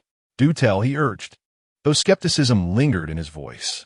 How could a sheltered young girl, devoid of worldly experience, devise a solution to their dire predicaments? Lan Yu leaned closer, whispering a few words into his ear. "What? You intend to enter the talent selection?" Lan Guangxi exclaimed, astonished. "Precisely." Lan Yu's face sparkled with enthusiasm. "Instead of relying on Lan Rongrong to plead our case through Prince Yi and Concubine Lian, why not become that person myself?" She grasped her brother's hand, imploring, "Brother, if I become the emperor's consort, won't all our troubles dissipate?" "No," Lan Guangxi firmly objected. "You cannot gamble your lifelong happiness on this. Entering the palace is far more complex than you perceive. To become a royal consort would be our family's honor," he added. Lan Yu pouted regardless. "I have already been rejected by the Song family. It is unlikely I will marry well in the future. Therefore, I will enter the palace as a consort. I want Lan Rongrong to see me and prostrate before me." In that moment, Lan Guangxi understood. Her claims of being unable to marry well were but a fade. The true motive was her desire to surpass Lan Rongrong in status. She aspired to have Lan Rongrong grovel at her feet. Lan Yu caressed her cheek, as if still feeling the sting of humiliation, declaring, "The shame she inflicted upon me, I shall repay 100-fold." The intensity in her gaze sent a shiver down Lan Guangxi's spine. His sister, once gentle and amiable, had transformed into someone fearsome. "Yuania, do not let a moment of pride lead you to ruin your future," Lan Guangxi implored. Lan Yu shoved him aside, retorting, "You did not express such concern when you arranged for Lan Rongrong to marry Prince Yi. Do you only care for your biological sister, wishing to keep my status beneath hers?" Lan Guangxi was taken aback, utterly speechless. He had never envisioned hearing such words from Lan Yu. Since her birth, she had occupied a singular place in his heart, never overshadowed by Lan Rongrong. How could she so misinterpret his intentions? He genuinely cared for her. Conflicted with sorrow and anger, Lan Guangxi finally conceded, "Fine, if you wish to enter the palace, then do so, but do not regret it later." "Brother, you must help me," Lan Yu implored. "How can I assist you in this?" Lang Wangxi furrowed his brow. The talent selection occurs at the end of the year. This is not a matter that can be resolved overnight. The selection is too slow. Time is of the essence. Lan Yu insisted. What do you propose? I have heard that the emperor occasionally travels incognito, she replied. You cannot be suggesting that Lang Wangxi should expand his influence gradually, can you? Are you out of your mind? Lan Yu defiantly raised her chin. Brother, just tell me, will you help me or not? I cannot and do not wish to assist. He retorted. Then it seems your heart is solely with your biological sister, showing no regard for me. Lan Yuner scoffed coldly. You force your own sister to marry Prince Yi. Then watch her look down upon me, humiliate me, and compel me to kneel. Does that bring you satisfaction? Lan Guangxi trembled with fury, though we shared different mothers. Over the years, I have treated you no less than I have treated Rongrong, 1,000 times better. All the kindness I showed you was merely a facade. Now, in matters of such grave importance, the true disparity between us is laid bare. So, all my affection over the years has been wasted.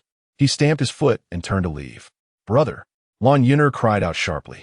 Lan Guangxi turned back to see her holding a hairpin against her neck.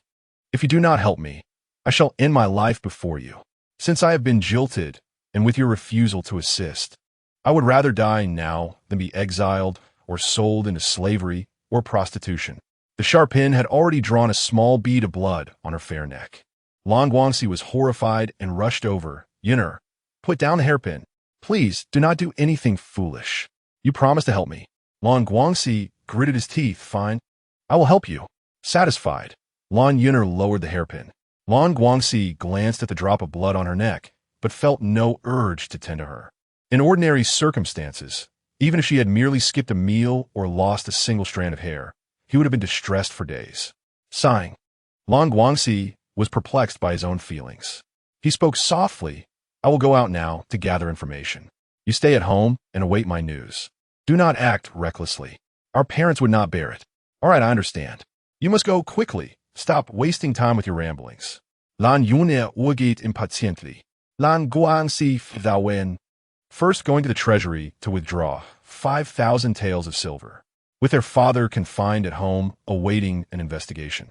As a newly appointed junior scholar in the Hanlin Academy, he had only one means to discern the emperor's whereabouts: money. The treasurer looked troubled. Sir, our family has depended on that tea house for sustenance these past few years, and now it has been given to the young lady. The current funds in the treasury are quite limited. You must be frugal. I understand. Lan Guangxi felt increasingly anxious, pocketing the silver and mounting his horse to seek out a friend now in the Jinui. Over drinks, amidst the clinking of cups, he discreetly slipped the 5,000 taels, successfully acquiring the information he sought. Upon returning to the Lan residence, he found Lan Yuner waiting at the door, gazing eagerly in his direction, which reminded him of years past when 7-year-old Rongrong stood at the same spot, waiting for him. In his youth, he could simply lift a finger to pluck a peach blossom to please the 7-year-old Rongrong. Now, he was compelled to sacrifice his dignity and pride to appease a notorious figure in the Jinui, spending 5,000 taels, money meant for their meals, to satisfy 15-year-old Yuner. In his drunken haze, an unfamiliar malice surged within him. Since you threatened to take such a path with your life, so be it. As your brother, I shall grant your wish. Chapter 56. Elevated to nobility, Lan Guangxi dismounted from his horse, casually tossing the reins to a servant, and then staggered towards his sister, Lan Yuner, who was waiting at the entrance. She eagerly approached him, affectionately taking hold of his arm. Brother, I've been waiting for you for ages. Why have you returned so late? Upon catching a whiff of the strong scent of alcohol, she instinctively covered her mouth and nose with a handkerchief, exclaiming in a delicate voice, Brother, it smells terrible. In the past, Lan Guangxi never felt any aversion to her sweet complaints or playful pouting. Rather, they brought him a sense of delight and bemusement. What brother would not indulge his sister's whims? If there were one, it would indicate a lack of closeness between them, as was the case with his elder sister.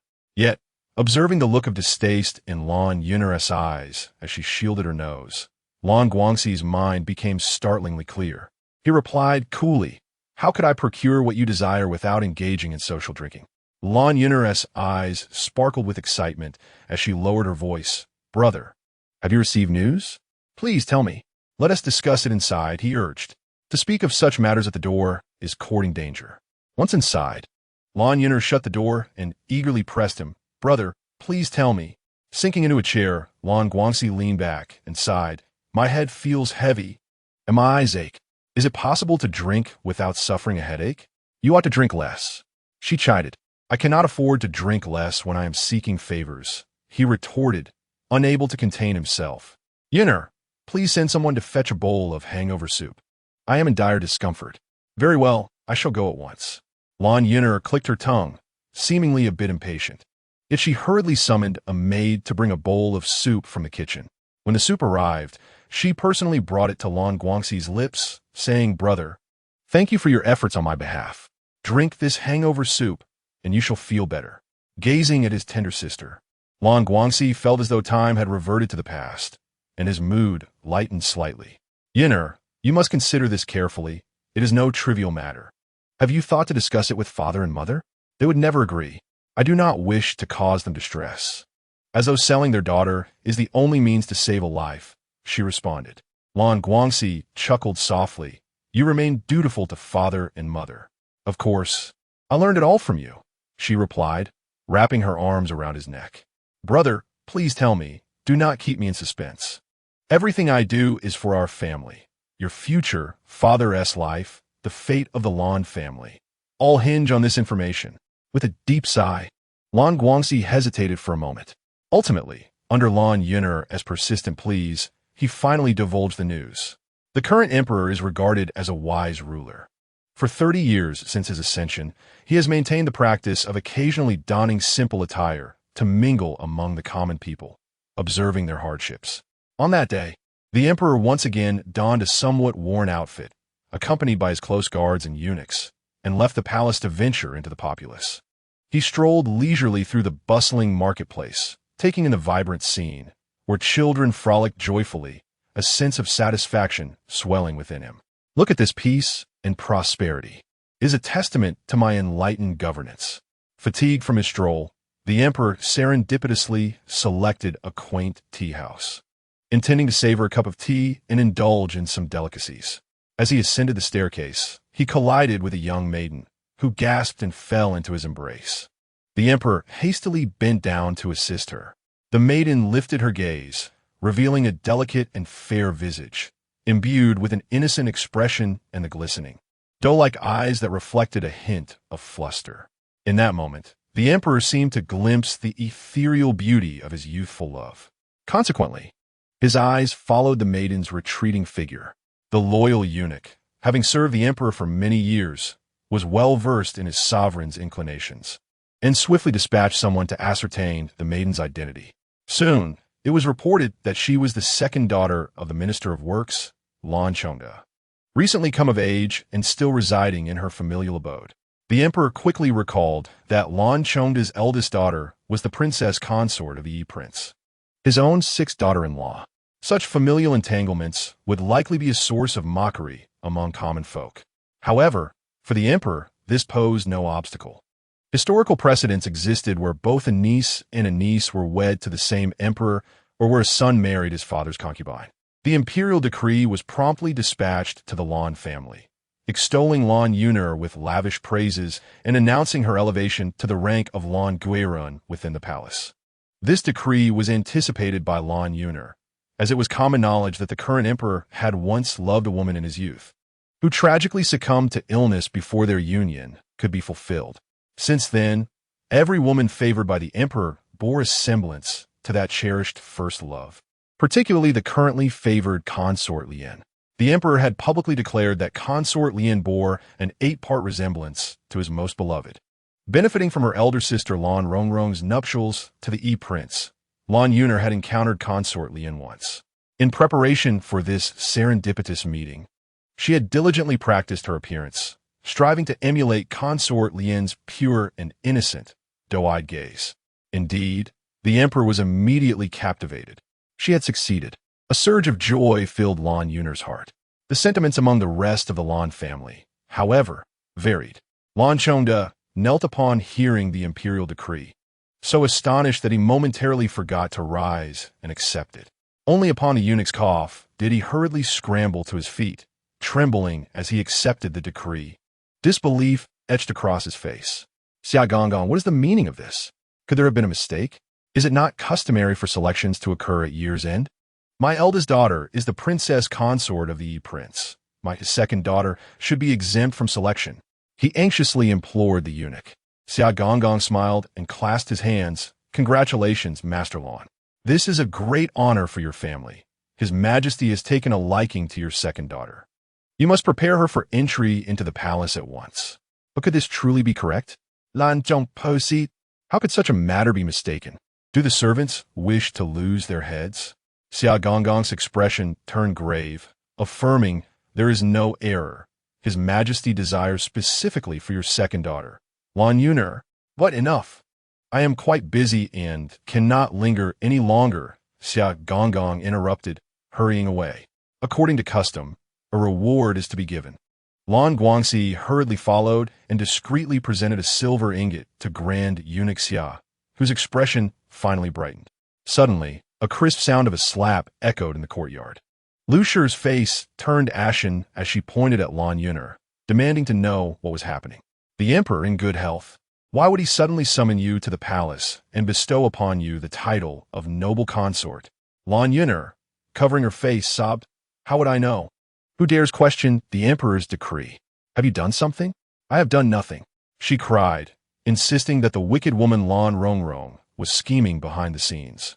Out of jealousy for her impending marriage to Song Qingchun, thus orchestrating her entrance to the palace. Lan Guangxi stared at her in disbelief, never expecting to hear such words from her.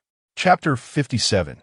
After consuming this conception potion in Lan Guangxi's memory, his little sister had always been gentle, charming, and innocent. How could she so unhesitatingly slander Rongrong?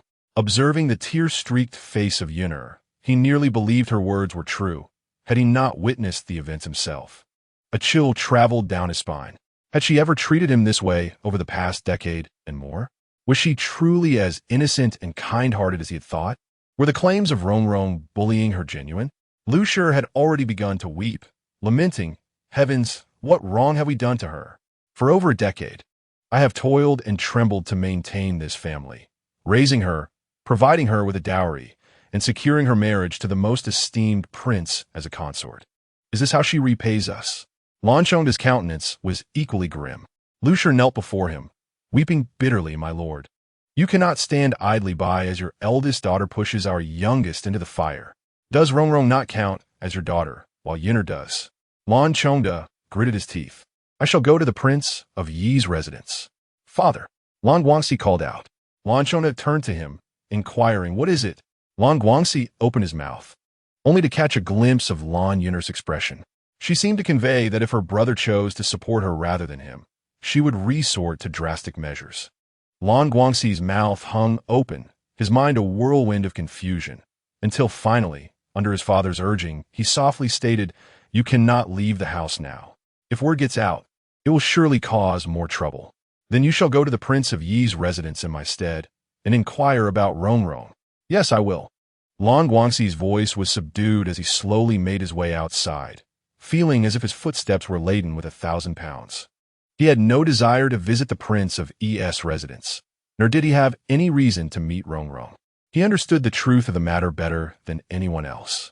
As he rode aimlessly, he found himself, almost unknowingly, at the gates of the prince of Yi's residence. Upon his return, the prince noticed him. Lan Guangxi hurriedly approached to pay his respects. I pay my respects to His Highness the Prince. Are you here to see Rongrong? Upon entering the room, the Prince of Yi removed his official robes and handed them to a servant, casually inquiring. Lan Guangxi bowed his head, uncertain how to respond. The prince glanced at him with a hint of a smile, saying, I have already heard about the troubles in your household. However, it now appears that you no longer require the assistance of Rongrong and myself, do you? It is evident that he has already been informed of the imperial decree that bestowed the title of noble consort upon Lan Yuner. Lan Guangxi felt a tinge of embarrassment, while Prince Yi remained remarkably composed. Matters within the royal court differ vastly from those of the common folk. When the emperor desires a woman, no justification is necessary. Ultimately, Lan Guangxi did not have the opportunity to meet Lan Rongrong. The remnants of the shattered peach blossom pile, which had recently disintegrated, still lingered at the entrance. He felt utterly unable to confront Rongrong, especially when he realized that many past events may not have unfolded as he had presumed. This realization made it even more daunting to face her. With Lan Yun'er being brought into the palace and elevated to the status of a noble consort, the great calamity that befell the Lan family was thus resolved. Sometimes, resolving an issue can be as uncomplicated as this. In other words, the life or death of a minister hinges solely on the emperor's decree, presenting a woman to the emperor to curry his favor. Would he dare to condemn his own esteemed father-in-law and brother-in-law? He must maintain some semblance of respect for his favored consort. The rebellious poetry no longer held significance, and Lan Guangxi continued to attend the Hanlin Academy, serving as an esteemed scholar. The situation in Juning County was swiftly clarified. The county magistrate responsible for the dam's construction had embezzled materials, resulting in the dam's inability to withstand the flood, ultimately leading to its collapse. The magistrate was escorted to the capital, awaiting execution.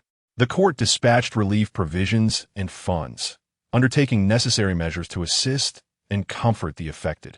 Thus, this affair faded into the background. Apart from the thousands of disaster-stricken citizens, few within the opulence of the capital would remember this incident. This matter bore little consequence for Lan Rongrong.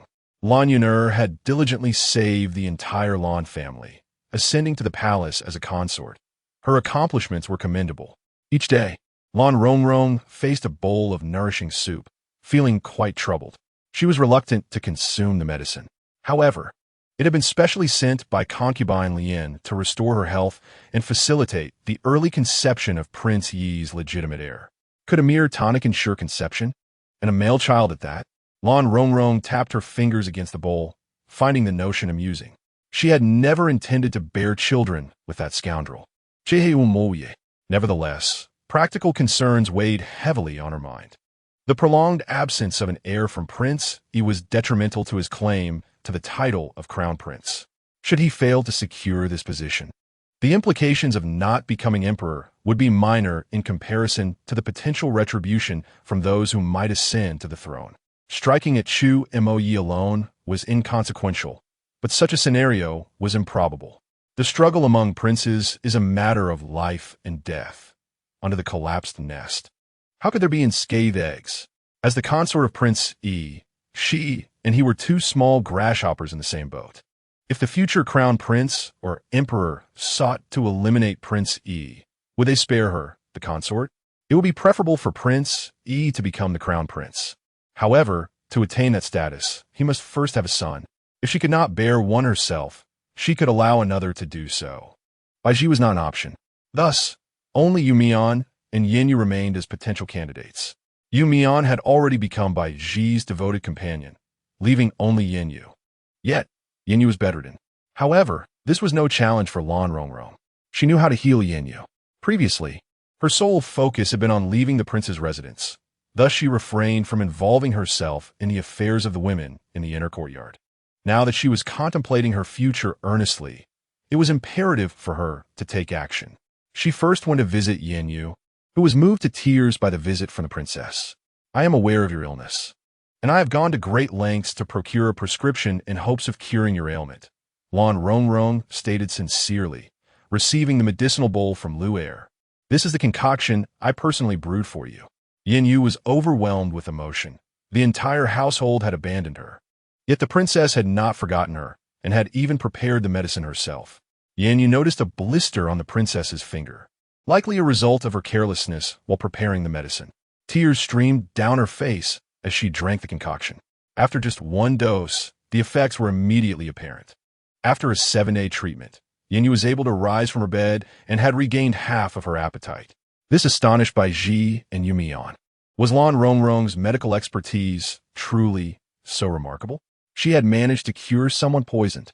Within half a month, Yin Yu was nearly fully recovered and appeared before everyone, radiant and as alluring as ever. She had been chosen by the empress for her beauty to be given to the prince. Almost instantly, Yin Yu regarded Lan Rongrong as her savior, kneeling before her and vowing to follow her lead henceforth. Lan Rongrong took her hand, beaming with warmth. Come, drink this bowl of postpartum tonic. Chapter 58. The prince never touched the servant. Yin Yu gazed at the dark potion, feeling somewhat at a loss. Having grown accustomed to taking 2 bowls of medicine daily, she was not deterred by the bitterness.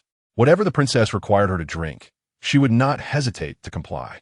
Therefore, after a moment of surprise, she lifted the bowl, pinched her nose, and downed the medicine in one gulp. Setting the empty bowl aside, she rinsed her mouth to rid herself of the bitter taste before daring to speak to the princess. Your Highness, this servant does not understand. Lan Rongrong smiled.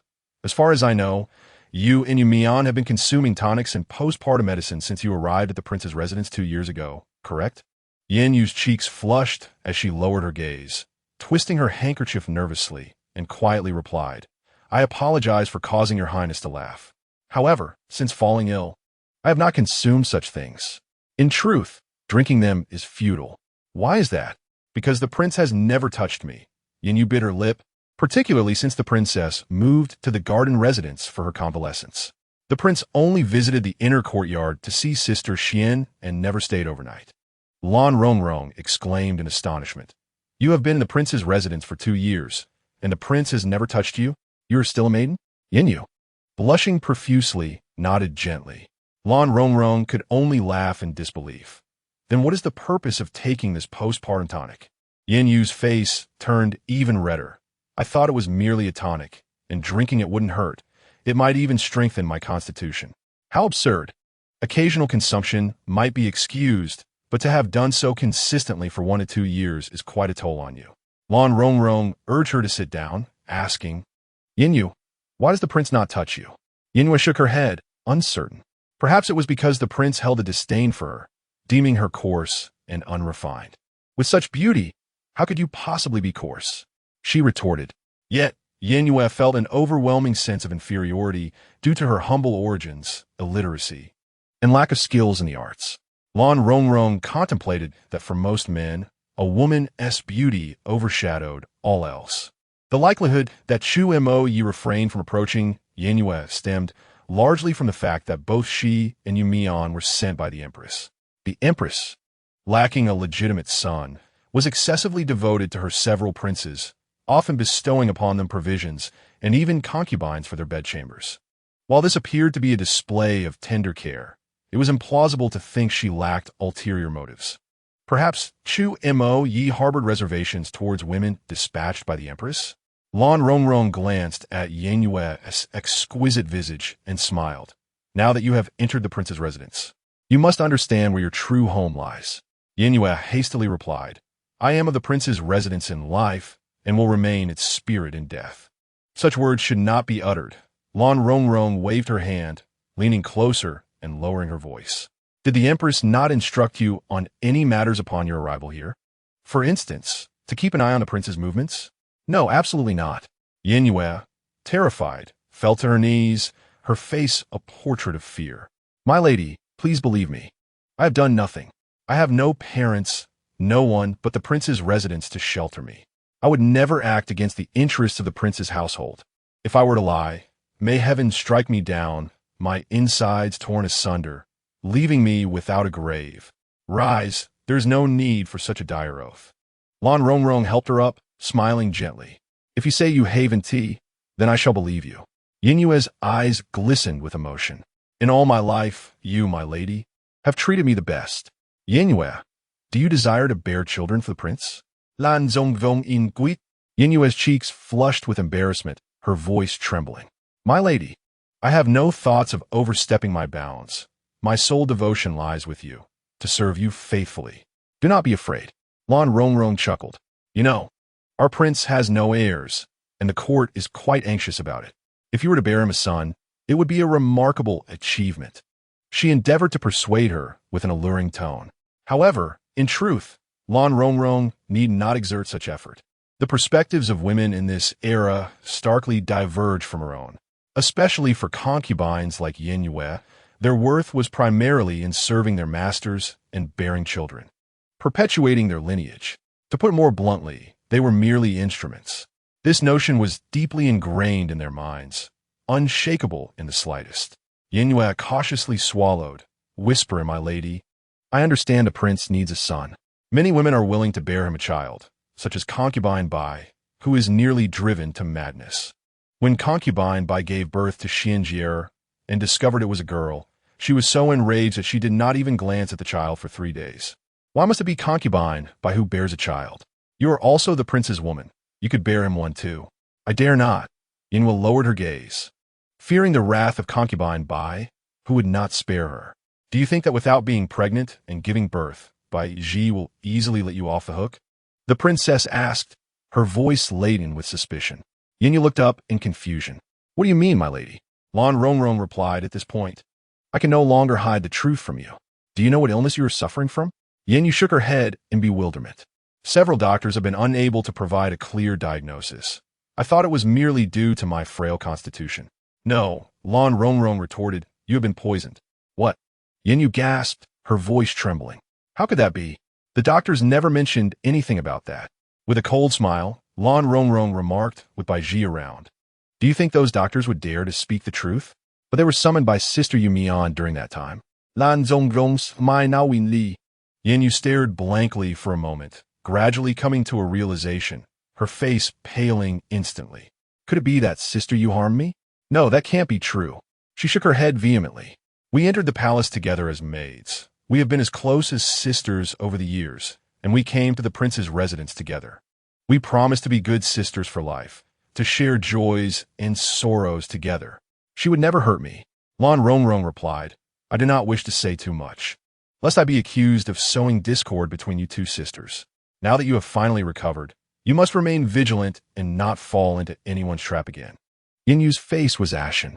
Despite her fervent protests, doubt began to creep into her heart, as she could think of no one else but Yu Mian. Within the entire back residence of the prince, there were but a few individuals. Tears of sorrow streamed down her cheeks. "I do not understand why Yu Mian would wish to harm me. We have never had any discord, nor do we have conflicting interests. Is it possible that she was also coerced into this?" Lan Rongrong calmly suggested. Yinhua paused, hastily wiping her tears with her sleeve. "I understand now. It must be that Bai Su Fei threatened her. At that time, the noble consort had me and Yu Mian managing affairs, and we were less respectful towards her. So she must have harbored resentment." Chapter 59. The rift between sisters. Yu's emotions were fraying, yet her tone remained chillingly composed. "But at that time, Yu Mian's attitude was worse than mine. Why did Bai Su Fei spare her while seeking to harm me?" Lan Rongrong replied, "Oh, if connections matter. There is something you may not know. Before you were poisoned, Yu Mian's family encountered a calamity." Yinhua stood in stunned silence, her shoulders slumping, her voice dulled with despair. "I see, my lady. Thank you for revealing this to me today. Otherwise, I would have perished without understanding how. So, do you truly intend to submit to Bai Ji for the rest of your life, too afraid to resist or stand out?" "No." Yinhua slowly shook her head. "Endless tolerance and concession will not lead to a better life. It only invites further encroachment." Suddenly, she knelt before Lan Rongrong, bowing her head firmly, her expression resolute. "My lady, please teach me what to do. I cannot directly deliver the prince to your chambers, but I can create opportunities for you." Lan Rongrong helped her to her feet, adding, "Whether you seize the opportunity is entirely up to you." As Yinhua left Ilan Garden and walked to the garden, she saw Yu Mian swinging joyfully, her laughter ringing like chimes. Once, Yinhua cherished the sound of Yu Mian's laughter. She once found joy and freedom in laughter. Yet now, that very laughter grates on her ears. "Sister Yu." Yu Mian spotted Yinhua and waved her over. "Why do you stand there dazed under the blazing sun? Come here." Yinhua approached slowly, her smile faint. "Sister, you seem so carefree." "Well, I can't just laze about all day, can I? I must admit, seeing you in such good spirits truly delights me. This is indeed a moment of great joy." Yu Mian replied, "Naturally, as we are like sisters. Your happiness brings me joy." Yinhua chuckled softly before suddenly suggesting, "Sister, may I push you on the swing?" "Of course, but you've only just recovered. Are you sure you can manage? Absolutely. Yin Yu positioned herself behind the swing as the maidservants moved aside. She gave the swing a gentle push, and Yu Mian began to soar higher and higher. Then, Yin Yu lifted her skirt, raised her foot, and kicked Yu Mian off the swing. With a scream, Yu Mian tumbled heavily into the flower bushes. Miss! The maidservants exclaimed as they rushed over to help her up. Yu Mian's face and hand were marred by thorns and sharp petals, blood streaming from her wounds. She stared in horror at the blood on her hands and screamed, Qin Yin, have you lost your mind? Zhang Area, you are the real scoundrel. They both called out each other's true names. It turned out that Yu Mian had chosen her name out of admiration for Yin Yu's beautiful name when she entered the palace, begging her to rename her. Zhang Area had been her name since childhood, before she came to the palace. The maidservants looked on in shock. Yu Mian, both furious and aggrieved, shouted, Why did you push me? Do you think I am unaware of what you've done? Tears streamed down Yin Yu's face as she replied, From the moment I entered the palace at 12, you have been the closest person to me for nearly 9 years. Yet you would wish me dead. Yu Mian's face paled. What nonsense are you spouting? I have never harmed you. Do not try to deny it. Yin Yu lunged forward, delivering 2 resounding slaps to Yu Mian's face, her anger boiling over. In light of our past sisterhood, I shall spare you this time. But from now on, our paths shall diverge. We are no longer sisters. If you dare to harm me again, I shall seek your life. She cried as she fled. Yu Mian's head buzzed. She hurried back to tend to her wounds, then sought out Bai Ji. Bai Ji's demeanor was indifferent. What's wrong? Are you frightened? How could she know about that incident? Need I even ask? Who else but Lan Rongrong would inform her? Ah, how could the princess know? Yu Mian's complexion grew even paler. Could it be that the prince was aware as well? The prince couldn't care less about your affairs with Yin Yu. Bai Ji replied coolly. In other words, your fates mean nothing to the prince. Yu Mian slowly lowered her head. Yin Yu despises me now. I'm at a loss for what to do. What did you expect? Your kindness only allowed her to survive. If you feared her retaliation, you should have acted first. It's too late. She is already allied with the princess. With the princess's protection, I cannot touch her now. With a disdainful huff, Lan Rongrong gritted her teeth. She had instructed her family to rectify the situation with the Lan clan, yet unexpectedly, they had resorted to a cunning strategy, sending their second daughter into the palace as a consort, thus sparing themselves from calamity. How shameless! The Lan family, ever adept at selling their daughters for glory. How many daughters does the Lan family possess? Merely 2. What will they have to offer next time trouble arises? Bai Ji rolled her eyes. In the evening, Chu Moyang returned to the residence. Zhe Ji approached him, expertly helping him out of his official robes and in a casual attire. Your Highness, earlier the princess sent word requesting your presence at Elan Courtyard for dinner. The princess has personally prepared several dishes for you to savor. Chu Moyang pauset momentia, zeppelin guli. Flattery with no purpose can only stem from ulterior motives. Zhe Ji suppressed a smile. Your Highness, you are being too unjust in your judgment. What of dinner? Chu Moyang cast a glance at the table. If you intend for me to dine at Elan Courtyard, the kitchen was not alerted to prepare anything. You seem to have taken matters into your own hands. When did I express a desire to go to Elan Courtyard? At Elan Courtyard, Lu Er squatted by the threshold, resting her chin on her hand as she gazed outside, murmuring, It's so late now, and the sky has darkened. The prince likely will not come. What a shame, considering the princess spent the entire afternoon preparing such a feast. If he does not come, let it be. It can be discarded. Does the prince's mansion possess money that falls from the heavens? Such extravagant waste. Just then, Chu Moyang entered. Lur, taken by surprise, quickly pulled out a chair. Your Highness, please take a seat. Our princess has been waiting for you.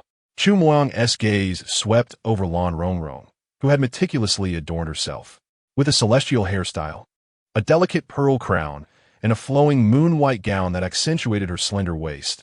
Her dimples appeared subtly, her smile radiating like the bright spring sunshine of March. If the former Lan Rongrong was akin to a firefly hidden in the shadows, casting a faint glow, the present Lan Rongrong resembled the resplendent full moon of the Mid-Autumn Festival. Chu Moyang's expression remained impassive as he took a seat. Your Highness, come, have a drink. Lan Rongrong eagerly filled his cup. Chu Moyang lifted the glass, casting a glance at its contents.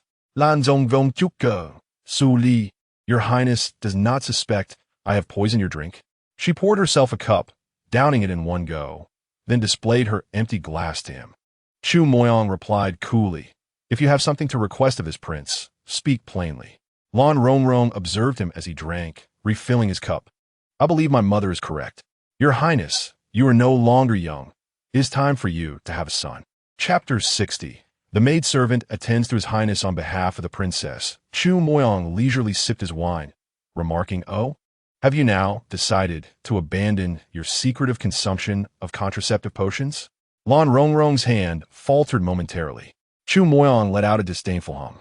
Noticing his glass was empty, Lan Rongrong promptly refilled it, diligently offering him dishes. Taste my cooking, don't just drink wine. Have some food, lest you become inebriated. Chu Moyang's demeanor remained indifferent. If I were to become drunk, would that not align perfectly with your intentions? Your Highness, your words imply a deeper meaning. Lan Zonggong my, raising her glass and downing its contents. Whatever the prince drinks, I shall drink in equal measure. Surely, you do not think I am intentionally trying to intoxicate you? A barrel of wine was soon nearing its end, yet little food had been consumed.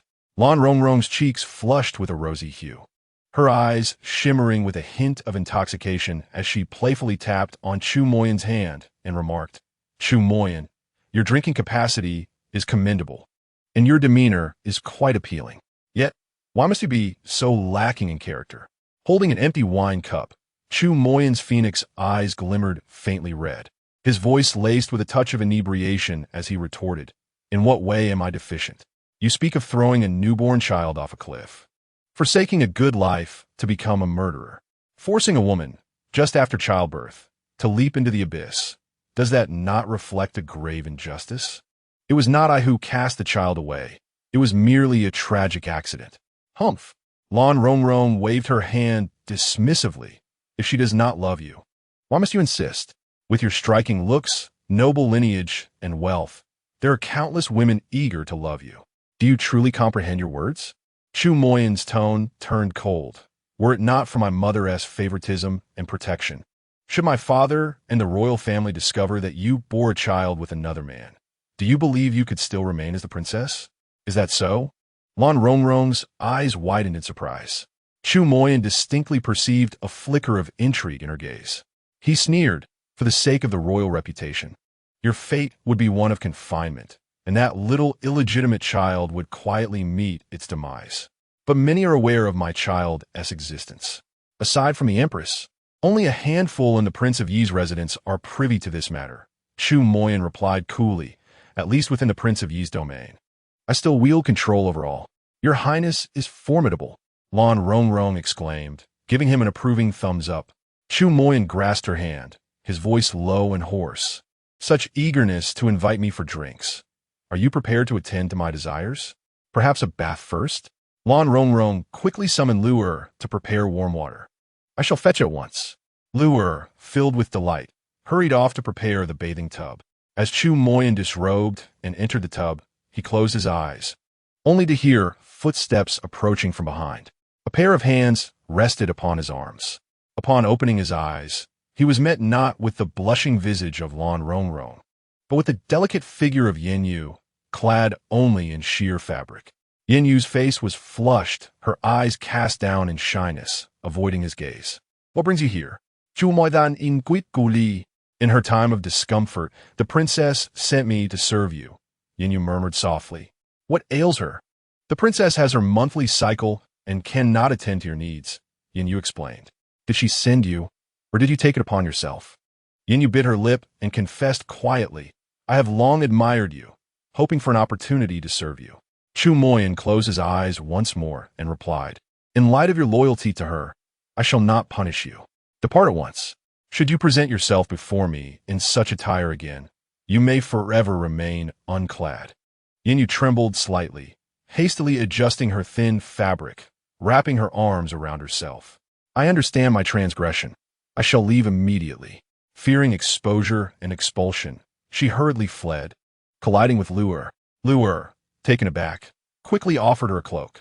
"Thank you, Luer," Yin said as she donned the garment and hurried away. After taking a bath, Chu Mo Yi found Lan Rong Rong, who was comfortably reclining on the bed, her feet swaying as she indulged in a novel.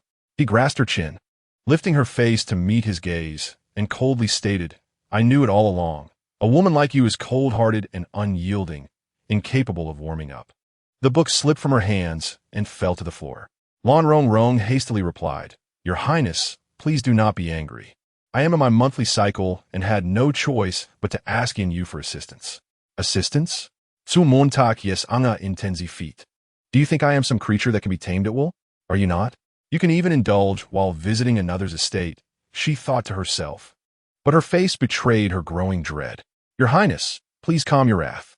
Observing the cunning glimmer in her eyes, which revealed no hint of remorse or fear, Chu Mo Yi released her chin and coldly warned, "Do not attempt such petty tricks again. Both Yin Yu and Yu Mian are sent by the Empress. Even if they possess the beauty of celestial beings, I shall not lay a finger on them." With that, he turned and left. The following day, after attending the morning court, Chu Mo Yi was summoned by the emperor to the imperial study for a discussion. The emperor, over 60 years old, bore a slightly stooped posture, yet remnants of his youthful vigor were still evident. Upon entering the study, Chu Mo Yi discovered he was not alone. Lan Gue Run, Lan Yunair, was also present, perhaps due to her novelty or her ability to charm and seek attention. The emperor had showered her with affection since her arrival in the palace. Not only had he allowed her to spend several consecutive nights in his company, but he had even permitted her into the imperial study, a privilege typically reserved for the empress and favored consorts. It was clear that Lan Yunair was enjoying unprecedented favor, basking in the spotlight. As soon as the emperor took his seat, Lan Yunair approached him, standing behind him to gently massage his forehead. The emperor patted her hand and said, "Yunair, please take a seat." She cast a glance at Chu Mo Yi, smiling as she settled beside the emperor. Chu Mo Yi's gaze remained cold and slightly lowered. "Sixth son," the emperor began, his tone ostensibly inquiring but laden with authority and certainty, "I have recently heard some rumors, though I cannot ascertain their truth, so I have come to ask you. What would you like to inquire about, father?" Chu Mo Yi responded, "I have heard that the princess consort of Yi has borne a son with another man." The emperor stated. Chu Mo Yi's eyes swept over Lan Yunair, a surge of murderous intent bubbling beneath the surface. Yet, Lan Yunair remained composed, even displaying a hint of pride and provocation as she met his gaze, her smile radiating allure. "Father, such rumors are unreliable," Chu Mo Yi asserted. "Rubbish." The emperor slammed his palm on the table, his fury palpable. "Have you grown so bold as to dismiss me as an old fool? Since I am inquiring, it is because I have already investigated. Father, please calm down. Speak frankly, what is the truth?" The emperor's anger was barely contained. "Since your marriage, the princess consort of Yi has not given you a child, yet she has borne a son for another man. Where does that leave the dignity of the royal family?" Chapter 61. The consort's crying, tantrums, and despair. The emperor pointed an accusing finger at his sick son. "You must immediately depose your wayward consort." Chu Mo Yi lowered his head. "I must respectfully decline, your majesty." "What did you say?" The emperor's eyes widened in disbelief, as if he had just heard something utterly astonishing. He was the emperor, the supreme ruler, unyielding and authoritarian. Not a single concubine, prince, or princess in his court dared to oppose him or defy his commands. Never had he contemplated that there existed anyone bold enough to resist his will. The emperor pointed at him and declared, "Sixth, I shall reiterate, depose Lan Rong Rong and expel her from the Prince Yi's residence." "Father, please calm your wrath. Aside from this matter, I am willing to obey all your commands." Chu Mo Yi persisted in his refusal. The emperor's fury was palpable. Grabbing an inkstone from the table, he hurled it in a fit of rage. Bang! The inkstone struck Chu Mo Yi's forehead with brutal force, causing blood to pour forth. Lan Yun's complexion changed as she stood up in alarm, startled by the scene before her. The emperor, still seething, bellowed, "You worthless wretch! Born into royalty, yet so consumed by lust, How can I possibly entrust the affairs of the realm to you in the future? Blood streamed down half of Chu Moye's face, yet he made no move to wipe it away, fully aware that such an action would only further incite the emperor's ire. I shall ask you one final time. Will you cast out Lan Rongrong or not? I want her, he replied resolutely. Very well. The emperor, exasperated to the brink of laughter, ordered, kneel outside. Chu Moye knelt in the courtyard of the imperial study. The late summer sun remained fierce, making it stiflingly hot even indoors, let alone for one kneeling in the sun. A young eunuch, sensing the gravity of the situation, hurriedly slipped away to inform Concubine Yu. She rushed over, only to be barred from entry by the emperor. Seeing her son's bloodied face, Concubine Yu felt a mix of anguish and anger as she rushed to clean his wounds with a handkerchief.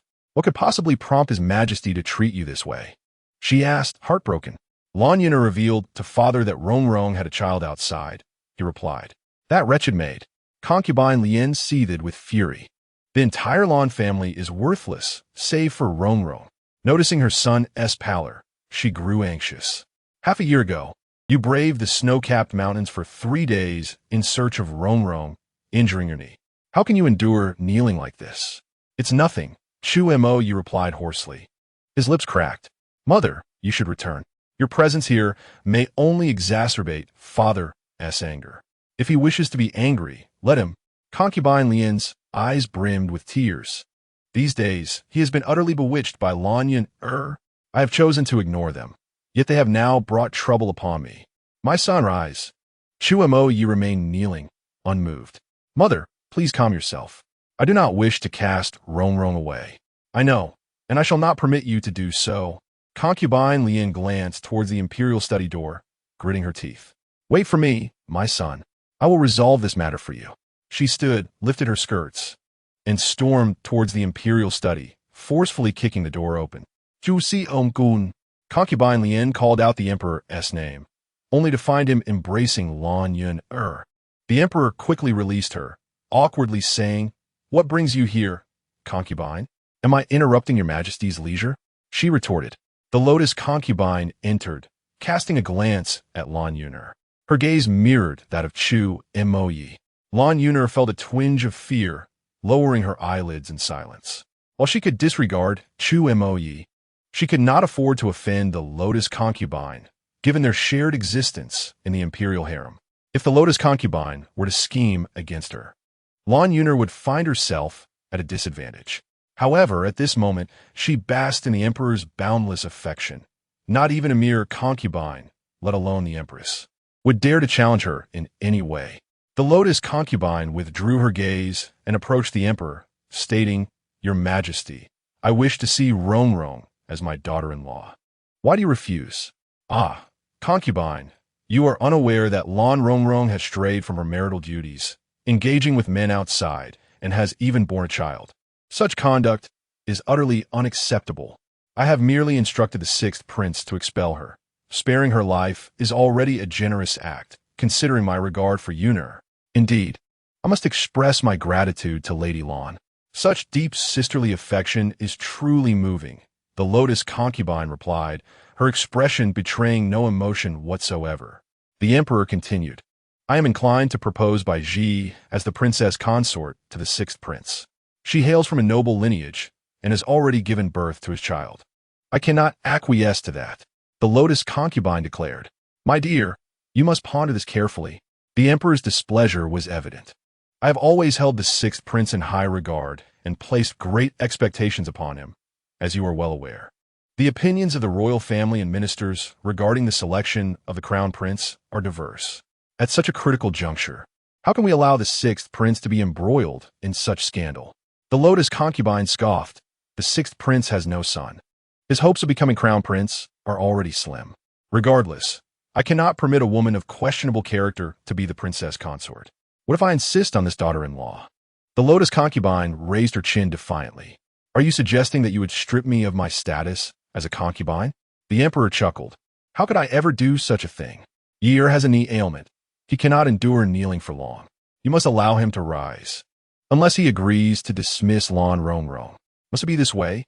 The lotus concubine took a deep breath, approached the table, extended her hands, and suddenly overturned it. The emperor hastily retreated, exclaiming, "Concubine Yu!" Grabbing a porcelain vase, the lotus concubine smashed it to the ground, seizing anything within reach and creating chaos in the imperial study. Lan Yuner watched in shock, astonished at the audacity of the lotus concubine. The emperor stamped his foot. "Oh dear, have you lost your mind? This is Ru-kiln porcelain." He mournfully picked up a shattered teacup. "Which is of greater importance, a broken porcelain piece or your son?" The lotus concubine brandished a hairpin, pressing it against her neck, and began to throw a tantrum. "If your majesty does not comply, I shall perish right here." The emperor, taken aback, gasped, "My dear, what are you doing? Ishaldi, do not. Please do not." The emperor was terrified. "Very well, I will grant you anything you desire. I shall spare Eir and will not compel him to dismiss Lan Rongrong. Please put down the hairpin. You cannot harm yourself." Satisfied, the lotus concubine placed the hairpin back in her hair, straightened her gown, and immediately regained her grace, curtsying elegantly. "I humbly thank your majesty for your kindness." She then turned and exited, her voice faintly heard as she called for the sixth prince to rise. The emperor gazed at the disarray surrounding him. A bitter smile etched upon his lips. Lan Yuner, taken aback for quite some time, finally found her voice. "Your majesty, are you truly going to let this go? The imperial concubine nearly harmed herself. What else can I do?" The emperor wore a troubled expression, recognizing that in order to preserve the dignity of the imperial family, he had but one course of action left. What is it? Send someone to eliminate that child to silence the matter. Chapter 62. Burn her green. Token Lan Yuner had calculated every possibility, yet she never anticipated that the old emperor would shower such affection upon Concubine Lian. No, this was beyond mere affection. It was blatant indulgence. As a concubine, one would expect her to embody grace and composure while serving the emperor. Instead, she stormed into the imperial study, throwing a fit, threatening to take her own life, and wreaking havoc upon the furnishings. Were it anyone else, not only would such unruly behavior be met with expulsion, but even the slightest defiance towards the emperor would result in immediate dismissal. Yet, in the face of Concubine Lian's tantrum, the emperor exhibited no anger. Rather, he appeared anxious that she might truly harm herself, hastily acquiescing to all her demands. It was evident to any discerning observer that Concubine Lian was merely posturing. She would never genuinely inflict harm upon herself. Lan Yuner felt the emperor had lost his senses. What was it about Concubine Lian that warranted such favoritism? At her age, in her 40s, with youth long behind her, and her figure now plump, she possessed little to commend her save for a pair of still bright eyes. Lan Yuner had gambled everything this time, yet fate proved unpredictable. There remained many mysteries to her. For instance, why did Concubine Lian protect Lan Rongrong, even when fully aware of her indiscretions and her bearing a child with a man outside of wedlock? Furthermore, why did Prince Yi, despite being at odds with the emperor, choose to defend Lan Rongrong, a faded flower? Did she truly deserve such attention? The mere thought of Prince Yi's ethereal beauty and his unwavering defense of Lan Rongrong drove Lan Yuner to an almost frenzied jealousy. Why should Lan Rongrong be entitled to such a youthful and handsome man while she was left to the company of an aging man? An aging man with far too many women surrounding him. He respected the empress, indulged Concubine Lian, and treated every woman in the harem with kindness, distributing his favor evenly. Heaven knows the price she paid for the emperor's current favoritism. Lan Yuner could only lament the cruel unfairness of fate. She could not allow Lan Rongrong to live such a comfortable life. Ah, Lan Rongrong, how will you feel when you learn that the child you bore has been silenced? Lan Yuner could hardly contain her anticipation for the moment when that expression crossed Lan Rongrong's face. Concubine Lian brought Prince Yi back to the Furong Palace and summoned the imperial physician to tend to him. His primary injuries were located in two areas: a gaping wound on his forehead caused by a scholar's stone, left untreated and resulting in excessive blood loss. By the time they returned to Furong Palace, Prince Yi had already succumbed to unconsciousness. The second injury was to his knee. The physician hastily attended to the wound on his forehead and examined his legs, furrowing his brow. Last time, His Highness's leg ailment had yet to heal, and now, just as it was improving, it seems he may be left with lasting repercussions. Concubine Lian, in a state of urgency, implored Lord Luo, "You are the most skilled physician in the Imperial Medical Department. Cannot even you cure Prince Yi's leg ailment?" Dr. Luo sighed, lamenting that the ailment plaguing His Highness since last winter could have been ameliorated had he consistently soaked in the medicinal bath prescribed by the physician. If he had taken care to keep warm and nurture himself for a year or two, recovery would have been gradual. Yet, the sixth prince had once again knelt on the sun-baked stone for over an hour, causing damage to the bones in his knees. Dr. Luo could only do his utmost. Would this impede walking or horseback riding? There would indeed be some impact on his martial pursuits. Is there truly no remedy? For now, the only option is to nurture the injury gradually. I shall employ acupuncture to treat His Highness. While it may not restore him to his former state, it should not significantly hinder his ability to walk. As he spoke, Dr. Luo busied himself with the task at hand. After tending to the knee injury, Chu Moyi remained unconscious. Consort Lian voiced her frustration to Dr. Luo, inquiring when he would awaken. His Highness had lost considerable blood, even with restorative tonics. Recovery would not be immediate. In a few hours, he should regain consciousness. Dr. Luo glanced at the injury on the forehead, furrowing his brow, and cautioned, "Given the current heat, this wound must be carefully tended, or there is a risk of festering. Dr. Luo, you are to remain here and not leave until the injury of the crown prince has healed." Consort Lian unhesitatingly detained Dr. Luo. Other concubines in the palace sought his expertise, but upon learning of his confinement within the Furong Palace, they dared not voice their discontent. Well aware of Consort Lian's notorious dominance, over the years, she had kept the emperor firmly under her control. Now that the emperor had injured her son, how could she simply let it go? Merely damaging the imperial study would not quell her wrath. She made her way directly to the office of ceremonies. The head eunuch, upon seeing the consort, hurried to receive her with utmost caution. "Bring me the placards to inspect." Consort Lian wasted no time with idle chatter. The palace was well aware that the crown prince lay in a deep slumber following his injury, and none dared provoke Consort Lian's ire. The head eunuch hastily presented a tray of green placards. Consort Lian scanned them, selecting the newest one inscribed with the name of Consort Lan. Without hesitation, she ignited it in the flame of a lantern. The head eunuch gasped in shock, attempting to intervene. Consort Lan was the most favored newcomer of late, having been summoned to the emperor's chambers for 3 consecutive nights. What would happen if her placard were to be burned? With a piercing gaze, Consort Lian coldly declared, "Should there be any further placards for Consort Lan, the head eunuch shall be replaced." The eunuch felt a chill run down his spine and quickly bowed his head, acknowledging, "I understand." After the evening meal, the head eunuch personally approached the emperor, carrying the tray. The emperor glanced over it, his brow furrowing. "Where is Consort Lan's placard?" The head eunuch felt a cold sweat trickle down his back. He stammered, "This afternoon, the consort visited." The emperor's expression instantly turned sour. Without needing to inquire further, he could surmise the situation. Consort Lian had forbidden him from summoning Consort Lan for the night.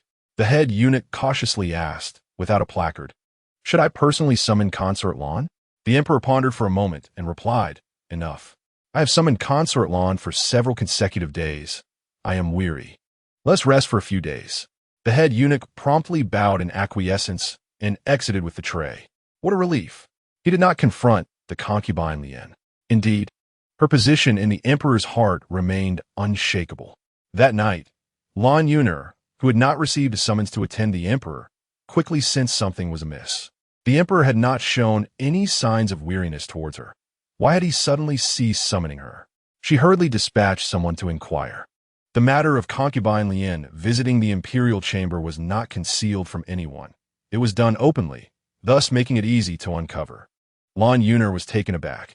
"How could a mere concubine burn my token? What right does she have to do so?" A palace maid timidly replied, "Perhaps it is simply because she is Concubine Lian." Lan Yuner, in a fit of rage, hurled her pillow to the ground, exclaiming, What of Concubine Lien? Even the Empress cannot arbitrarily dismiss my token. Chapter 63. A spoiled dish. The palace maid quickly picked up the pillow, saying, "My lady, do not be so agitated." Since entering the palace, Concubine Lien has always been so domineering. Years ago, the emperor intended to betroth the legitimate daughter of the Bai Marquis to the sixth prince as the Yuanfei, but Concubine Lien took a liking to your elder sister. In the end, the emperor could not oppose Concubine Lien and agreed to have your sister become the Yuanfei. Lan Zuna Inquit. Why is Concubine Lien so kind to that wretched Lan Rongrong? The maid replied, "Do you not know? The mother of the Yuanfei grew up as a close friend of Concubine Lien. I am aware of that to some extent. After the Yuanfei was born, Concubine Lien took a great liking to her and brought her into the palace several times. Concubine Lien loves to go boating and often takes the Yuanfei and her mother along for outings. Once, Concubine Lien accidentally fell into the water, and it was the Yuanfei's mother who saved her, but Lan Yuner interrupted. So, Lan Rongrong's mother died, saving Concubine Lien? No wonder. What? I used to think that Lan Rongrong's attempts to ingratiate herself with Concubine Lien were futile. Lan Yuner scoffed. Concubine Lien is such a shameless creature. When others do not like her, she still rushes to befriend them. The palace maid instinctively glanced towards the door and hurriedly said, "My lady, please refrain from speaking such words in the future. Be cautious, for walls have ears. If this reaches the concubine's ears, it would be disastrous." What could she do to me? Kill me? Lan Yuner scoffed. I have caused her son to be injured and fall into a coma. Is she not left with no choice but to burn my token in frustration? As long as the emperor favors me, what is a mere token to impede me? The palace maid pursed her lips, remaining silent. How naive she was, thinking that Concubine Lien's vengeance would end there. Concubine Lien sent a message to the Yuanfu, informing Lan Rongrong that the Yiwang had sustained some injuries and would temporarily remain in the palace to recuperate, advising her not to worry. Lan Rongrong immediately realized that something was amiss. The Yiwang's status was precious. For him to be injured to the point of not being able to return home. Who besides the emperor could accomplish such a feat? The emperor had always valued the Yiwang and would not punish him without reason. Lan Rongrong promptly intercepted the eunuch delivering the message and inquired in detail. The eunuch, being a confidant of Concubine Lien, only hinted at a few things. Lan Rongrong discerned that the emperor's demand for the crown prince to annul her status as his consort, coupled with the crown prince's defiance of this imperial edict, was undoubtedly linked to the revelation of Yu Guer's existence. She had never deliberately concealed Yu Guer. Rather, she had never feared expulsion. The title of crown princess held no allure for her, and should the emperor become aware, her fate would merely culminate in dismissal, which was precisely the outcome she had long anticipated and silently awaited. Indeed, when the emperor learned of the situation, he promptly demanded the crown prince to cast her aside. However, Lan Rongrong was utterly unprepared for the crown prince's audacious defiance against the emperor's decree, standing resolutely against his father. To her astonishment, even the esteemed Concubine Lien was unyielding in her support for her disgraced daughter-in-law, engaging in a fierce confrontation with the emperor until he rescinded his order. Was this not a disastrous turn of events? The emperor was no ordinary man. His capitulation to his cherished wife and son would inevitably prompt him to seek recompense in other realms. In other words, Yu Guer was in peril. The royal family placed immense value on their reputation, and now that she remained, it was highly probable that this threat would be eradicated. Without hesitation, Lan Rongrong sought out Yang Xiaoshu, requesting him to escort her to the lower river manor. With the crown prince absent, she held the utmost authority. As she prepared to leave the estate, even the steward dared not obstruct her passage. The carriage sped forth, and amidst the tumultuous jolting, Yang Xiaoshu managed to deliver Lan Rongrong to the lower river manor in a fraction of the usual time. Upon disembarking, her heart sank. The manor lay in utter disarray, reduced to smoldering ruins. What was once a quaint and charming homestead had transformed into a desolate wasteland. Yang Xiaoshu's countenance turned grave as he exclaimed, "What has happened here? It was not like this during my last visit." Yet, Lan Rongrong remained remarkably composed, calmly instructing, Let us enter the manor and inquire. Very well. Yang Xiaoshu dashed into the estate, calling out Old Wu. Little mudfish. Little cauliflower. Where is everyone? He frantically searched the premises, his voice rising in desperation. And after several laps, tears streamed down his face. Ultimately, he knelt on the ground, his face ashen, and with a choked voice lamented, "There is no one left." "My lady, what has transpired here?" Lan Rongrong surveyed the surroundings, a chill creeping in her heart. Yet she maintained her composure, asking, "Are there any bodies?" Yang Xiaoshu trembled at the thought. He had not dared to consider such a grim possibility. His previous frantic shouts had been solely in search of the living, not out of fear or reluctance to contemplate the darker aspects. He sprang up, wiping his tears, and said, "This is no place for you, my lady. Allow me to escort you back to the estate, and I shall return with others." Ignoring his pleas, Lan Rongrong inquired, "Do you know which house belongs to Wu Yid? Where do Qianyang and Hua reside?" Though she had never visited, Yang Xiaoshu was well acquainted with the area, having frequented it often. Trembling, he pointed in the direction of the most severely damaged dwelling, which bore no semblance to its former self. Lan Rongrong approached it, while Yang Xiaoshu hesitated, torn between the desire to prevent her and the fear to act. Lan Rongrong knelt down, meticulously clearing away the charred beams, doors, and windows, piece by piece. The ruined furniture lacerated her hands, yet she remained indifferent, allowing her palms to bleed profusely. "Your Highness, let me help you, I beg you." Yang Xiaoshu tried niarbi. Lan Rongrong paid him no heed. Suddenly, her movements halted. Beneath a tattered quilt, a tiny foot emerged, adorned with a delicate silver bracelet, one that Lan Rongrong had lovingly placed there herself. Her hands trembled uncontrollably, and she felt utterly drained, frozen in place as she gazed at the small foot. Yang Xiaoshu recognized it too. He shouted and rushed over, wrapping the quilt around it. "Let go of him!" Lan Rongrong screamed.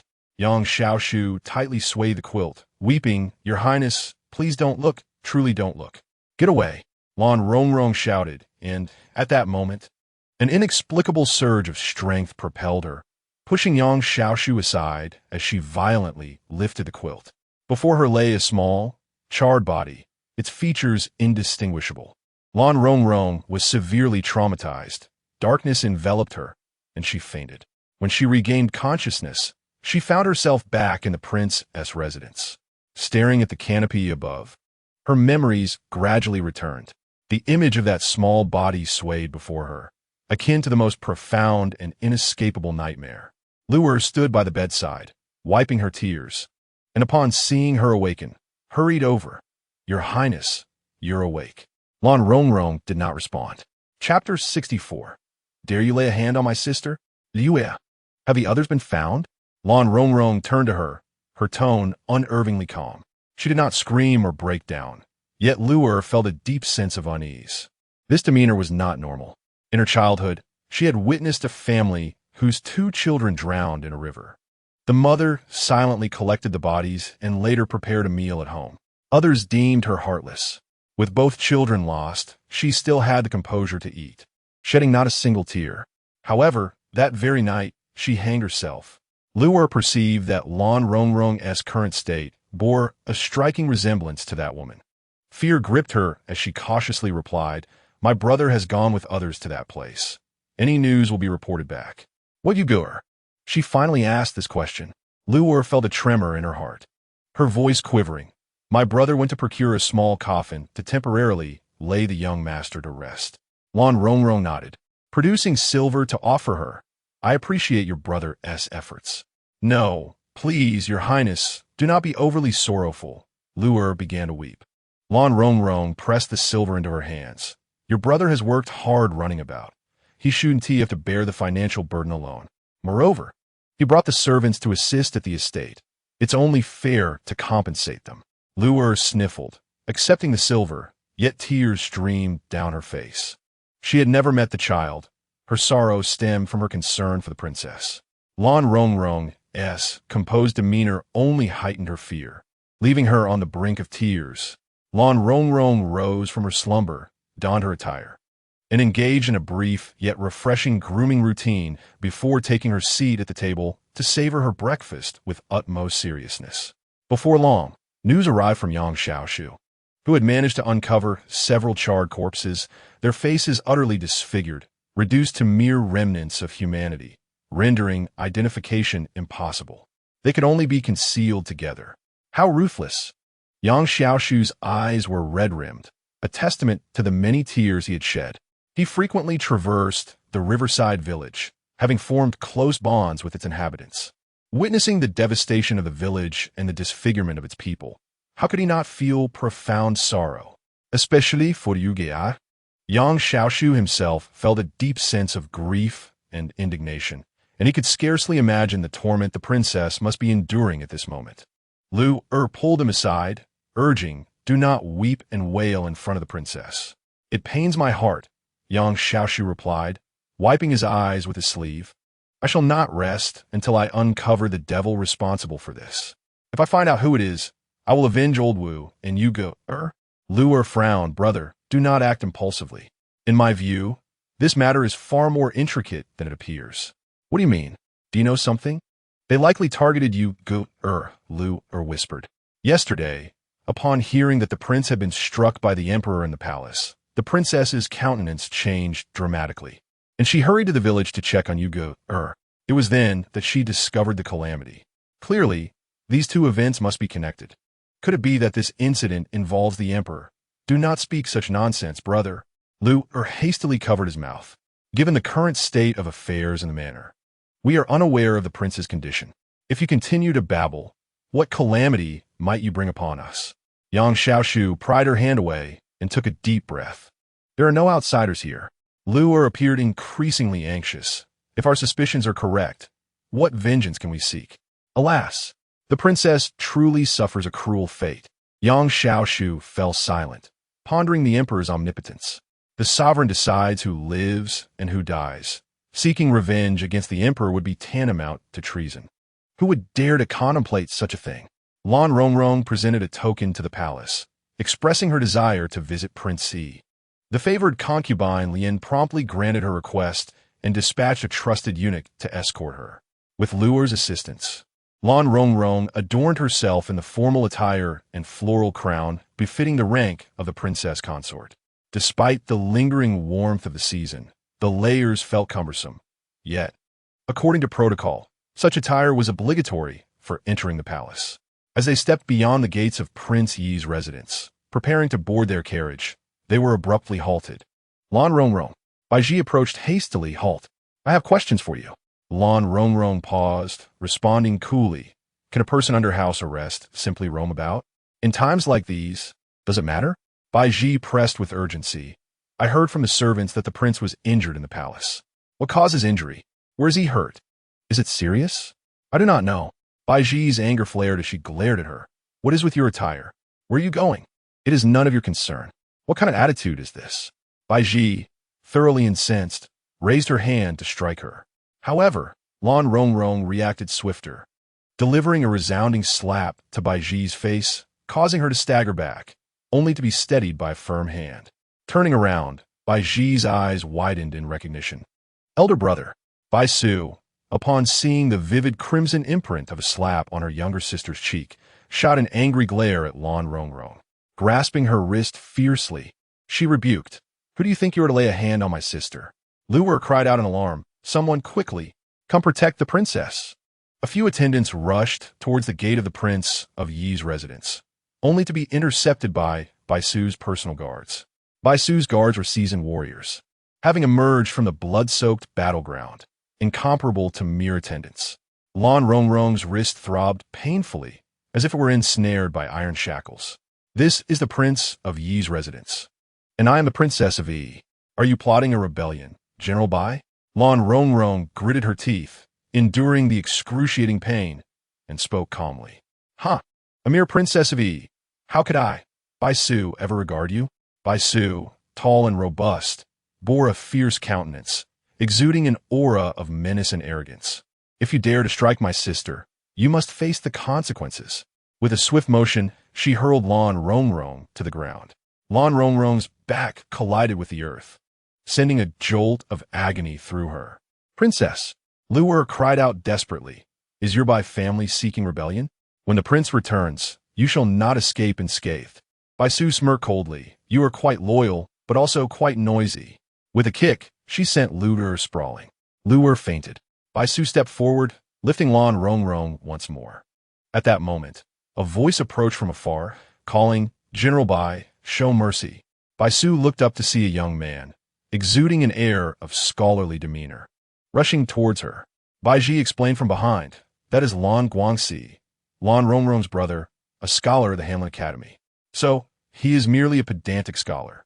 Generally, those who engage in battle and warfare disdain the court officials who merely wield words.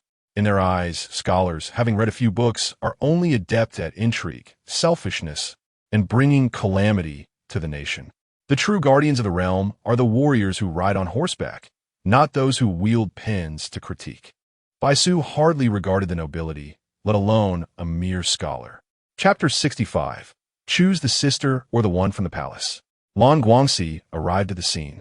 Witnessing Bai Su grasping Lan Rongrong, and promptly clasped his hands in greeting, saying, "General Bai, let us speak civilly and refrain from violence."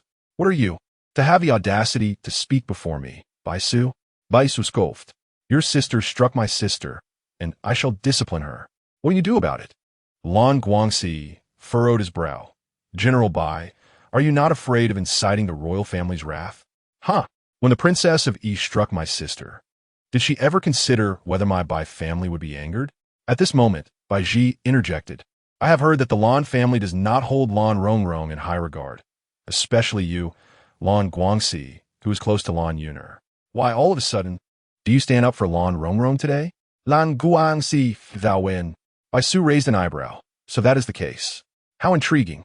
She turned to Bai Ji and asked, "Sister, why is it that some would prefer a sibling not born of the same mother over their own flesh and blood?" Bai Ji giggled. "Is a sibling not worthy of the title simply because they were not born from the same womb?" "You are correct, sister. The Bai family also has its share of illegitimate sons and daughters." However, Bai Su's gaze and heart were solely fixated on her biological sister, Bai Ji, completely disregarding her other siblings. Lan Guangxi remarked, "Every family's circumstances differ." With a malicious grin, Bai Ji retorted, "Lan Guangxi, the sister you fancy is a noble in the palace. Yet, it will be child's play for the Bai family to manipulate her. You are merely an obstacle here. Hinder my brother from disciplining Lan Rongrong. I shall deal with your sister in the palace instead." Lan Guangxi was taken aback. Bai Ji smirked. "Aren't you going to leave?" Bai Su drew her whip and struck Lan Rongrong fiercely. Lan Rongrong fell to the ground, spitting out a mouthful of blood. Lan Guangxi's heart tightened, instinctively wanting to intervene, but was blocked by a loyal guard. Bai Ji mockingly teased, "Lan Guangxi, if you choose to protect your sister, I shall punish your sister in the palace. Whom will you save? The choice is yours." Lan Guangxi felt as if a weight of 1,000 pounds pressed down upon him. Gazing at the blood trickling from Lan Rongrong's mouth, memories of his youth flashed before him. In the midst of falling snow, young Rongrong presented him with a snowball shaped like a little rabbit, beaming with pride. Yet, he was preoccupied with building a snowman with Yuner, disregarding her entirely. Yuner snatched the snow rabbit and crushed it underfoot. Rongrong, in distress, confronted Yuner, and a scuffle ensued. Without hesitation, Lan Guangxi sided with Yuner. Rongrong was pushed to the ground, her palms scraped and bleeding. The bloodbath then was just as striking. Lan Guangxi suddenly realized that throughout his life, he had consistently chosen to protect Yuner while deliberately neglecting his biological sister, Rongrong. Why? Because Yuner was the daughter of his stepmother. If he treated his stepmother's daughter kindly, would she not also shower him with love? Lan Guangxi stood in a daze, staring at his elder sister on the ground, her clothing torn by the whip, lost in a haze of confusion. If he were to rush to aid Rongrong now, Yuner in the palace would surely fall victim to the Bai family schemes. Moreover, as a mere scholar with no means of defense, he was powerless against Bai Su and her loyal guards. Lan Guangxi suddenly recognized that after all these years, his instinctive desire to protect Yuner had become a reflex.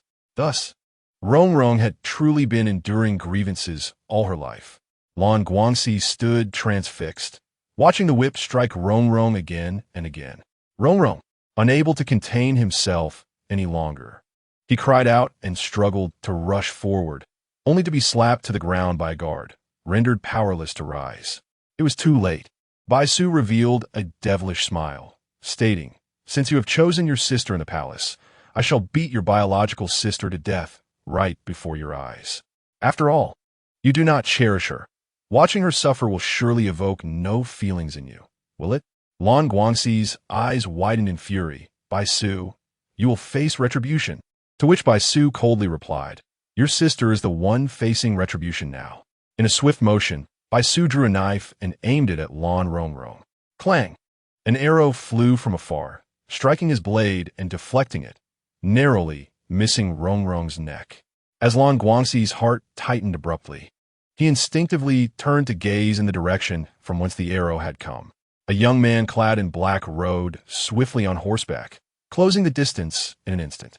He dismounted with agility, easily overpowering the Bai family's guards who attempted to impede him, and rushed to Lan Rong Rong's side, lifting her up. "Rong Rong, are you all right?" Lan Guangxi looked at him in astonishment. He was all too familiar with this individual, Song Qingchen. In the days when the Song and Lan families shared a cordial relationship, they often engaged in literary pursuits together. However, while he devoted himself to the imperial examination, Song Qingchen aspired to the battlefield, leading to a gradual estrangement between them. Their ties were completely severed after Rong Rong married Prince Si.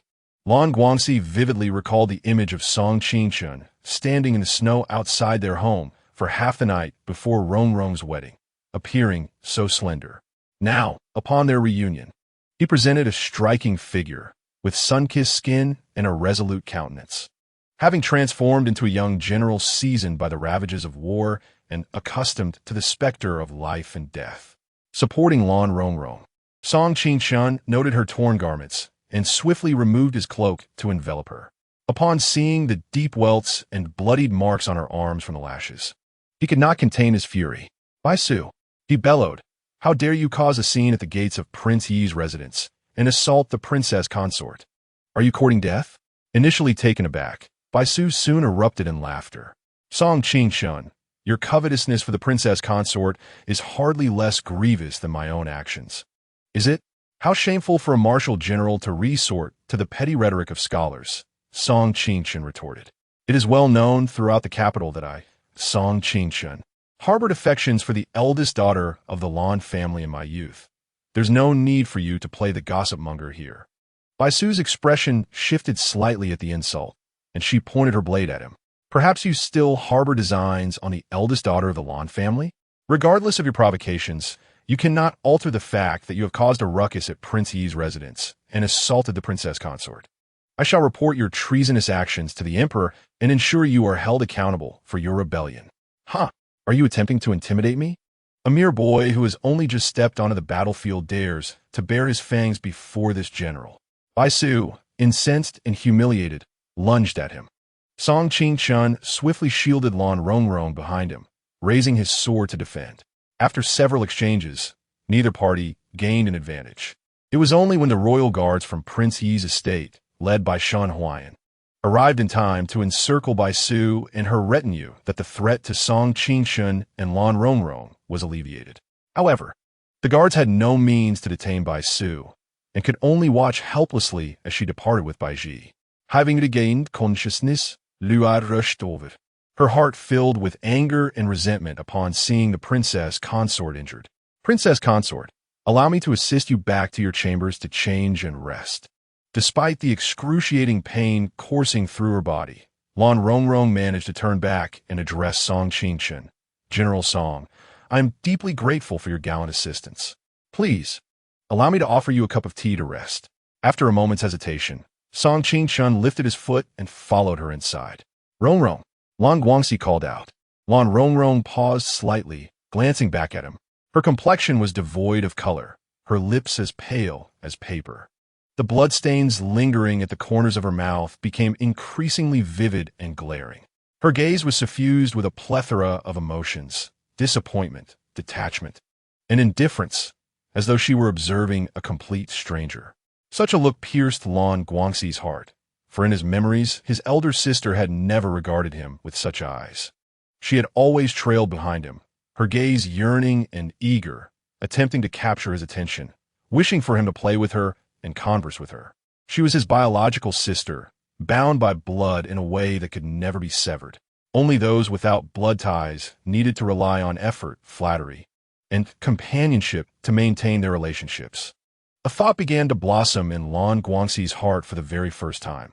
Perhaps he was truly on the verge of losing this sister, his only sibling, the one with whom he shared the closest blood connection in this world. This realization birthed a profound sense of regret within him. He stepped forward, trembling, and said, "Rong Rong, are you all right?" Lan Rong paid him no heed. She quickly averted her gaze with cold indifference, leaning against Luer as she slowly walked through the gates of the Yiwangfu. The gates closed gradually before him. Lan Guangxi sank slowly to the ground, enveloped by a tidal wave of remorse that consumed him entirely. Within the Yiwangfu, 2 physicians were kept. Though their skills did not match those of the esteemed imperial physician Luo, they could manage everyday ailments without issue. The doctors arrived to examine Lan Rong's pulse. Fortunately, there were no injuries to her internal organs or bones, only some superficial wounds. The physicians provided ointment, and Luer assisted Lan Rong in applying it before she changed her clothes and freshened up. After she had composed herself, Lan Rong emerged to see Song Qingshan. She held his cloak in gratitude for his life-saving intervention. As Song Qingshan stood, he noticed the abrasions on her cheeks, and a torrent of thoughts surged within him. Yet he found himself at a loss for words, merely releasing a long, deep sigh. Lan Rong took a sip of tea, feeling a sharp pain from the wound on the back of her hand, and set the cup down again. Why had General Song suddenly arrived here? Song Qingshan, struggling to return from his chaotic thoughts, met her bright, starry gaze and softly spoke. "After you left, I searched for you for a long time. I never expected you to return here. Life is full of uncertainties, isn't it? You have not fared well here." Song Qingshan murmured, "The Bai family has always been overbearing. As the rightful wife in Yiwangfu, Baiji will surely harass you at every turn. Her family holds considerable power, which makes them inevitably domineering." He paused, a hint of regret and melancholy evident in his demeanor. After a moment of silence, he continued, "I heard you had returned to the Yiwangfu and wished to see you. However, I did not want to provoke any misunderstandings with the Yiwang, which is why I have come only today." Lan Rong nodded, her expression serene. "I have heard you are to be wed. Congratulations. That was arranged by my family." "I do not wish to marry," he replied. "You must marry eventually. Your family has only you as the male heir." After all, Lan Rong remarked lightly. She did not intend to mock him, for Song Qingshan had done nothing wrong. In fact, he had saved her life on several occasions. However, as a modern soul, she could not help but feel a tinge of sarcasm regarding the perpetuation of familial legacy. Moreover, her current state of mind was far from pleasant. To be precise, she teetered on the brink of an emotional explosion. The mere thought of Yu Gu's tragic fate caused her heart to writhe as if it were being fried in oil. The calmness she projected was merely a facade. Her rational mind incessantly urged her, advising that impulsiveness and anger would serve no purpose. She had to remain composed, for tranquility was the key to resolving the predicament. She was even oblivious to her own physical pain, yet upon witnessing Song Qingshan's dimmed gaze, her heart ached with compassion. "General Song, you have offended the Bai family for my sake. Be cautious moving forward. Others may fear the Bai family, but I do not," she stated. Song Qingshan replied, "I only worry for you." "General Song, our fates do not align," Lan Rong calmly articulated, wishing to extinguish any lingering hopes he might harbor. "That would be detrimental to anyone." Song Qingshan offered a bitter smile. "I understand. I should not intrude upon you further. I merely wish to see how you are faring. Thank you for saving me on several occasions. If the opportunity arises, I shall repay your kindness." "I seek no recompense," she countered. "For you, I would not hesitate to sacrifice everything," he declared. The deep affections of youth persisted even now, and even Lan Rong, whose heart was as cold as iron, found it difficult to remain unmoved. Yet, did the youth realize that the woman he admired had already perished? The person standing before him was merely a foreign soul from another realm. Lan Rongrong softened her tone. General Song, you are an exceptionally good person. It is I who lacks fortune. In the future, serve your country loyally and treat your future wife well. May we find peace in our separate paths. Song Qingshun gazed at her in a daze, on the verge of tears. Lan Rongrong rose. General Song, I must return to the palace and cannot extend my hospitality further. Regaining his composure, Song Qingshun stood slowly. I have heard that His Highness, the Prince Yi, is recuperating in the palace. I wonder if his injuries are severe? I am not entirely certain, she replied. Shall I escort you to the palace? He suggested, knowing that Bai Su's formidable subordinates were fiercely devoted to their sister. Should he harbor any resentment, it could lead to trouble. I will request Shun Huayan to escort me. Thank you for your kind offer, General Song, she replied, deliberately maintaining distance. Song Qingshun silently followed her out. Just before she entered the carriage, Lan Rongrong suddenly called out to him, General Song, I have something I wish to convey. He leaned closer. In a voice only they could hear, she whispered, Yugu is no more. What? He exclaimed, recalling the child she had held in her arms when he rescued her from the cliff. Though they had not spent much time together, he remembered the delicate smile of that child. Shocked and enraged, he quickly inquired, what happened? Lan Rongrong gently shook her head, her voice barely audible. Only now do I realize how naive and foolish I have been. I thought I could escape the royal family and lead a peaceful life with Yugu. Had I known it would come to this, I would have entrusted Yugu to the Song family. At least then, he might have lived well. Song Qingshun's expression was somewhat bewildered. For our Song family? Your mother has long wished for you to marry and bear children to continue the family line. Surely, she wouldn't forsake her own grandson? Grandson? My grandson? Song Qingshun's almond-shaped eyes widened slightly, his gaze filled with confusion. What are you saying? Chapter 67, Born of Passion. Bound by etiquette, Lan Rongrong gradually sensed something was amiss. Do you not know? Know what? Yugu is your son. What? The sword in Song Qingshun's hand clattered to the ground. He stood frozen in place. Lan Rongrong frowned. The original owner had been excessively enduring, risking the fate of being submerged in disgrace and bearing a lifetime of scorn to give birth to a child with Song Qingshun, yet had never revealed this to him. Could there truly be such a foolish woman in the world? As Song Qingshun regained his senses, disregarding all decorum, he seized her wrist and pulled her aside. Lu stared in astonishment at the scene, wanting to intervene, but suddenly recalled the tragic events that had recently befallen the princess and hesitated in her steps. Song Qingshun brought Lan Rongrong to a nearby begonia tree, ensuring no one could overhear their conversation. Taking a deep breath, he inquired, Rongrong, what did you mean by those words just now? Lan Rongrong looked at his expression, somewhat speechless. Are you truly unaware of what you have done? Have you never once doubted that Yugu might be your son? Song Qingshun was left speechless, stammering, what have I done? Do not feign ignorance. I truly have not done anything. His handsome face flushed crimson, feeling utterly at a loss. Rongrong, have you misunderstood something? Lan Rongrong was taken aback. You haven't done anything all? If you mean to say you have not fathered a child, then indeed I have not. Song Qingshun shook his head, stuttering. I admit I admire you, but my feelings have always been governed by propriety. The boldest thing I have ever done is hold your hand. I have never dared to entertain any thoughts of offending you. Lan Rongrong was momentarily stunned, instinctively asking, is that true? Song Qingshun quickly raised his hand, affirming, indeed. We have known each other for 10 years. You know me well. How could I dare to offend you? Lan Rongrong fell silent, observing her expression. Song Qingshun was filled with an abundance of perplexity. Rongrong, why do you believe Yugu is my child? Have we not shared anything?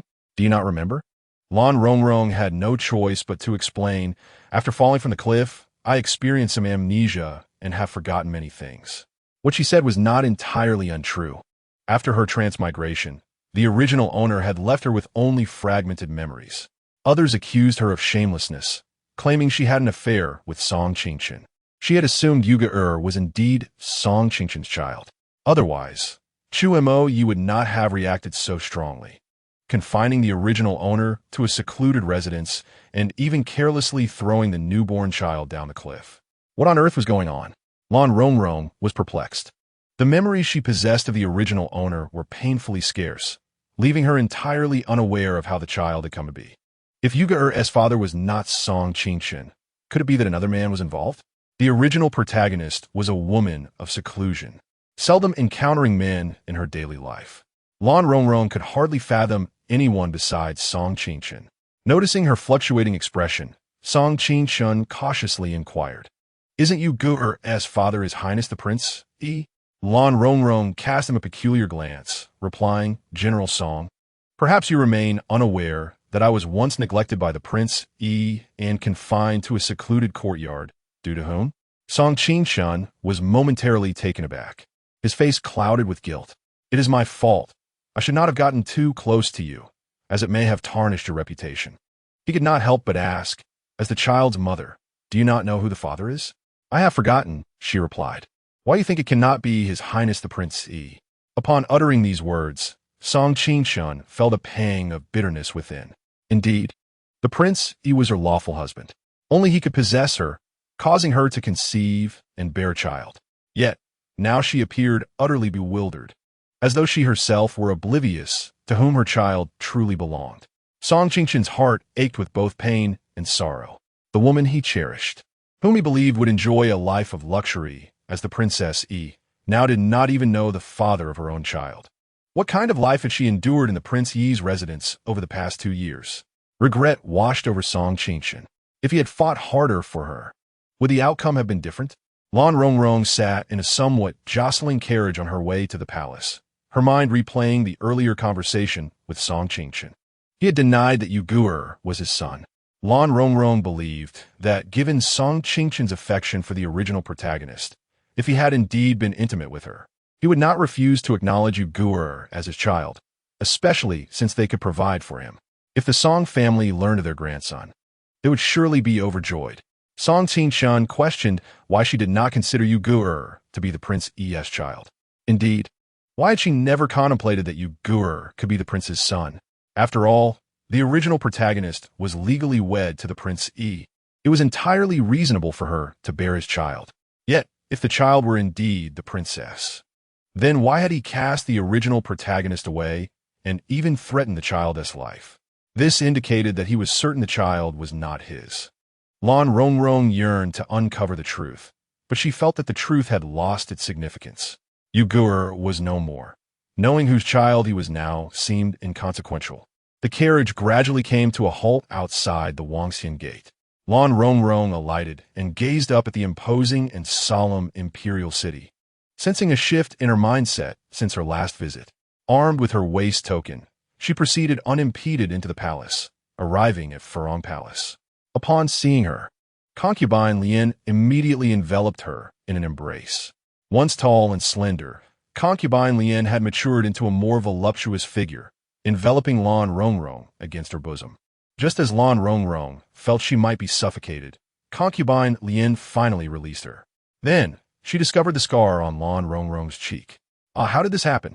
Consort Lien cupped her face, furrowing her brow in concern. How did you injure your face? It's just a minor scrape. It's nothing to worry about, came the reply. The attendants below were indeed rather careless.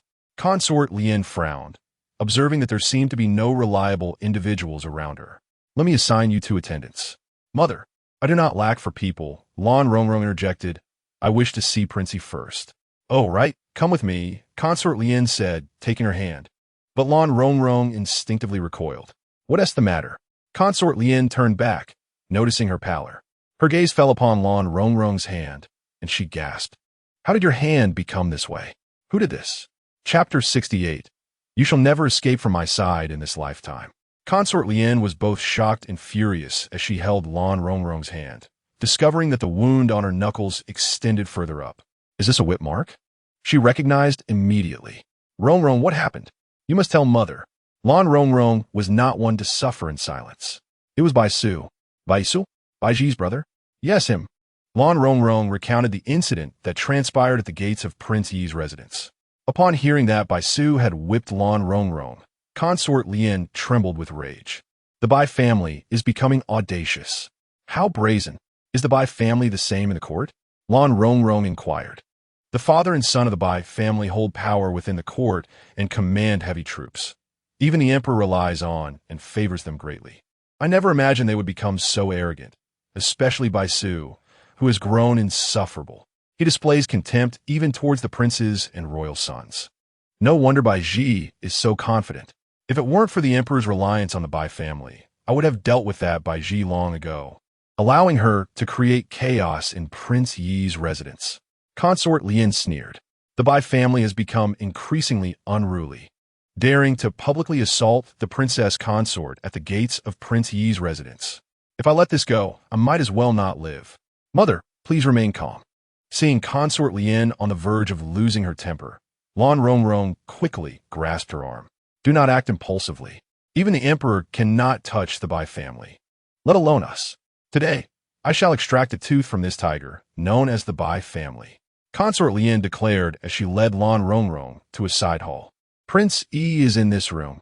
You may enter alone. I must go to see the emperor. Upon hearing the phrase, see the emperor, Lan Rongrong's expression turned cold. She lowered her eyelids, concealing her emotions, and gently pushed open the door. The room was refreshingly cool. Chu Mo Yi lay on the bed, sound asleep. His face was exquisitely sculpted, with perfect contours. His inky black hair cascaded beneath him, giving him an appearance akin to an injured deity. Lan Rongrong approached the bedside, pulled up a chair, and sat down. Chu Mo Ye's brow quivered slightly as he slowly opened his eyes, revealing a fleeting moment of joy and confusion. He instinctively reached out to her, his voice soft as a whisper. Rongrong, you have not entered my dreams for a long time. The moment his hand touched Lan Rongrong's, he instantly awoke. It was not a dream. Before him sat the living, breathing Lan Rongrong. Chu Mo Ye's hand froze midair. Lan Rongrong tilted her head slightly. You are awake. Chu Mo Ye gradually withdrew his hand and averted his gaze. What brings you here? As the princess consort of Yi. Her visit to the ailing prince, it was reasonable. Lan Rongrong spoke words of concern, yet her demeanor was strikingly indifferent. Who had disclosed Yu Guer's situation to the emperor? It became clear that her arrival at the palace was not to inquire after his health, but to seek answers regarding this matter. Chu Mo Ye's eyes darkened momentarily before he replied, It was your sister, Lan Yuner. She is not my sister. Lan Rongrong coldly corrected him, her gaze radiating an icy chill. The emperor has commanded you to dismiss me as the princess consort of Yi. Why do you not comply? Chu Mo Ye's phoenix eyes turned frigid. Are you here to interrogate me? You should follow the emperor's command. Lan Rongrong exhaled slowly, her voice calm. Why should I defy the command? Do you believe your father would easily overlook this matter? Why defy the command? Chu Mo Ye replied nonchalantly. Because I do not wish to comply. Why not comply?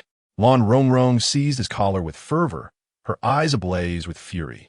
Do you not understand? I have no desire to be the princess consort of Yi. I certainly do not wish to be associated with someone like you. Chu Mo Ye regarded her quietly. What sort of person am I? A disgrace, a scoundrel. So, in your eyes, this is who I am. Chu Mo Ye mused with a faint smile, gently pushing her hand away. You shall never escape from my side. Even if I do not cherish you, I shall still keep you close. Do you dream of sharing a life with Song Qingchen? Dream on. Who wants to share a life with him? Lan Rongrong shouted in anger. If you had adhered to the command and sent me away, none of this would have happened. Yu Guer would not have died. Xiaonyang would not have perished. And He Hua would not have met her end. Chehu Mo Yifronit. What are you talking about? Your imperial father ordered the burning of He Zhuang to preserve the royal family's facade, resulting in the slaughter of countless lives. Did you witness this with your own eyes? Had I not seen it with my own eyes, I would not have come here. And what do you intend to do about it? Chu Mo Ye asked softly. Are you here to avenge your son? Do you intend to kill me or your father? Every grievance has its source, every debt its owner, Lan Rongrong asserted. None of you can escape. With you? Chu Mo Ye scoffed lightly. You overestimate your own abilities. He grasped her slender wrist. You are as defenseless as a maidservant in the palace. Lan Rongrong regarded him with a cold smile. Have you heard of killing in the heart? Chu Mo Ye raised an eyebrow slightly. Oh, Your father dotes on your mother and holds you in high regard, hoping you would bear him a grandson to inherit the throne. Yet, you have failed to produce even a son, facing repeated opposition from the ministers and royal family. Is that not so? You seem quite concerned about court affairs. Your father longs for you to give him a grandson. Should he learn that he has unwittingly condemned his own grandson, I wonder what his thoughts would be. Chu Mo Ye's expression remained unchanged. You're speaking nonsense. Have you considered the possibility that Yu Guer might actually be your son? Lan Rongrong pressed each word with intent.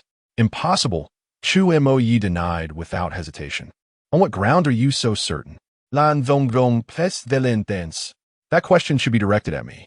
Chu Moi smirked, gripping her chin. Lan Zonggong. It appears you have changed. Your memory seems to have faltered. Lan Rongrong's heart skipped a beat. Chu Moi continued. Have you forgotten that on the very first night after your marriage to the Prince of Yi, you knelt before me in tears, confessing your feelings for Song Qingchen, pleading that I do not lay a finger on you? Lan Rongrong opened her mouth, struggling to recall such a moment. Chu Moi pressed on. If your affections for Song Qingchen run so deep, must I be your only choice? Before your pregnancy, I never touched you. You claim the child is not Song Qingchen's. Then whose could it possibly be? Yet Song Qingchen denies paternity. It seems the man you have long admired is nothing but a coward, daring to act yet afraid to take responsibility. Chu Moi scoffed. Lan Rongrong, it appears your judgment has always been lacking. Song Qingchen has no reason to lie, whether it pertains to him or any other man. I am indifferent. His tone turned icy. In any case, that illegitimate child is already dead. Chapter 69. He is already beyond redemption. Lan Rongrong was overwhelmed with rage, her heart aflame, and she spat out a mouthful of blood. Darkness engulfed her, and she collapsed. Chu Moi's expression shifted as he caught her, calling out, Rongrong. Observing her pale visage and the blood at her lips, a wave of regret surged within him. Why engage in such conflict with her? Could he not show her some leniency? With a heavy sigh, he laid her down on the bed and stepped out to summon someone. Bring Dr. Luo here. Dr. Luo arrived to examine her and discovered the wounds on her arm. Fury ignited in Chu Moi's eyes. What is this injury? Dr. Luo replied, Your Highness, this appears to be a whip wound, inflicted not long ago. A whip wound. How could anyone dare to strike his princess? Chu Moi took a deep breath and commanded, Investigate the events that transpired at the Prince of Yi's residence and report back to me. After examining her pulse, Dr. Luo stated, The Princess of Yi is not gravely injured. She merely fainted from a surge of anger. She will recover shortly. However, this whip wound is troublesome. If not properly treated, it will leave a scar. Use the finest scar removal ointment. Yes, I shall personally prepare it. After Dr. Luo departed, Chu Moi sat by the bed, gazing at the tranquil woman asleep before him. Her cheeks bore faint scratches. He could almost envision her being struck and collapsing to the ground. She had said nothing about it. The sorrow from the child's death had devastated her, causing her to spit blood and lose consciousness. Gently he reached out, brushing his fingers over her injuries as if touching the world's most precious and fragile treasure. She must have genuinely cared for that child.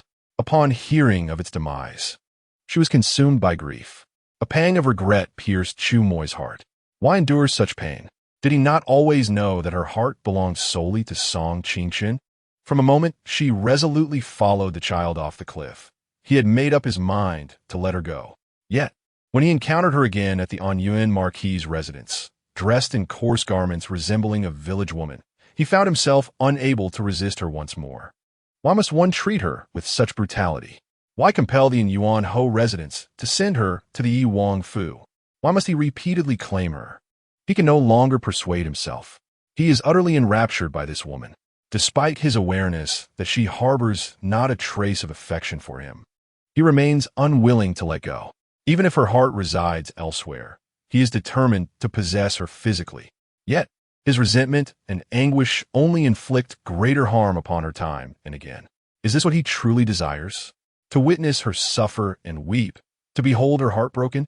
He has nearly forgotten that initially, he merely sought the radiant smile upon her face, reminiscent of the dawn's first light.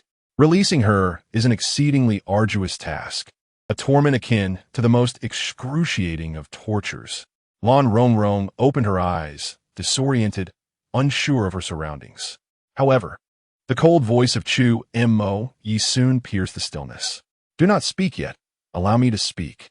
Lan Rongrong turned to face him. Chu Mo Yi continued. Your son is not dead. Lu Qianyang and her daughter are alive. Mingwei is unharmed, and Wu Yud and the others are also safe. Lan Rongrong was momentarily stunned. Chu Mo Yi elaborated. The moment I defied the edict, I foresaw my father's actions. Therefore, I had made prior arrangements. What arrangements? Lan Zongvong Inquit. I had everyone in the estate relocated overnight. But I saw the corpses. Is my father so easily deceived? Cheu Mo Yi replied nonchalantly. Those corpses were procured from various mortuaries. The child's body that was passed off as your son's belonged to a child who drowned some days ago. Chu Mo Yi stated, if you consult a skilled coroner, they can effortlessly determine whether a corpse died before or after being burned. Lan Rongrong remained in a daze. Chu Mo Yi continued, as for the child's whereabouts, I cannot disclose that yet. Only Shen Huayan is aware. Once matters settle, you shall see them. Is what you say true? They truly are alive? I would not stoop to deceive you, especially since it would be too easily unveiled. Why did you not inform me of this earlier? You rushed in, cursing me vehemently. Why would I reveal this to you? Then why tell me now? Because Chu Mo Yi paused and coldly declared, I do not wish to witness your foolishness. Do you genuinely believe that possessing some knowledge of medicinal cuisine and administering a bit of poison renders you invincible, capable of regicide and patricide? He gazed at Lan Rongrong's face and added, if I had not disclosed this, I shudder to think what folly you might commit. Even suggesting that your illegitimate son impersonate the heir. Lan Rongrong weakly retorted, it may not be entirely untrue. Huh? Cheheu Mo Yisukofut. Are you unaware of your own indiscretions? I experienced a bit of amnesia after my fall, and I cannot recall many things. Amnesia? Chu Mo Yi arched an eyebrow. Why do you never mention this? It seemed unnecessary to elaborate. One must shed unpleasant memories to better confront the future.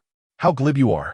Chu Mo Yi cast a sharp glance at her, warning, I advise you to refrain from making it too obvious that your little wild son is still alive.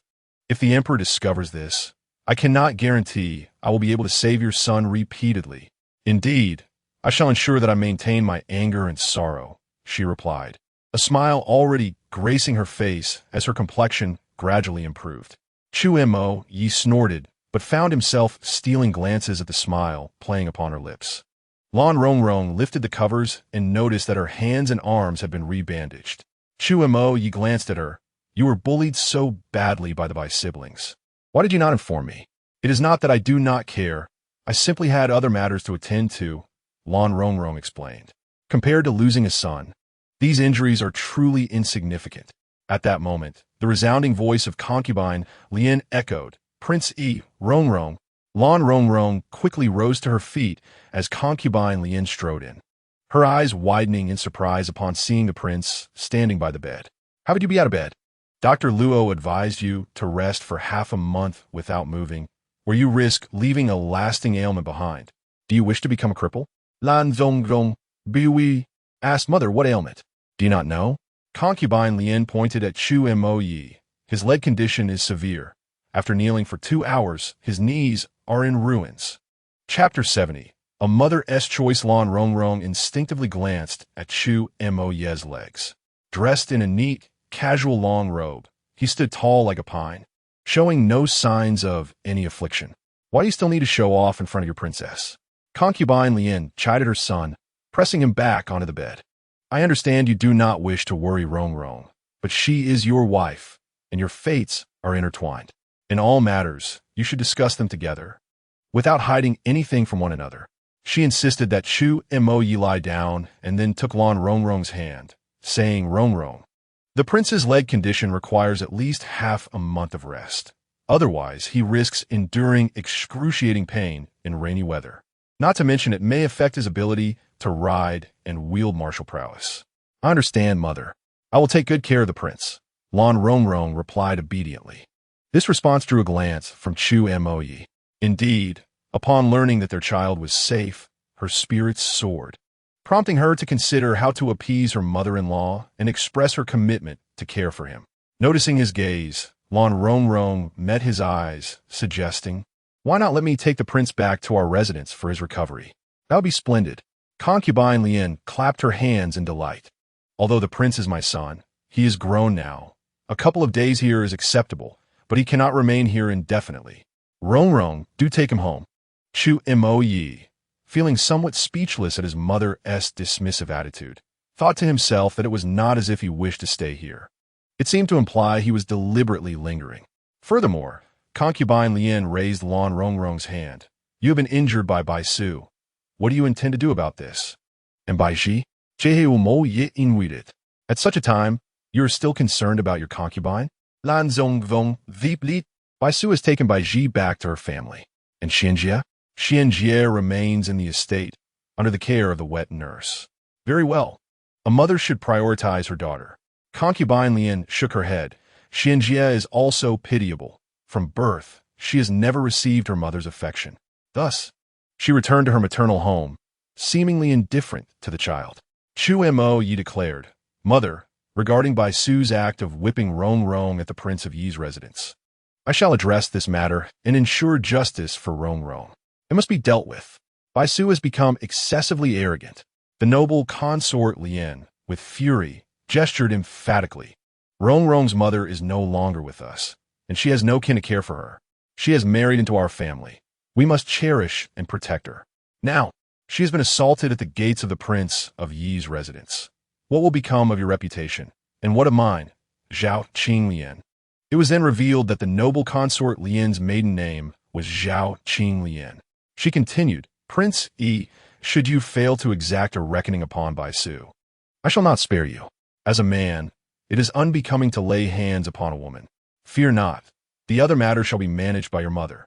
Chu Mo Yi did not press for further details. He understood his mother's temperament, which, though favored, was notoriously fiery.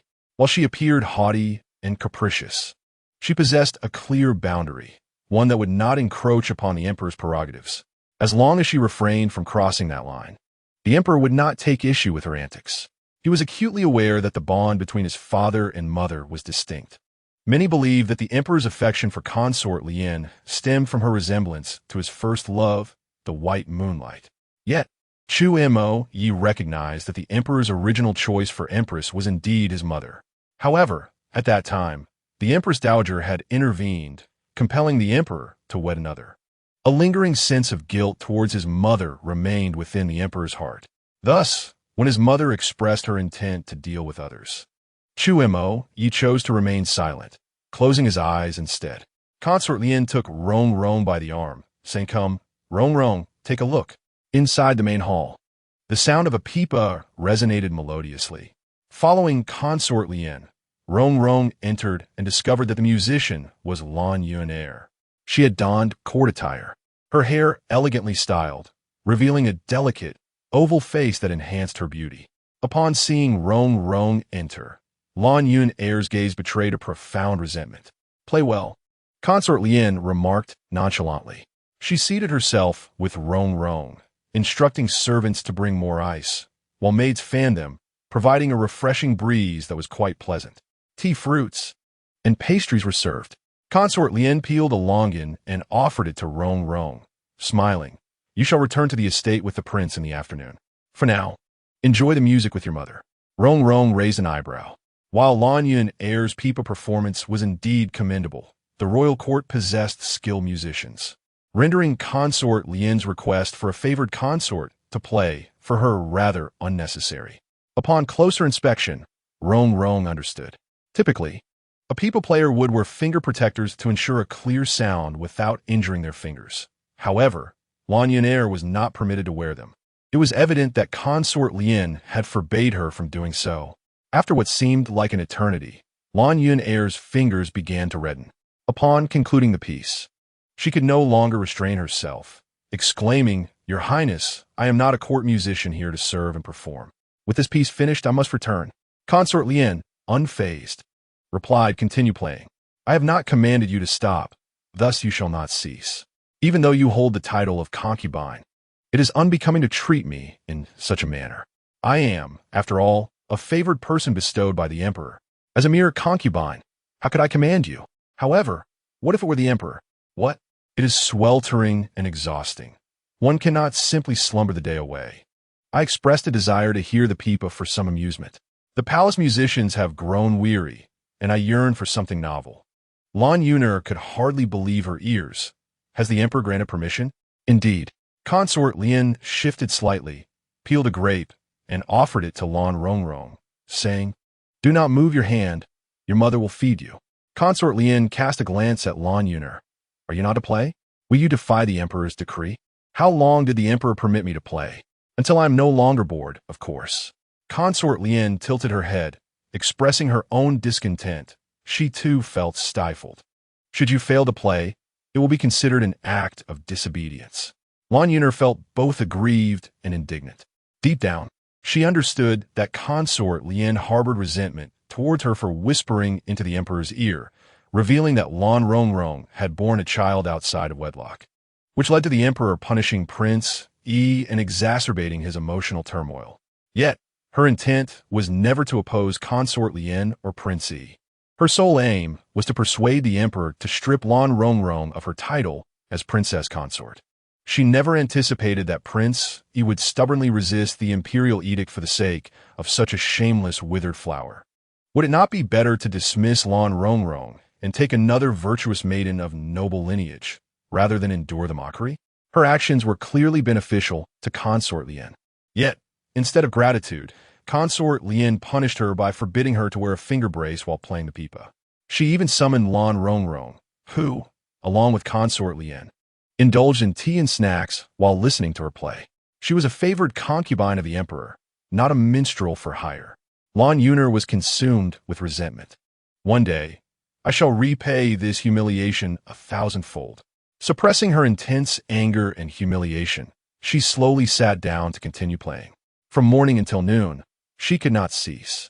Consort Lien had the kitchen send a lavish spread for herself and Lan Rongrong, who dined while listening to Lan Yuner's performance. Exhausted and famished, Lan Yuner felt her fingertips nearly numb, blood and flesh mangled. The strings of the pipa were stained crimson. Each touch of the strings sent waves of piercing pain through her. Initially, Consort Lien listened with indifference, but upon noticing a slight furrow in Lan Rongrong's brow, she abruptly raised her hand. "Stop."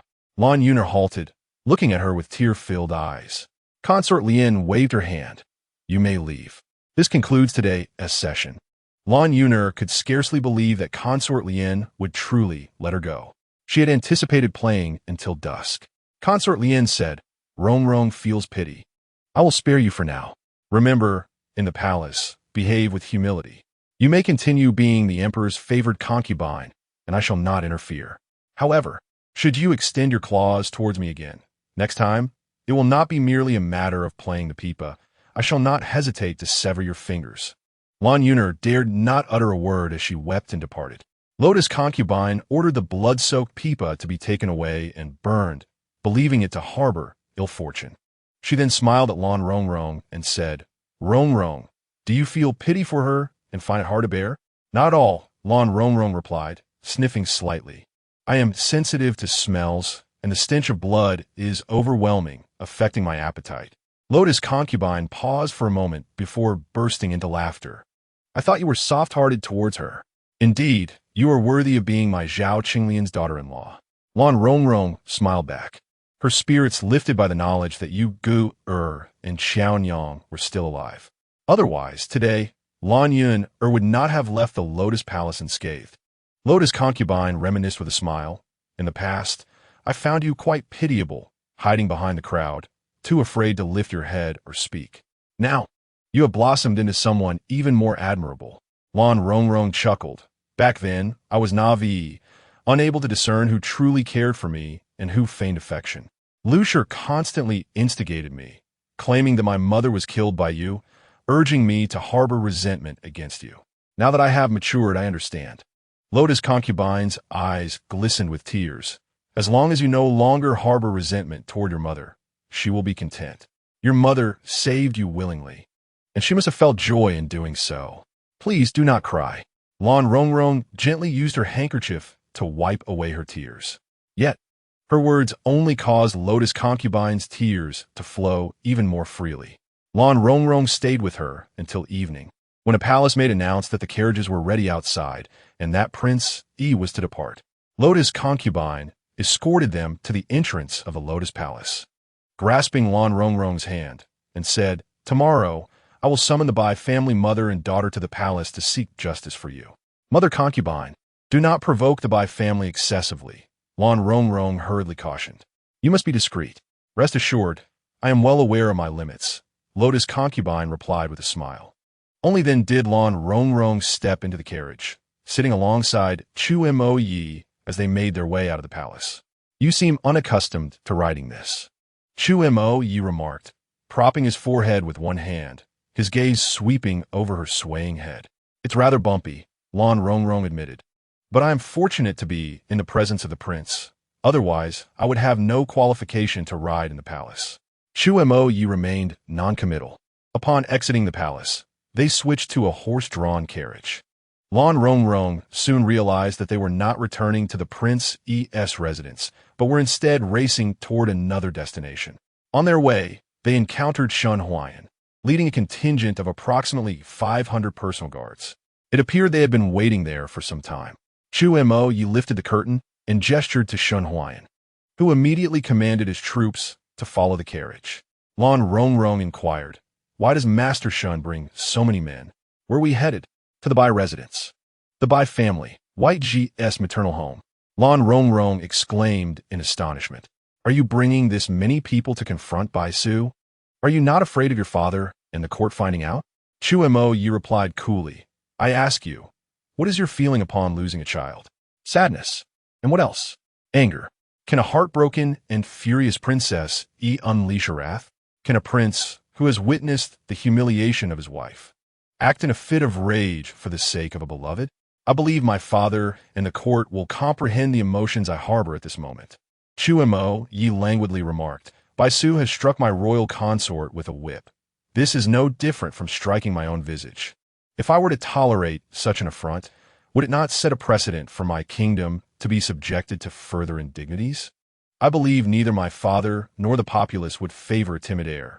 Lan Rongrong raised an eyebrow. "Thus, you must unleash your wrath this time." Indeed, as they spoke, the carriage arrived at the entrance of the Bai residence. The Bai family, esteemed founding contributors to the nation, held the hereditary title of Duke. Under Bai Su's remarkable capabilities in this generation, the family's influence had only grown. He commanded a formidable army of 100,000 at the border, with few in the court daring to defy him. Shen Huayan approached the door and called out, "Prince Yi has arrived. Please summon General Bai for a conversation." Bai Ji, believing that Prince Yi had come to escort her home, joyfully rushed outside, only to be seized by Bai Su. "Prince Yi has brought his consort along," he said coldly. "Did you think he came for you?" Bai Ji was taken aback. "Then what is their purpose?" "Naturally, they have come to seek vengeance for the consort." Bai Su smirked with disdain. "I find it hard to believe that a mere prince would dare to challenge me." "Bai Su," Bai Ji urged, "elder brother, do not engage with the prince, but perhaps you might address Lan Rongrong as well, for she audaciously dared to provoke us at our doorstep." "Rest assured, sister." Bai Su strode forward with confidence. Upon encountering Chu Mo Yi, he offered no bow, merely crossing his arms and tilting his head, squinting at him. "May I inquire about the esteemed purpose of your visit to my humble abode, Prince Yi and your consort?" "Zu Montag Yi, uninteresstet in Banta," simply gestured to Shun Huayan. "First squad, advance." 10 personal guards swiftly unfurled a net, aiming for Bai Su's head. Seizing the moment while Bai Su was momentarily stunned, Shun Huayan dashed forward and disarmed him of his long blade. "Second squad, advance." 20 guards raised their whips and indiscriminately lashed at Bai Su, ensnared in the net. Chapter 72. Do you believe this prince will coddle your Bai family? Third squad, advance. At Shun Huayan's command, another 20 guards brandished buckets of water. Dusim Bai Su mercilessly. The combination of whip wounds and salt water rendered Bai Su's vision dim. As the Bai family's guards finally reacted and rushed to intervene, they were swiftly encircled by the remaining 400 of Shun Huayan's elite troops. Though Bai Su wielded 100,000 troops at the border, Their reach did not extend to the capital. In the city, Bai Su could only rely on a few hundred personal guards. Shen Huayan's men, though inexperienced in battle, were rigorously trained under Prince Yi's strict demands. Should a true confrontation arise, neither side would emerge unscathed. Yet, with their leader being assaulted, they felt compelled to act, resulting in an all-out brawl. Blades clashed amidst the chaos. The Bai family, with their considerable influence, occupied an entire street. Witnessing the turmoil, the passing townsfolk hastily retreated as far as they could. Thus, the entire street became a battleground for the warring guards. Shen Huayan stood by the net, commanding 20 guards to continue their relentless assault on Bai Su. Who dares to obstruct? With a swift strike, Shen Huayan advances. Lan Rongrong, seated within the carriage, gazes at the spectacle, utterly astonished. Having arrived from the modern era, she has witnessed her fair share of brawls, albeit limited to small groups of 3 to 5 individuals. However, she had never before observed such a brutal, real-life melee involving thousands. "What are you so anxious about?" Chu Moi inquired, leaning against the window with a calm demeanor. In stark contrast to Lan Rongrong's palpable tension, she swallowed hard, reflecting on the composure of the prince, a testament to his distinguished upbringing. Even as blood was shed and many were injured on both sides, he appeared unfazed. Lan Rongrong raised her sleeve to wipe her forehead. "I'm not anxious, merely a bit warm." With a sudden flourish, Chu Moi produced a folding fan and tossed it to her. Thank you," she replied swiftly, catching the fan, momentarily touched by the prince's considerate gesture. Yet the next moment he added, "I'm also feeling warm. Fan me, if you please." Lan Rongrong began to fidget nervously. "Why are you trembling?" he asked. "Nothing, just a bit excited," she replied, attempting to steady her leg. She had just witnessed one of the Bai family's guards being subdued by 2 of Chu Moi's men, who proceeded to strip him of his garments. Was this truly something she should witness? Chu Moi let out a scoff, his gaze directed towards Bai Su, who was currently being besieged. Bai Su found himself ensnared and disarmed by Shen Huayan, left at the mercy of his assailants. With 20 lashes delivered in unison, the thin armor he donned was shredded, exposing his flesh. "Your Highness!" Bai Ji rushed forth, seeing her brother in such dire straits. Filled with rage and despair, she fell to her knees before the carriage, pleading, "Your Highness, I implore you, spare my elder brother. For my sake, you truly possess little honor in my presence." Chu Moi replied coolly, "For the past 2 years, I have turned a blind eye to your arrogance in the estate, out of respect for your father and brother. Yet, your brother has proven himself ungrateful, striking in my face. If your family shows me no respect, should I continue to indulge you?" Bai Ji wept bitterly. "Your Highness, my brother is the general of the Western campaign, set to depart next month to battle in the West. If you take his life now, how shall we explain this to his Majesty and the court?" "Rest assured, I will allow him to breathe," he responded. "Is it merely because my brother chastised that wretched Lan Rongrong that you believe it justifiable for me to assault a general who has rendered great service to the court?" Bai Ji gritted her teeth, tears streaming down her face. "Your Highness, your actions will chill the hearts of the millions of soldiers defending our borders. Are you threatening me with the plight of those soldiers?" Chu Moi chuckled. "Do you truly believe that without your brother, the court would falter? At least for now. It is only my brother who can secure victories. Are you suggesting that the Bai family intends to rebel? Your Highness, do not slander our family. Your brother's actions of striking the royal consort, does that not constitute rebellion? Your Highness, by doing so, do you not disregard the subjects of the frontier?" Bai Ji exclaimed. "How can His Majesty and the ministers feel secure with such behavior?" Lan Rongrong felt a stir within her heart. She leaped from the carriage and struck Bai Ji across the face, seizing her collar, her eyes blazing with fury. "You revealed the news to Lan Yuner, didn't you?" Caught off guard by the slap, Bai Ji was about to retort, but paused at the inquiry. "If you are referring to your clandestine affair that resulted in a child, then yes, it was I who informed her." A scornful smile graced her lips. "What? Are you ashamed of your sordid deeds, fearing they might be exposed?" Lan Rongrong's eyes were bloodshot with rage. "You caused me to lose my child. Do you think I should take revenge, strike you? Your child is gone?" Bai Ji's eyes widened in shock. Indeed, the emperor, To preserve the royal family's reputation, sent someone to eliminate my child. Your little bastard, is he dead? Truly dead? Seizing the moment, Lan Rongrong struck her again. She needed to frame this as a personal vendetta. Otherwise, the prince's residence would surely face the emperor's wrath. Yet Baiji laughed uncontrollably, her face flushed with mirth, tears streaming from her eyes as if she had encountered the most ludicrous situation imaginable. Even as her beloved elder brother, Bai Su, was beaten to the brink of unconsciousness, she continued to cackle, seemingly unable to stop. Lan Rongrong glanced at her aching hand, pondering whether to strike her again to restore some semblance of calm. Just as she contemplated this, a voice called from behind, "Stop." Shen Huayan immediately raised his hand to signal. Thus, the 20 guards who had been attacking Bai Su ceased their actions, with their leader no longer under assault. The over 200 guards in the fray also halted. After all, they were at a disadvantage in numbers. Continuing the fight would yield no fruitful outcome. Since the opponent's prince had called for a truce, they too decided to withdraw. Nevertheless, Bai Su had sustained considerable injuries. It would not be an exaggeration to say he was nearly flayed. Rongrong returned to the residence. Chu Mo Yi called from the carriage. "Coming," she replied. Noticing that Baiji's laughter had subsided, she admonished, "Cease your mischief and think more of your daughter, Xianjia." "Guanya," Baiji murmured. Suddenly her eyes brightened. She pushed Lan Rongrong aside and approached the carriage, addressing Chu Mo Yi. "Your Highness, I now realize my brother has erred and has faced punishment. You should temper your anger. For Xianjia's sake, please take me back home.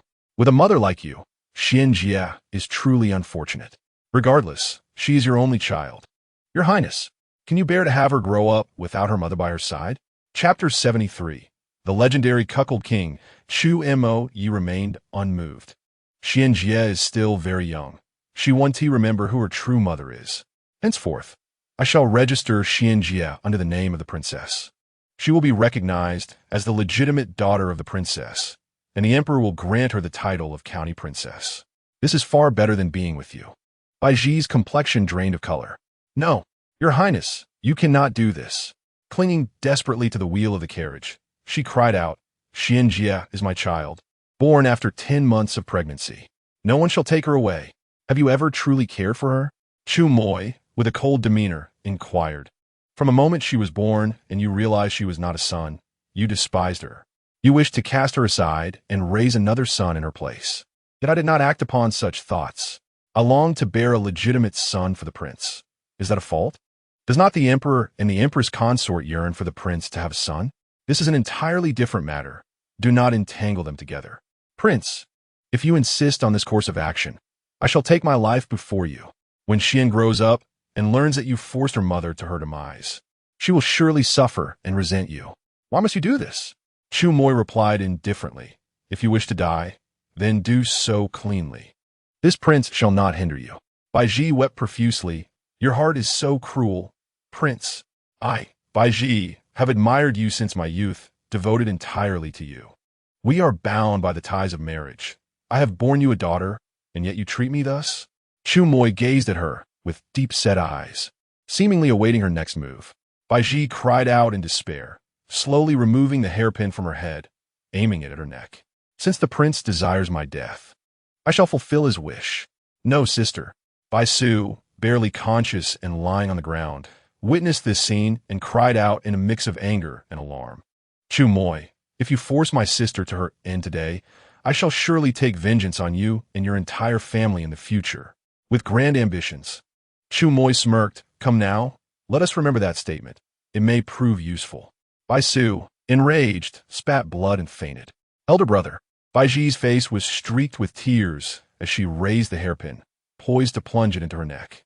Lan Rongrong, nearest to her, sought to intervene, but a figure suddenly appeared, almost in the blink of an eye, snatching the hairpin from Baiji's grasp midair. Soon after, a tall, slender figure gently descended to the ground. Lan Rongrong looked up to see a man in his 30s, with a countenance as refined as jade, exuding an air of nobility. Most notably, he wore a purple robe adorned with a four-clawed dragon motif, attire reserved for royal princes. Upon observing the resemblance between him and Chu Moi, she pondered whether he might be a brother of Chu Moi. To her surprise, Chu Moi called out, 12th uncle. Lan Zong Vong Gapet. So he was Chu Moi's uncle, the emperor's only biological brother, Chu Lanshan. Despite the emperor's portly appearance, his younger brother appeared remarkably youthful and handsome. One could not deny that this 30-year-old 12th uncle was precisely the type that captivated Lan Rongrong during her youthful, infatuated days. Mature, steady, and gracefully gentle. Chu Lanshan's gaze briefly swept over Lan Rongrong's face before settling on Bai Ji, as he gently placed a hairpin back in her hair, speaking softly, Miss Bai, why must you do this? By what right do you interfere with my life or death? Bai Ji shouted in anger, attempting once more to remove the pin. But Chu Lanshan firmly restrained her hand. You cannot take your own life. Your life is your own. You alone should decide whether to live or die. It is my choice. Bai Ji retorted fiercely. It matters, Chu Lanshan replied, unwavering yet gentle. You have a child to consider. Do you wish for her to grow up as an orphan without a mother? Chulan Mountain gazed at her, for Xianjie was also the daughter of this prince.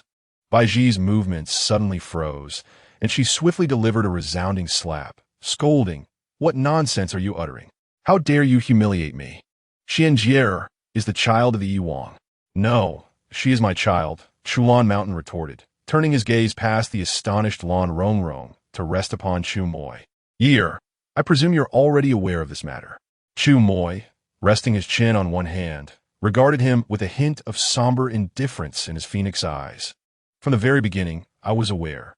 I am merely curious as to when the 12th prince shall finally acknowledge it. Lan Rongrong's jaw nearly dropped. Could it be that Chu Moi was the fabled cuckolded prince? What a stroke of misfortune. Bai Ji stood frozen, her voice trembling. Your Highness, what are you saying? Do you even comprehend the words that leave your lips? Of course I know. Have I not touched you? Would I be unaware? Chu Moi Ziplit Guli. If you wish to speak of that night during the Flower God Festival, when you summoned me to the lakeside pavilion, claiming there were matters of life and death to discuss, indeed, I went. However, when I arrived, all I saw was the 12th prince hastily departing and you in disarray. He sighed. I am most reluctant to acknowledge this matter. After all, you are my concubine, and should it be revealed, I too would lose face. With that, he cast a glance at Lan Rongrong. The color drained from Bai Ji's face in an instant, and she staggered, collapsing to the ground. Chulan Mountain instinctively reached to assist her, but she vehemently pushed him away, hissing, You scoundrel! You take advantage of me. Chulan Mountain offered a bitter smile. I am aware of the burden I have placed upon you. Yet at that time, I truly did not know you were the eldest daughter of the Bai family, the concubine of the Yiwang. He recounted how he had bid farewell to friends after a night of revelry, feeling a bit tipsy and drawn to the lake. There, he had encountered a delicate beauty dancing in scant attire upon the pavilion. He had thought the flower goddess had descended. He was utterly captivated at first sight. Thus, the subsequent uncontrollable events unfolded.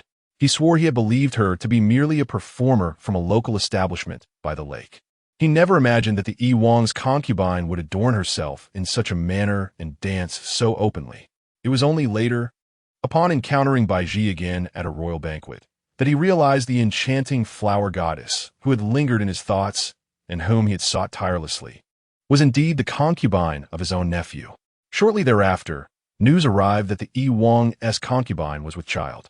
Chulan Mountain calculated the dates in his mind, realizing that the child was likely his own. His heart was besieged by torment and longing. Despite knowing he ought not to, he could not forget that night. He found himself irresistibly drawn to news regarding Bai Ji. He had heard of the incident involving the Yiwang's wife being whipped by Bai Su, and thus was informed of Bai Ji's return to her family home. Today, as he passed by this place, he was compelled to approach, only to witness the harrowing scene of Bai Ji being coerced into taking her own life. In that moment of desperation, he cast aside all else. He knew that if he did not speak today, he would regret it for a lifetime. Chapter 74. This prince simply has a preference. Bai Ji stumbled and collapsed onto the ground, motionless, her complexion pale and her expression vacant. It cannot be, it is impossible. Absolument impossible. Bai Ji's eyes glazed over as she murmured incessantly to herself, shaking her head in an attempt to convince herself not to believe the reality before her. Yet, A corner of her mind was rationally asserting that everything was indeed true. Chu Lanshan, the emperor's younger brother, nearing 30 and still unmarried, was surrounded only by 2 concubines, leading a solitary existence. He was greatly favored by the emperor, but refrained from participating in court affairs out of respect. He could be likened to a carefree nobleman, enjoying a leisurely life. Given his character, if this were not true, he would never have admitted it.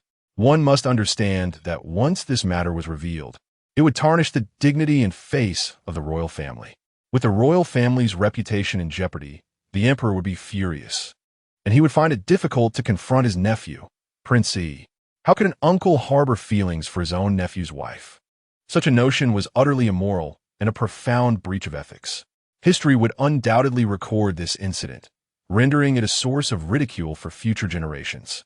After speaking, Chu Lanshan gazed at Bai Ji with compassion, then turned to his nephew with an apologetic expression. "Year, I know this matter has wronged you. For the past year and a half, he had been tormented and anxious, yet had never mustered the courage to confess." Lan Rongrong turned her gaze towards Chu Moxie, eager to discern his reaction. However, the one who should have been most enraged, Chu Moxie, maintained an expression as calm as clouds. "Uncle 12, if you choose not to speak, I, as your nephew, cannot force you. In any case, Xianjie is akin to my sister. My affection for her is no different than that of a father." Chu Lanshan's expression was a blend of sorrow and mirth. "I have never even met Xianjie once. Now that the matter has been laid bare, Uncle 12 can see her every day." Chu Moxie smirked, his phoenix eyes glinting with a shrewd light. He lowered his voice. "Uncle 12, rest assured, I have never laid a hand on Bai Ji. You can feel free to marry her." Chu Lanshan's face immediately flushed red. Naturally, he desired to marry her. Yet, he was also concerned about causing Bai Ji distress. He knew that Bai Ji was wholeheartedly infatuated with his nephew, Prince Yi. However, given the current circumstances, Prince Yi had compelled him to disclose this in front of so many people. Even if Bai Ji was unwilling, she would now have to accept it. Bai Ji, however, could only weep bitterly. "Why do you treat me this way, Your Highness? What have I done to deserve this? You know well what you have done." "This prince does not wish to enumerate it all here," Chu Moxie replied coldly. "Had you not been so overbearing, bringing your brother to confront the Princess Yi, perhaps I would not have been so quick to expose this matter." Bai Ji pointed a trembling finger at Lan Rongrong, shouting, "What is so special about her that you protect her so fiercely? She is not worthy of it." Chu Moxie casually added, "But this prince simply has a preference. Even if she has committed despicable acts, even if she were to harm you in the future, such matters need not concern you." His gaze fell upon a woman who was utterly bewildered by the unfolding drama. "What are you dawdling for? The sky is darkening. Are you waiting for the Bai family to invite you for dinner?" Lan Rongrong hurriedly scrambled into the carriage, exclaiming, "What a joke!" She remained. But did she partake in the Bai family's supper, or was she, instead, the supper of the Bai family? The enmity between the Yiwang residents and the Bai family was now irrevocably established. The carriage departed slowly. Shun Huayan promptly commanded his men to carry the injured and leave this place, leaving behind the half-conscious Bai Su, who was spitting blood in anger, the dazed Bai Ji sitting on the ground, and the flushed, seemingly relieved Xian Wang Chu Lanshan. On the return journey, Chu Moi beckoned Shun Huayan. "Report the casualties." Shun Huayan hurriedly replied, "Your Highness, there are 23 severely injured brothers and 50 with minor injuries, none of whom are in life-threatening condition." Chu Moi nodded. "Take them back and ensure they receive proper treatment. Each will be granted an additional 3-month salary, drawn from the palace's treasury." Shun Huayan grinned. "Thank you, Your Highness, for your consideration. In truth, it is nothing. The brothers have not fought in a long time and were eager to engage. They have not yet had their fill today. Is it enjoyable to be injured and bleed?" Chu Moi said coldly, moving away. "I take my leave." Shun Huayan understood the hint and rode away. Chu Moi cast a glance at the woman beside him. She sat obediently, her hands resting on her knees, her back straight, her gaze fixed ahead, as if in meditation. "Were you frightened by today's events?" he asked softly. "A little." Lan Rongrong lifted her eyes, her round apricot-shaped pupils sparkling with excitement and curiosity. Not a trace of fear to be found. Chu Moi sneered. You seem to enjoy the spectacle quite a bit.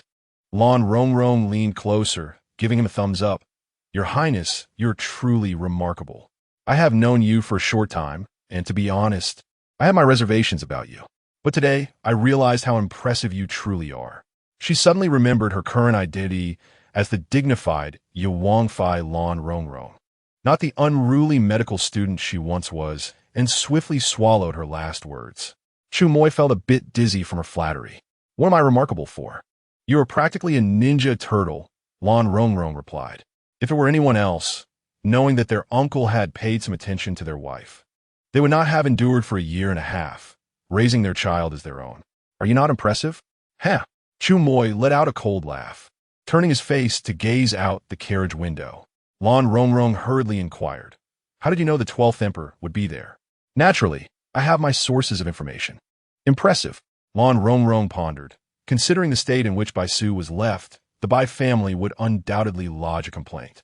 Did you not already label this as a personal grudge? Chu Moi's gaze fell upon her fair hands. How were those 2 slaps? Refreshing. Lan Rongrong glanced at her injured hand, still feeling a twinge of pain. By the time they returned to the Yuang residence, night had fallen. As she alighted from the carriage, Lan Rongrong immediately looked toward Shen Huayan. She took a few steps to glance at him, making Shen Huayan feel uneasy. After supper, Lan Rongrong went to the kitchen to prepare some food, personally carrying it out to find Shen Huayan, who was boasting with several guards in the doorway. Smiling brightly, Lord Shen, have you had your supper? The guards, seeing the princess arrive, quickly bowed and stepped aside. Shen Huayan stood up trembling. I have met the princess. No need for formalities, Lan Rongrong replied, her smile as warm as a spring breeze. You have worked hard today to help me. I have specially prepared some food and wine for you to taste. She set down the delicacies and personally poured a cup of wine, offering it to Shen Huayan. Come. Lord Shen, please. Chapter 75. Who can endure such injustice? Shen Huayan jumped in fright. Princess, are you not burdening your subordinate? He stammered. I have already dined, and I have matters to attend to. I must take my leave. He fled in haste, only to encounter Prince Yi squinting in his direction. Shen Huayan felt tears welling in his eyes. Chu Mo Yi approached, casting a glance at Lan Rongrong. What are you doing? I am offering some consolation to Lord Shen for his hard work. Is this necessary? Chu Mo Yi sneered. What scheme are you plotting? This prince is well aware. Are you inquiring about your son's whereabouts? Or are you concerned that this prince is deceiving you? Shen Huayan suddenly realized that the princess sought information about Yu Guer and the others. Alas, he was terrified.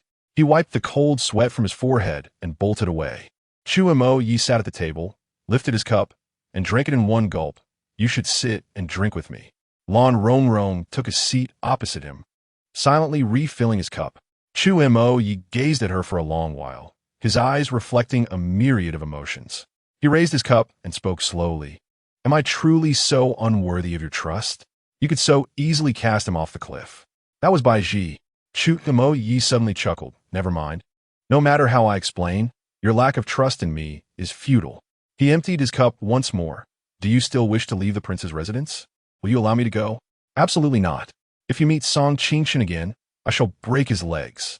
But it was Song Qingshan who saved me today. Then let it be just one leg. Lan Rongrong sensed that he might be intoxicated. She gently patted his hand. I know it has not been easy for you. To endure 2 instances of betrayal. Who could bear it? Growing up in luxury. How could one withstand such humiliation? Chu Mo Yi looked at her hand, suddenly turning it over to rest in his palm. Rongrong, what do you see in Song Qingshan? Perhaps you could share your insights with me? I shall not. Chu Mo Yi snorted. As the esteemed Prince Yi, why would I learn from a mere subject? Indeed, he has his merits, and you have your flaws. You, Chu Mo Yi, have incited my ire. How did I not see that you are such a sharp-tongued woman? Perhaps I matured after facing the harsh realities of life. Chu Mo Yi did not fully grasp her words, but he caught the mention of hardship. His gaze fell upon the back of her hand, aware of the wounds that extended to her arm and shoulder. Had it not been for the Emperor's disapproval, I would have taken Bai Su's life today. Your father would surely be enraged. Who knows how he will unleash his fury upon us tomorrow? Lan Rongrong expressed her concern. Who could bear to blame a mother who has lost her child? Lan Rongrong raised an eyebrow. My lord, you are a bit wicked, aren't you? With a smile that captivated him, Chuemo Yi could not help but draw her closer, bestowing a gentle kiss upon her lips. Lan Rongrong had never experienced such tenderness from him. Momentarily taken aback, she shyly pushed him away, saying, It is getting late, and I am weary. The prince should also rest. Rising to her feet, she began to walk away. I did not deceive you. Chuemo Yi remained seated, unperturbed. Although he harbored no fondness for that child and would prefer his absence, the fact that she cared for him so deeply prompted him to wish to bring her a modicum of joy. Lan Rongrong hesitated briefly, uttering no words, and quickened her pace to depart. A peaceful night passed. At the break of dawn the following day, a eunuch arrived at the Prince of Yi's residence, summoning both the prince and princess to the palace, specifically instructing them to bring Chu Xian along. What was destined to come could not be evaded. Following the commotion of the previous day, a resolution was inevitable. Lan Rongrong promptly arose to groom herself and donned the ceremonial attire of the Princess of Yi. Upon stepping outside, she found the prince already awaiting her, accompanied by a nursemaid cradling little Xian, who was still fast asleep. According to custom, it was inappropriate for a prince to wait for his princess at the courtyard entrance. However, within the Prince of Yi's residence, the prince's actions dictated the norms. Have you had breakfast? The Prince of Yi extended his hand, his tone as gentle and familiar as if he had uttered it countless times before. Lan Rongrong glanced at him, placing her hand in his, and sipped a bowl of bird's nest porridge. What the prince? I seldom have an appetite in the morning. He replied, It is unwise to skip breakfast. Lan Rongrong, from a health perspective, sought to impart some wisdom. The palace will provide breakfast. We shall partake after court. The prince responded nonchalantly. Ah, I see. Lan Rongrong fell silent for a moment, observing how he strolled with an elegance akin to a leisurely walk in a garden. Prompting her to inquire again, Is your leg well? Quite well, he replied. Dr. Luo mentioned that without a period of rest, there could be lingering issues. Such an overreaction. Chuemo Yi walked at a leisurely pace, adding, Am I not aware of my own leg? Lan Rongrong furrowed her brow, choosing to remain silent as they boarded the carriage. As was customary, she shared a carriage with Chuemo Yi, while the nursemaid and wet nurse took another. Upon arriving at Wangxian Gate, the physician was already present. Little Xian awoke, her wide eyes surveying her surroundings. Upon realizing that she was not in her familiar environment, she began to wail. No amount of coaxing from the wet nurse proved effective. Come here, let me see, Lan Rongrong called out, and the wet nurse hastily placed Xian into her arms. Instantly, the child ceased her crying. Such a good girl. Lan Rongrong could not resist planting a kiss on her cheek. She is indeed our sister, Chuemo Yi remarked, causing Lan Rongrong to feel a twinge of discomfort. At that moment, a procession of carriages approached from behind, led by Jin Tian and Madame Bai, accompanied by Bai Ji, followed by the mounted Xian Wang, Chu Lanshan. Upon their meeting, an air of awkwardness permeated the atmosphere. Bai Jin Tian's countenance darkened considerably. His daughter had married the Prince of Yi, yet had given birth to the child of Xian Wang. Should this news circulate, it would bring him great embarrassment, and he felt a surge of anger towards Xian Wang for what he perceived as an affront to his daughter. Bai Ji immediately spotted Xian Jie in Lan Rongrong's arms and rushed over, glaring fiercely as she shouted, Return the child to me. Lan Rongrong glanced at Chuemo Yi, who merely inclined his chin. Reluctantly, Lan Rongrong handed the child to Bai Ji. However, as soon as the child was in Bai Ji's embrace, she erupted into a loud wail, her little face turning a deep shade of purple.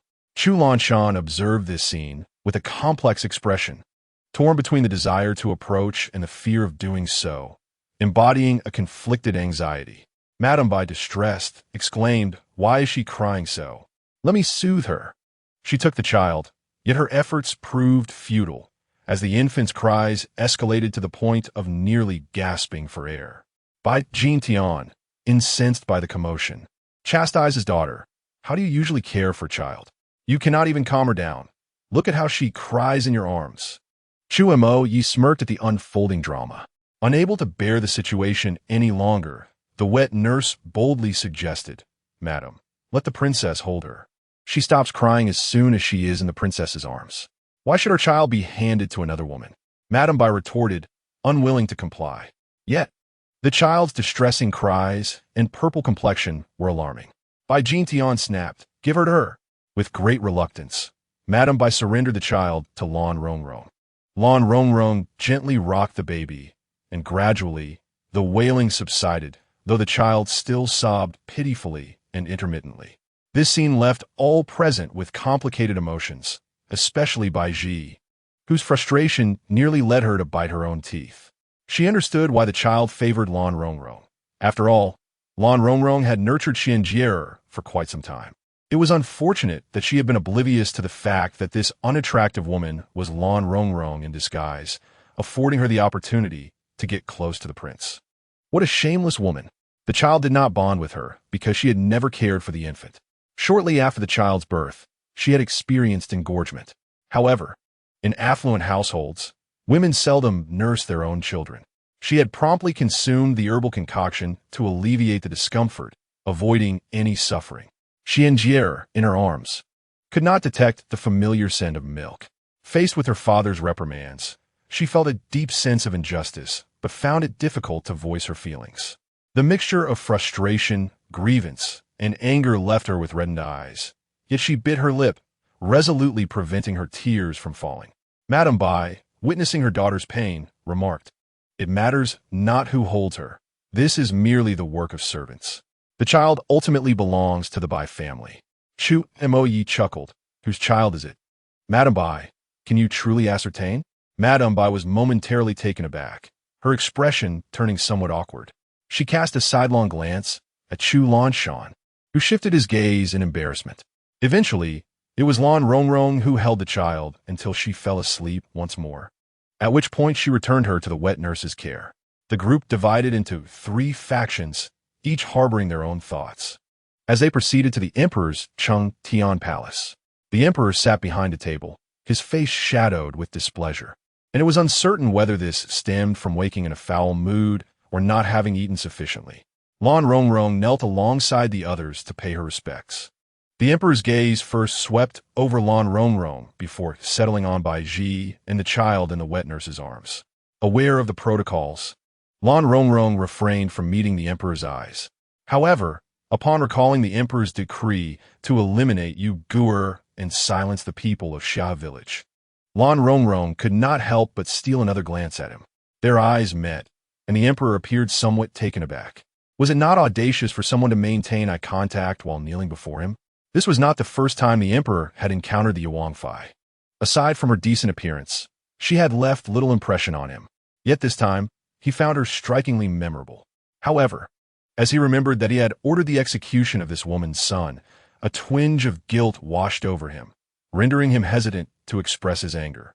He cleared his throat and turned his attention to the child. "Is this Chu Xian the offspring of the Xian Wang and Bai family's eldest daughter?" Chul Yunshin quickly affirmed, "Indeed, Your Majesty." Infuriating, the emperor slammed his palm on the table. "Xian Wang, your behavior is utterly unacceptable. Are you not aware that Bai Ji is the Yuan's woman?" Chul Yunshin bowed his head, acknowledging this subject is guilty. The emperor then glanced at Bai Ji and turned to Bai Jintian, declaring, "A failure to educate a daughter is the father's fault."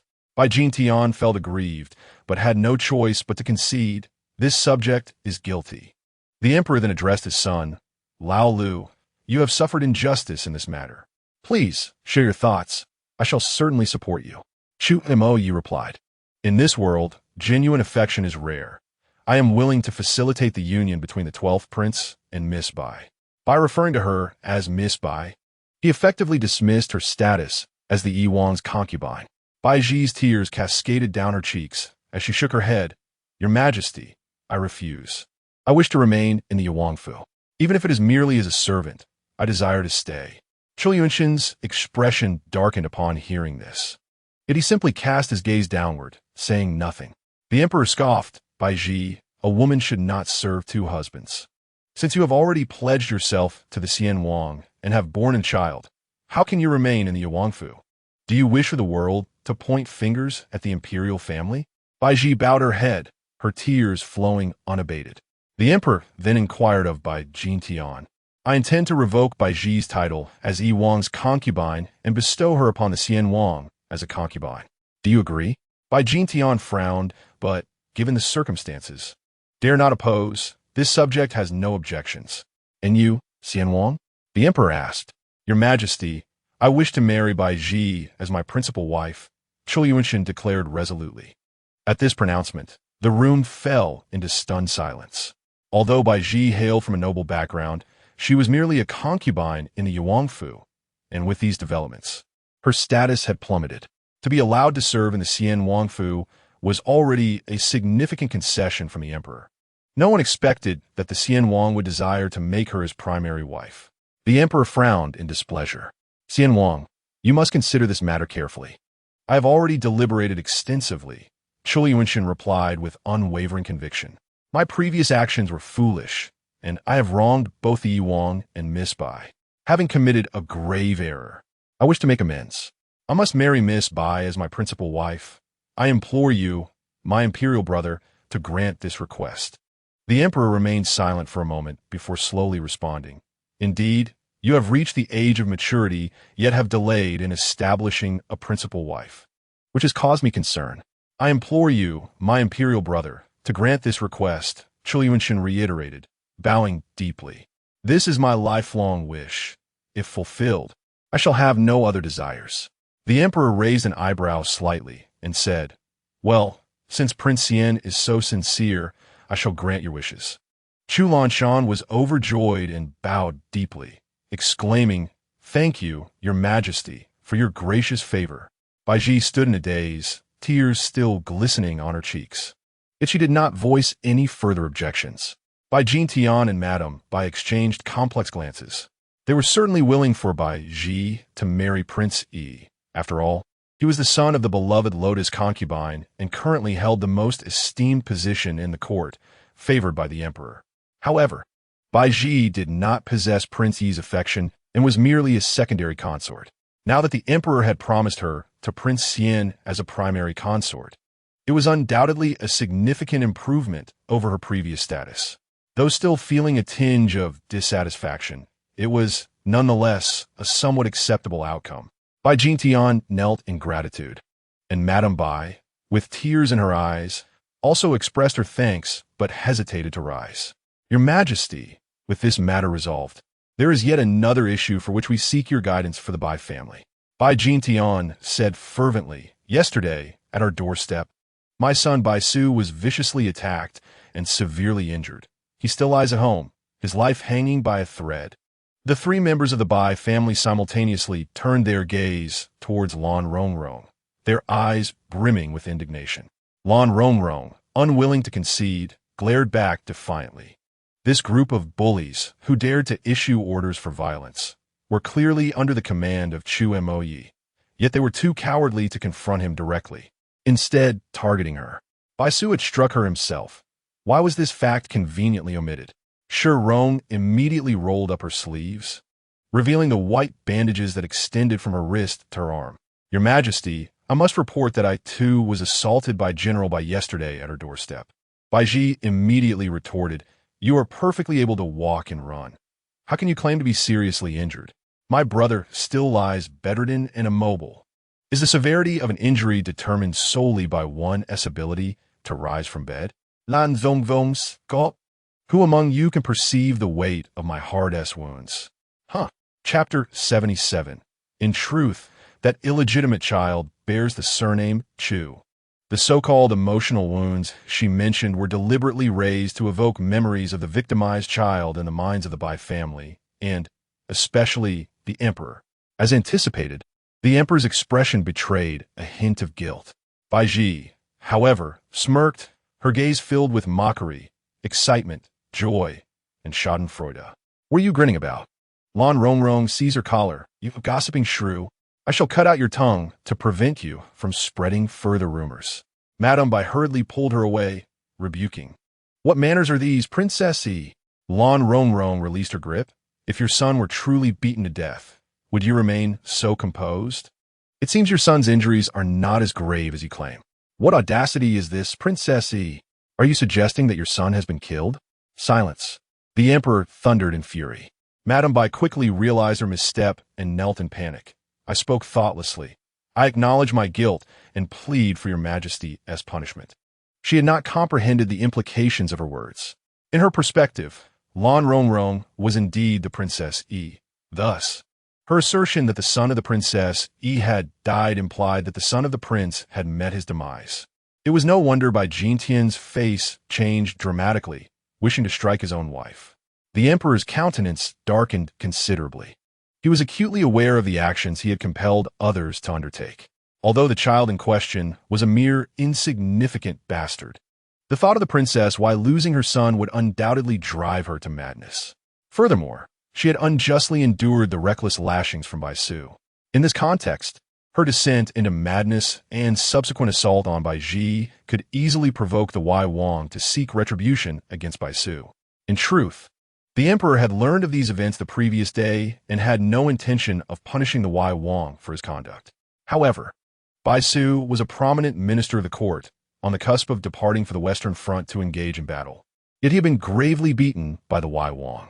If the emperor remained indifferent, it would surely incite discontent among the officials, as well as the military generals and soldiers, who might suspect the emperor of favoring his son while disregarding the lives of those who fought valiantly for the nation. The emperor, who prided himself on being a wise ruler, was loath to leave any grounds for criticism or tarnish his reputation. Thus, it was imperative to offer consolation where necessary and impose penalties as warranted. This was a significant reason for his acquiescence to the demands of the Xianwang. Bai Su had indeed suffered severe injuries, necessitating some form of appeasement towards the Bai family. By bestowing upon their daughter the esteemed title of primary consort to the Xianwang, they would have little grounds for further dissent. Subsequently, the emperor issued a decree, bestowing a plethora of gifts upon the Bai family, lavishly rewarding Bai Su with an array of precious supplements, and granting him several prestigious, yet largely ceremonial titles. He also took care to confer upon Chu Xin the title of a small princess. After enduring more than half a year post-childbirth, she finally received her noble title, albeit under such dire circumstances. Bai Ji found herself at a loss, uncertain whether to feel joy or sorrow. Following the appeasement, it was time for retribution. The Wai Wang was penalized with 3 years' worth of salary, while the Wai Wang Fei was fined a year's salary, albeit with the addition of some gold and silk. Was this a punishment or merely a token gesture? The Bai family could hardly conceal their frustration. A 3-year salary penalty was a trivial matter for the Wai Wang, who possessed ample estates and did not rely on such meager earnings for sustenance. The treatment of the Wai Wang Fei was even more egregious.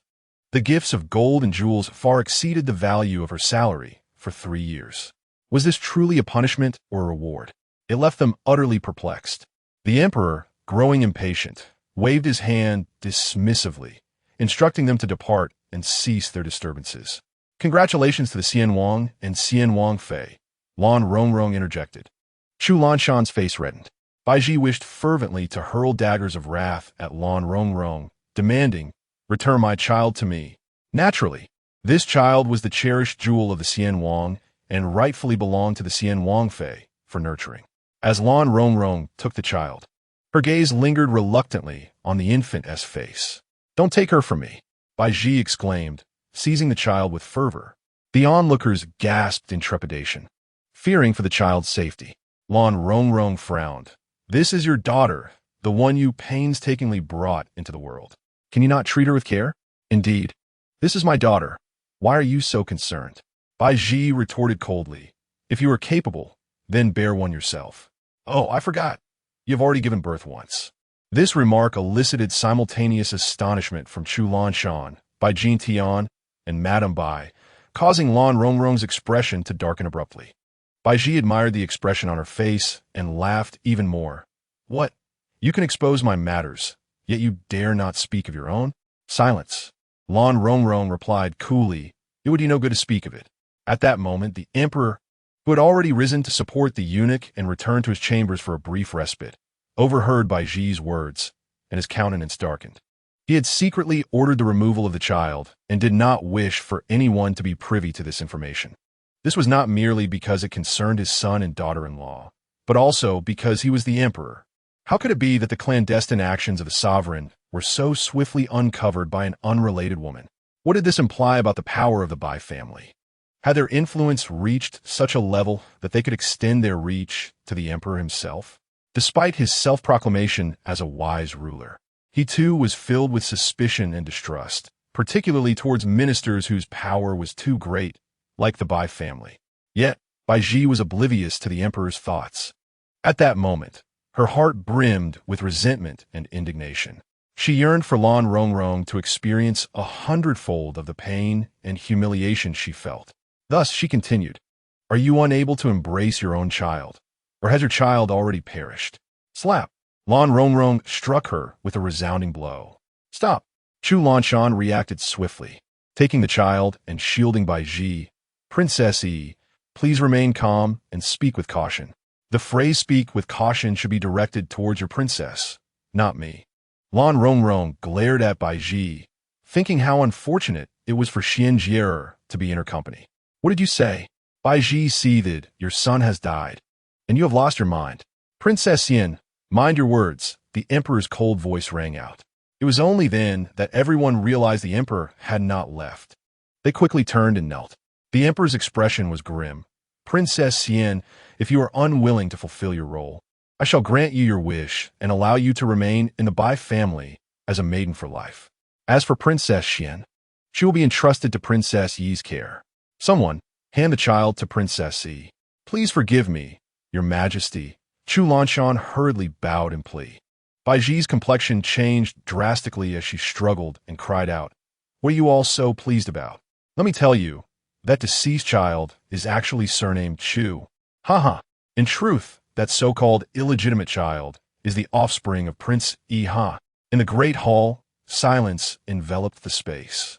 Even the sound of breathing could be heard. Chapter 78. Let the emperor and Prince Yi be filled with regret. In the vast palace, a stillness hung in the air. Lan Rongrong and Chu Mo Yi exchanged glances. In fact, since Song Qingqian had denied that Uiguur was his child, Lan Rongrong had harbored suspicions about the child's origins. Upon hearing Bai Ji's reckless words, she felt no significant emotional upheaval, only a sense of relief as her speculations were confirmed. Chu Mo Yi, however, remained unconvinced. Just as he was certain he had never touched Bai Ji, thus Xian Jie could not be his child, he had also never been with Lan Rongrong. Moreover, he had witnessed with his own eyes the clandestine meeting between Lan Rongrong and Song Qingqian, who did not acknowledge the child as his own. Such cowardice and timidity were undeniable. From Chu Mo Yi's perspective, he possessed a myriad of reasons to doubt Bai Ji's claims. The emperor, too, found it impossible to place his trust in her words. It was not a matter of desire, but rather an impossibility. How could he believe that the child was his own grandson, the legitimate heir of his most cherished son, when he had personally ordered the child's demise? In a moment of desperation, Lady Bai hastily covered her daughter's mouth, tears streaming down her face as she exclaimed, "Wretched child, what nonsense are you spouting?" She pressed her daughter to bow before the emperor, pleading, "Your Majesty, please quell your anger. My daughter has lost her senses. Her brother's grave injuries have overwhelmed her, causing her to speak such folly. I implore your Majesty to show mercy." The emperor withdrew his hand from the eunuch's arm and slowly took his seat, stating, "Concerning General Bai's matters, the appropriate punishments have been dealt. There is no need to dwell on them further." He scoffed internally, reflecting on Bai Su's injuries. So what if he was beaten? "I am the emperor. My son has struck a subject child, and you dare to create a ruckus over it? What do you expect? For my son to bow and apologize? The audacity of the Bai family is truly vexing." Bai Jin Tian exchanged a glance with his wife and spoke, "Your Majesty, please temper your anger. It is my daughter's indiscretion, a fault of my own for not raising her properly. I shall discipline her rigorously upon our return." The emperor replied coldly, "Indeed, Bai Golao, your daughter requires proper guidance. The matters concerning the heir are not to be taken lightly." At this moment, Bai Ji regained her composure, a wave of dread washing over her. Good heavens, she had inadvertently divulged such a significant secret. Fortunately, it seemed the emperor had no intention of pursuing the matter. However, someone was determined not to let it rest. Princess Xian, your earlier assertion that the child of Princess Yi is mine warrants clarification. Chu Mo Yi's calm voice resonated, revealing that some truths need not remain concealed. It was indeed known by few that Princess Yi had once born child. Given that Princess Xian spoke so emphatically, it raised considerable suspicion. Bai Jingtian and his wife, along with Chu Lanshan, displayed expressions of shock. I was merely speaking in jest. I know nothing, Bai Ji stammered, her demeanor evasive. This matter must be thoroughly investigated. Chu Mo Yi insisted, for in moments of anger, truth often slips forth. Bai Ji could hardly meet his gaze, mustering the courage to mutter. This matter has long been indisputable. Lan Rongrong and Song Qingshan did indeed conceive a child. The prince has already accepted this truth. What further investigation is necessary? The expressions of those present varied greatly. Song Qingshan, despite his youth, had achieved considerable military success, and many in the court regarded him as the second most formidable general after Bai Su, placing immense expectations upon him. Who could have anticipated that he had entangled himself with Princess Yi? Lan Rongrong interjected, Princess Xian, do you dare to tarnish my reputation with baseless accusations? Shall I tear your tongue from your mouth? Which of your eyes witnessed the birth of my child with Song Qingshan? You and Song Qingshan are entangled in a dubious relationship, a fact well known to all. It is important to remember that three people can create a false narrative. Rumors remain mere rumors. Unless you have witnessed it with your own eyes, you are merely spreading slander. Lan Rongrong coldly stated now. I require you to tell me the exact year, month, day, and place where you observed any affair between Song Qingshan and myself. Lan Rongrong found herself momentarily speechless. She continued, if you cannot provide this information, then you are the one defaming me. I certainly saw it. She retorted. Speak up. It was during last year's Shaanxi festival. And the location? Come on, if you can't specify, then you are lying and fabricating tales. Lan Rongrong's sharp tone left no room for contemplation. Bai Ji, intimidated by her fierce gaze, felt her face flush with embarrassment and her eyes filled with anxiety as she instinctively replied, it was at Lejing Tea Garden, 20 miles outside the city. At this revelation, a flicker of astonishment flashed in Chu Mo's eyes. During last year's Shaanxi festival, he had returned from the Southern Salt Patrol and had taken a rest at Lejing Tea Garden. It was there that he had personally witnessed Lan Rongrong meeting with Song Qingshan. Enraged by this incident, he had subsequently placed Lan Rongrong under house arrest in Yilan Garden, intending to petition the emperor to strip her of her title as the king's consort. However, shortly thereafter, Lan Rongrong fell ill and was found to be with child. When he confronted her, she refused to divulge anything. Chu Mo's naturally presumed that Lan Rongrong had an affair with Song Qingshan, carrying his illegitimate child, which led to his impulsive decision to send her to a remote villa. This matter was not something Bai Ji should have known. Yet, she accurately mentioned the two pivotal points, the Shaanxi festival and Lejing Tea Garden. Thus, it became apparent that the situation was far more complex than it initially seemed. Chu Mo's, who had previously been indifferent, now wore a grave expression. Bai Ji, clarify the entire sequence of events, he demanded, his gaze piercing and cold enough to chill the air. Tell me everything you know in detail. Chu Lanshan interjected, Your Highness, this matter does not concern Bai Ji. Does it? 12th uncle, at this moment, it would be prudent for you to remain silent. Chu Mo's replied, his voice icy. This concerns my offspring. You should understand the gravity of the situation. Chu Lanshan opened his mouth to speak, but then slowly closed it, choosing silence. The emperor, seated in his chair, maintained an expression as still as water. What else do you know? Speak up, Lady Bai urged her daughter, sensing the unusual tension in the air. Bai Ji felt as though she was being cornered by Lan Rongrong's relentless pressure. Deep down, she hesitated to reveal the truth. After all, admitting it would yield her no benefit. Yet, she could not suppress the thought that since the child was already gone, perhaps revealing the truth would bring some measure of satisfaction to the emperor and the merciless pair of father and son. Very well, I shall speak, Bai Ji resolved. Lifting her head, I entered the household alongside Lan Rongrong, but the prince has never shown me any kindness, while he indulges Lan Rongrong excessively. During the prince's trip south, I learned from a young maid that Lan Rongrong intended to meet Song Qingshun during the Shaanxi festival, taking advantage of the opportunity to go out for worship. How could I possibly miss such an event? Chapter 79. Rongrong did not betray you by Jin Tian felt increasingly uneasy as he listened. With his decades of cunning experience in the political arena, he had keenly sensed that his daughter was likely playing a nefarious role in this matter, which could potentially bring great calamity upon the Bai family. Without hesitation, Bai Jintian interrupted Bai Ji's words with a thunderous shout. Princess Xian, cease your madness and nonsensical ramblings. Bai Ji trembled at the sudden rebuke and immediately fell silent. The emperor narrowed his eyes at Bai Jintian and inquired, What do you mean, Elder Bai? Bai Jintian promptly knelt, bowing his head. Your Majesty, please temper your anger. My daughter, having endured a series of setbacks, is emotionally unstable and speaks in disarray, thus sullying your ears and those of the esteemed princes. I shall return and reprimand her thoroughly. I find that Princess Yin does not appear to be speaking incoherently. The emperor replied slowly. She seems lucid, articulating her thoughts with clarity. Allow her to continue. Your Majesty, you must not heed her mad words. Bai Jintian interjected. Who are you to dictate whom I listen to? The emperor retorted, his displeasure evident upon his countenance.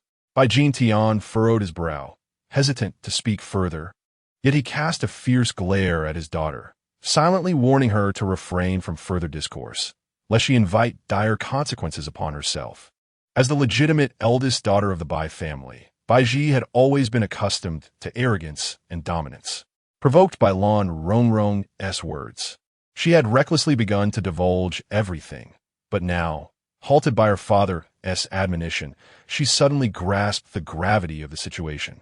That child was already deceased. What the emperor might do was uncertain, but could Chu Moyan ever show her mercy? A chill of dread coursed through Bai Ji as she felt beads of cold sweat form at her back, saturating her undergarments. She knelt on the ground, head bowed, droplets of perspiration falling to the floor. She could not speak further. It was imperative that she remain silent. Lan Rongrong was deliberate in her actions. She sought to force her to reveal the truth. She meant to harm her. Bai Ji, filled with trepidation, tightly sealed her lips, refusing to utter another word. Chu Moyan's voice dripped with cold disdain. Bai Ji continued. You learned that the Princess of Yi was to meet Song Qingshun in the Lejing Tea Garden. And then what? The events had transpired too long ago. I cannot recall clearly, she stammered. Cannot recall? The murderous intent flared in Chu Moyan's eyes. Before His Majesty, do you wish to compel me to end your life? Bai Ji shrank back, instinctively retreating behind Chu Lanshan. Chu Lanshan's heart surged with protective instincts, and he stepped forward without hesitation. Prince Yi, since Bai Ji cannot remember, do not press her further. This concerns the heir apparent. You should refrain from shielding her at such a critical moment. Chu Moyan regarded him coldly. Bai Ji, do not presume that with Elder Bai and the 12 imperial uncles shielding you, you can deny everything. He turned to the emperor. Father, I must uncover the truth. At this moment, the emperor hesitated, acutely aware that he might have committed an error. If that child indeed belonged to Prince Yi, how was he to confront the reality? From the emperor's perspective, he would prefer for this matter to pass without further mention. Yet, events were clearly unfolding in a manner he could not control. For an individual he could not refuse had now appeared. The truth must be uncovered. A robust and resonant voice echoed through the hall. Lotus Guifei, lifting her skirts, stepped into the grand hall, surveying her surroundings with a commanding gaze. She first offered a shallow bow to the emperor before speaking. Why have the inquiries ceased? Your Majesty, this matter concerns the honor of consorty. Is the truth not of utmost importance? Indeed, the truth is paramount, the emperor replied with a chuckle. Ah, Guifei has arrived. Come, sit beside me. Without hesitation, Lotus Guifei took a seat next to him, asserting, in this vast and resplendent world, there must be a place for justice and reason. If even within the supreme hall of the realm, fairness and righteousness are absent, what hope remains for the common people? Her words resonated with gravity. leaving the emperor no room for dissent. He straightened his posture and declared, "This matter must be thoroughly investigated. If consort Yi has been wronged, her honor must be restored." However, Bai Ji had resolutely decided to remain silent. As the eldest daughter of Bai Jin Tian and the newly appointed consort of the Xian king, neither her father's reputation nor the emperor's brotherhood could compel her to speak. Lotus Guifei smirked. "Stubborn as you are, do you think your silence leaves me powerless?" The emperor chuckled. "Guifei, you are ever so astute. Pray, do share your thoughts." Bai Ji was always surrounded by supporters, yet Lotus Guifei began. "If your majesty were to summon her closest attendants for questioning, you might uncover unexpected revelations." Bai Ji's expression shifted dramatically. "Jehu mo ye promptly commanded. Bring Shi Mama and Xinghua here." Shen Huayan acted swiftly, soon escorting them in. Shi Mama and Xinghua knelt trembling on the ground, the ominous atmosphere making their predicament painfully clear. "Father, it would be prudent to interrogate them separately to discern the truth of their statements," Chu Mo Yi suggested. "Agreed," the emperor replied, casting a smile at Lotus Guifei, who paid him no heed. Thus, the emperor's smile met with Guifei's indifference. Shen Huayan separated Shi Mama and Xinghua, assigning his most trusted subordinates to interrogate them both. "Relate to me the events of last year's Shaanxi festival in their entirety." Initially, both Shi Mama and Xinghua remained resolute, loyal to Bai Ji, refusing to divulge anything. However, under Shen Huayan's pressure, their loyalty crumbled within mere moments. After applying a modicum of coercion, they began to confess. Shen Huayan gathered their statements and presented them to a eunuch, who in turn submitted them for the emperor's review. "Give me a copy," Lotus Guifei immediately requested, seizing one to examine alongside the emperor. As she scanned through the document, the emperor's expression grew increasingly tumultuous. Yet, the more Lotus Guifei read, the brighter her eyes shone. "Your Majesty, allow me to see the other copy." Without waiting for the emperor to finish, she snatched the second document from his hands and perused it at lightning speed. With a resounding slap of her thigh, she burst into laughter. "Ha ha ha! I knew my beloved daughter-in-law could never commit such an outrageous act." Chu Moi's expression was as cold as water. "Mother, may I have a look?" "There's no need to look." Concubine Lian waved her hand. "I shall tell you. Rong has not betrayed you. The child is indeed yours." A thunderous shock resonated in Chu Moi's mind. How could this be? That child, whom he had always referred to as the illegitimate offspring and had cast off the cliff with his own hands, how could it possibly be his son? Chapter 80. The truth of that day, Chu Moi could scarcely maintain his composure. He could not even bring himself to glance at Lan Rong beside him. His mind was consumed with a singular thought. He must uncover the truth. After finishing her laughter, Concubine Lian pointed at Bai Ji and said, Well, your two servants have confessed everything in detail. They were interrogated separately, and their accounts were nearly identical. There is no longer any doubt about the truth of this matter. Bai Ji, do you still have anything to say?" Kneeling, Bai Ji could almost feel the overwhelming fury radiating from Chu Moi. She did not dare respond to Concubine Lian's words. Madame Bai, trembling, said, "Your Highness, how is it that this matter should have anything to do with my daughter? How could it not be related? This connection is of great significance." Concubine Lian smiled sweetly, her mood evidently buoyant, and her tone softened somewhat. "It is said that during last year's Shaanxi festival, Bai Ji sent someone in advance to Lijing Tea House to bribe the staff there, administering a drug into Rong's teapot." Pausing, she revealed a knowing smile. "As for the nature of the drug Bai Ji used, I believe everyone is already aware. I shall refrain from stating it explicitly. It would be best if you clarified." "Mother," Chu Moi's voice slowly emerged. "Essentially, it was an aphrodisiac," Concubine Lian scoffed. "Such potions are quite common, whether among the common folk, nobility, or within the imperial harem." The emperor lowered his eyelids, studying the confessions on paper without uttering a word. Concubine Lian continued. Bai Ji's intention was to drug Rong and Song Qingshun, leading them to commit irreparable acts. However, Song Qingshun was late. The Prince of Yi, returning from a southern salt patrol, stopped at the tea house, and the staff mistakenly believed him to be Song Qingshun. Thus, they served him the other cup of drugged tea. And according to Bai Ji's instructions, They carried the disoriented prince to Rongrong. Her gaze swept over Chu Moi and Lan Rongrong, and with a chuckle, she remarked, "What transpired afterward? I need not elaborate, do I?" She brought her 2 fingers together. Lan Rongrong could not bear to look and silently averted her gaze. Chu Moi frowned. "Mother, could you please be more serious?" Concubine Lien immediately lowered her hands and cleared her throat, adopting a serious demeanor. In summary, it was the Prince of Yi who was with Rongrong that day, not Song Qingshan. This is known not only by Bai Ji and the 2 servants, but can also be corroborated by the tea house staff. She cast a glance at her son. "How could you be so foolish? Did you not have any sensation that day?" Chu Moi paused, lost in thought. He recalled the events of that day. He had indeed dozed off after drinking the tea. However, he had been exhausted from the arduous salt patrol, and after several days and nights, without proper rest on his return journey, he had simply attributed his faintness to fatigue, giving it no further consideration. As he drifted into slumber, a vague recollection of a dream lingered in his mind. However, the passage of time rendered the details elusive. Upon awakening and preparing to resume his journey, he chanced upon Lan Rongrong and Song Qingshan, who appeared flustered, hastily attempting to flee. Enraged, he struck Song Qingshan and subsequently brought Lan Rongrong back to the royal residence. Naturally, he presumed that the child Lan Rongrong bore was Song Qingshan's. He cast a glance at her. Lan Rongrong kept her eyes lowered, silent and composed. There was neither the joy of vindication nor the grievance of prolonged misunderstanding in her demeanor. Instead, she exhibited a serene detachment, as if all matters were irrelevant to her. Chu Mo Yi found himself momentarily taken aback. Concubine Lien could no longer suppress her inner elation, exclaiming joyfully, "Bai Ji, I must extend my gratitude to you for granting me a grandson." Bai Ji bowed her head, suppressing a cold laugh within. "A grandson? Your precious grandson has perished. Moreover, he was slain by the very man you cherish.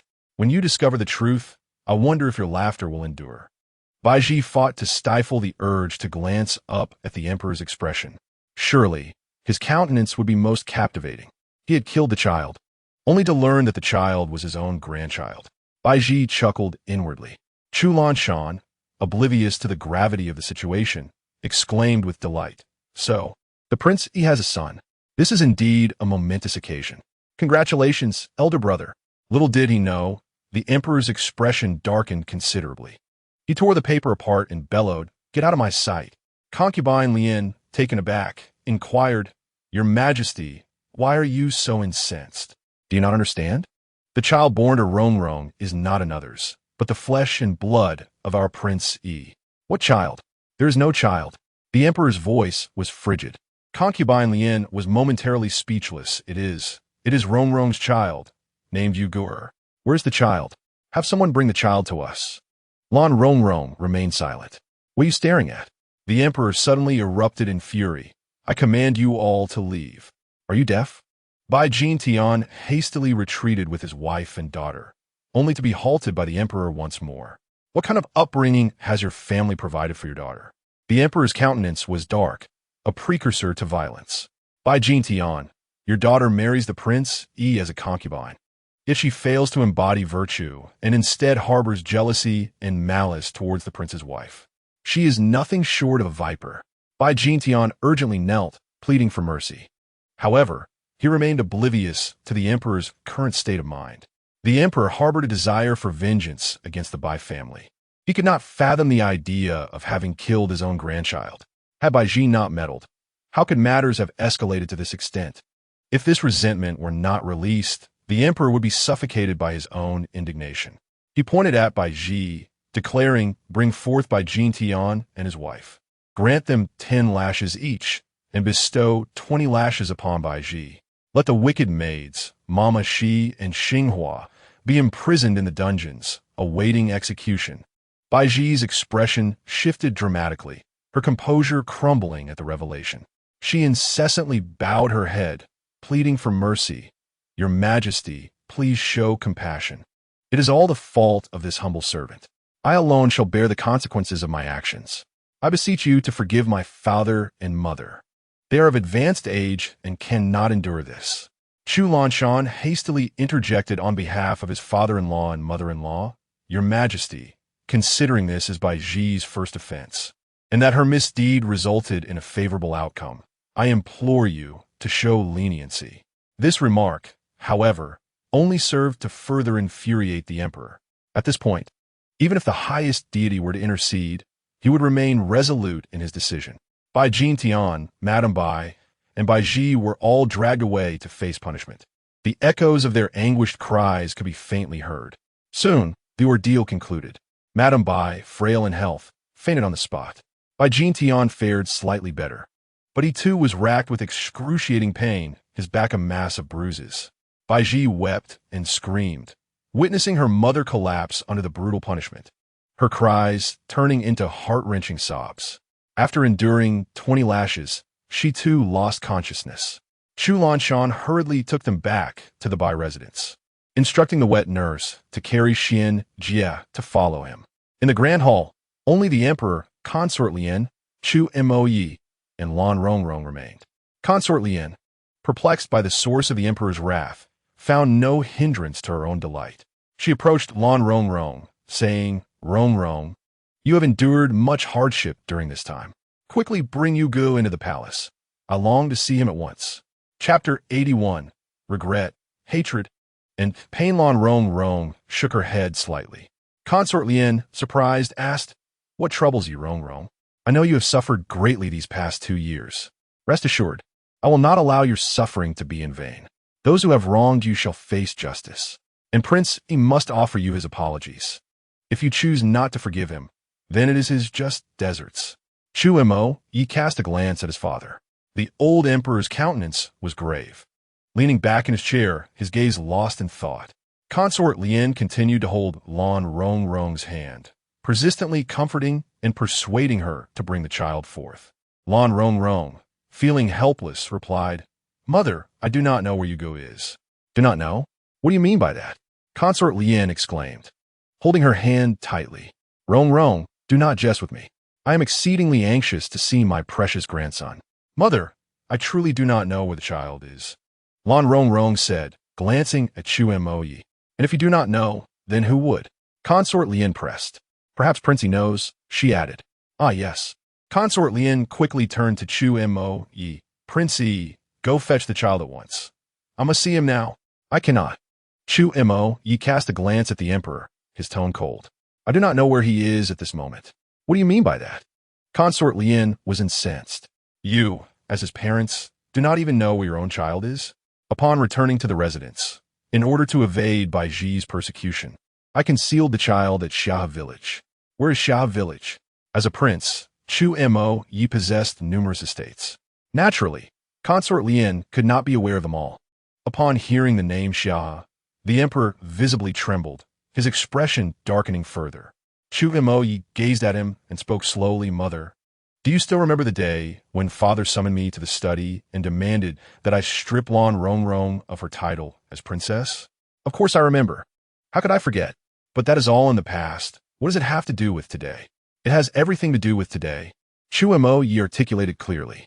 "Mother, do you know why father acquiesced to your request, pardon me, and ceased to press me to dethrone Rongrong? Why?" The concubine Lien felt an inexplicable tension, her voice tightening. Chu Moyi continued, "That night, a great fire suddenly erupted at the Hajai." "A fire?" The color drained from concubine Lien's face. Though she appeared carefree, her years in the palace had sharpened her wits. She had survived this long due to her cunning. Suddenly, she grasped the implication. "Your Majesty." She turned towards the emperor, her voice trembling. "Could it be that you set fire to the Hajai?" The emperor slowly closed his eyes. Offering no denial, concubine Lien rushed to the emperor, grasping the sleeve of his dragon robe, and exclaimed, "Your Majesty, speak to me." "Concubine, do not be agitated," the emperor replied, furrowing his brow. "Had I known that child was the prince's offspring, I would never." Concubine Lien comprehended the gravity of his words and collapsed in despair. "You would harm a child? For the sake of your royal facade, you would extinguish a child's life?" Her heart-wrenching cries echoed, tears streaming down her face. "Your Majesty, how cruel you are! How heartless!" The emperor attempted to console her. "Concubine, do not weep, please do not cry. Do not touch me." Concubine Lien flung his hand away and collapsed to the ground, sobbing. After years of waiting, at last the prince has a child. Yet I never even got to see the child's face before losing my own life. You might as well extinguish me along with him. The emperor was engulfed in regret, resentment, and pain. How could he have known that the little wildling was, in fact, the prince's true blood, his own grandchild? Had he known sooner, he would have cherished the child rather than allow harm to come to him. That was the bloodline of the Chu dynasty. To lose a life that had never even entered the palace was unfathomable. The thought of the child struggling and crying amidst the flames shattered the emperor's heart. Listening to Concubine Lien's lamentations, he too found himself shedding tears. The two were nearly lost in a shared sorrow. Lan Rongrong turned to Chu Moyi. Are you not going to reveal the truth? Will you let your parents weep like this? Chu Moyi's expression remained indifferent. What if they cry? Do you feel pity for him? He is not my father. Why should I feel compassion for him? He is not only not your father, but also the one who nearly took your life, Chu Moyi replied coolly. Thus, seeing him now, filled with regret and remorse, brings me great satisfaction. Lan Rongrong remained silent for a moment before asking, and what about you? Chu Moyi fell silent. He understood that Lan Rongrong had seen through him. His current state was one of rage and embarrassment, projecting his own anger onto the emperor. His feelings of regret and fury surpassed theirs by 100-fold, 1,000-fold. Let us go home. What about them? Lan Rongrong inquired, referring to the emperor and Concubine Lien. Let them weep. Chu Moyi held onto Lan Rongrong until they boarded the carriage. Then he grasped her shoulders, fixing his gaze upon her. Lan Rongrong, tell me. What? She replied, you know what happened last year in the tea garden. What do I know? You were more aware than I was. Chu Moyi's voice was heavy with suppressed anger.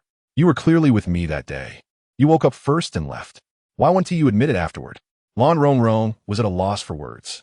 She truly had no recollection of that day, as the original owner had not left her with those memories. How could she know the reason? Seeing her lost in thought, Chu Moyi's frustration grew. Answer me. What do you want me to answer? I don't know. Lan Rongrong impatiently pushed his hand away. How could you not know? You clearly do. You have always known that you were with me that day. You also know that the child is mine. Chu Moyi gritted his teeth. You were pregnant at that time. Why didn't you reveal whose child it was? Honestly, I can't recall clearly, Lan Rongrong mumbled. No, you have always known. Chu Moyi suddenly laughed, a profound disappointment lurking in his eyes. Lan Rongrong, at that time, in my fury, I sent you away to another residence. Yet you still refuse to speak up. You preferred to suffer alone rather than let me know that Yu Gu'er is my son. Do you truly despise me that much? Don't accuse me unjustly. Your heart only belongs to Song Qing-chun. You refuse to admit it, because you fear he will discover what transpired between us. Even after what we did, you still chose to elope with him. Anguish and heartbreak filled Chu Moyi's gaze. Am I wrong, Lan Rongrong? Lan Rongrong was taken aback. Is that true?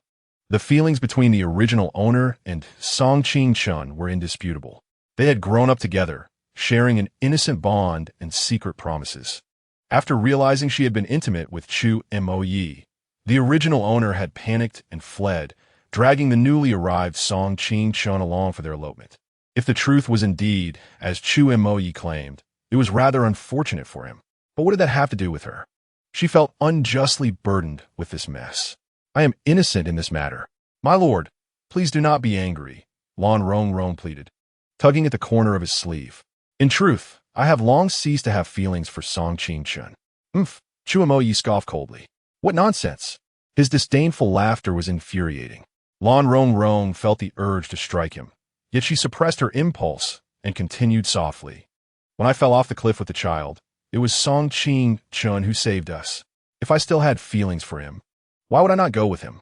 Because deep down, you know that the child is mine, not Song Qing-chun's. You fear being discovered. Stop deflecting. Lan Rongrong waved her hand dismissively. I have no idea whose child it is. If I were aware, would there be any necessity for the child to hide? How could you possibly be oblivious? If you are unaware, why should I not be? Clearly, it was you who regained clarity first. Chu Moyi paused, a suspicious hue crossing his face. Before you fled, you even assisted me in donning my garments. Thus, upon awakening, I was utterly ignorant of the events that transpired. This is merely your conjecture. I was equally disoriented at that moment. Lan Rongrong remarked. Later I fell from the cliff and suffered amnesia, further obscuring my memories of the past. If I were to continue believing your fabrications, I would be nothing short of a fool. Chumoy shook her hand away, asserting, in order to preserve Song Qingchen's honor, you knelt on the ground on the day of our wedding, beseeching me not to lay a finger upon you. How dare you let him know that you bore a child with me? What do I have to fear revealing? Song Qingchen has already seen the child and is aware that he is not his. Huh.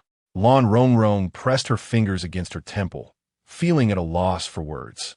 There was no way to clarify, nor any means to explain, for it seemed the original owner indeed held such thoughts.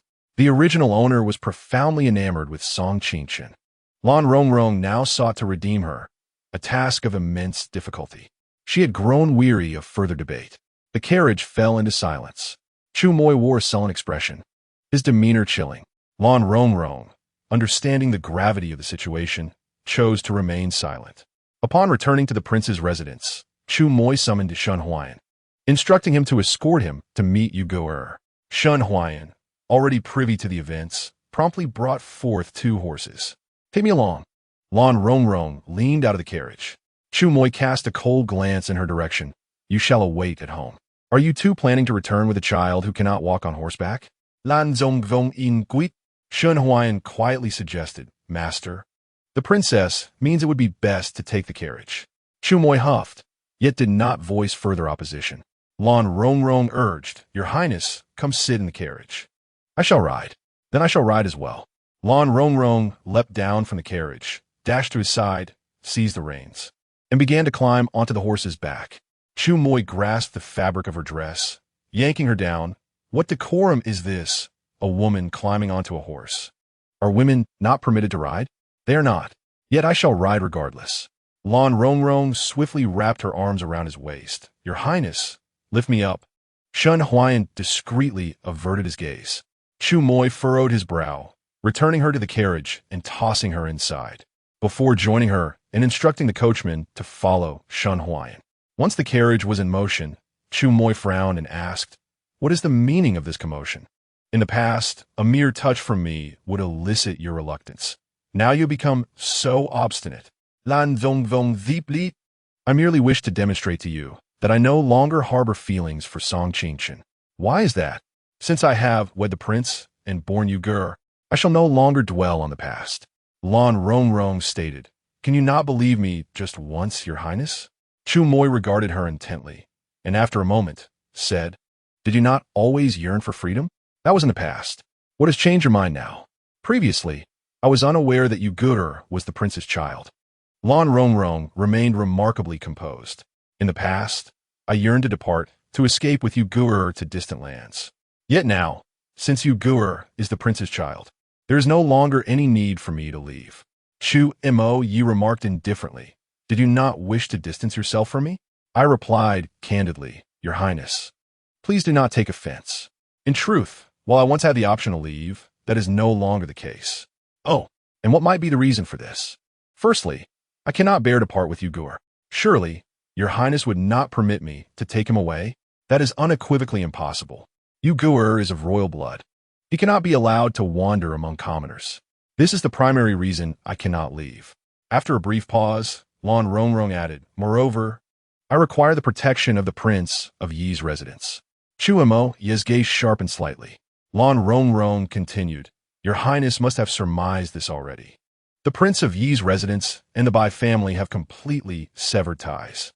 Should I depart from the Prince of Yi's residence, the Bai family has 1,000 ways to bring about my demise. In the end, your shift in attitude is merely to preserve your own life and remain with Yu Gu'er. Chu Mo Yi replied coolly, In your options, my position has never existed. Lan Rongrong smiled. Your Highness, you are the Emperor's most valued prince, and now you have an heir. I believe you should not squander your thoughts on romantic entanglements. Chu Mo Yi glanced at her. How could I have overlooked the ambition within you? Does the prince not aspire to be the heir? That is not your concern. As the Princess of Yi, I have the right to care. Ha! I thought you held the position of princess of Yi in disdain. Not at all. Lan Rongrong placed her hand upon his knee. Your Highness would not forsake my title as princess of Yi. Even should you disregard your own legs in defiance of the edict. I shall cherish it dearly. You woman. Chu Mo, you could endure no more, and swatted her hand away. Behave yourself. Lan Rongrong, with a smile, adjusted her posture. Soon to see you, Gur. She felt an overwhelming joy at the prospect of being openly with her child. Shun Huayan guided them to a quaint cottage, enclosed by a small courtyard where chickens and ducks roamed freely. Yu Gur sat on the ground, observing the lively antics of the chicks and ducklings, his clothes soiled, and his little face covered in dirt, resembling a neglected child of the countryside. Chapter 83. The Consequences of One's Own Actions. Yu Er. Lan Rongrong leapt from the carriage, eagerly rushing over to scoop up the filthy child. At over 9 months old, despite their infrequent encounters, he still recognized her. Initially, he gazed at Lan Rongrong in bewilderment, but soon he realized who she was, pouting his lips before bursting into tears. His cries summoned those within the house. Lu Qianyong emerged holding a basin, her expression a mix of surprise and delight. Madam. Lan Rongrong nodded in acknowledgement, holding Yu Ge tightly. Listening to his pitiful wails, her heart ached. Lu Qianyong wiped her tears. Madam, we hurriedly moved here from Shiha village, fearing we would never see you again. What has transpired outside? I shall explain everything to you later, Lan Rongrong replied. What have Hua and Mingyu? And Xiao Tang? Hua and Mingyu have gone to gather vegetables, and Tang Peng has gone to chop firewood. Lu Qianyong smiled and said, I am currently preparing a meal, madam. Please stay and join me. Suddenly, her peripheral vision caught sight of a man approaching the doorway, causing her to pause. The man was adorned in a luxurious purple robe, his hair bound with a jade crown, exuding an air of nobility and grace that was unmistakably that of a distinguished individual. How could such a person have arrived in this dilapidated, remote village? Lu Qianyong, feeling a twinge of apprehension, glanced at Lan Rongrong. Madam, that is. Lan Rongrong did not turn her head. Princey. Ah. Lu Qianyong gasped in astonishment, causing the basin in her hands to clatter to the ground. To her, a prince was akin to a figure from the clouds, someone she never imagined she would encounter in her lifetime. Why'd he come here? Was it to bring harm to the young master?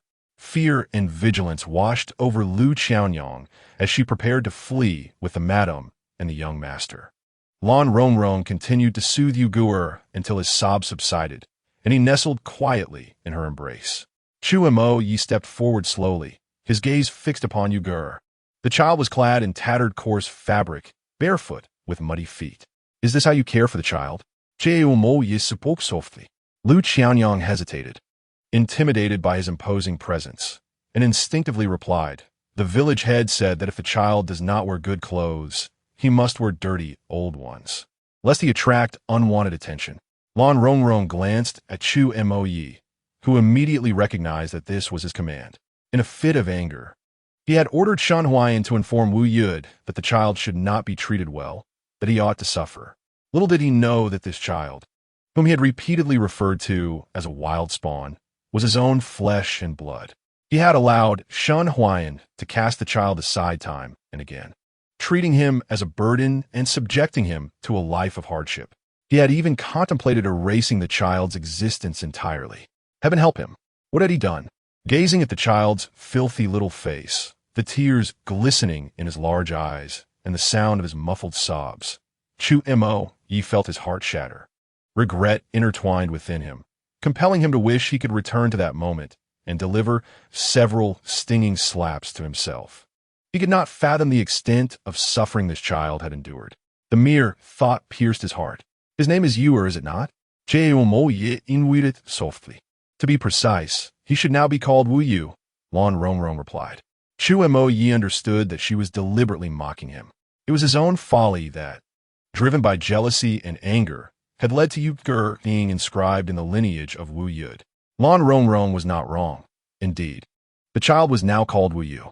Chu Mo Yi found it nearly impossible to face the child's tear-brimmed, innocent eyes. He felt a profound sense of guilt towards Rongrong and this child. He could hardly bear to recall how coldly he had treated Lan Rongrong upon learning of her pregnancy, banishing her to a distant residence. After she gave birth, he had abandoned the child at the precipice. He had nearly taken his own child's life. Chu Mo Yi could not forgive himself. He gently extended his hand. "May I hold him, please?" Lan Rongrong remained silent. Although her heart was filled with resentment towards Chu Mo Yi at this juncture, since the child had been confirmed as his son, she could not obstruct their meeting. However, the child did not acknowledge Chu Mo Yi at all. Upon seeing a stranger extend his hand, he was terrified and burrowed into his mother's embrace. Clinging tightly to her neck and whimpering on the verge of tears, a pang of sorrow struck Chu Mo Yi. He understood that this was all his fault. It was he who had subjected this child to tremendous hardship since birth, leaving the innocent little one to wander aimlessly, devoid of a single day of peace. Whether cast away here or abandoned there, his eyes and demeanor were replete with insecurity and fear. Chu Mo Yi suppressed the heartache and pain, opting instead to gently pat the child's small head. Yet, the little one trembled and began to cry. "The child is afraid of you. Do not touch him." Lan Rongrong shot a glare at Chu Mo Yi. Embarrassed, he listened to the child's pitiful cries and sighed inwardly. Whom could he blame? It was his own doing. He deserved this. Now, the child did not recognize him at all, and he could not even dare to touch him. At that moment, a cacophony of footsteps approached, and a woman rushed over, urgently exclaiming, "Who are you? Why are you holding my son? Return the child to me." Lu Qiaonyang murmured, "That is Wu Yuda's wife. She carries Yuga every day and teaches him to call her mother. Can Yuga call her mother now?" "He can." This remark cast a shadow over Lan Rongrong's gaze. Chu Mo Yi furrowed his brow. It was all his fault. He had prevented Rongrong from meeting the child, allowing the boy to recognize others as his parents. Now, the child even called another woman mother. How could Rongrong, as his biological mother, not feel sorrowful?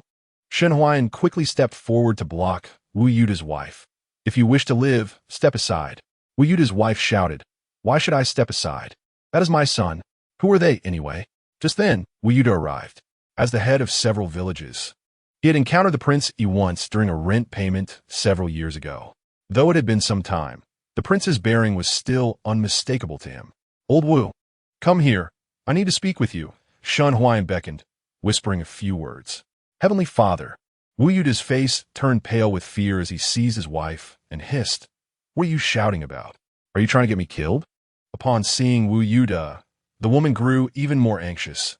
"Look, dear, those two are holding Yuga. Who are they? Be quiet. Come with me." Wu Yuda dragged her aside, speaking in hushed tones. "That is His Highness Prince Yi. If you shout again, I will slap you dead." The woman was taken aback. Prince Yi? How could he be here? The one beside him is the princess. They have come to take Yuga back. Take Yuga back? Why? Yuga is our son. Chapter 84. The prince has a son. Do you truly believe this child is yours? Wu Yud scoffed. Did the child emerge from your belly? The woman's eyes instantly reddened. I know I cannot bear a son. You despise me. Why not just divorce me and marry someone better? What nonsense are you spouting? Wu Yud forcefully pushed her away and lowered his voice. Let me tell you. That child is the son of Prince Yi. How dare you presume to claim the royal bloodline as your own? The woman's tears ceased abruptly, her body trembling in fear. A royal child? She stammered. Look at that child, so exquisitely crafted. Could a mere peasant produce such a being? But if he is indeed the prince's child, why would the prince abandon him in our home? Do not question what should remain unasked. Wu Yud glared at her fiercely. The woman shrank back, murmuring softly. In these days, we have clothed the child in coarse garments and provided no goat's milk, only rice soup. Will the prince hold us accountable? We had recalled this matter, feeling a twinge of anxiety. It had been Shen Huayan's directive to proceed thus. Could he truly be blamed for it? Yet, Wu Yud was not so naive as to think he could reason with a prince of such lofty status. If the prince were to direct his ire at them, he would be left to bear the consequences. He sent his wife away and approached Shen Huayan. Master Shen, when shall we return to the river village? Shen Huayan cast him a glance. The houses have burned to the ground. You wish to return? A few straw huts lost are no great matter. Wu Yud hastily replied. There are still so many fields. The autumn harvest is imminent, and we cannot afford any delays. I manage these 7 or 8 villages by year's end. I can deliver 30 to 40,000 taels of silver to the prince's estate. Shun Huayan retorted, "You old fool, do not seek to curry favor before me.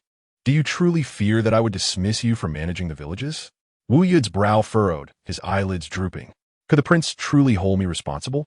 Who do you think you are, that the prince would remember you? Shun Huayan scoffed, "Calm your heart. We shall return to tidy things up and go back to the village. If the autumn harvest is delayed, I shall deal with you." Wu Yud's face broke into a radiant smile. This indicated that the prince still wished for him to oversee the villages and would not punish him for their treatment of Uyghur. There remained an urgent matter at hand. Shun Huayan grasped Wu Yud's arm. "Immediately take care of this pressing issue. Remove Uyghur from your family tree." Yes, yes, I shall attend to it at once, not daring to delay for even a moment." Wu Yud, upon hearing this, felt his heart race. The audacity to include the royal grandson's name in his family record. If this were to be investigated, he could easily be branded a rebel. Wu Yud hurried off in a panic. Lan Rongrong entered the room holding Uyghur, instructing Xiaonyang to fetch water and wash the child from head to toe. The once dirty and dusty infant was restored to his pristine, charming self. Lu Xiaonyang had kept Uyghur's previous garments, which she brought out for him, though they now appeared considerably small. Children grow swiftly. Sometimes, clothing becomes tight within just a month or two. Lan Rongrong emerged with Uyghur, and upon seeing the child's sleeves shortened and his little feet and calves exposed, Chu Mo, you could not help but feel a pang of tenderness. He gently touched the child's tiny feet and inquired, "Why is he not wearing shoes?" While clothes can be adjusted if they're too small, one cannot force a child to wear shoes that do not fit, can one? Lan Rongrong, somewhat irritated, replied, "Besides, this child is yet to learn to walk. In this warm weather, it matters little whether he wears shoes or not." Upon returning home, she immediately instructed someone to prepare new clothes and shoes. Chu Mo Ye's enchanting phoenix eyes remained fixed on Uyghur, yearning to hold him and touch him, yet fearing that it might provoke his cries. He could only endure, gazing longingly. At that moment, He Hua and Mingyu returned with a basket of vegetables. Upon seeing Lan Rongrong, they were both surprised and delighted. And upon learning that Lan Rongrong had come to take Uyghur and them back to the city, they were so overcome with emotion that they began to weep. "Mingyu, He Hua, stop with the vegetables. Go inside and tidy up your things. We are leaving for the city right now," Lan Rongrong instructed. "From now on, you will move with me to the prince's mansion." Mingyu suddenly felt a bit awkward, saying, "Madam, I am clumsy and cannot serve in the palace." "Fool, why call me madam?" Lu Qianyang pinched her arm and whispered, "You should call her princess." "Princess?" Mingyu, taken aback, observed Lan Rongrong's splendid attire and the handsome young man beside her, and suddenly comprehended, promptly kneeling down. "Do not kneel," Lan Rongrong said. "Mingyu, once you have finished tidying up, seek out Tang Peng and ask him to help gather our belongings." "Princess, is Xiao Tang also going to the palace?" "Of course. Having taken you in, would I abandon you along the way?" Lan Rongrong, freeing a hand, pinched He Hua's little face, saying, "Once we arrive at the palace, He Hua will be able to read and write." Lu Qianyang, overwhelmed with emotion, shed tears, not for herself and He Hua, but for the princess and Uyghur. It turned out that Uyghur was not an unwanted child or a bastard. He was the son of Prince Yi, the most esteemed child in the realm. This signified that henceforth, the princess and Uyghur would never have to be separated again. They could reunite at last. When Tang Peng returned, carrying a large bundle of firewood, and learned of this wonderful news, a smile appeared on his sunburnt face. Everyone tidied up and followed the carriage back to the city. Upon reaching the grand entrance of the prince's mansion, they finally realized that they would no longer be victims of bullying in the streets. They were about to enter the prince's mansion, becoming part of the princess's inner circle. Henceforth, they could lead lives of stability and peace. As they crossed the threshold of the prince's mansion, Mingyu burst into tears, overwhelmed with excitement. This person, who had been scorned, cursed, and driven away for her unattractive appearance throughout her life, had never imagined that one day she would serve closely beside the princess, entering the palace. The news of the prince bringing back a child spread like wildfire throughout the prince's mansion, causing a stir among all.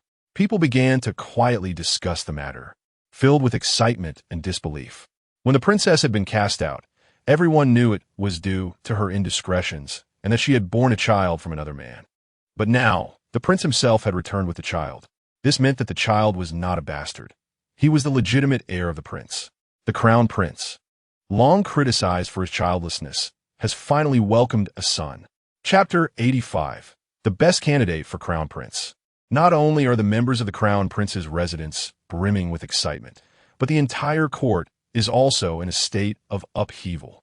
The crown prince is the sixth son of the emperor, with the only sibling above him being the late fourth prince, and the first prince who was disabled due to war, alongside the second, third, and fifth princes, by virtue of both legitimacy and seniority. The position of crown prince should not fall to the sixth prince. However, the empress has only 2 daughters and has been unable to bear a son after many years of effort, indicating that the emperor lacks a legitimate heir. In the absence of a legitimate son, following the order of birth, the disabled first prince is effectively excluded, leaving the second prince, who is the eldest among the remaining princes. Yet, the second prince is the offspring of a palace maid, born from a fleeting encounter between the emperor and a maid while paying respects to the empress. Among the princes, the sixth prince, Chu Mo-yi, is the son of the beloved lotus concubine, thus enjoying the highest status among them. Furthermore, the emperor's long-standing affection for the lotus concubine makes it evident that he holds the sixth prince in high regard.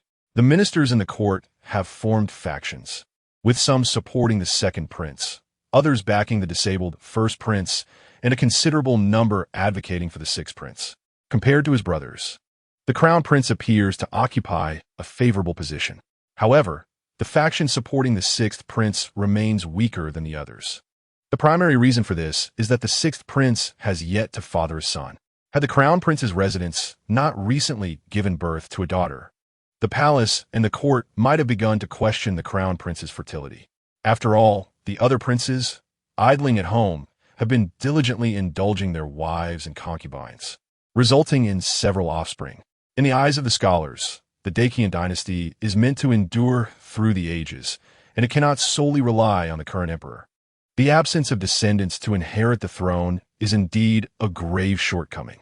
As the emperor ages, the calls for the establishment of a crown prince grow louder, and the support for the crown prince seems to be waning. Then, with a thunderous crack, the crown prince's residence was struck by a bolt from the blue. The crown prince returned with a boy, declaring him to be the child born of the crown princess, his legitimate firstborn. The significance of the term legitimate firstborn carries immense weight in the minds of those steeped in Confucian values. Should the emperor have a legitimate firstborn son, regardless of his character, the throne must rightfully belong to him without question. It is precisely the lack of a legitimate firstborn that has led to such strife. While the other princes have sons and daughters, none possess a legitimate firstborn. For a prince who has numerous wives and concubines, the odds of ensuring that the primary wife bears the first son are exceedingly low. After years of childlessness, the crown prince has now fathered a legitimate son. How could the ministers not be astonished? It seems the position of crown prince is undoubtedly destined for the crown prince, regardless of the court's fervor and discussions. The emperor and the lotus concubine in the palace can no longer maintain their composure. Was it not said that the child was no longer alive? The emperor glared at the kneeling eunuch, delivering a sharp kick to his side. You dare utter such nonsense regarding the royal heir? I will have your head. The eunuch, flustered, quickly replied, Your servant would never deceive. After leaving the palace, His Highness the Prince rushed to the outskirts of the city and has just returned with a child, presently in the prince's residence. Many have witnessed this. I would not dare speak falsely. Lady Lian, the favored concubine, immediately inquired, Is it certain that the child is born of the prince's wife? Indeed, the prince's wife personally cradled the child as she disembarked from a carriage. A boy? The emperor asked. Yes. The emperor was momentarily taken aback, murmuring, How could this be? Lady Lian then shed tears, clasping her hands together. May the Bodhisattva bless. Surely it is divine protection for my grandson, allowing him to escape a calamity. The emperor suddenly regained his composure, seizing the eunuch and commanding, "Go to the prince's residence at once. Deliver my decree for the prince to bring the child into the palace. Quickly." "Yes, your majesty, I shall go at once." The eunuch scrambled to his feet and hurriedly departed. The emperor slowly sat back down, remaining silent for a prolonged moment. Lady Lian wept quietly for some time, then wiped her tears, her voice thick with emotion. "What you lost in thought about. Unable to eliminate the child. I imagine the emperor feels remorse." "What nonsense!" "I'm quite pleased," the emperor sighed deeply. "That scoundrel, the prince, dares to deceive me." Lady Lian immediately interjected. "Do you intend to accuse the prince of treason?" "Regardless of whether I assign him blame, the act of treachery is undeniable." The emperor soon regained his calm, reasoning, "Initially, I believed the child was lost. You wept so sorrowfully, yet the prince, fully aware of the child's survival, said nothing, causing me to wrongly assign blame." Lady Lian scoffed. "Wronged? Your majesty means to say you did not send anyone to silence the child?" The emperor faltered. "I did send someone, yet the child remains unharmed. The child's safety is a testament to his fortune, divine intervention, and the loyalty of those around him. However, your majesty cannot claim innocence in this matter." The emperor sheepishly retorted, "In this realm, only you dare to chastise me so boldly, holding me accountable. If everyone merely flatters you, how pitiable that would be." Lady Lian remarked, "As the emperor, the sovereign of all, is it not tragic that you hear no sincere words?" The emperor sighed, "Indeed, only you present your genuine self before me, treating me as a living, fallible man rather than a sovereign with the power of life and death." Lady Lian smirked. "When the prince arrives with the child, you must make amends with him. That goes without saying." The emperor, somewhat exhilarated, rubbed his hands together, leaning closer to Lady Lian and gazing at her delicate, supple visage. "Lian, our son can finally be declared the crown prince. Are you not overjoyed?" "Not particularly." "What troubles you?" "In this matter, although your majesty erred, the instigator who urged you towards wrongdoing has yet to be punished. I find that quite unjust." The emperor paused, then suddenly realized, "You speak of Lady Lian, do you not? Did she not inform his majesty about the matter concerning the child? Although it was indeed noblewoman Lian who spoke of it. Your highness, you have already punished her, have you not?" The emperor, still somewhat reluctant due to the recently acquired delicate beauty, recalled hearing that you had her play the pipa as punishment, causing her 10 fingers to become sore and mangled, rendering her unable to play well ever again. Such a punishment is indeed quite severe. His majesty truly knows how to cherish beauty. Noble consort Lian scoffed, "Indeed. Although Prince Yi nearly lost his son, noblewoman Lian will never be able to play the pipa again." How grave. Chapter 86. Pregnant? The emperor felt a twinge of embarrassment, recalling how noblewoman Lian had instigated discord, nearly leading him to inadvertently harm his own grandson. It was inevitable that he felt a surge of anger. He had always prided himself on being a wise ruler, aspiring to leave a significant mark in history. How could he allow a concubine to tarnish his illustrious reputation? "Summon someone," the emperor commanded. "Noblewoman Lian has behaved improperly and is unworthy of her position. She shall be demoted to a maid." He cast a glance at noble consort Lian. Noble consort Lian curled her lip. "Such a trivial punishment will hardly teach her a lesson, will it?" The emperor chuckled. "What do you propose, dear consort, to ensure that Lian learns her lesson?" "In my opinion, 20 lashes would suffice." "How so? Is his majesty reluctant?" Noble consort Lian retorted. "When you ordered the beating of the Bai family, there was no hesitation. The mistakes made by noblewoman Lian are far more heinous than theirs, yet you show her mercy."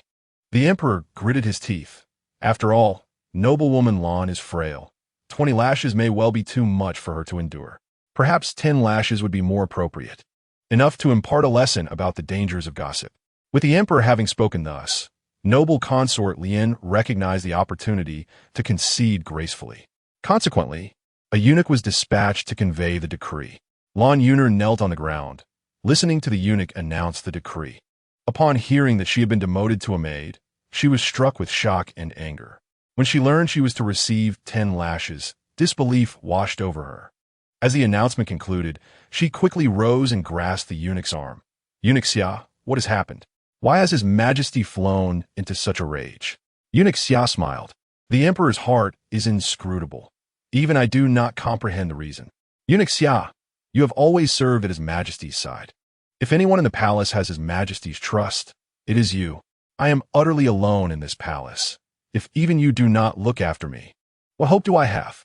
Eunuch Xia pinched the silver ingot, maintaining an indifferent demeanor, yet his tone softened. Noble maid Lan, do not say such things. I do not deserve such regard. After a pause, he leaned slightly closer to Lan Yuner and whispered, I have only heard that Prince Yi and his wife have brought back a child, said to be the legitimate son of Prince Yi. What? Lan Yuner felt as though struck by lightning, standing frozen in place. The legitimate son of Prince Yi? Could that child be born of the prince's wife? The words you speak imply that a child not born of the main consort can still be called a legitimate heir? The child of Lan Rongrong? Indeed, Eunuch Xia confirmed. But Lan Rongrong's child is it not a bastard born of another man? Due to her overwhelming shock, Lan Yuner's complexion changed, and she began to speak incoherently. Eunuch Xia spoke calmly. Miss Lan, you must exercise caution in your words. Do not invite calamity upon yourself. How could a child personally brought back by His Highness the Crown Prince be a bastard? That child is the heir. This is impossible. The Emperor has already summoned His Highness into the palace with the child. I must go see. As Lan Yuner spoke, she moved towards the exit. Eunuch Xia extended his arm to block her. What are you doing? Lan Yuner exclaimed in anger.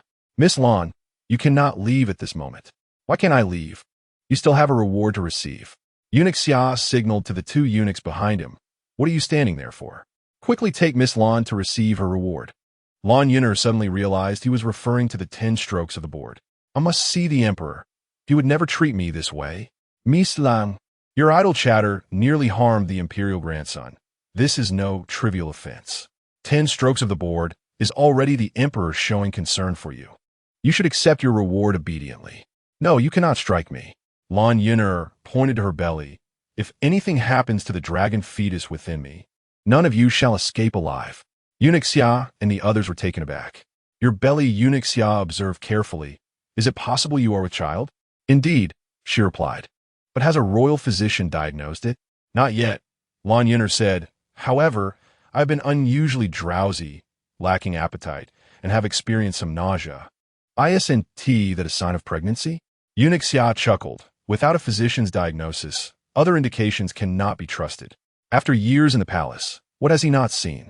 He has heard of many instances of false pregnancies. Some women, in their fervent desire to conceive, end up convincing themselves they are indeed pregnant, deceiving themselves to such an extent that they truly believe it. Yet, Eunuch Xia could not afford to be careless. Should it turn out to be true, and she were struck with the board, he would bear the burden of that sin. Miss Lan, please wait here. I shall report to His Majesty at once. Eunuch Xia hurriedly rushed to the Emperor, recounting the events.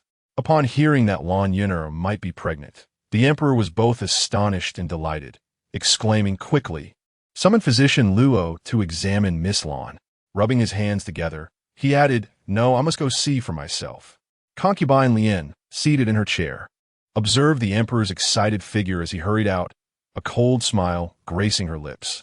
At that moment, a eunuch entered and announced, Your Highness, the princess consort seeks an audience. Let her in at once. Concubine Lien's eyes brightened as she personally went to greet them.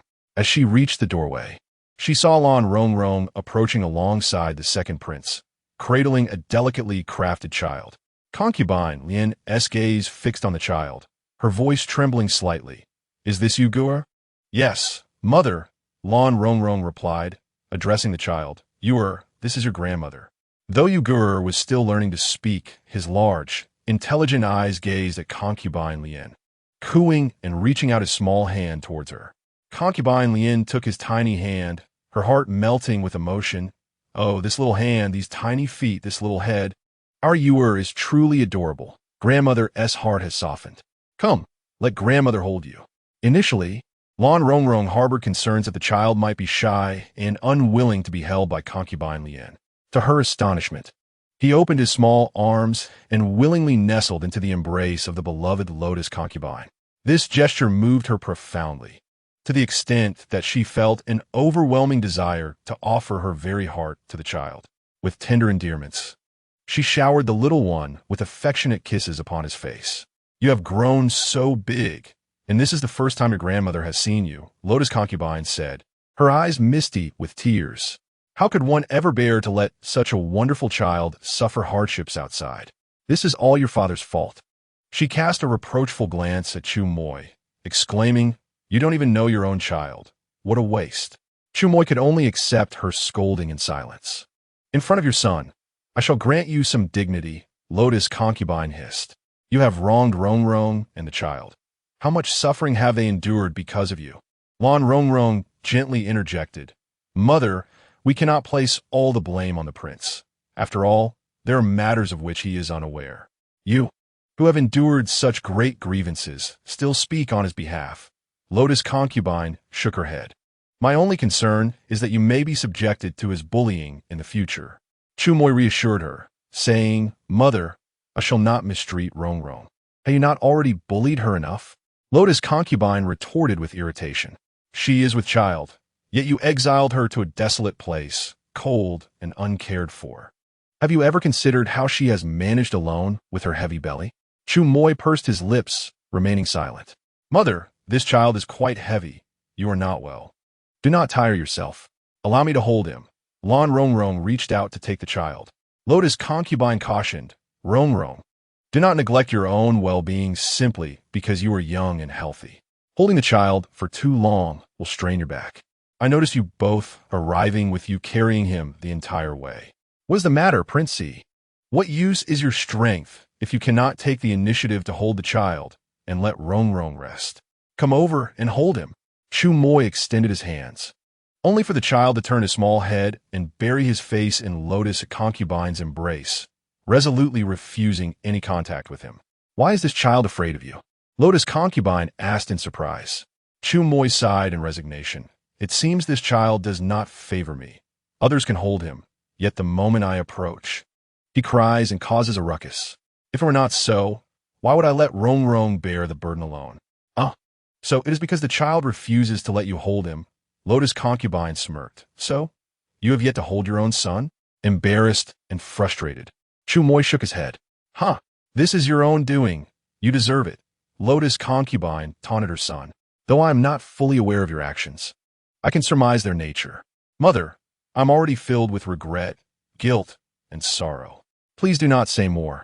Chu Moi withdrew his hand and took a step back. The sound of the child's cries immediately softened as he nestled against Lotus Concubine. She tenderly caressed the child's back, saying, "Poor little thing, what can you possibly understand?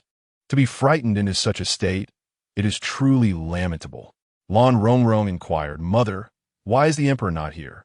"He went to visit Lady Lan Kai." Lotus Concubine replied casually, still playing with her new grandson. "Lady Lan Kai, that half-sister of yours, who has been demoted to a courtesan. Ah, it is she. I fear she shall soon be elevated again."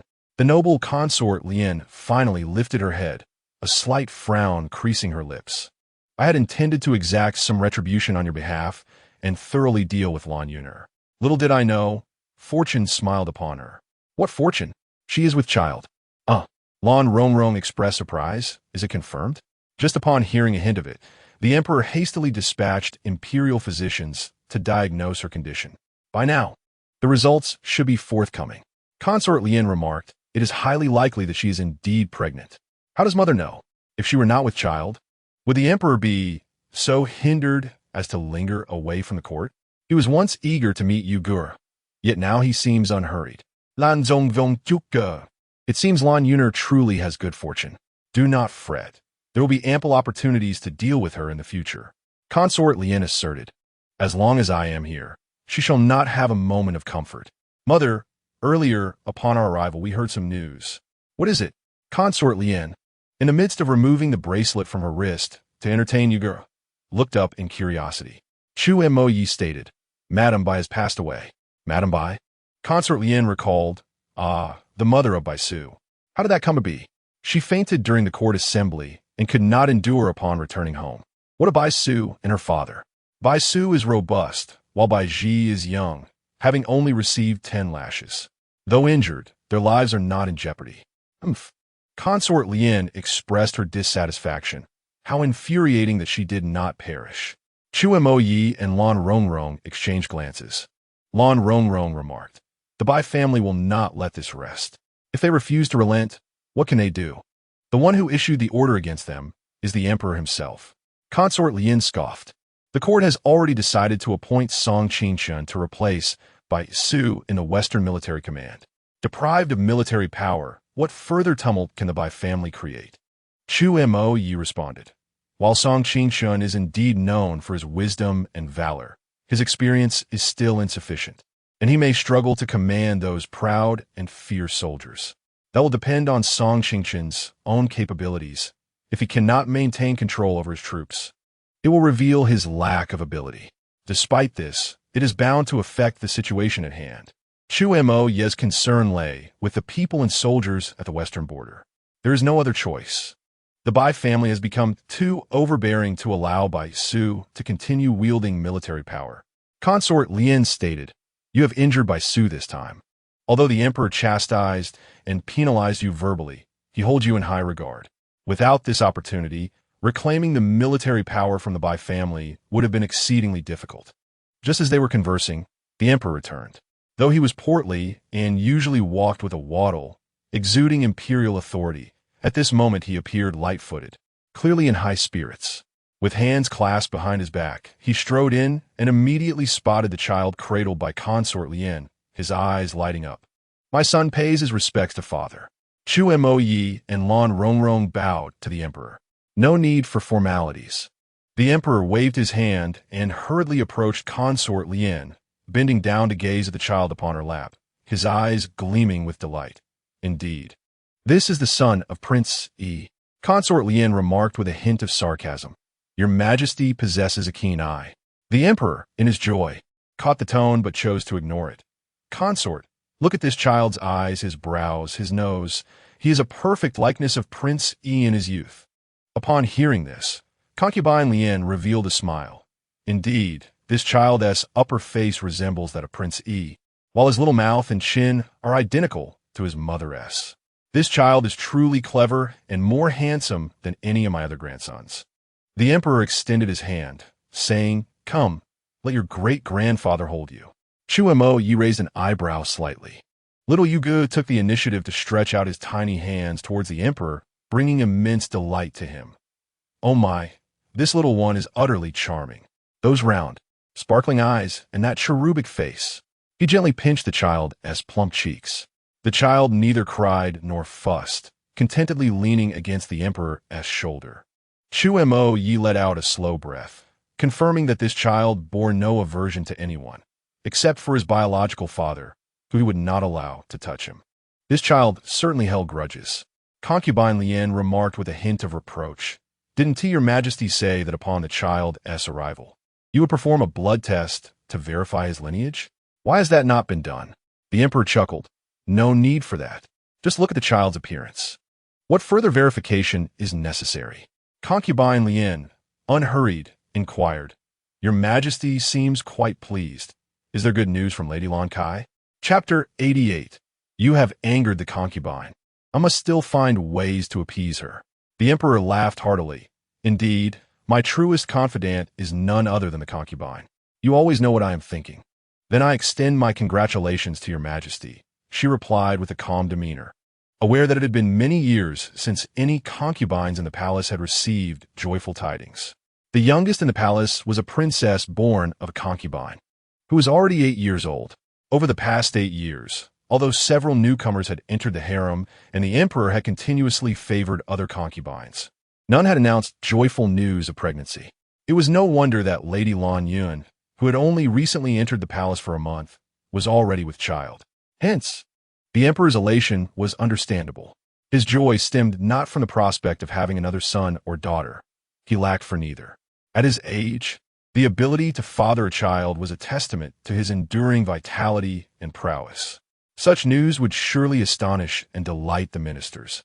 Affirming that their sovereign remained youthful and robust, capable of ruling for many more years. This was what mattered most to the emperor.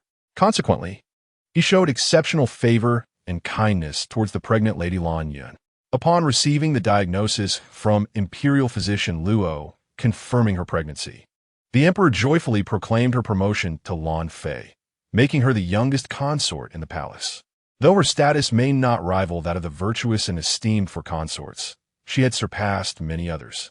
As the emperor embraced his grandson, his heart swelled with pride and joy. It was indeed a double celebration. I am exceedingly pleased today. Attendants bestow rewards. He generously gifted little Yugu with numerous treasures, as well as bestowed many favors upon Lady Lan Yun. However, Concubine Lien remained displeased, persistently wearing a sour expression. The emperor, undeterred, declared, "Concubine, I have decided to name you heir as the heir apparent to Prince Yi." "So be it," she replied, turning her face away with a huff. The emperor continued, "During tomorrow's South Morning Court, I will discuss with the ministers and officially establish Prince Yi as the crown prince. What do you think, concubine? The harem must not interfere in politics. As a mere woman of the harem, I hold no authority to comment on such grave matters." The noble consort Lien extended her arms to receive the child and said to Lan Rongrong, "Rongrong, come with me to the Furong Palace for a moment." The emperor interjected, "Why the haste, consort? I wish to admire this child a little longer. Your Majesty, it would be best to wait until your younger son is born before you take your time to observe," the emperor advised. Consort Lien, cradling the child, proceeded directly onward, with Lan Rongrong following closely behind. As they traversed the imperial garden, they encountered Lan Yuner, leisurely strolling while supported by a palace maid. Upon halting her steps and glancing at the child in Consort Lien's arms, she squinted slightly. "I am unwell and cannot pay my respects to you, dear sister consort," she remarked casually. "That child is rather enchanting. Could be the offspring of the crown prince's consort." Consort Lien scrutinized her. "I advise you to remain indoors and nurture your pregnancy rather than wandering about. Should any mishap occur and you lose the child, you would have no place to lament." Lan Yuner's expression shifted. "How dare you curse the emperor's offspring?"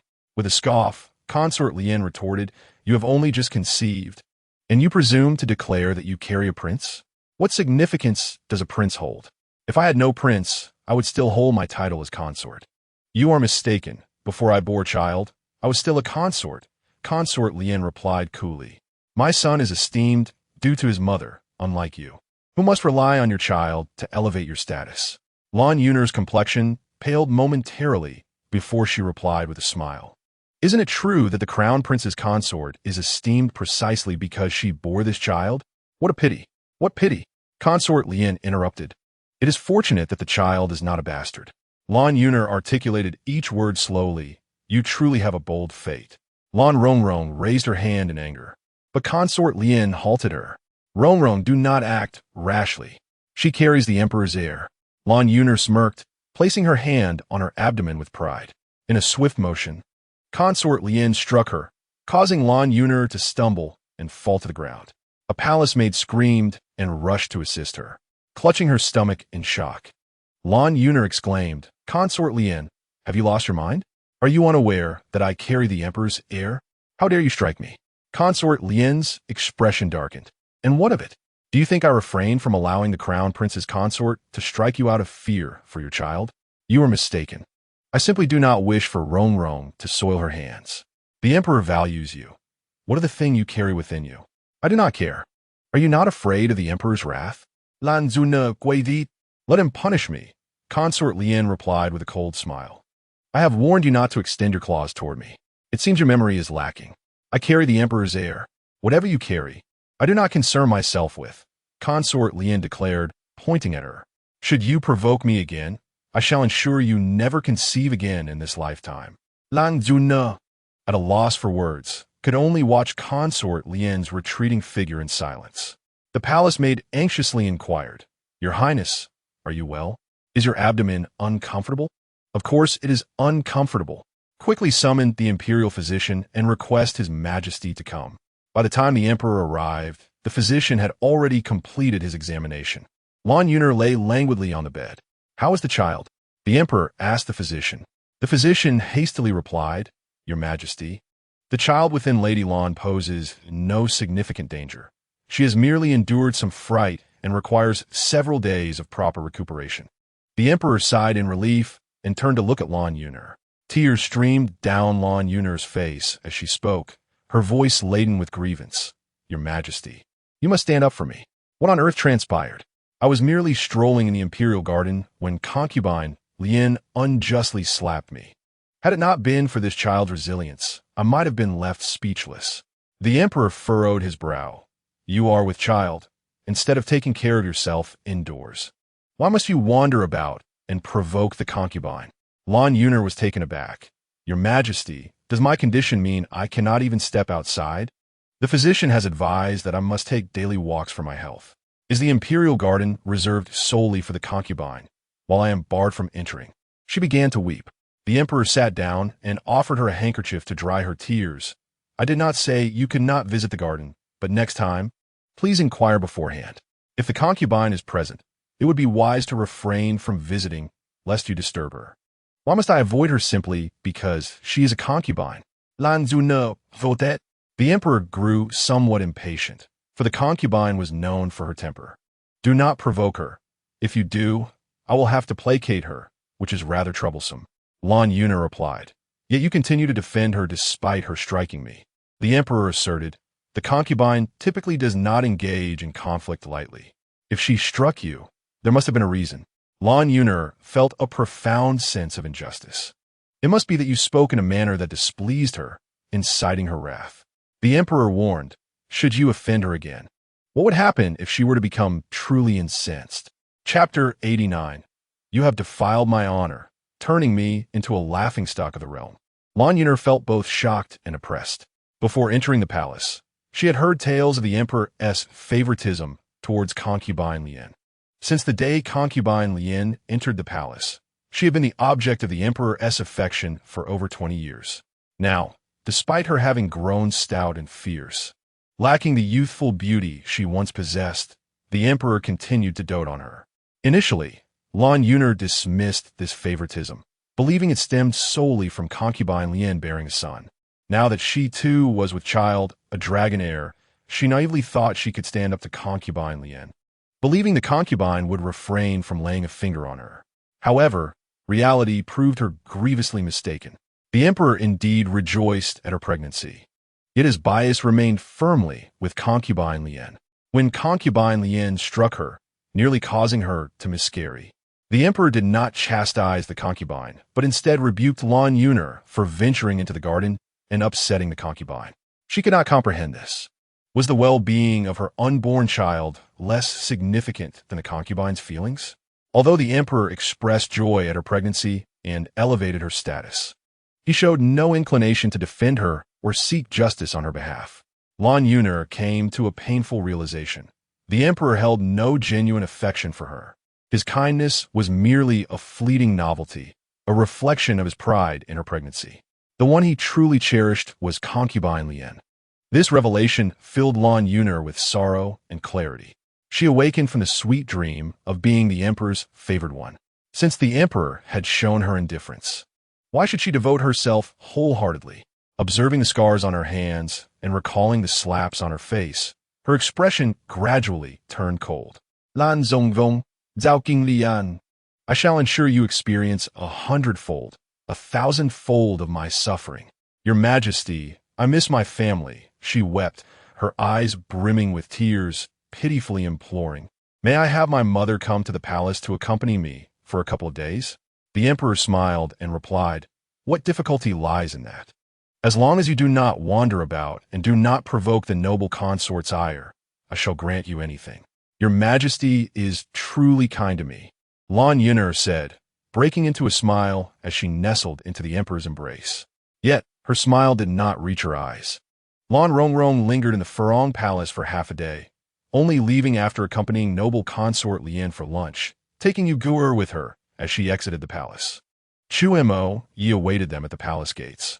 Upon seeing Lan Rongrong holding the child, her cheeks slightly flushed and beads of sweat glistening on her nose, he instinctively extended his hand, Allow me to hold the child. However, Yu turned his little head and nestled deeper into his mother's arms, presenting his back to him. Yu, be good. We shall not let him hold you, Chu Mo-yi said. Lan Rongrong placed the child into the carriage and turned to Chu Mo-yi. It will be better if you rode a horse, my lord. I have not prepared a horse, he replied. My lord, your subordinate has brought a horse for you. Shun Huayan promptly led a horse to him. Chu Mo-yi shot him a glance. Shun Huayan grinned. There is no need for you to praise me. It is my duty. Leave, Chu Mo-yi commanded. Shun Huayan quickly realized he had flattered him at the wrong moment and hurriedly retreated. On their way home, as they turned down a narrow alley, another carriage approached from the opposite direction. The alley was too narrow for both carriages to pass simultaneously, and the oncoming carriage showed no intention of yielding. Shun Huayan stepped forward to investigate, returning to report, My lord, that appears to be the carriage of Prince Xian. Just as he spoke, the opposing carriage drew near, adorned with the emblem of the Xian Wangfu. Prince Xian, Chu Lanshan, peered out and, upon seeing his nephew Yi Wang seated on horseback, disembarked from his carriage with a smile, saying, Yi Wang, kindly have your carriage yield back. Mo-ye responded coolly. Why should it not be the 12th emperor uncle who yields instead? Chu Lanshan glanced back, his expression inscrutable. My princess is within the carriage. She is unwell and cannot endure the jolting of the carriage, as you well know. The princess he referred to was Bai Ji. Mo-ye replied indifferently. If the princess of Xian is unwell, why does the 12th emperor uncle hasten to return her home? Is it truly urgent within these few days? Faced with his nephew, Chu Lanshan always felt a twinge of guilt and defensiveness. After all, he was the one who had wronged her, tarnishing her as a concubine and fathering a child with her. Unable to insist, he awkwardly replied, Indeed, there is no immediate urgency. I had just remembered I must go to the apothecary for some medicine.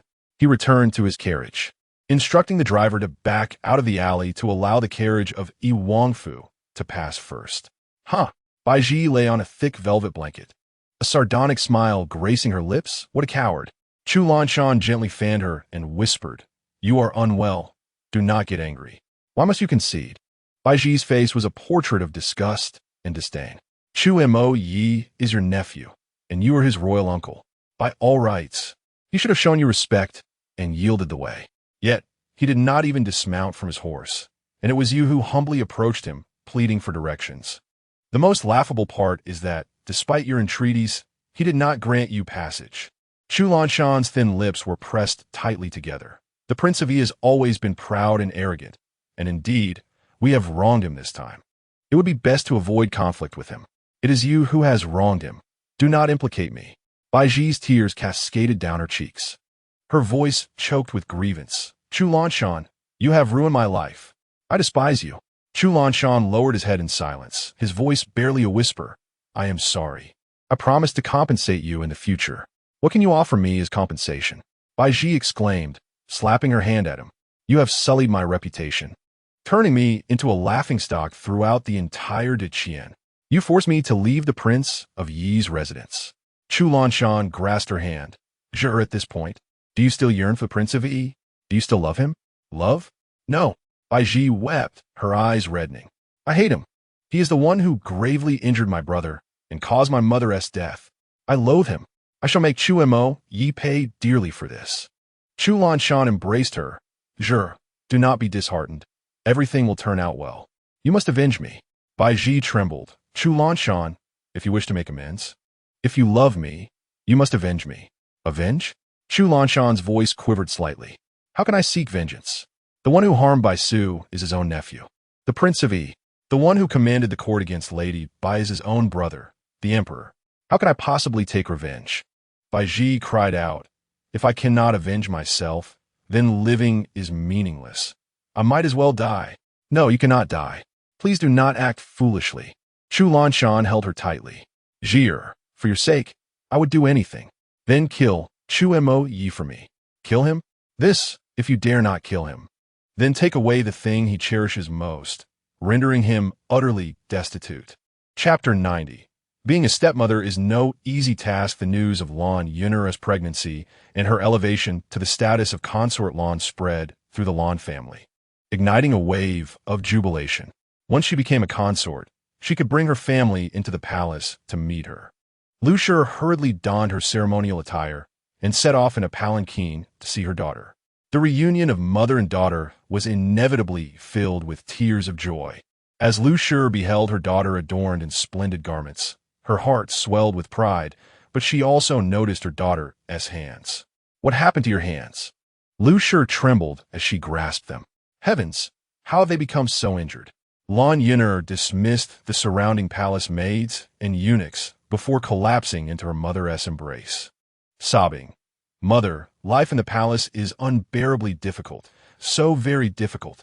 Once you enter the palace, it is as deep as the sea." Lu Shi understood that her daughter had suffered in the palace, and while her heart ached, she also felt anger. "You were so disobedient, insisting on entering the palace, which nearly drove your father to his wits' end. You claimed you would not regret it. What do you say now?" Lan Yun'er could only weep softly, observing her daughter's swollen, tear-stained eyes. Lu Shi sighed. At this point, it is too late to speak of regret. Fortunately, you are now with child and have attained the rank of consort. There is finally hope for the future. It is of no use. Lyr wept softly as she wiped her tears. "Mother, look at my face. My delicate cheeks are still a bit swollen. What has happened? Who have you offended in the palace?" Lu Shi asked in astonishment. There exists an unwritten rule in the palace that one does not strike the face, for the women of the harem are to serve the emperor. To mar one's visage is to hinder one's ability to serve. For a concubine to be struck in the face indicates a grave matter. Lyr sobbed as she recounted the events. Lu Shi frowned. It is well known that noble consort Lien is favored in the palace. Even the empress treats her with deference. How dare you speak rudely before her? She has disfigured my hand, and I merely spoke a few words to vent my frustration. She was fully aware of my pregnancy, yet she dared to slap me. Even the empress would not treat me so. Lyr clenched her teeth in fury. Can she truly act beyond the empress's authority? Lu Shi sighed. "My child, you do not understand. As the central palace, the empress must embody dignity, justice, and virtue.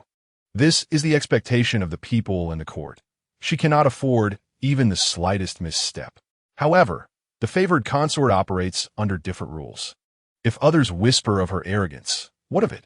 Am I to suffer this fate, enduring her tyranny throughout my life in the palace?" Lu Shi inquired.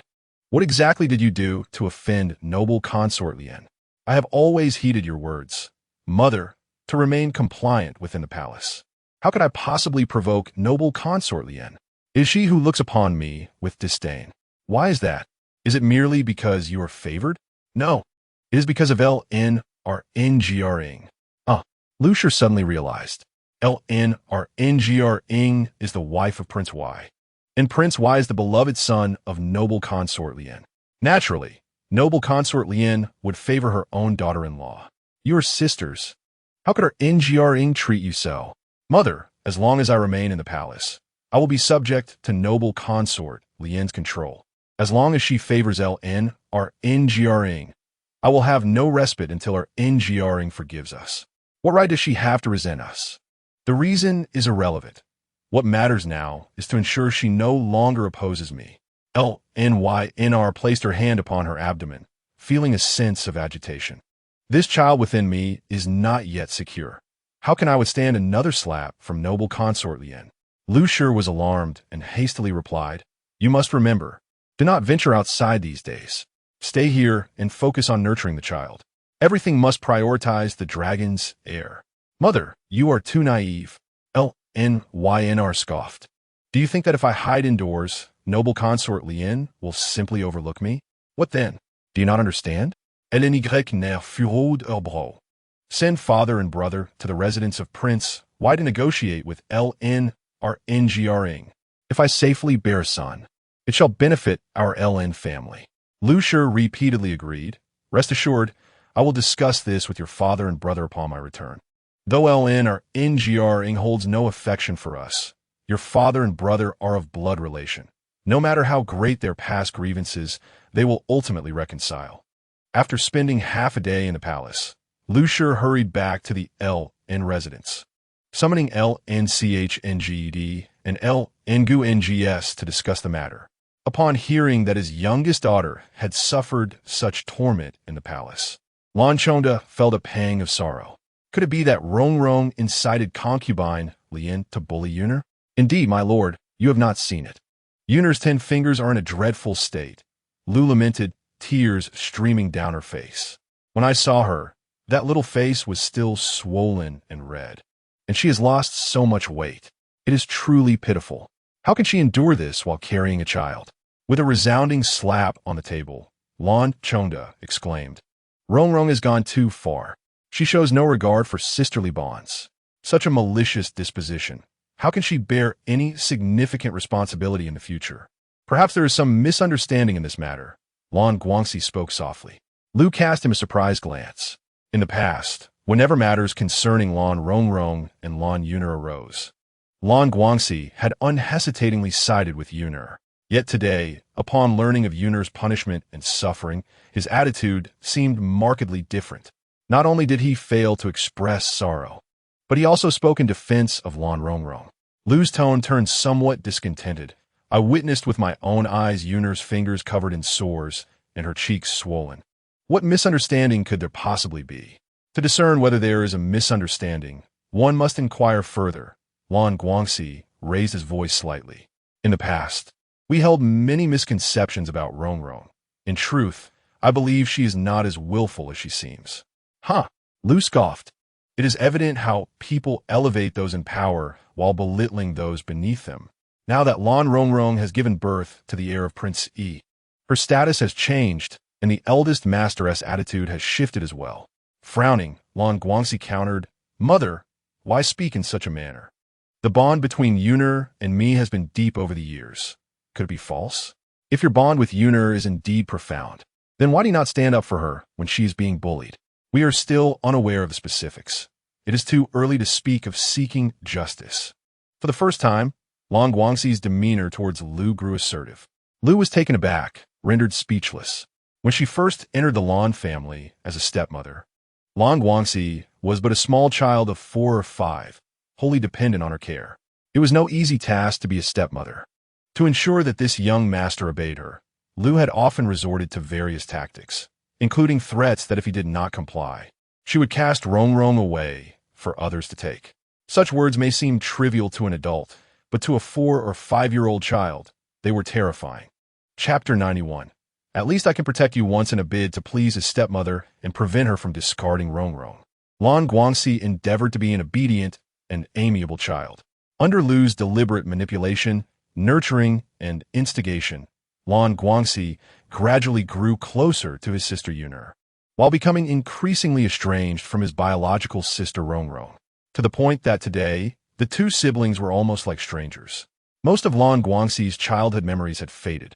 Yet for some reason, upon hearing Lu's sharp and scornful tone, he suddenly recalled her past threats. That scene was vividly clear in his mind. Lu had always been perceived as loving, generous, and virtuous in his heart, utterly incongruous with the threatening figure he now recalled. This left Lan Guangxi in a daze, standing still for a long time without uttering a word. It was only when his father, Lan Chonda, patted him on the shoulder that he regained his senses. Siya, accompany me to the prince's residence. For what purpose? He instinctively inquired. To have a proper conversation with Rongrong. At his father's insistence, Lan Guangxi mounted his horse and proceeded to the prince's residence. The prince had already gone to court for the morning assembly, leaving the residence empty. Baiji had been dismissed, and now the entire household was solely under the control of Lan Rongrong. Upon hearing that members of the Lan family had arrived, the gatekeeper promptly received them with flattery and ushered them inside. Lan Rongrong was seated indoors, waiting for several stewards to report matters and review the accounts. Upon learning of the Lan family's visit, she did not need to ask. She already knew the reason. If it were not for Lan Yuner, the father and son from the Lan family would not have taken the initiative to visit her. Tell them to leave. Say, I am busy and have no time to meet, Lan Rongrong instructed Mingwei. Mingwei immediately went out to inform Yang Xiaoshu at the second gate. Yang Xiaoshu entered the front courtyard's flower hall and responded politely. Lan Chonda and Lan Guangxi exchanged glances. Lan Chonda also returned the courtesy, stating, "Then we shall wait until the princess is finished before we meet." It was evident that they had no intention of leaving without a meeting. Both Lan Chongda and Lan Guangxi held official positions in the court and were related to the princess. So Yang Xiaoshu dared not offend them, and had to return to convey the message to Lan Rongrong. "If they wish to wait, let them wait," she replied. And so they waited until nightfall. Luer brought dinner and reported, "The prince is yet to return, and the Lan family patriarch and elder are still here. Let them be." Shirong was indifferent to whether Hua Yijuan returned or to the Lan father and son waiting in vain. She picked up her chopsticks and was about to eat when, unexpectedly, her wet nurse hurried in, cradling Yugur. "Princess, the young master seems to have a fever." "A fever? Let me see." Shirong's heart skipped a beat as she quickly took the child into her arms. Upon touching his small head, she found it indeed warm, and he appeared listless, lacking energy. Though illness and fever were inevitable for a child, given Yugur's previous severe illness, Lan Rongrong did not dare to delay and immediately ordered carriage. She intended to enter the palace and seek the esteemed physician Luo for Yugur's examination. Passing through the front courtyard's flower hall, Lan Chongda and Lan Guangxi saw her hastily carrying the child and rushed to greet her. Rongrong. As Lan Chongda rose, his legs grew numb, yet he persevered to catch up with her. "Father has matters to discuss with you. Please wait. I have no time to listen to you," Lan Rongrong replied coldly. "Rongrong, you're being too headstrong. Lan Chongvito Angili. You and Yuner are sisters. You should support each other. Now that she is pregnant with the dragon heir, it would also benefit you. Instead of protecting her, you allow Concubine Yu to strike her. Is this reasonable? The child is ill. I must take him to find a doctor." Lan Dongrong net Golim Fudo Sili. "You only see that Lan Yuner was struck, but why do you not inquire why she was hit? If she were innocent, would the emperor permit Concubine Yu to act so violently?" Lan Chongda was taken aback. Lan Guangxi quickly interjected, "Rongrong, what is wrong with you? It is already dark. Let me take you both to find a doctor." He reached out to take the child. "There is no need for your concern." Lan Rongrong sidestepped him and strode directly outside. Lan Guangxi pressed his lips together, silently trailing behind her. Lan Rongrong took Yugur and settled into the carriage, while Yang Xiaoshu drove the horses. Hearing the sound of hooves behind, he turned to see Lan Guangxi riding closely behind. "Your Highness, the eldest of the Lan family is following us," Yang Xiaoshu reminded her. "Pay him no mind," Lan Rongrong replied, cradling Yugur, her forehead resting against the child's, feeling his temperature rise, causing her heart to flutter with anxiety. "Xiaoshu, go faster." "Yes, Your Highness." The carriage raced down the quiet street. Suddenly, a sharp sound pierced the air. Lan Rongrong felt a violent impact, and the carriage lurched violently. She was thrown uncontrollably from the carriage, the child slipping from her grasp. "Yue!" Lan Rongrong screamed in terror. "Rongrong!" A distant voice, Lan Guangxi's, called out in shock as he spurred his horse forward, leaping down to the ground and rolling to catch Yugur with his own body. The child, frightened, began to wail. Before Lan Rongrong could breathe a sigh of relief, 7 or 8 figures in black surrounded them, a knife pressing against her throat. "Rongrong, be careful!" Lan Guangxi exclaimed in horror. "Who are you? Why are you attacking us?" The assailants replied ominously, "We have come today to take her life. Do you know who she is? She is the princess consort of Yiwang. Dare to harm her, and you shall meet your end." "How fortunate!" One of the assailants sneered. "The target we seek to kill today is indeed the princess consort." The black-clad figure raised his knife, aiming it at Lan Rongrong's neck. "No!" Lan Guangxi rushed forward, positioning himself protectively in front of her. "What do you want? I can get it to you. I have silver. You kill for wealth. What is your price?" The assailant laughed darkly. "Though we are assassins, we adhere to our principles. Once we accept a contract, we cannot betray it. You may kill me, but before I die, allow me to know who wishes for my demise." Lan Rongrong insisted as she removed all her jewelry, offering it to them. "Do not leave me in ignorance. No, do not kill her. I can die in her stead." Lan Guangxi shouted. Lan Rongrong looked at him. "They wish to kill me. Take Yuer and flee." Lan Guangxi shook his head. "Sister, I promised our mother that I would care for you and protect you.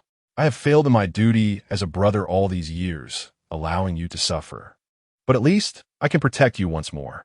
If this is for Lan Yuner, then it is unnecessary. Brother, I know you do not believe me now, but I truly understand my mistakes. He placed Yuter back in her arms and turned to the assailants. I will die in her place. Spare her. Chapter 92. If you wish to die, I shall grant you that. The black-clad figure seized Lan Guangxi by his collar, lifting him as he cackled, such deep sibling affection. Since you are so eager to die, I shall oblige you and take your worthless life first. He hurled Lan Guangxi to his accomplices. Bind him to the horse. The accomplices responded with a resounding agreement, binding Lan Guangxi with rope, throwing him to the ground, and tethering the other into a horse. It was a cruel intention to drag him to his demise. Lan Rongrong softly inquired, "Do you assassins take pleasure in conducting unprofitable business?" "What did you say?" The leader of the black-clad men spoke harshly. "You have killed him." Lan Rongrong glanced at the bound Lan Guangxi on the ground. "Are you still going to kill me?" "Of course we will." "The person who hired you to kill me paid you to eliminate how many people?" "Only you." "If that is the case, why complicate matters by killing another?" Lan Rongrong spoke calmly. "You are all aware of the nature of murder. To take one more life is to stain your hands with an additional pool of blood to invite further karmic retribution. Perhaps this retribution may not reach you. But do you not have sons, daughters, parents?" The assassins exchanged glances, a shiver coursing through them at her words. "I understand that this world is harsh, and you engage in such deeds to provide for your families, to earn a meager living. Those with an innate thirst for bloodshed are, after all, a rarity." Lan Rongrong continued. "Furthermore, allow me to inform you of another matter. He is the second-place scholar from the Imperial Examination, a manifestation of the literary star. Do you not fear the consequences of slaying a celestial being, facing the tortures of the hell of tongue extraction? You foul woman, do not try to intimidate me." The black-clad man, feeling embarrassed and enraged, barked at his subordinates. "What are you waiting for? Drag him to death." However, the usually obedient subordinates hesitated this time, remaining unmoving. "Are you planning to rebel?" The leader of the black-clad men roared in fury. One subordinate hesitantly suggested, "Boss, perhaps we should reconsider. The other side only asks us to kill the princess consort, which is already a capital offense. Why add another official to the tally? Indeed, I am indifferent to my own fate, but I do not wish for retribution to fall upon my son." Another subordinate mumbled. Soon, the remaining subordinates expressed their discontent as well. The black-clad leader was taken aback. After several years of loyalty, his brothers were swayed by a single utterance from this woman. "A bunch of cowards. If you won't act, I shall do it myself. I have lived this long. What do I have to fear?" In a fit of anger, he kicked Lan Guangxi, raising his blade to strike down upon him. The knife aimed for his neck. Lan Guangxi closed his eyes, awaiting death. Clang! The sound of metal clashing resonated in his ears. In the next moment, Lan Guangxi felt a sharp pain in his shoulder. Opening his eyes, he realized the black-clad man's blade had veered off course, striking his shoulder instead. A figure leaped into the air, lightly landing before him, delivering a kick that toppled the black-clad leader. In a flurry, a group of guards rushed in, encircling the assassins. "Rongrong, are you unharmed?" Chu Mo Yi discarded his sword. Crouching before Lan Rongrong, concern etched on his face as he anxiously assessed her for any injuries.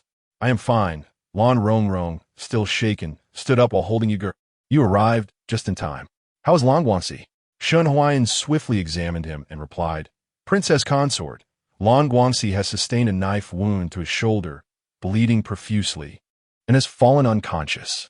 I shall take him to the physician for treatment at once." He summoned a guard to lift Lan Guangxi and escort him to the medical hall. Seeing that Lan Rongrong, though somewhat pale, were only minor abrasions on her cheeks and was able to walk unaided, Chu Moyan felt a slight sense of relief. He wished to embrace you, but feared a possible rejection.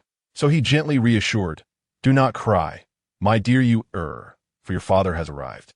To his surprise, this soothing utterance calmed the incessantly weeping Chu Yu, who gradually ceased his tears, leaning into his mother's embrace, his small hands clutching her garment.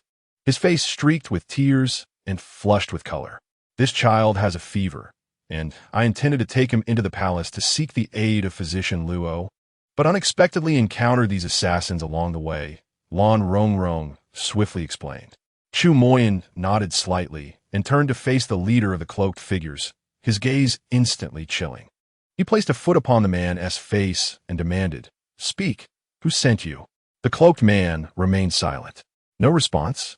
Chu Moyin unsheathed a dagger from the guard's waist, thrusting it into the chest of one of the black-clad subordinates, who fell at once. Not a flicker of hesitation in Chu Moyin's eyes. The action was swift and decisive. The leader of the black-clad men howled in fury, "Kill me if you dare. I offer you 3 chances." Chu Moyin coldly replied, "With each question, a life is forfeit. Speak." "No, I cannot reveal anything." A swift motion followed, as Chu Moyin turned the blade and severed the throat of another cloaked man. "No!" The leader shrieked in despair. The remaining subordinates exchanged glances filled with dread. None wished to meet their demise, yet their leader seemed unwilling to protect them. What was the meaning of following such a leader? Just tell him. In an instant, the deaths of 2 comrades instilled terror among them, and one subordinate fell to his knees, pleading, "I have an elderly mother to care for. I do not wish to die." Chu Moyin replied coolly, "If one of you reveals the truth, I shall spare you." The trembling subordinate shook his head in tears. "I know nothing. Each time we are tasked, our leader meets with someone alone. We merely execute orders for payment, knowing nothing beyond that."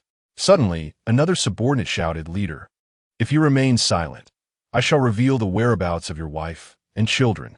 The leader's expression shifted. "You wretch, are you courting death?"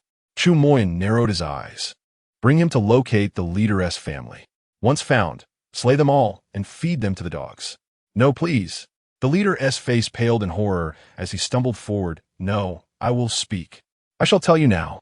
"Speak," urged Chu Moyin. "I only know that the one I met was affiliated with General Bai. Beyond that, I truly know nothing." "So was Bai Su." Chu Moyin noted that, gently raising his hand to signal their capture, ordering their transfer to the Ministry of Justice for interrogation, awaiting their fate. The leader protested. "Did you not promise that if I confessed, they would be released? Why do you not honor your word?" Chu Moyin replied coolly, "To mercenaries who kill for coin. Ioba no allegianza." The guards immediately bound the captives. Chu Moyin then bent down, lifting Lan Rongrong along with the child. "I am unhurt. Please let me down." Lan Rongrong exclaimed, suddenly lifted into the air while holding the child, feeling a twinge of anxiety. Chapter 93. Who still thinks about love after time travel? Chu Mo Yi disregarded her resistance and firmly placed her and the child into the carriage. "It is indeed a misstep on my part not to have left anyone by your side, resulting in such an incident. Fortunately, both you and the child are unharmed."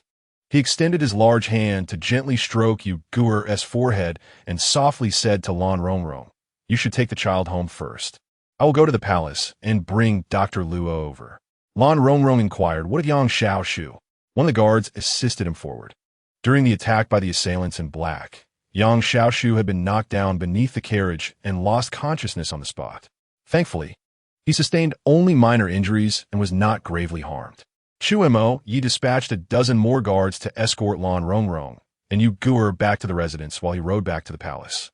Upon arriving at the Imperial Medical Institute, he found that Dr. Luo was not present. The other physicians informed him that Dr. Luo had been summoned to the Furong Palace. Has the Empress Dowager fallen ill? Chu Mo Yi was somewhat taken aback. Just yesterday, he had seen his mother, who appeared rosy and full of vigor. How could she have suddenly fallen ill?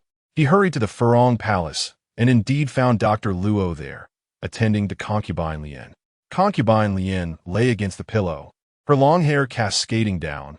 Apart from her hairpins and makeup, her complexion somewhat haggard. "Mother, what ails you?"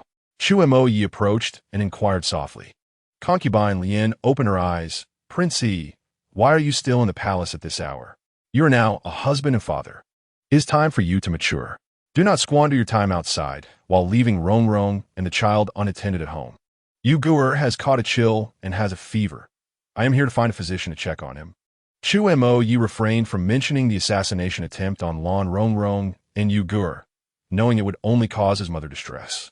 As expected, just hearing about Yugura's illness made her unable to remain still.